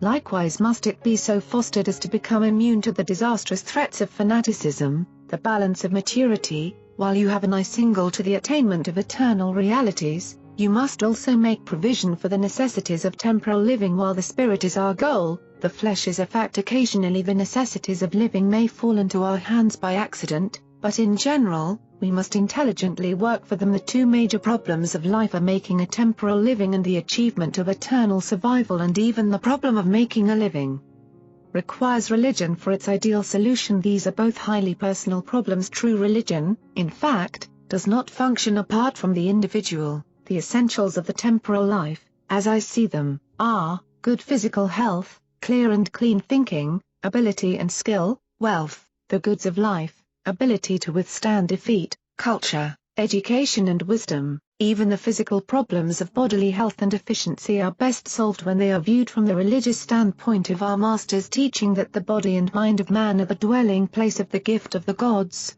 the Spirit of God becoming the spirit of man. The mind of man thus becomes the mediator between material things and spiritual realities. It requires intelligence to secure one's share of the desirable things of life. It is wholly erroneous to suppose that faithfulness in doing one's daily work will ensure the rewards of wealth. Barring the occasional and accidental acquirement of wealth, the material rewards of the temporal life are found to flow in certain well-organized channels, and only those who have access to these channels may expect to be well rewarded for their temporal efforts. Poverty must ever be the lot of all men who seek for wealth in isolated and individual channels. Wise planning, therefore, becomes the one thing essential to worldly prosperity. Success requires not only devotion to one's work but also that one should function as a part of some one of the channels of material wealth. If you are unwise, you can bestow a devoted life upon your generation without material reward.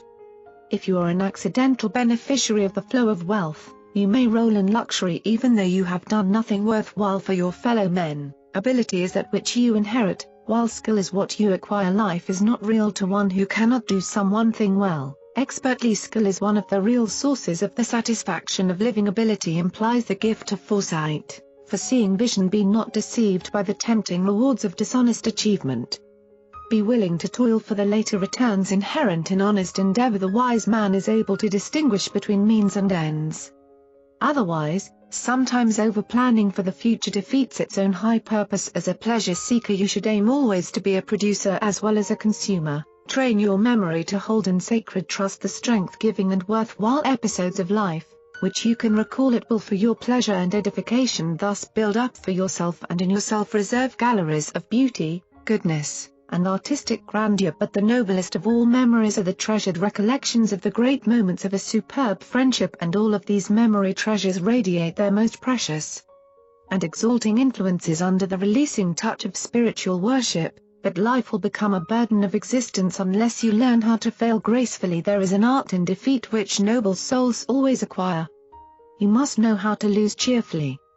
You must be fearless of disappointment, never hesitate to admit failure, make no attempt to hide failure under deceptive smiles and beaming optimism. It sounds well always to claim success, but the end results are appalling. Such a technique leads directly to the creation of a world of unreality and to the inevitable crash of ultimate disillusionment. Success may generate courage and promote confidence, but wisdom comes only from the experiences of adjustment to the results of one's failures. Men who prefer optimistic illusions to reality can never become wise. Only those who face facts and adjust them to ideals can achieve wisdom. Wisdom embraces both the fact and the ideal and therefore saves its devotees from both of those barren extremes of philosophy, the man whose idealism excludes facts and the materialist who is devoid of spiritual outlook. Those timid souls who can only keep up the struggle of life by the aid of continuous false illusions of success are doomed to suffer failure and experience defeat as they ultimately awaken from the dream world of their own imaginations, and it is in this business of facing failure and adjusting to defeat that the far-reaching vision of religion exerts its supreme influence. Failure is simply an educational episode, a cultural experiment in the acquirement of wisdom, in the experience of the God-seeking man who has embarked on the eternal adventure of the exploration of a universe. To such men, defeat is but a new tool for the achievement of higher levels of universe reality. The career of a God-seeking man may prove to be a great success in the light of eternity, even though the whole temporal life enterprise may appear as an overwhelming failure, provided each life failure yielded the culture of wisdom and spirit achievement. Do not make the mistake of confusing knowledge, culture, and wisdom. They are related in life, but they represent vastly differing spirit values. Wisdom ever dominates knowledge and always glorifies culture, the religion of the ideal. You have told me that your master regards genuine human religion as the individual's experience with spiritual realities. I have regarded religion as man's experience of reacting to something which he regards as being worthy of the homage and devotion of all mankind. In this sense, religion symbolizes our supreme devotion to that which represents our highest concept of the ideals of reality and the farthest reach of our minds toward eternal possibilities of spiritual attainment. When men react to religion in the tribal, national, or racial sense, it is because they look upon those without their group as not being truly human. We always look upon the object of our religious loyalty as being worthy of the reverence of all men. Religion can never be a matter of mere intellectual belief or philosophic reasoning. Religion is always and forever a mode of reacting to the situations of life. It is a species of conduct. Religion embraces thinking, feeling, and acting reverently towards some reality which we deem worthy of universal adoration. If something has become a religion in your experience, it is self-evident that you already have become an active evangel of that religion, since you deem the supreme concept of your religion as being worthy of the worship of all mankind, all universe intelligences. If you are not a positive and missionary evangel of your religion, you are self-deceived in that what you call a religion is only a traditional belief or a mere system of intellectual philosophy. If your religion is a spiritual experience, your object of worship must be the universal spirit reality and ideal of all your spiritualized concepts. All religions based on fear, emotion, tradition, and philosophy I term the intellectual religions, while those based on true spirit experience I would term the true religions. The object of religious devotion may be material or spiritual, true or false, real or unreal, human or divine. Religions can therefore be either good or evil. Morality and religion are not necessarily the same. A system of morals, by grasping an object of worship, may become a religion. A religion, by losing its universal appeal to loyalty and supreme devotion, may evolve into a system of philosophy or a code of morals. This thing, being, state, or order of existence, or possibility of attainment which constitutes the supreme ideal of religious loyalty, and which is the recipient of the religious devotion of those who worship, is God regardless of the name applied to this ideal of spirit reality. It is God. The social characteristics of a true religion consist in the fact that it invariably seeks to convert the individual and to transform the world. Religion implies the existence of undiscovered ideals which far transcend the known standards of ethics and morality embodied in even the highest social usages of the most mature institutions of civilization. Religion reaches out for undiscovered ideals, unexplored realities, superhuman values, divine wisdom, and true spirit attainment. True religion does all of this. All other beliefs are not worthy of the name. You cannot have a genuine spiritual religion without the supreme and supernal ideal of an eternal God. A religion without this God is an invention of man, a human institution of lifeless intellectual beliefs and meaningless emotional ceremonies. A religion might claim as the object of his devotion a great ideal, but such ideals of unreality are not attainable. Such a concept is illusionary. The only ideals susceptible of human attainment are the divine realities of the infinite values resident in the spiritual fact of the eternal God. The word God, the idea of God as contrasted with the ideal of God, can become a part of any religion, no matter how puerile or false that religion may chance to be, and this idea of God can become anything which those who entertain it may choose to make it. The lower religions shape their ideas of God to meet the natural state of the human heart. The higher religions demand that the human heart shall be changed to meet the demands of the ideals of true religion. The religion of Jesus transcends all our former concepts of the idea of worship in that he not only portrays his Father as the ideal of infinite reality but positively declares that this divine source of values and the eternal center of the universe is truly and personally attainable by every mortal creature who chooses to enter the kingdom of heaven on earth, thereby acknowledging the acceptance of sonship with God and brotherhood with man. That, I submit, is the highest concept of religion the world has ever known, and I pronounce that there can never be a higher, since this gospel embraces the infinity of realities, the divinity of values, and the eternity of universal attainment. Such a concept constitutes the achievement of the experience of the idealism of the supreme and the ultimate. I am not only intrigued by the consummate ideals of this religion of your master, but I am mightily moved to profess my belief in his announcement that these ideals of spirit realities are attainable.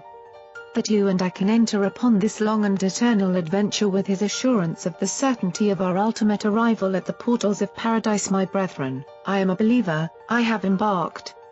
I am on my way with you in this eternal venture. The Master says he came from the Father, and that he will show us the way. I am fully persuaded he speaks the truth. I am finally convinced that there are no attainable ideals of reality or values of perfection apart from the eternal and universal Father. I come, then, to worship, not merely the God of existences, but the God of the possibility of all future existences. Therefore must your devotion to a supreme ideal, if that ideal is real, be devotion to this God of past, present, and future universes of things and beings. And there is no other God, for there cannot possibly be any other God. All other gods are figments of the imagination, illusions of mortal mind, distortions of false logic, and the self-deceptive idols of those who create them. Yes, you can have a religion without this God, but it does not mean anything, and if you seek to substitute the word God for the reality of this ideal of the living God, you have only deluded yourself by putting an idea in the place of an ideal,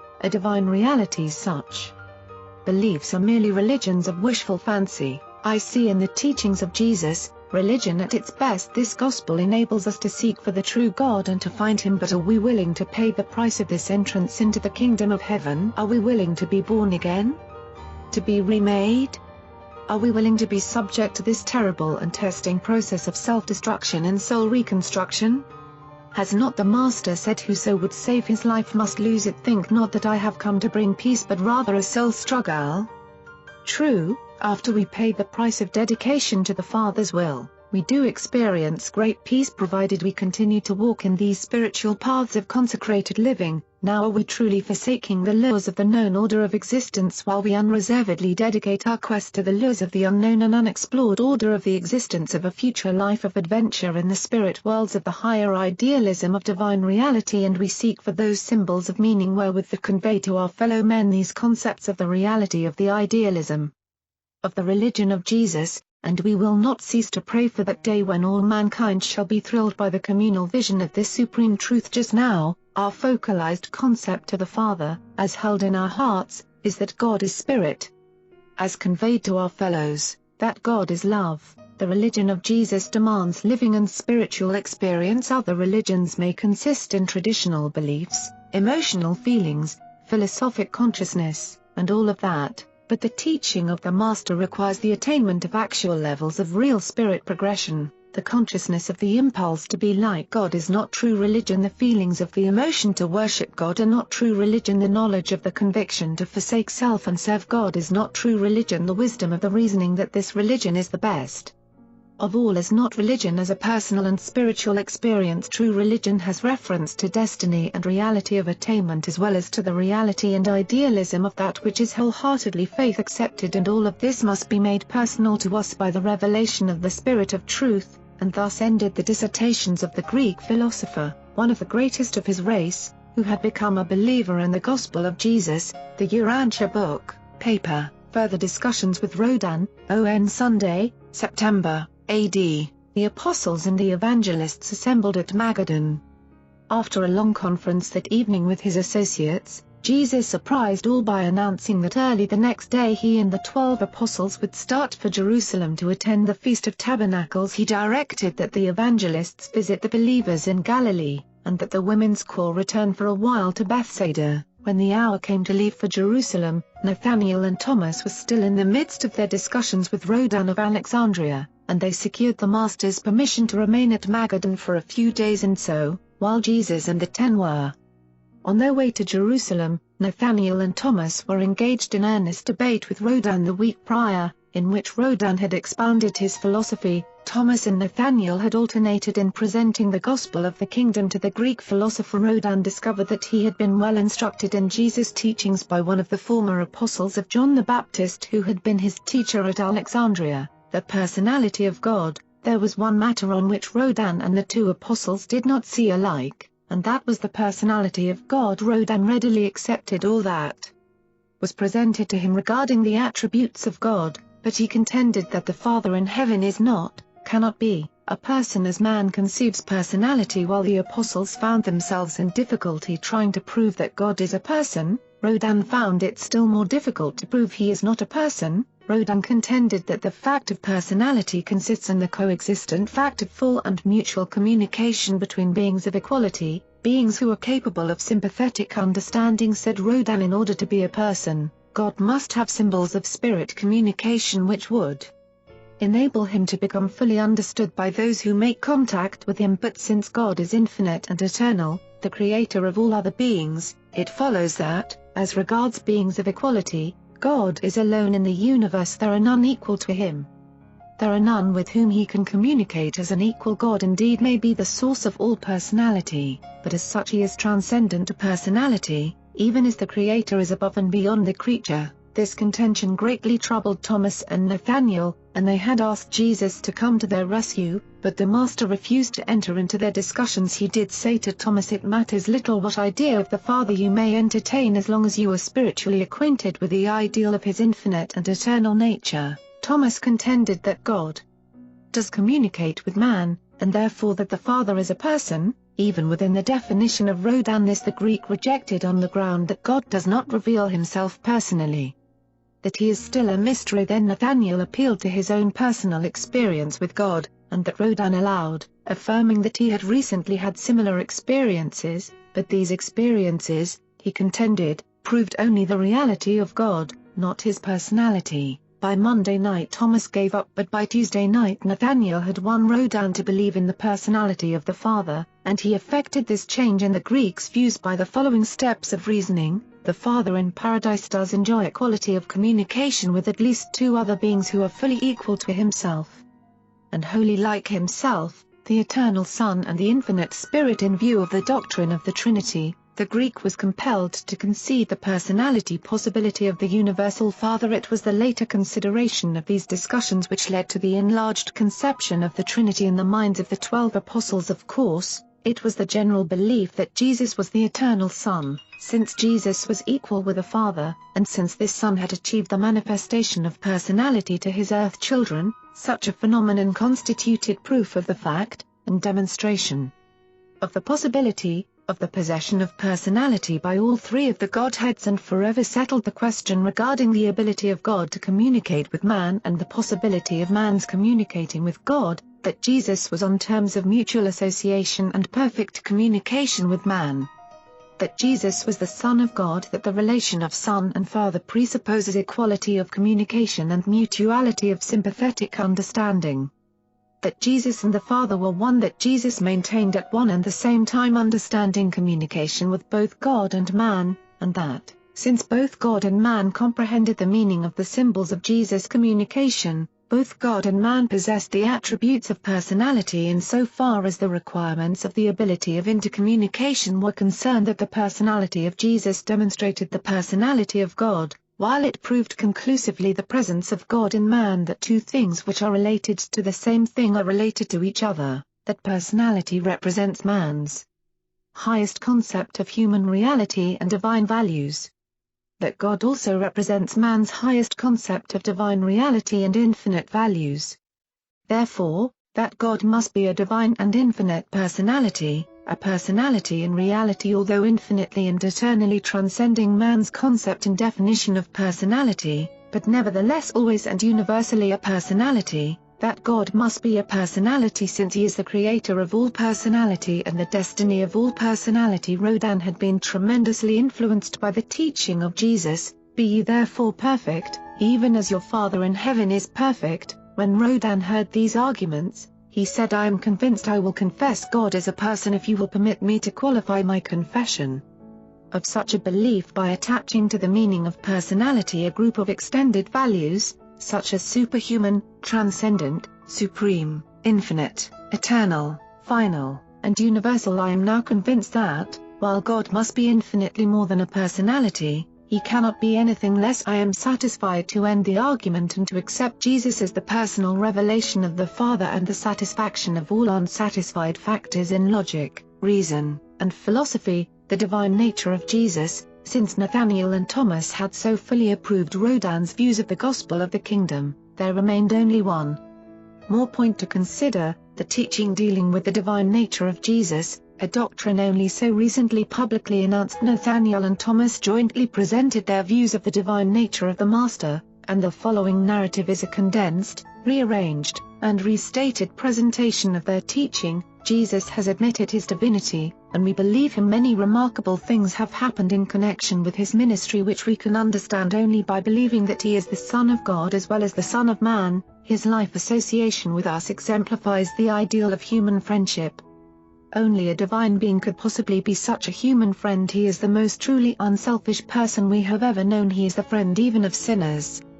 He dares to love his enemies. He is very loyal to us while he does not hesitate to reprove us. It is plain to all that he truly loves us. The better you know him, the more you will love him. You will be charmed by his unswerving devotion through all these years of our failure to comprehend his mission. He has been a faithful friend while he makes no use of flattery. He does treat us all with equal kindness. He is invariably tender and compassionate. He has shared his life and everything else with us. We are a happy community. We share all things in common. We do not believe that a mere human could live such a blameless life under such trying circumstances. We think Jesus is divine because he never does wrong. He makes no mistakes. His wisdom is extraordinary. His piety superb. He lives day by day in perfect accord with the Father's will. He never repents of misdeeds because he transgresses none of the Father's laws. He prays for us and with us, but he never asks us to pray for him. We believe that he is consistently sinless. We do not think that one who is only human ever professed to live such a life. He claims to live a perfect life, and we acknowledge that he does. Our piety springs from repentance, but his piety springs from righteousness. He even professes to forgive sins and does heal diseases no mere man would. Saying he professed to forgive sin. That is a divine prerogative, and he has seemed to be thus perfect in his righteousness from the times of our first contact with him. We grow in grace and in the knowledge of the truth, but our Master exhibits maturity of righteousness to start with. All men, good and evil, recognize these elements of goodness in Jesus, and yet never is his piety obtrusive or ostentatious. He is both meek and fearless. He seems to approve of our belief in his divinity. He is either what he professes to be, or else he is the greatest hypocrite and fraud the world has ever known. We are persuaded that he is just what he claims to be, The uniqueness of his character and the perfection of his emotional control convince us that he is a combination of humanity and divinity. He unfailingly responds to the spectacle of human need. Suffering never fails to appeal to him. His compassion is moved alike by physical suffering, mental anguish, or spiritual sorrow. He is quick to recognize and generous to acknowledge the presence of faith or any other grace in his fellow men. He is so just and fair and at the same time so merciful and considerate. He grieves over the spiritual obstinacy of the people and rejoices when they consent to see the light of truth. He seems to know the thoughts of men's minds and to understand the longings of their hearts, and he is always sympathetic with our troubled spirits. He seems to possess all our human emotions, but they are magnificently glorified. He strongly loves goodness and equally hates sin. He possesses a superhuman consciousness of the presence of deity. He prays like a man but performs like a god. He seems to foreknow things. He even now dares to speak about his death, some mystic reference to his future glorification. While he is kind, he is also brave and courageous. He never falters in doing his duty. We are constantly impressed by the phenomenon of his superhuman knowledge. Hardly does a day pass but something transpires to disclose that the Master knows what is going on away from his immediate presence. He also seems to know about the thoughts of his associates. He undoubtedly has communion with celestial personalities. He unquestionably lives on a spiritual plane far above the rest of us. Everything seems to be open to his unique understanding. He asks us questions to draw us out, not to gain information. Recently the Master does not hesitate to assert his superior humanity. From the day of our ordination as apostles right on down to recent times, he has never denied that he came from the Father above. He speaks with the authority of a divine teacher. The Master does not hesitate to refute the religious teachings of today and to declare the new gospel with positive authority. He is assertive, positive, and authoritative. Even John the Baptist, when he heard Jesus speak, declared that he was the Son of God. He seems to be so sufficient within himself. He craves not the support of the multitude. He is indifferent to the opinions of men. He is brave and yet so free from pride. He constantly talks about God as an ever-present associate in all that he does. He goes about doing good, for God seems to be in him. He makes the most astounding assertions about himself and his mission on earth, statements which would be absurd if he were not divine. He once declared, "Before Abraham was, I am." He has definitely claimed divinity.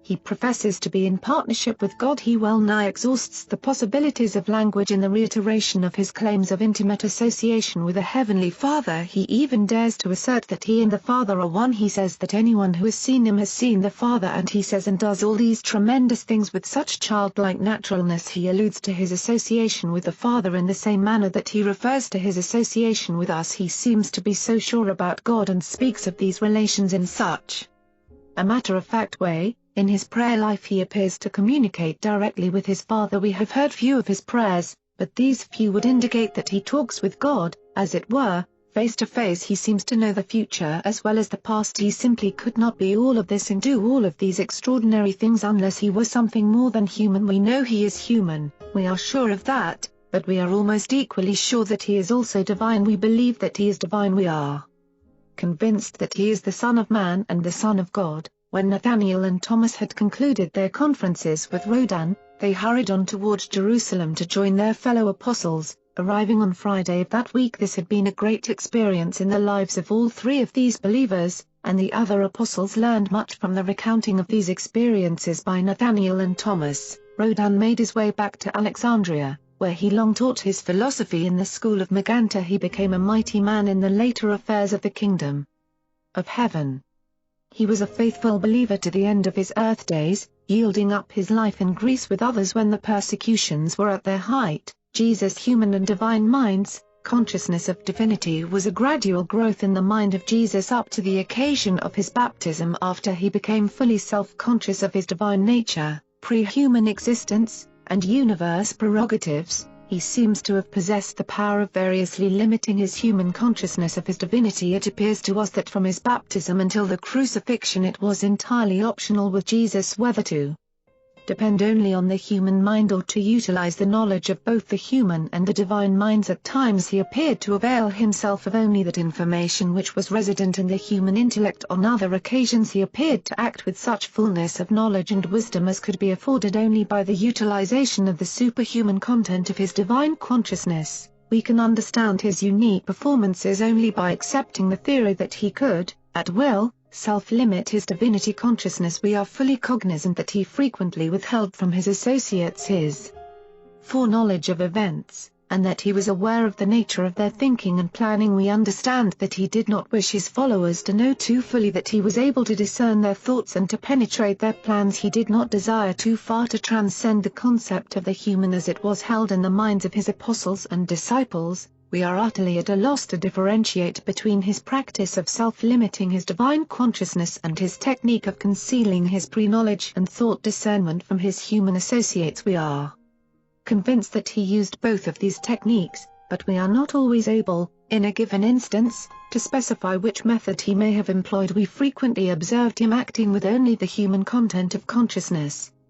Then would we behold him in conference with the directors of the celestial hosts of the universe and discern the undoubted functioning of the divine mind, and then on almost numberless occasions did we witness the working of this combined personality of man and God as it was activated by the apparent perfect union of the human and the divine minds. This is the limit of our knowledge of such phenomena.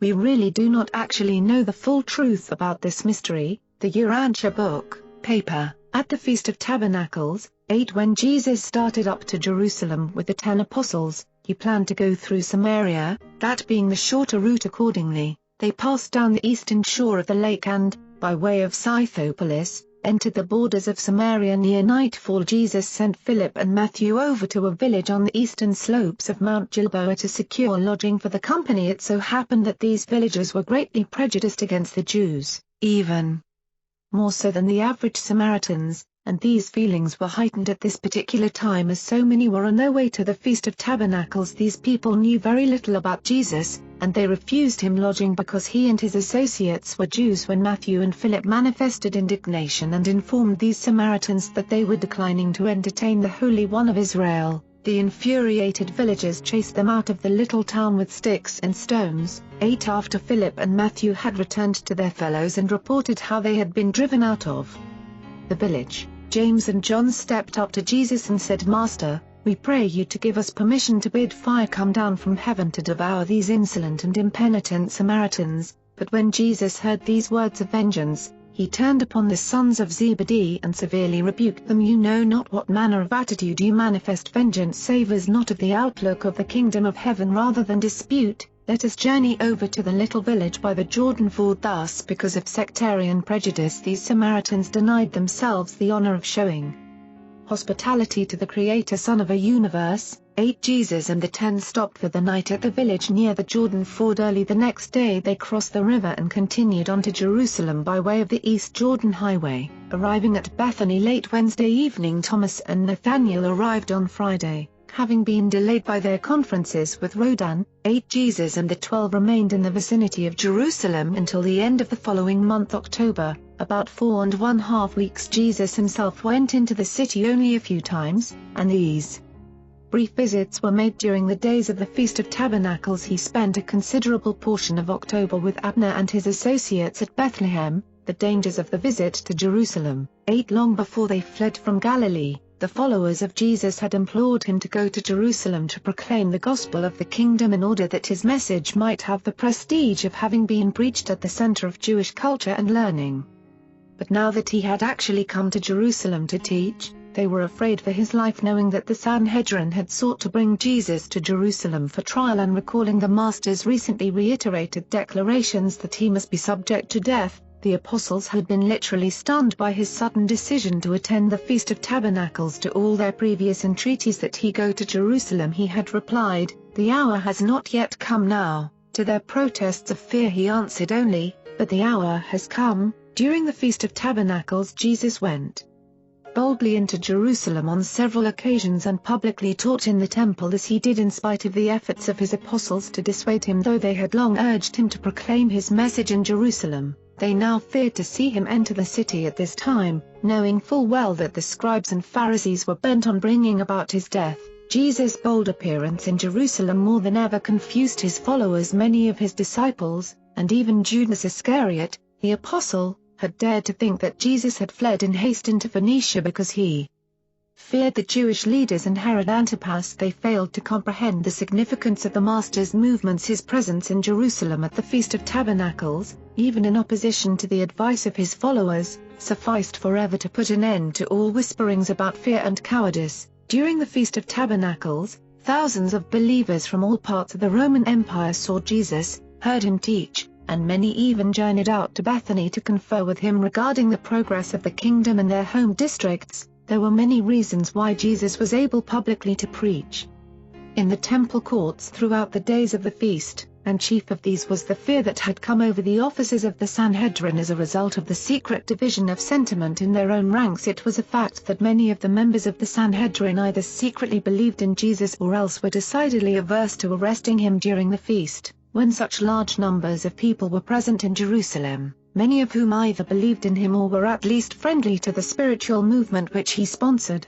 the efforts of Abner and his associates throughout Judea had also done much to consolidate sentiment favorable to the kingdom, so much so that the enemies of Jesus dared not be too outspoken in their opposition. This was one of the reasons why Jesus could publicly visit Jerusalem and live to go away 1 or 2 months before this. He would certainly have been put to death, but the audacious boldness of Jesus in publicly appearing in Jerusalem overawed his enemies. They were not prepared for such a daring challenge. Several times during this month the Sanhedrin made feeble attempts to place the Master under arrest, but nothing came of these efforts. His enemies were so taken aback by Jesus' unexpected public appearance in Jerusalem that they conjectured he must have been promised protection by the Roman authorities. Knowing that Philip, Herod Antipas's brother, was almost a follower of Jesus, the members of the Sanhedrin speculated that Philip had secured for Jesus promises of protection against his enemies. Jesus had departed from their jurisdiction before they awakened to the realization that they had been mistaken in the belief that his sudden and bold appearance in Jerusalem had been due to a secret understanding with the Roman officials. Only the 12 apostles had known that Jesus intended to attend the Feast of Tabernacles when they had departed from Magadan. The other followers of the Master were greatly astonished when he appeared in the temple courts and began publicly to teach, and the Jewish authorities were surprised beyond expression when it was reported that he was teaching in the temple. Although his disciples had not expected Jesus to attend the feast, the vast majority of the pilgrims from afar who had heard of him entertained the hope that they might see him at Jerusalem, and they were not disappointed, for on several occasions he taught in Solomon's porch and elsewhere in the temple courts. These teachings were really the official or formal announcement of the divinity of Jesus to the Jewish people and to the whole world. The multitudes who listened to the Master's teachings were divided in their opinions. Some said he was a good man, some a prophet, some that he was truly the Messiah.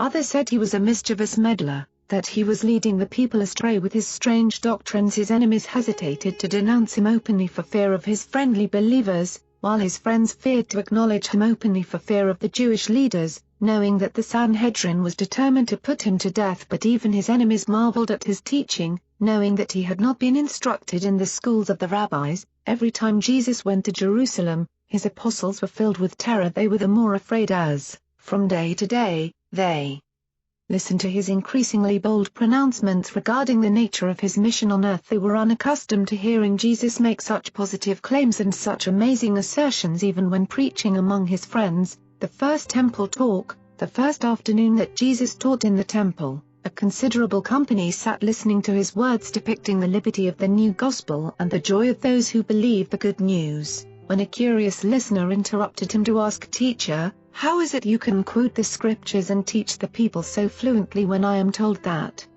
you are untaught in the learning of the rabbis?" Jesus replied, "No man has taught me the truths which I declare to you, and this teaching is not mine but his who sent me. If any man really desires to do my Father's will, he shall certainly know about my teaching, whether it be God's or whether I speak for myself. He who speaks for himself seeks his own glory, but when I declare the words of the Father, I thereby seek the glory of him who sent me. But before you try to enter into the new light, should you not rather follow the light you already have? Moses gave you the law, yet how many of you honestly seek to fulfill its demands? Moses in this law enjoins you, saying, You shall not kill. Notwithstanding this command some of you seek to kill the Son of Man." When the crowd heard these words, they fell to wrangling among themselves. Some said he was mad. some that he had a devil, others said this was indeed the prophet of Galilee whom the scribes and Pharisees had long sought to kill. Some said the religious authorities were afraid to molest him. Others thought that they laid not hands upon him because they had become believers in him. After considerable debate, one of the crowd stepped forward and asked Jesus, "Why do the rulers seek to kill you?" And he replied, "The rulers seek to kill me because they resent my teaching about the good news of the kingdom, a gospel that sets men free from the burdensome traditions of a formal religion of ceremonies which these teachers are determined to uphold at any cost. They circumcise in accordance with the law on the Sabbath day, but they would kill me because I once on the Sabbath day set free a man held in the bondage of affliction. They follow after me on the Sabbath to spy on me, but would kill me because on another occasion I chose to make a grievously stricken man completely whole on the Sabbath day. They seek to kill me because they well know that, if you honestly believe and dare to accept my teaching, their system of traditional religion will be overthrown, forever destroyed. Thus will they be deprived of authority over that to which they have devoted their lives, since they steadfastly refuse to accept this new and more glorious gospel of the kingdom of God. And now do I appeal to every one of you, judge not according to outward appearances, but rather judge by the true spirit of these teachings. Judge righteously." Then said another inquirer, "Yes, Teacher, we do look for the Messiah, but when he comes, we know that his appearance will be in mystery. We know once you have been among your brethren from the beginning. The deliverer will come in power to restore the throne of David's kingdom. Do you really claim to be the Messiah?" And Jesus replied, "You claim to know me and to know whence I am. I wish your claims were true, for indeed then would you find abundant life in that knowledge. But I declare that I have not come to you for myself. I have been sent by the Father, and he who sent me is true and faithful. By refusing to hear me, you are refusing to receive him who sends me. You, if you will receive this gospel, shall come to know him who sent me. I know the Father, for I have come from the Father to declare and reveal him to you." The agents of the scribes wanted to lay hands upon him, but they feared the multitude, for many believed in him Jesus' work since his baptism had become well known to all Jewry, and as many of these people recounted these things, they said among themselves, "Even though this teacher is from Galilee, and even though he does not meet all of our expectations of the Messiah, we wonder if the deliverer, when he does come, will really do anything more wonderful than this Jesus of Nazareth has already done." When the Pharisees and their agents heard the people talking this way, they took counsel with their leaders and decided that something should be done forthwith to put a stop to these public appearances of Jesus in the temple courts. The leaders of the Jews, in general, were disposed to avoid a clash with Jesus, believing that the Roman authorities had promised him immunity. They could not otherwise account for his boldness in coming at this time to Jerusalem.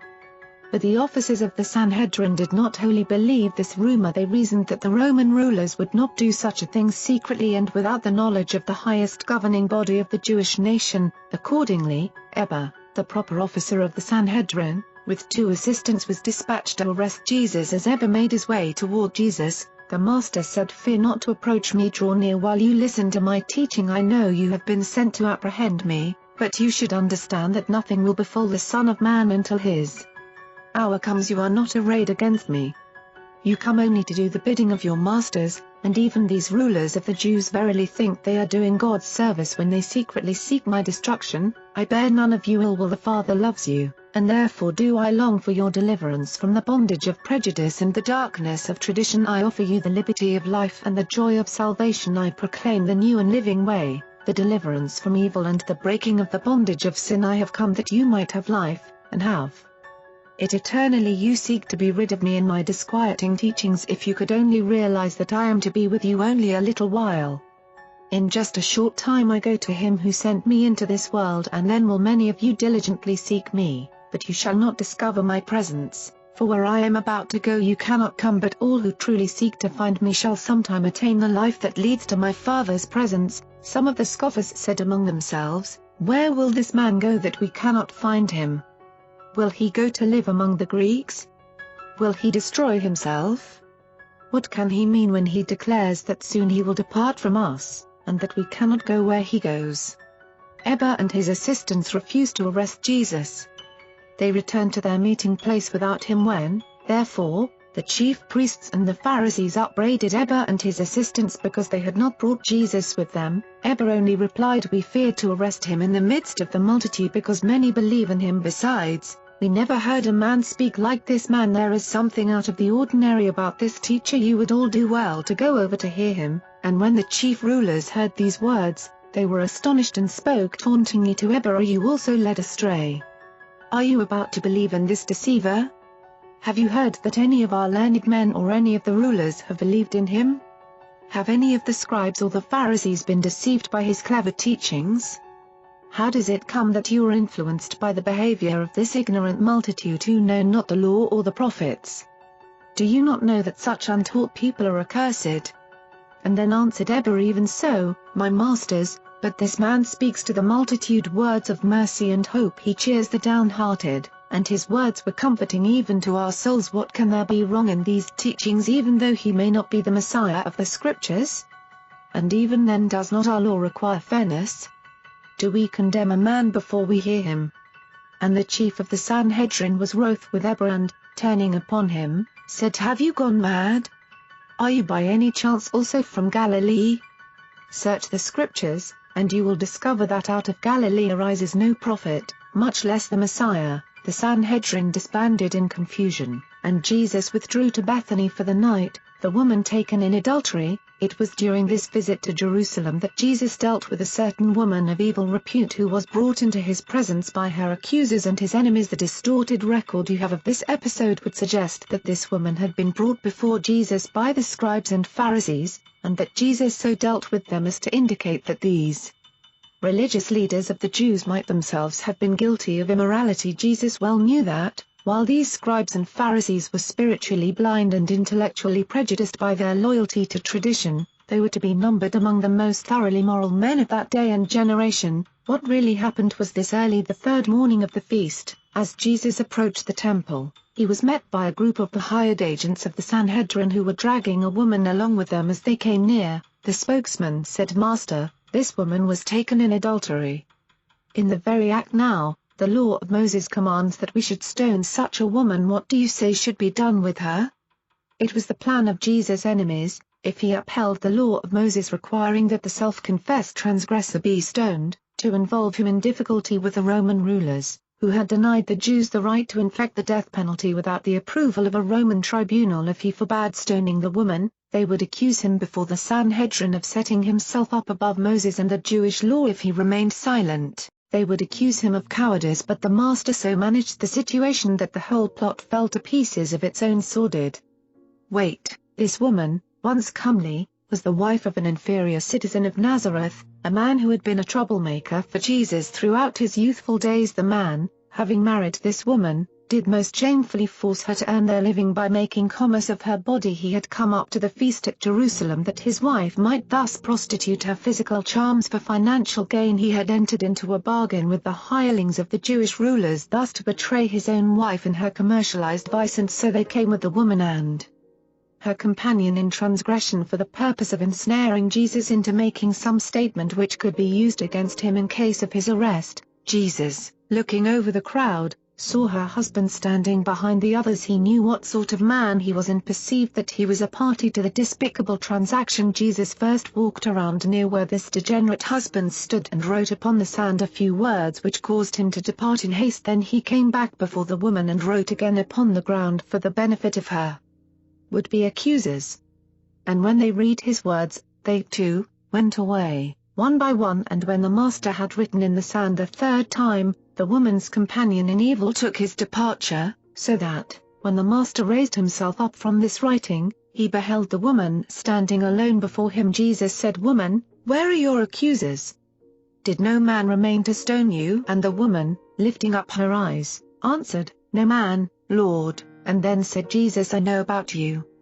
Neither do I condemn you. Go your way in peace." And this woman, Hildanah, forsook her wicked husband and joined herself to the disciples of the kingdom. The Feast of Tabernacles, the presence of people from all of the known world, from Spain to India, made the Feast of Tabernacles an ideal occasion for Jesus for the first time publicly to proclaim his full gospel in Jerusalem. At this feast the people lived much in the open air, in leafy booths. It was the feast of the harvest and gathering, and coming, as it did, in the cool of the autumn months, It was more generally attended by the Jews of the world than was the Passover at the end of the winter or Pentecost at the beginning of summer. The apostles at last beheld their Master making the bold announcement of his mission on earth before all the world, as it were. This was the Feast of Feasts, since any sacrifice not made at the other festivals could be made at this time. This was the occasion of the reception of the temple offerings.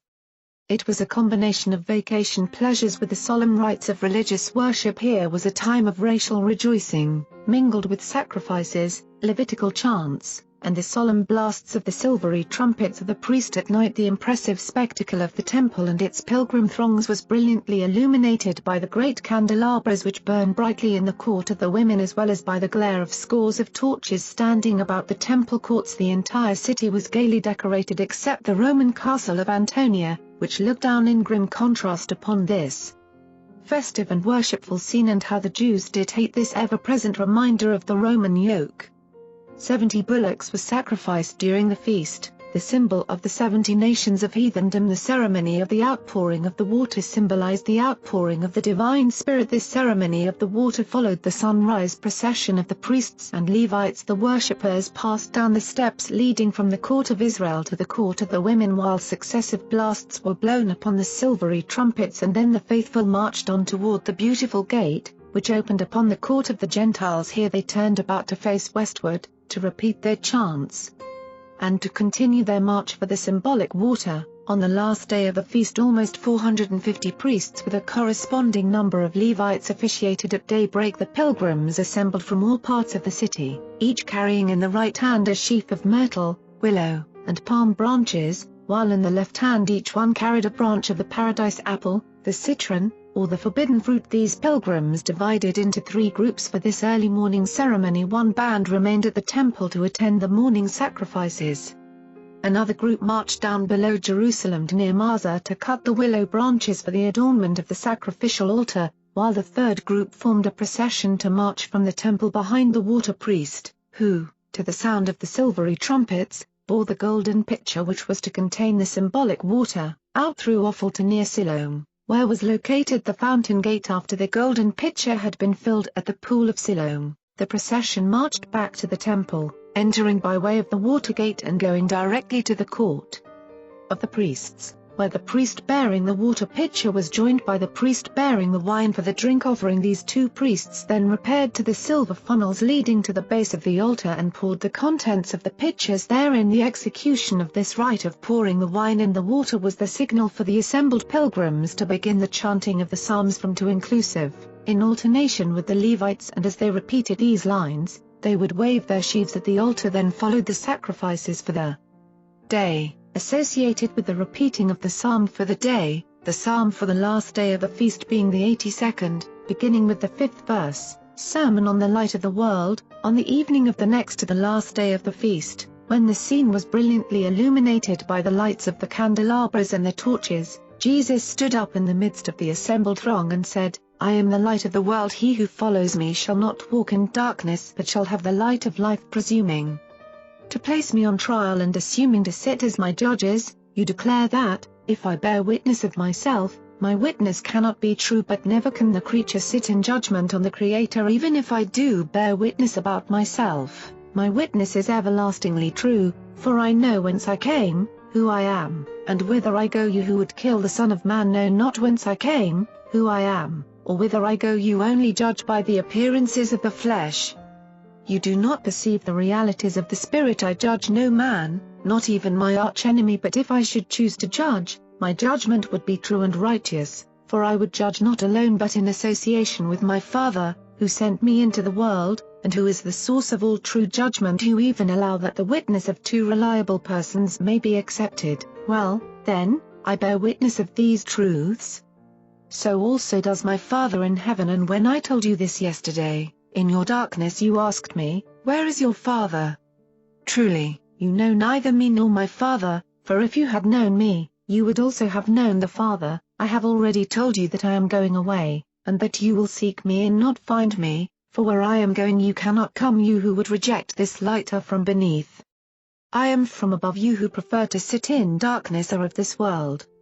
I am not of this world, and I live in the eternal light of the Father of lights. You all have had abundant opportunity to learn who I am, but you shall have still other evidence confirming the identity of the Son of Man. I am the light of life, and everyone who deliberately and with understanding rejects this saving light shall die in his sins. Much I have to tell you, but you are unable to receive my words. However, he who sent me is true and faithful. My Father loves even his erring children, and all that my Father has spoken I also proclaim to the world. When the Son of Man is lifted up, then shall you all know that I am he, and that I have done nothing of myself but only as the Father has taught me. I speak these words to you and to your children, and he who sent me is even now with me.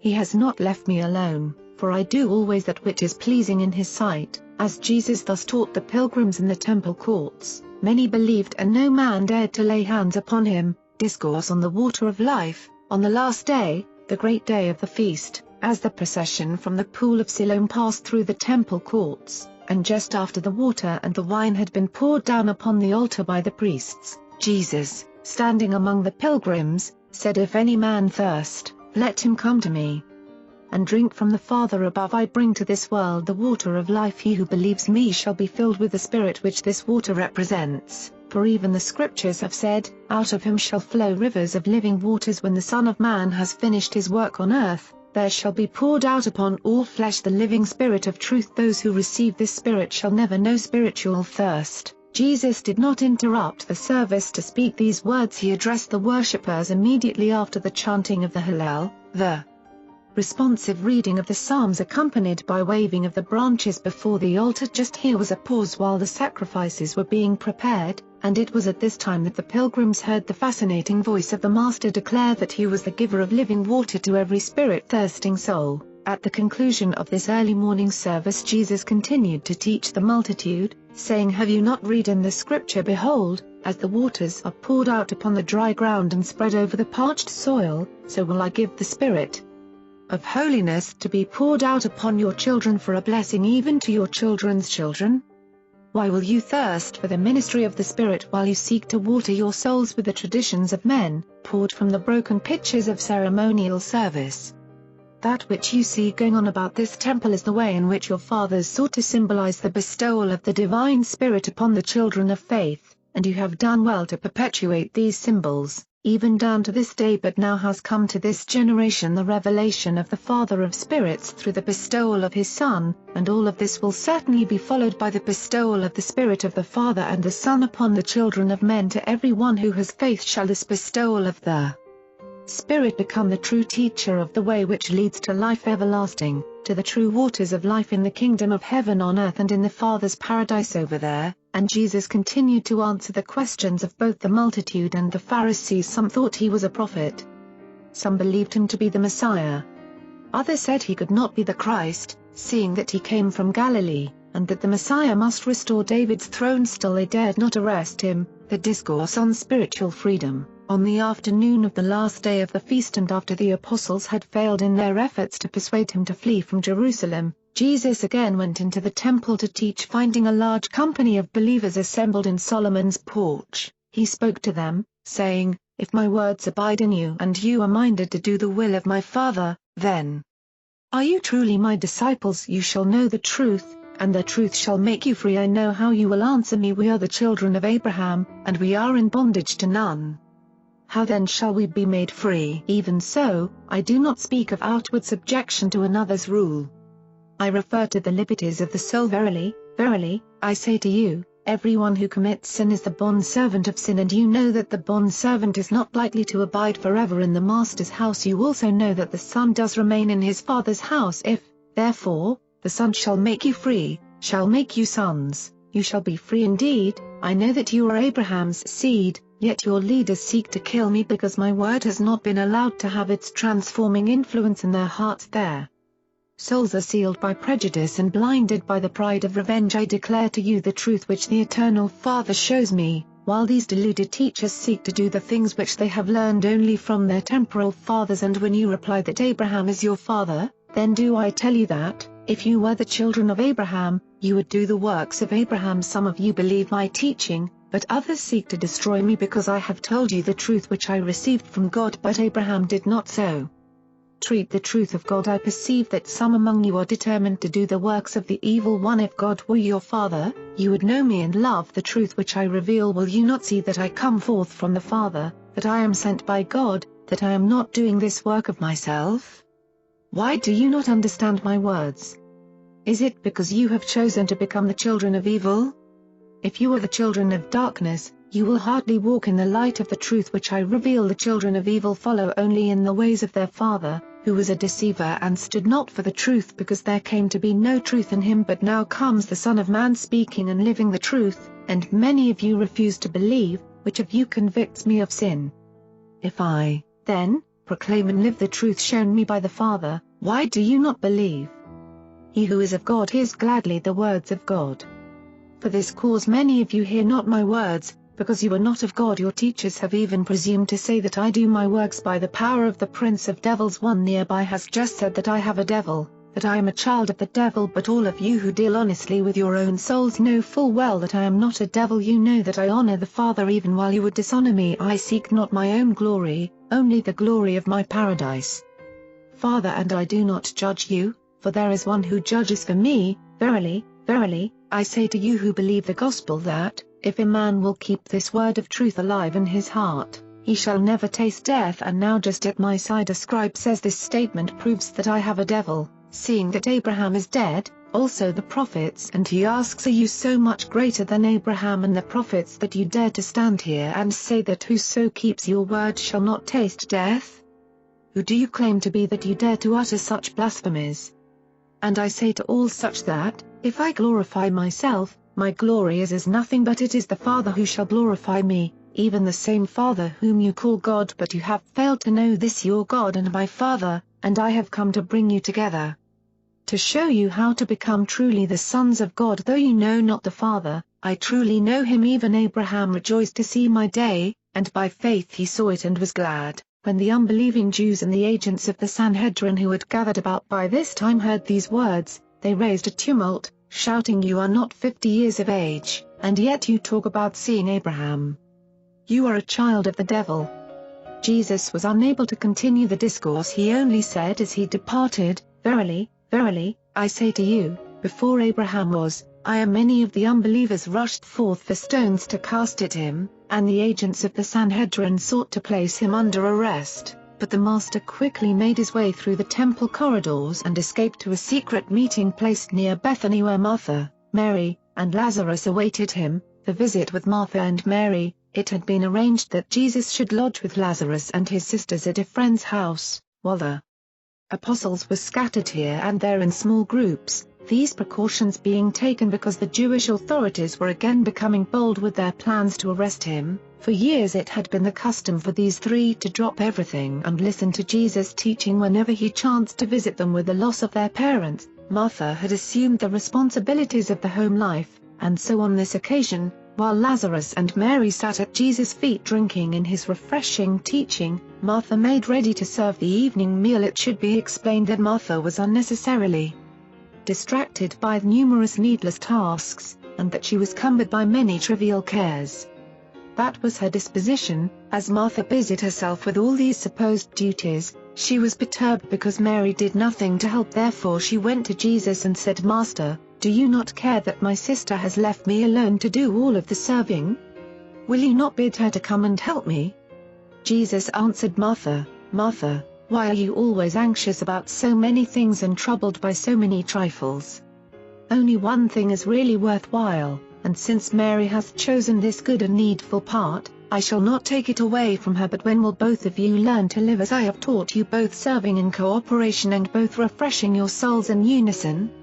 Can you not learn that there is a time for everything, that the lesser matters of life should give way before the greater things of the heavenly kingdom? At Bethlehem with Abner, throughout the week that followed the Feast of Tabernacles, scores of believers foregathered at Bethany and received instruction from the 12 apostles. The Sanhedrin made no effort to molest these gatherings since Jesus was not present. He was throughout this time working with Abner and his associates in Bethlehem. The day following the close of the feast, Jesus had departed for Bethany, and he did not again teach in the temple during this visit to Jerusalem. At this time, Abner was making his headquarters at Bethlehem, and from that center many workers had been sent to the cities of Judea and southern Samaria and even to Alexandria. Within a few days of his arrival, Jesus and Abner completed the arrangements for the consolidation of the work of the two groups of apostles. Throughout his visit to the Feast of Tabernacles, Jesus had divided his time about equally between Bethany and Bethlehem. At Bethany he spent considerable time with his apostles. At Bethlehem he gave much instruction to Abner and the other former apostles of John, and it was this intimate contact that finally led them to believe in him. These former apostles of John the Baptist were influenced by the courage he displayed in his public teaching in Jerusalem, as well as by the sympathetic understanding they experienced in his private teaching at Bethlehem. These influences finally and fully won over each of Abner's associates to a wholehearted acceptance of the kingdom and all that such a step implied. Before leaving Bethlehem for the last time, the Master made arrangements for them all to join him in the united effort which was to precede the ending of his earth career in the flesh. It was agreed that Abner and his associates were to join Jesus and the 12 in the near future at Magadan Park. In accordance with this understanding, early in November Abner and his 11 fellows cast their lot with Jesus and the 12 and labored with them as one organization right on down to the crucifixion. In the latter part of October Jesus and the 12 withdrew from the immediate vicinity of Jerusalem. On Sunday, October, Jesus and his associates left the city of Ephraim, where he had been resting in seclusion for a few days, and, going by the West Jordan Highway directly to Magadan Park, arrived late on the afternoon of Wednesday, November 9. The apostles were greatly relieved to have the Master back on friendly soil. No more did they urge him to go up to Jerusalem to proclaim the gospel of the kingdom. The Urantia book, paper, Ordination of the 70 at Magadan, 0 AFEW. Days after the return of Jesus and the 12 to Magadan from Jerusalem, Abner and a group of some 50 disciples arrived from Bethlehem. At this time there were also assembled at Magadan camp the evangelistic corps, the women's corps, and about 150 other true and tried disciples from all parts of Palestine. After devoting a few days to visiting and the reorganization of the camp, Jesus and the 12 began a course of intensive training for this special group of believers, and from this well-trained and experienced aggregation of disciples the Master subsequently chose the 70 teachers and sent them forth to proclaim the gospel of the kingdom. This regular instruction began on Friday, November, and continued until Sabbath, November, 0. Jesus gave a talk to this company each morning. Peter taught methods of public preaching. Nathanael instructed them in the art of teaching. Thomas explained how to answer questions. While Matthew directed the organization of their group finances, the other apostles also participated in this training in accordance with their special experience and natural talents. Ordination of the 70, 0. The 70 were ordained by Jesus on Sabbath afternoon, November, at the Magadan camp, and Abner was placed at the head of these gospel preachers and teachers. This corps of 70 consisted of Abner and 10 of the former apostles of John, 51 of the earlier evangelists, and 8 other disciples who had distinguished themselves in the service of the kingdom. 0. About 2 o'clock on this Sabbath afternoon, between showers of rain, a company of believers, augmented by the arrival of David and the majority of his messenger corps numbering over 400, assembled on the shore of the Lake of Galilee to witness the ordination of the 70. 0. Before Jesus laid his hands upon the heads of the 70 to set them apart as gospel messengers, addressing them, he said, "The harvest is indeed plenteous, but the laborers are few. Therefore I exhort all of you to pray that the Lord of the harvest will send still other laborers into his harvest. I am about to set you apart as messengers of the kingdom. I am about to send you to Jew and Gentile as lambs among wolves. As you go your ways, 2 and 2, I instruct you to carry neither purse nor extra clothing, for you go forth on this first mission for only a short season. Salute no man by the way, attend only to your work whenever you go to stay at a home. First say peace be to this household. If those who love peace live therein, you shall abide there. If not, then shall you depart, and having selected this home, remain there for your stay in that city, eating and drinking whatever is set before you, and you do this because the laborer is worthy of his sustenance. Move not from house to house because a better lodging may be offered. Remember, as you go forth proclaiming peace on earth and goodwill among men, you must contend with bitter and self-deceived enemies. Therefore be as wise as serpents while you are also as harmless as doves, and everywhere you go, preach, saying, the kingdom of heaven is at hand. and minister to all who may be sick in either mind or body. Freely you have received the good things of the kingdom. Freely give. If the people of any city receive you, they shall find an abundant entrance into the Father's kingdom. But if the people of any city refuse to receive this gospel, still shall you proclaim your message as you depart from that unbelieving community, saying, even as you leave, to those who reject your teaching notwithstanding you reject the truth, it remains that the kingdom of God has come near you. He who hears you hears me, and he who hears me hears him who sent me. He who rejects your gospel message rejects me, and he who rejects me rejects him who sent me. When Jesus had thus spoken to the 70, he began with Abner and, as they knelt in a circle about him, laid his hands upon the head of every man. Early the next morning Abner sent the 70 messengers into all the cities of Galilee, Samaria, and Judea, and these 35 couples went forth preaching and teaching for about 6 weeks, all of them returning to the new camp near Pella, in Perea. On Friday, December, the rich young man and others, over 50 disciples who sought ordination and appointment to membership in the 70 were rejected by the committee appointed by Jesus to select these candidates. This committee consisted of Andrew,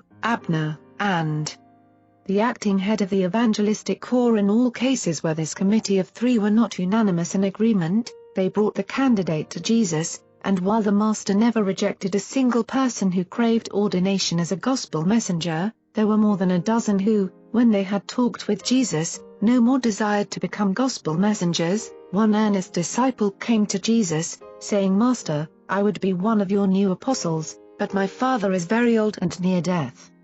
Could I be permitted to return home to bury him? To this man Jesus said, My son, the foxes have holes, and the birds of heaven have nests, but the Son of Man has nowhere to lay his head. You are a faithful disciple, and you can remain such while you return home to minister to your loved ones, but not so with my gospel messengers. They have forsaken all to follow me and proclaim the kingdom. If you would be an ordained teacher, you must let others bury the dead while you go forth to publish the good news. And this man went away in great disappointment. Another disciple came to the Master and said, I would become an ordained messenger, but I would like to go to my home for a short while to comfort my family. And Jesus replied, If you would be ordained, you must be willing to forsake all. The gospel messengers cannot have divided affections. No man, having put his hand to the plough, if he turns back, is worthy to become a messenger of the kingdom. Then Andrew brought to Jesus a certain rich young man who was a devout believer, and who desired to receive ordination. This young man, Matadomus, was a member of the Jerusalem Sanhedrin. He had heard Jesus teach and had been subsequently instructed in the gospel of the kingdom by Peter and the other apostles. Jesus talked with Matadomus concerning the requirements of ordination and requested that he defer decision until after he had thought more fully about the matter. Early the next morning, as Jesus was going for a walk, this young man accosted him and said, Master, I would know from you the assurances of eternal life. Seeing that I have observed all the commandments from my youth, I would like to know what more I must do to gain eternal life. In answer to this question Jesus said, If you keep all the commandments, do not commit adultery, do not kill, do not steal, do not bear false witness, do not defraud, honor your parents, you do well. But salvation is the reward of faith, not merely of works. Do you believe this gospel of the kingdom? And Matadomus answered, Yes, Master, I do believe everything you and your apostles have taught me. And Jesus said, Then are you indeed my disciple and a child of the kingdom. Then said the young man, But, Master, I am not content to be your disciple. I would be one of your new messengers. When Jesus heard this, he looked down upon him with a great love and said, I will have you to be one of my messengers if you are willing to pay the price, if you will supply the one thing which you lack. Matadomus replied, Master, I will do anything if I may be allowed to follow you. Jesus, kissing the kneeling young man on the forehead, said, If you would be my messenger, go and sell all that you have, and, when you have bestowed the proceeds upon the poor or upon your brethren, come and follow me, and you shall have treasure in the kingdom of heaven. When Matadomus heard this, his countenance fell. He arose and went away sorrowful, for he had great possessions. This wealthy young Pharisee had been raised to believe that wealth was the token of God's favor. Jesus knew that he was not free from the love of himself and his riches. The Master wanted to deliver him from the love of wealth, not necessarily from the wealth. While the disciples of Jesus did not part with all their worldly goods, the apostles and the 70 Didymus desired to be one of the 70 new messengers, and that was the reason for Jesus requiring him to part with all of his temporal possessions. Almost every human being has some one thing which is held on to as a pet evil, and which the entrance into the kingdom of heaven requires as a part of the price of admission. If Didymus had parted with his wealth, it probably would have been put right back into his hands for administration as treasurer of the 70 for later on, after the establishment of the church at Jerusalem. He did obey the master's injunction, although it was then too late to enjoy membership in the 70, and he became the treasurer of the Jerusalem church, of which James the Lord's brother in the flesh was the head. Thus always it was and forever will be. Men must arrive at their own decisions. There is a certain range of the freedom of choice which mortals may exercise. The forces of the spiritual world will not coerce man. They allow him to go the way of his own choosing. Jesus foresaw that Didymus, with his riches, could not possibly become an ordained associate of men who had forsaken all for the gospel. At the same time, he saw that, without his riches, he would become the ultimate leader of all of them. But, like Jesus' own brethren, he never became great in the kingdom because he deprived himself of that intimate and personal association with the Master which might have been his experience had he been willing to do at this time the very thing which Jesus asked, and which, several years subsequently, he actually did. Riches have nothing directly to do with entrance into the kingdom of heaven, but the love of wealth does. The spiritual loyalties of the kingdom are incompatible with servility to materialistic mammon. Man may not share his supreme loyalty to a spiritual ideal with a material devotion. Jesus never taught that it was wrong to have wealth. He required only the 12 and the 70 to dedicate all of their worldly possessions to the common cause. Even then, he provided for the profitable liquidation of their property, as in the case of the Apostle Matthew. Jesus many times advised his well-to-do disciples as he taught the rich man of Rome. The Master regarded the wise investment of excess earnings as a legitimate form of insurance against future and unavoidable adversity. When the apostolic treasury was overflowing, Judas put funds on deposit to be used subsequently when they might suffer greatly from a diminution of income. This Judas did after consultation with Andrew. Jesus never personally had anything to do with the apostolic finances except in the disbursement of alms, but there was one economic abuse which he many times condemned, and that was the unfair exploitation of the weak, and learned, and less fortunate of men by their strong, keen, and more intelligent fellows. Jesus declared that such inhuman treatment of men, women, and children was incompatible with the ideals of the brotherhood of the kingdom of heaven. The discussion about wealth. By the time Jesus had finished talking with Didymus, Peter and a number of the apostles had gathered about him, and as the rich young man was departing, Jesus turned around to face the apostles and said, "You see how difficult it is for those who have riches to enter fully into the kingdom of God." Spiritual worship cannot be shared with material devotions. No man can serve two masters. You have a saying that it is easier for a camel to go through the eye of a needle than for the heathen to inherit eternal life, and I declare that it is as easy for this camel to go through the needle's eye as for these self-satisfied rich ones to enter the kingdom of heaven. When Peter and the apostles heard these words, they were astonished exceedingly, so much so that Peter said, "Who then, Lord, can be saved? Shall all who have riches be kept out of the kingdom?" And Jesus replied, "No, Peter, but all who put their trust in riches shall hardly enter into the spiritual life that leads to eternal progress. But even then, much which is impossible to man is not beyond the reach of the Father in heaven." Rather should we recognize that with God all things are possible. As they went off by themselves, Jesus was grieved that Didymus did not remain with them, for he greatly loved him. And when they had walked down by the lake, they sat there beside of the water, and Peter, speaking for the 12 who were all present by this time, said, "We are troubled by your words. To the rich young man shall we require those who would follow you to give up all their worldly goods?" And Jesus said, "No, Peter, only those who would become apostles, and who desire to live with me as you do and as one family. But the Father requires that the affections of his children be pure and undivided. Whatever thing or person comes between you and the love of the truths of the kingdom, must be surrendered. If one's wealth does not invade the precincts of the soul, it is of no consequence in the spiritual life of those who would enter the kingdom." And then said Peter, "But, Master, we have left everything to follow you. What then shall we have?"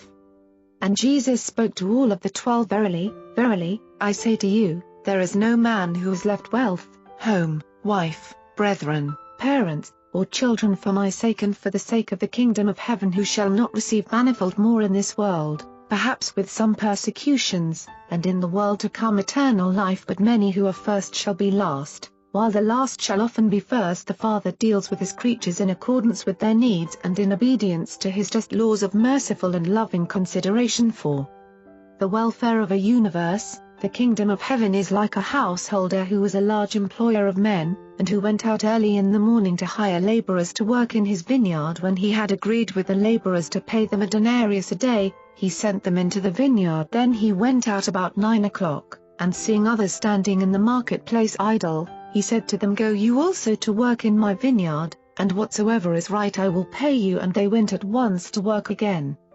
He went out about 12 and about 3 and did likewise, and going to the marketplace about 5 in the afternoon, he found still others standing idle, and he inquired of them, Why do you stand here idle all the day?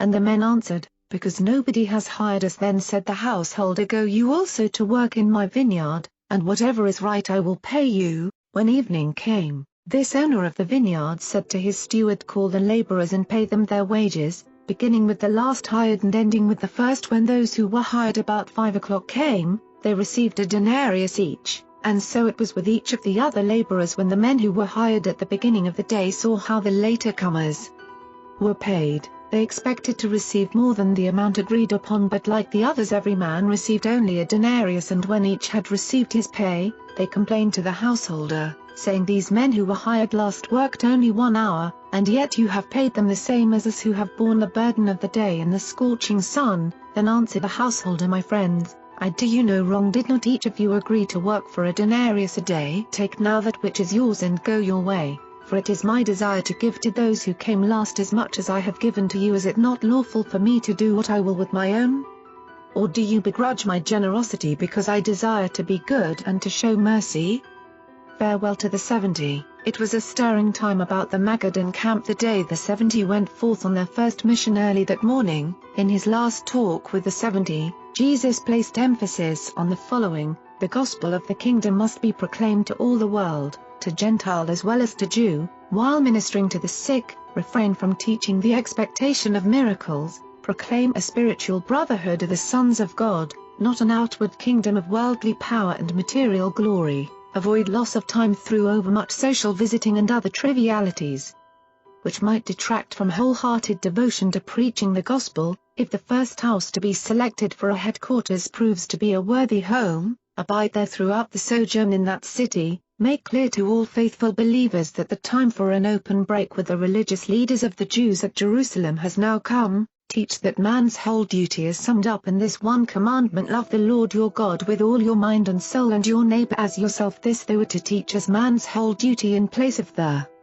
rules of living expounded by the Pharisees. When Jesus had talked thus to the 70 in the presence of all the apostles and disciples, Simon Peter took them off by themselves and preached to them their ordination sermon, which was an elaboration of the Master's charge given at the time he laid his hands upon them and set them apart as messengers of the kingdom. Peter exhorted the 70 to cherish in their experience the following virtues: consecrated devotion, to pray always for more laborers to be sent forth into the gospel harvest. He explained that, when one so prays, he will the more likely say, Here am I, send me. He admonished them to neglect not their daily worship. True courage. He warned them that they would encounter hostility and be certain to meet with persecution. Peter told them their mission was no undertaking for cowards and advised those who were afraid to step out before they started, but none withdrew. Faith and trust. They must go forth on this short mission wholly unprovided for.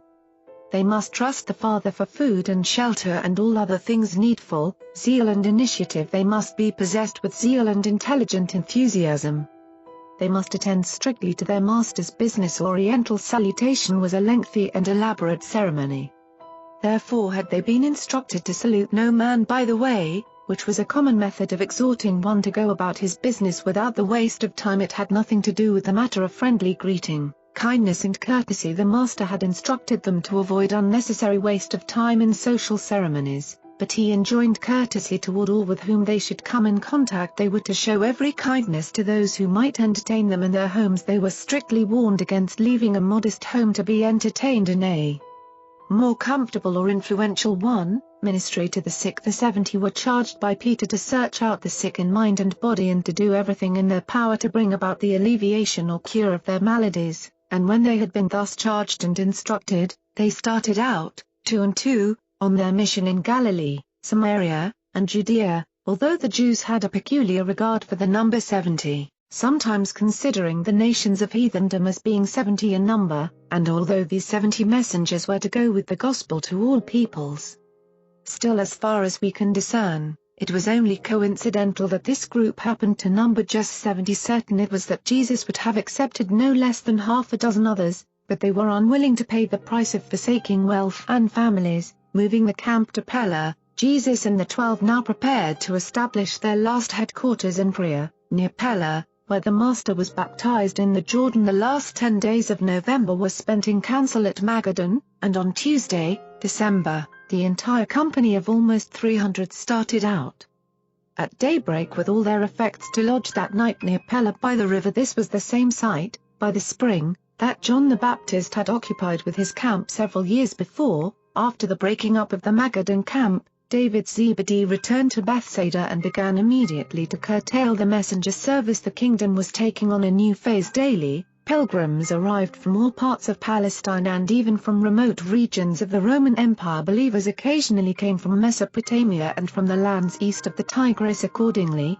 on Sunday, December, David, with the help of his messenger corps, loaded onto the pack animals the camp equipage, then stored in his father's house, with which he had formerly conducted the camp of Bethsaida by the lake. Bidding farewell to Bethsaida for the time being, he proceeded down the lake shore and along the Jordan to a point about 1/2 mile north of the apostolic camp.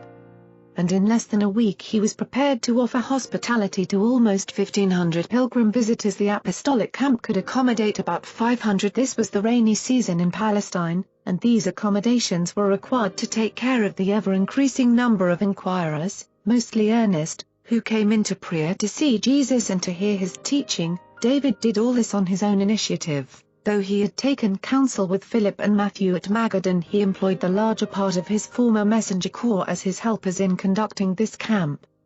He now used less than 20 men on regular messenger duty. Near the end of December and before the return of the 70, almost 800 visitors were gathered about the Master, and they found lodging in David's camp. The return of the 70, on Friday, December, while Jesus was away in the nearby hills with Peter, James, and John. The 70 messengers were arriving by couples, accompanied by numerous believers. At the Pella headquarters all 70 were assembled at the teaching site about 5 o'clock when Jesus returned to the camp. The evening meal was delayed for more than an hour while these enthusiasts for the gospel of the kingdom related their experiences. David's messengers had brought much of this news to the apostles during previous weeks, but it was truly inspiring to hear these newly ordained teachers of the gospel personally tell how their message had been received by hungry Jews and Gentiles. At last Jesus was able to see men going out to spread the good news without his personal presence. The Master now knew that he could leave this world without seriously hindering the progress of the kingdom.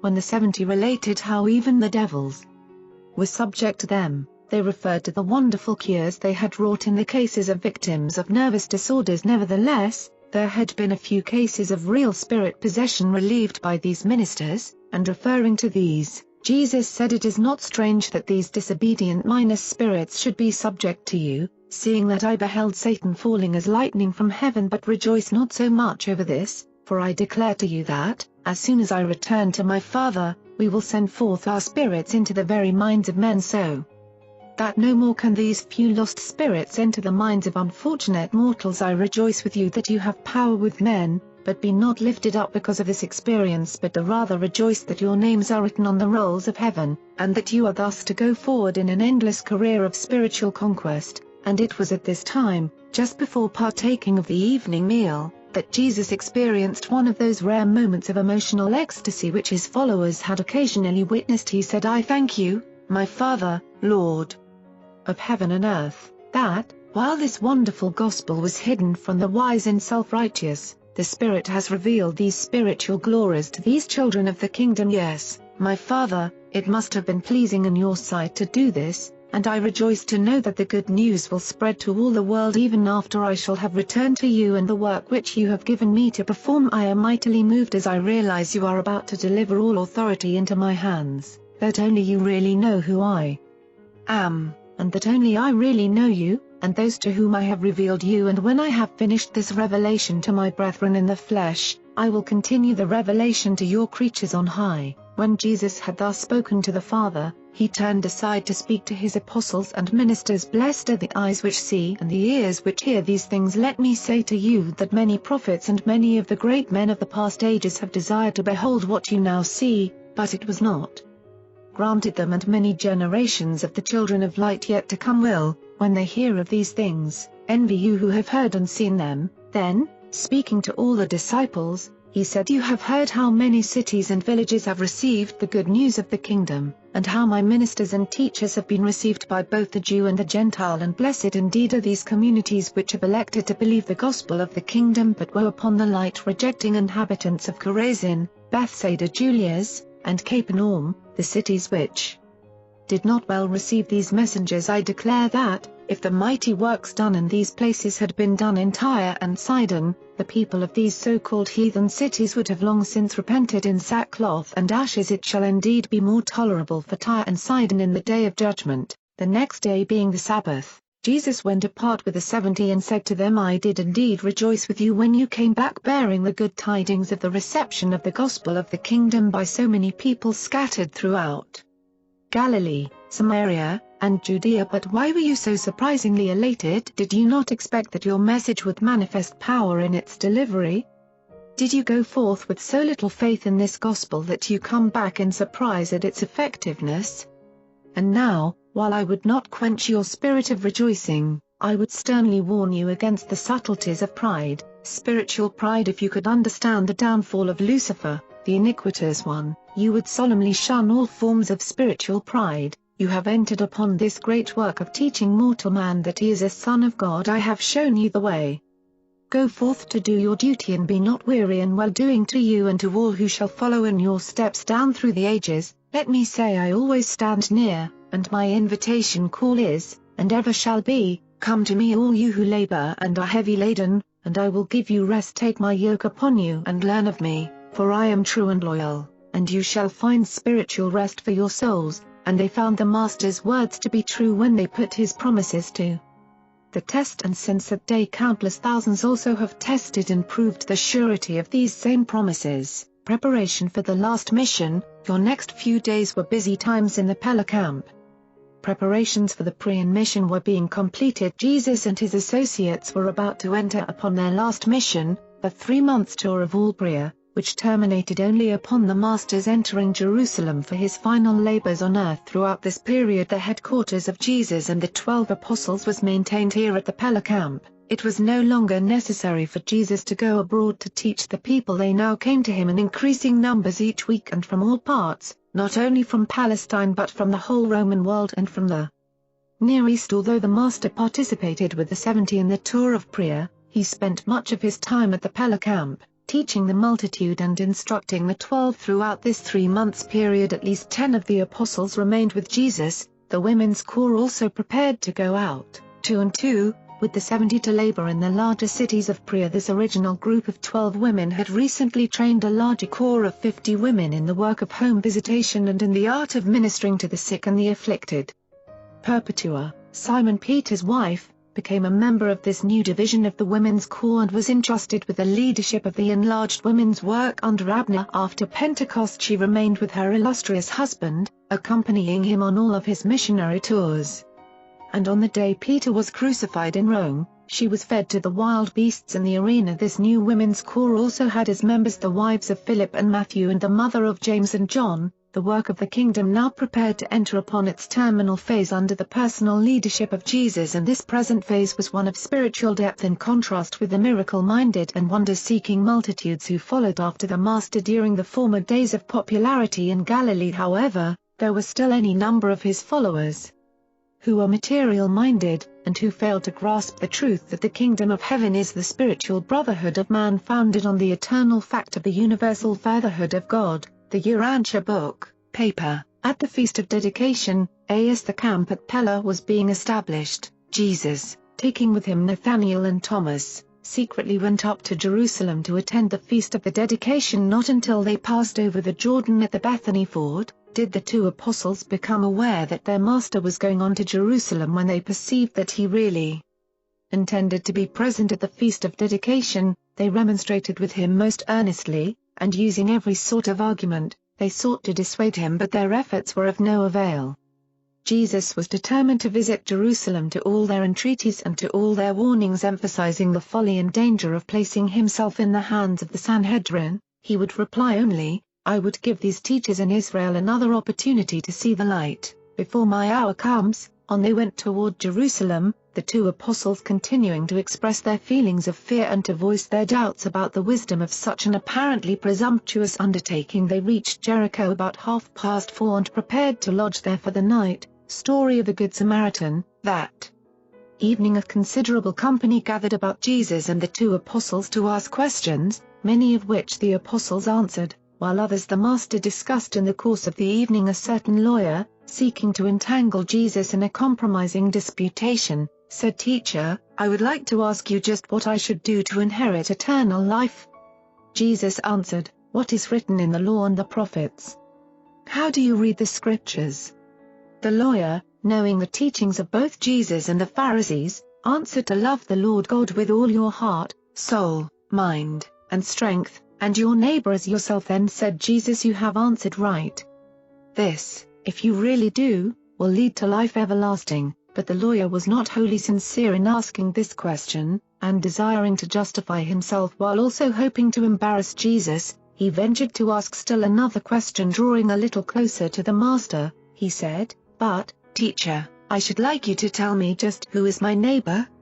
The lawyer asked this question hoping to entrap Jesus into making some statement that would contravene the Jewish law, which defined one's neighbor as the children of one's people. The Jews looked upon all others as Gentile dogs. This lawyer was somewhat familiar with Jesus' teachings and therefore well knew that the master thought differently.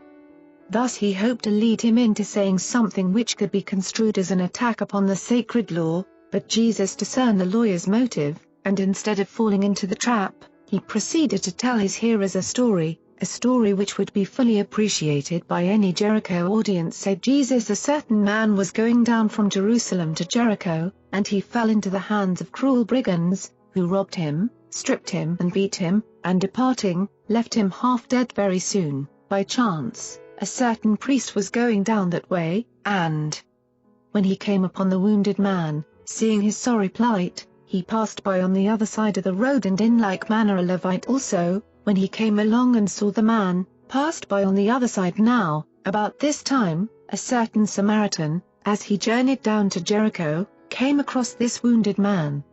And when he saw how he had been robbed and beaten, he was moved with compassion, and going over to him,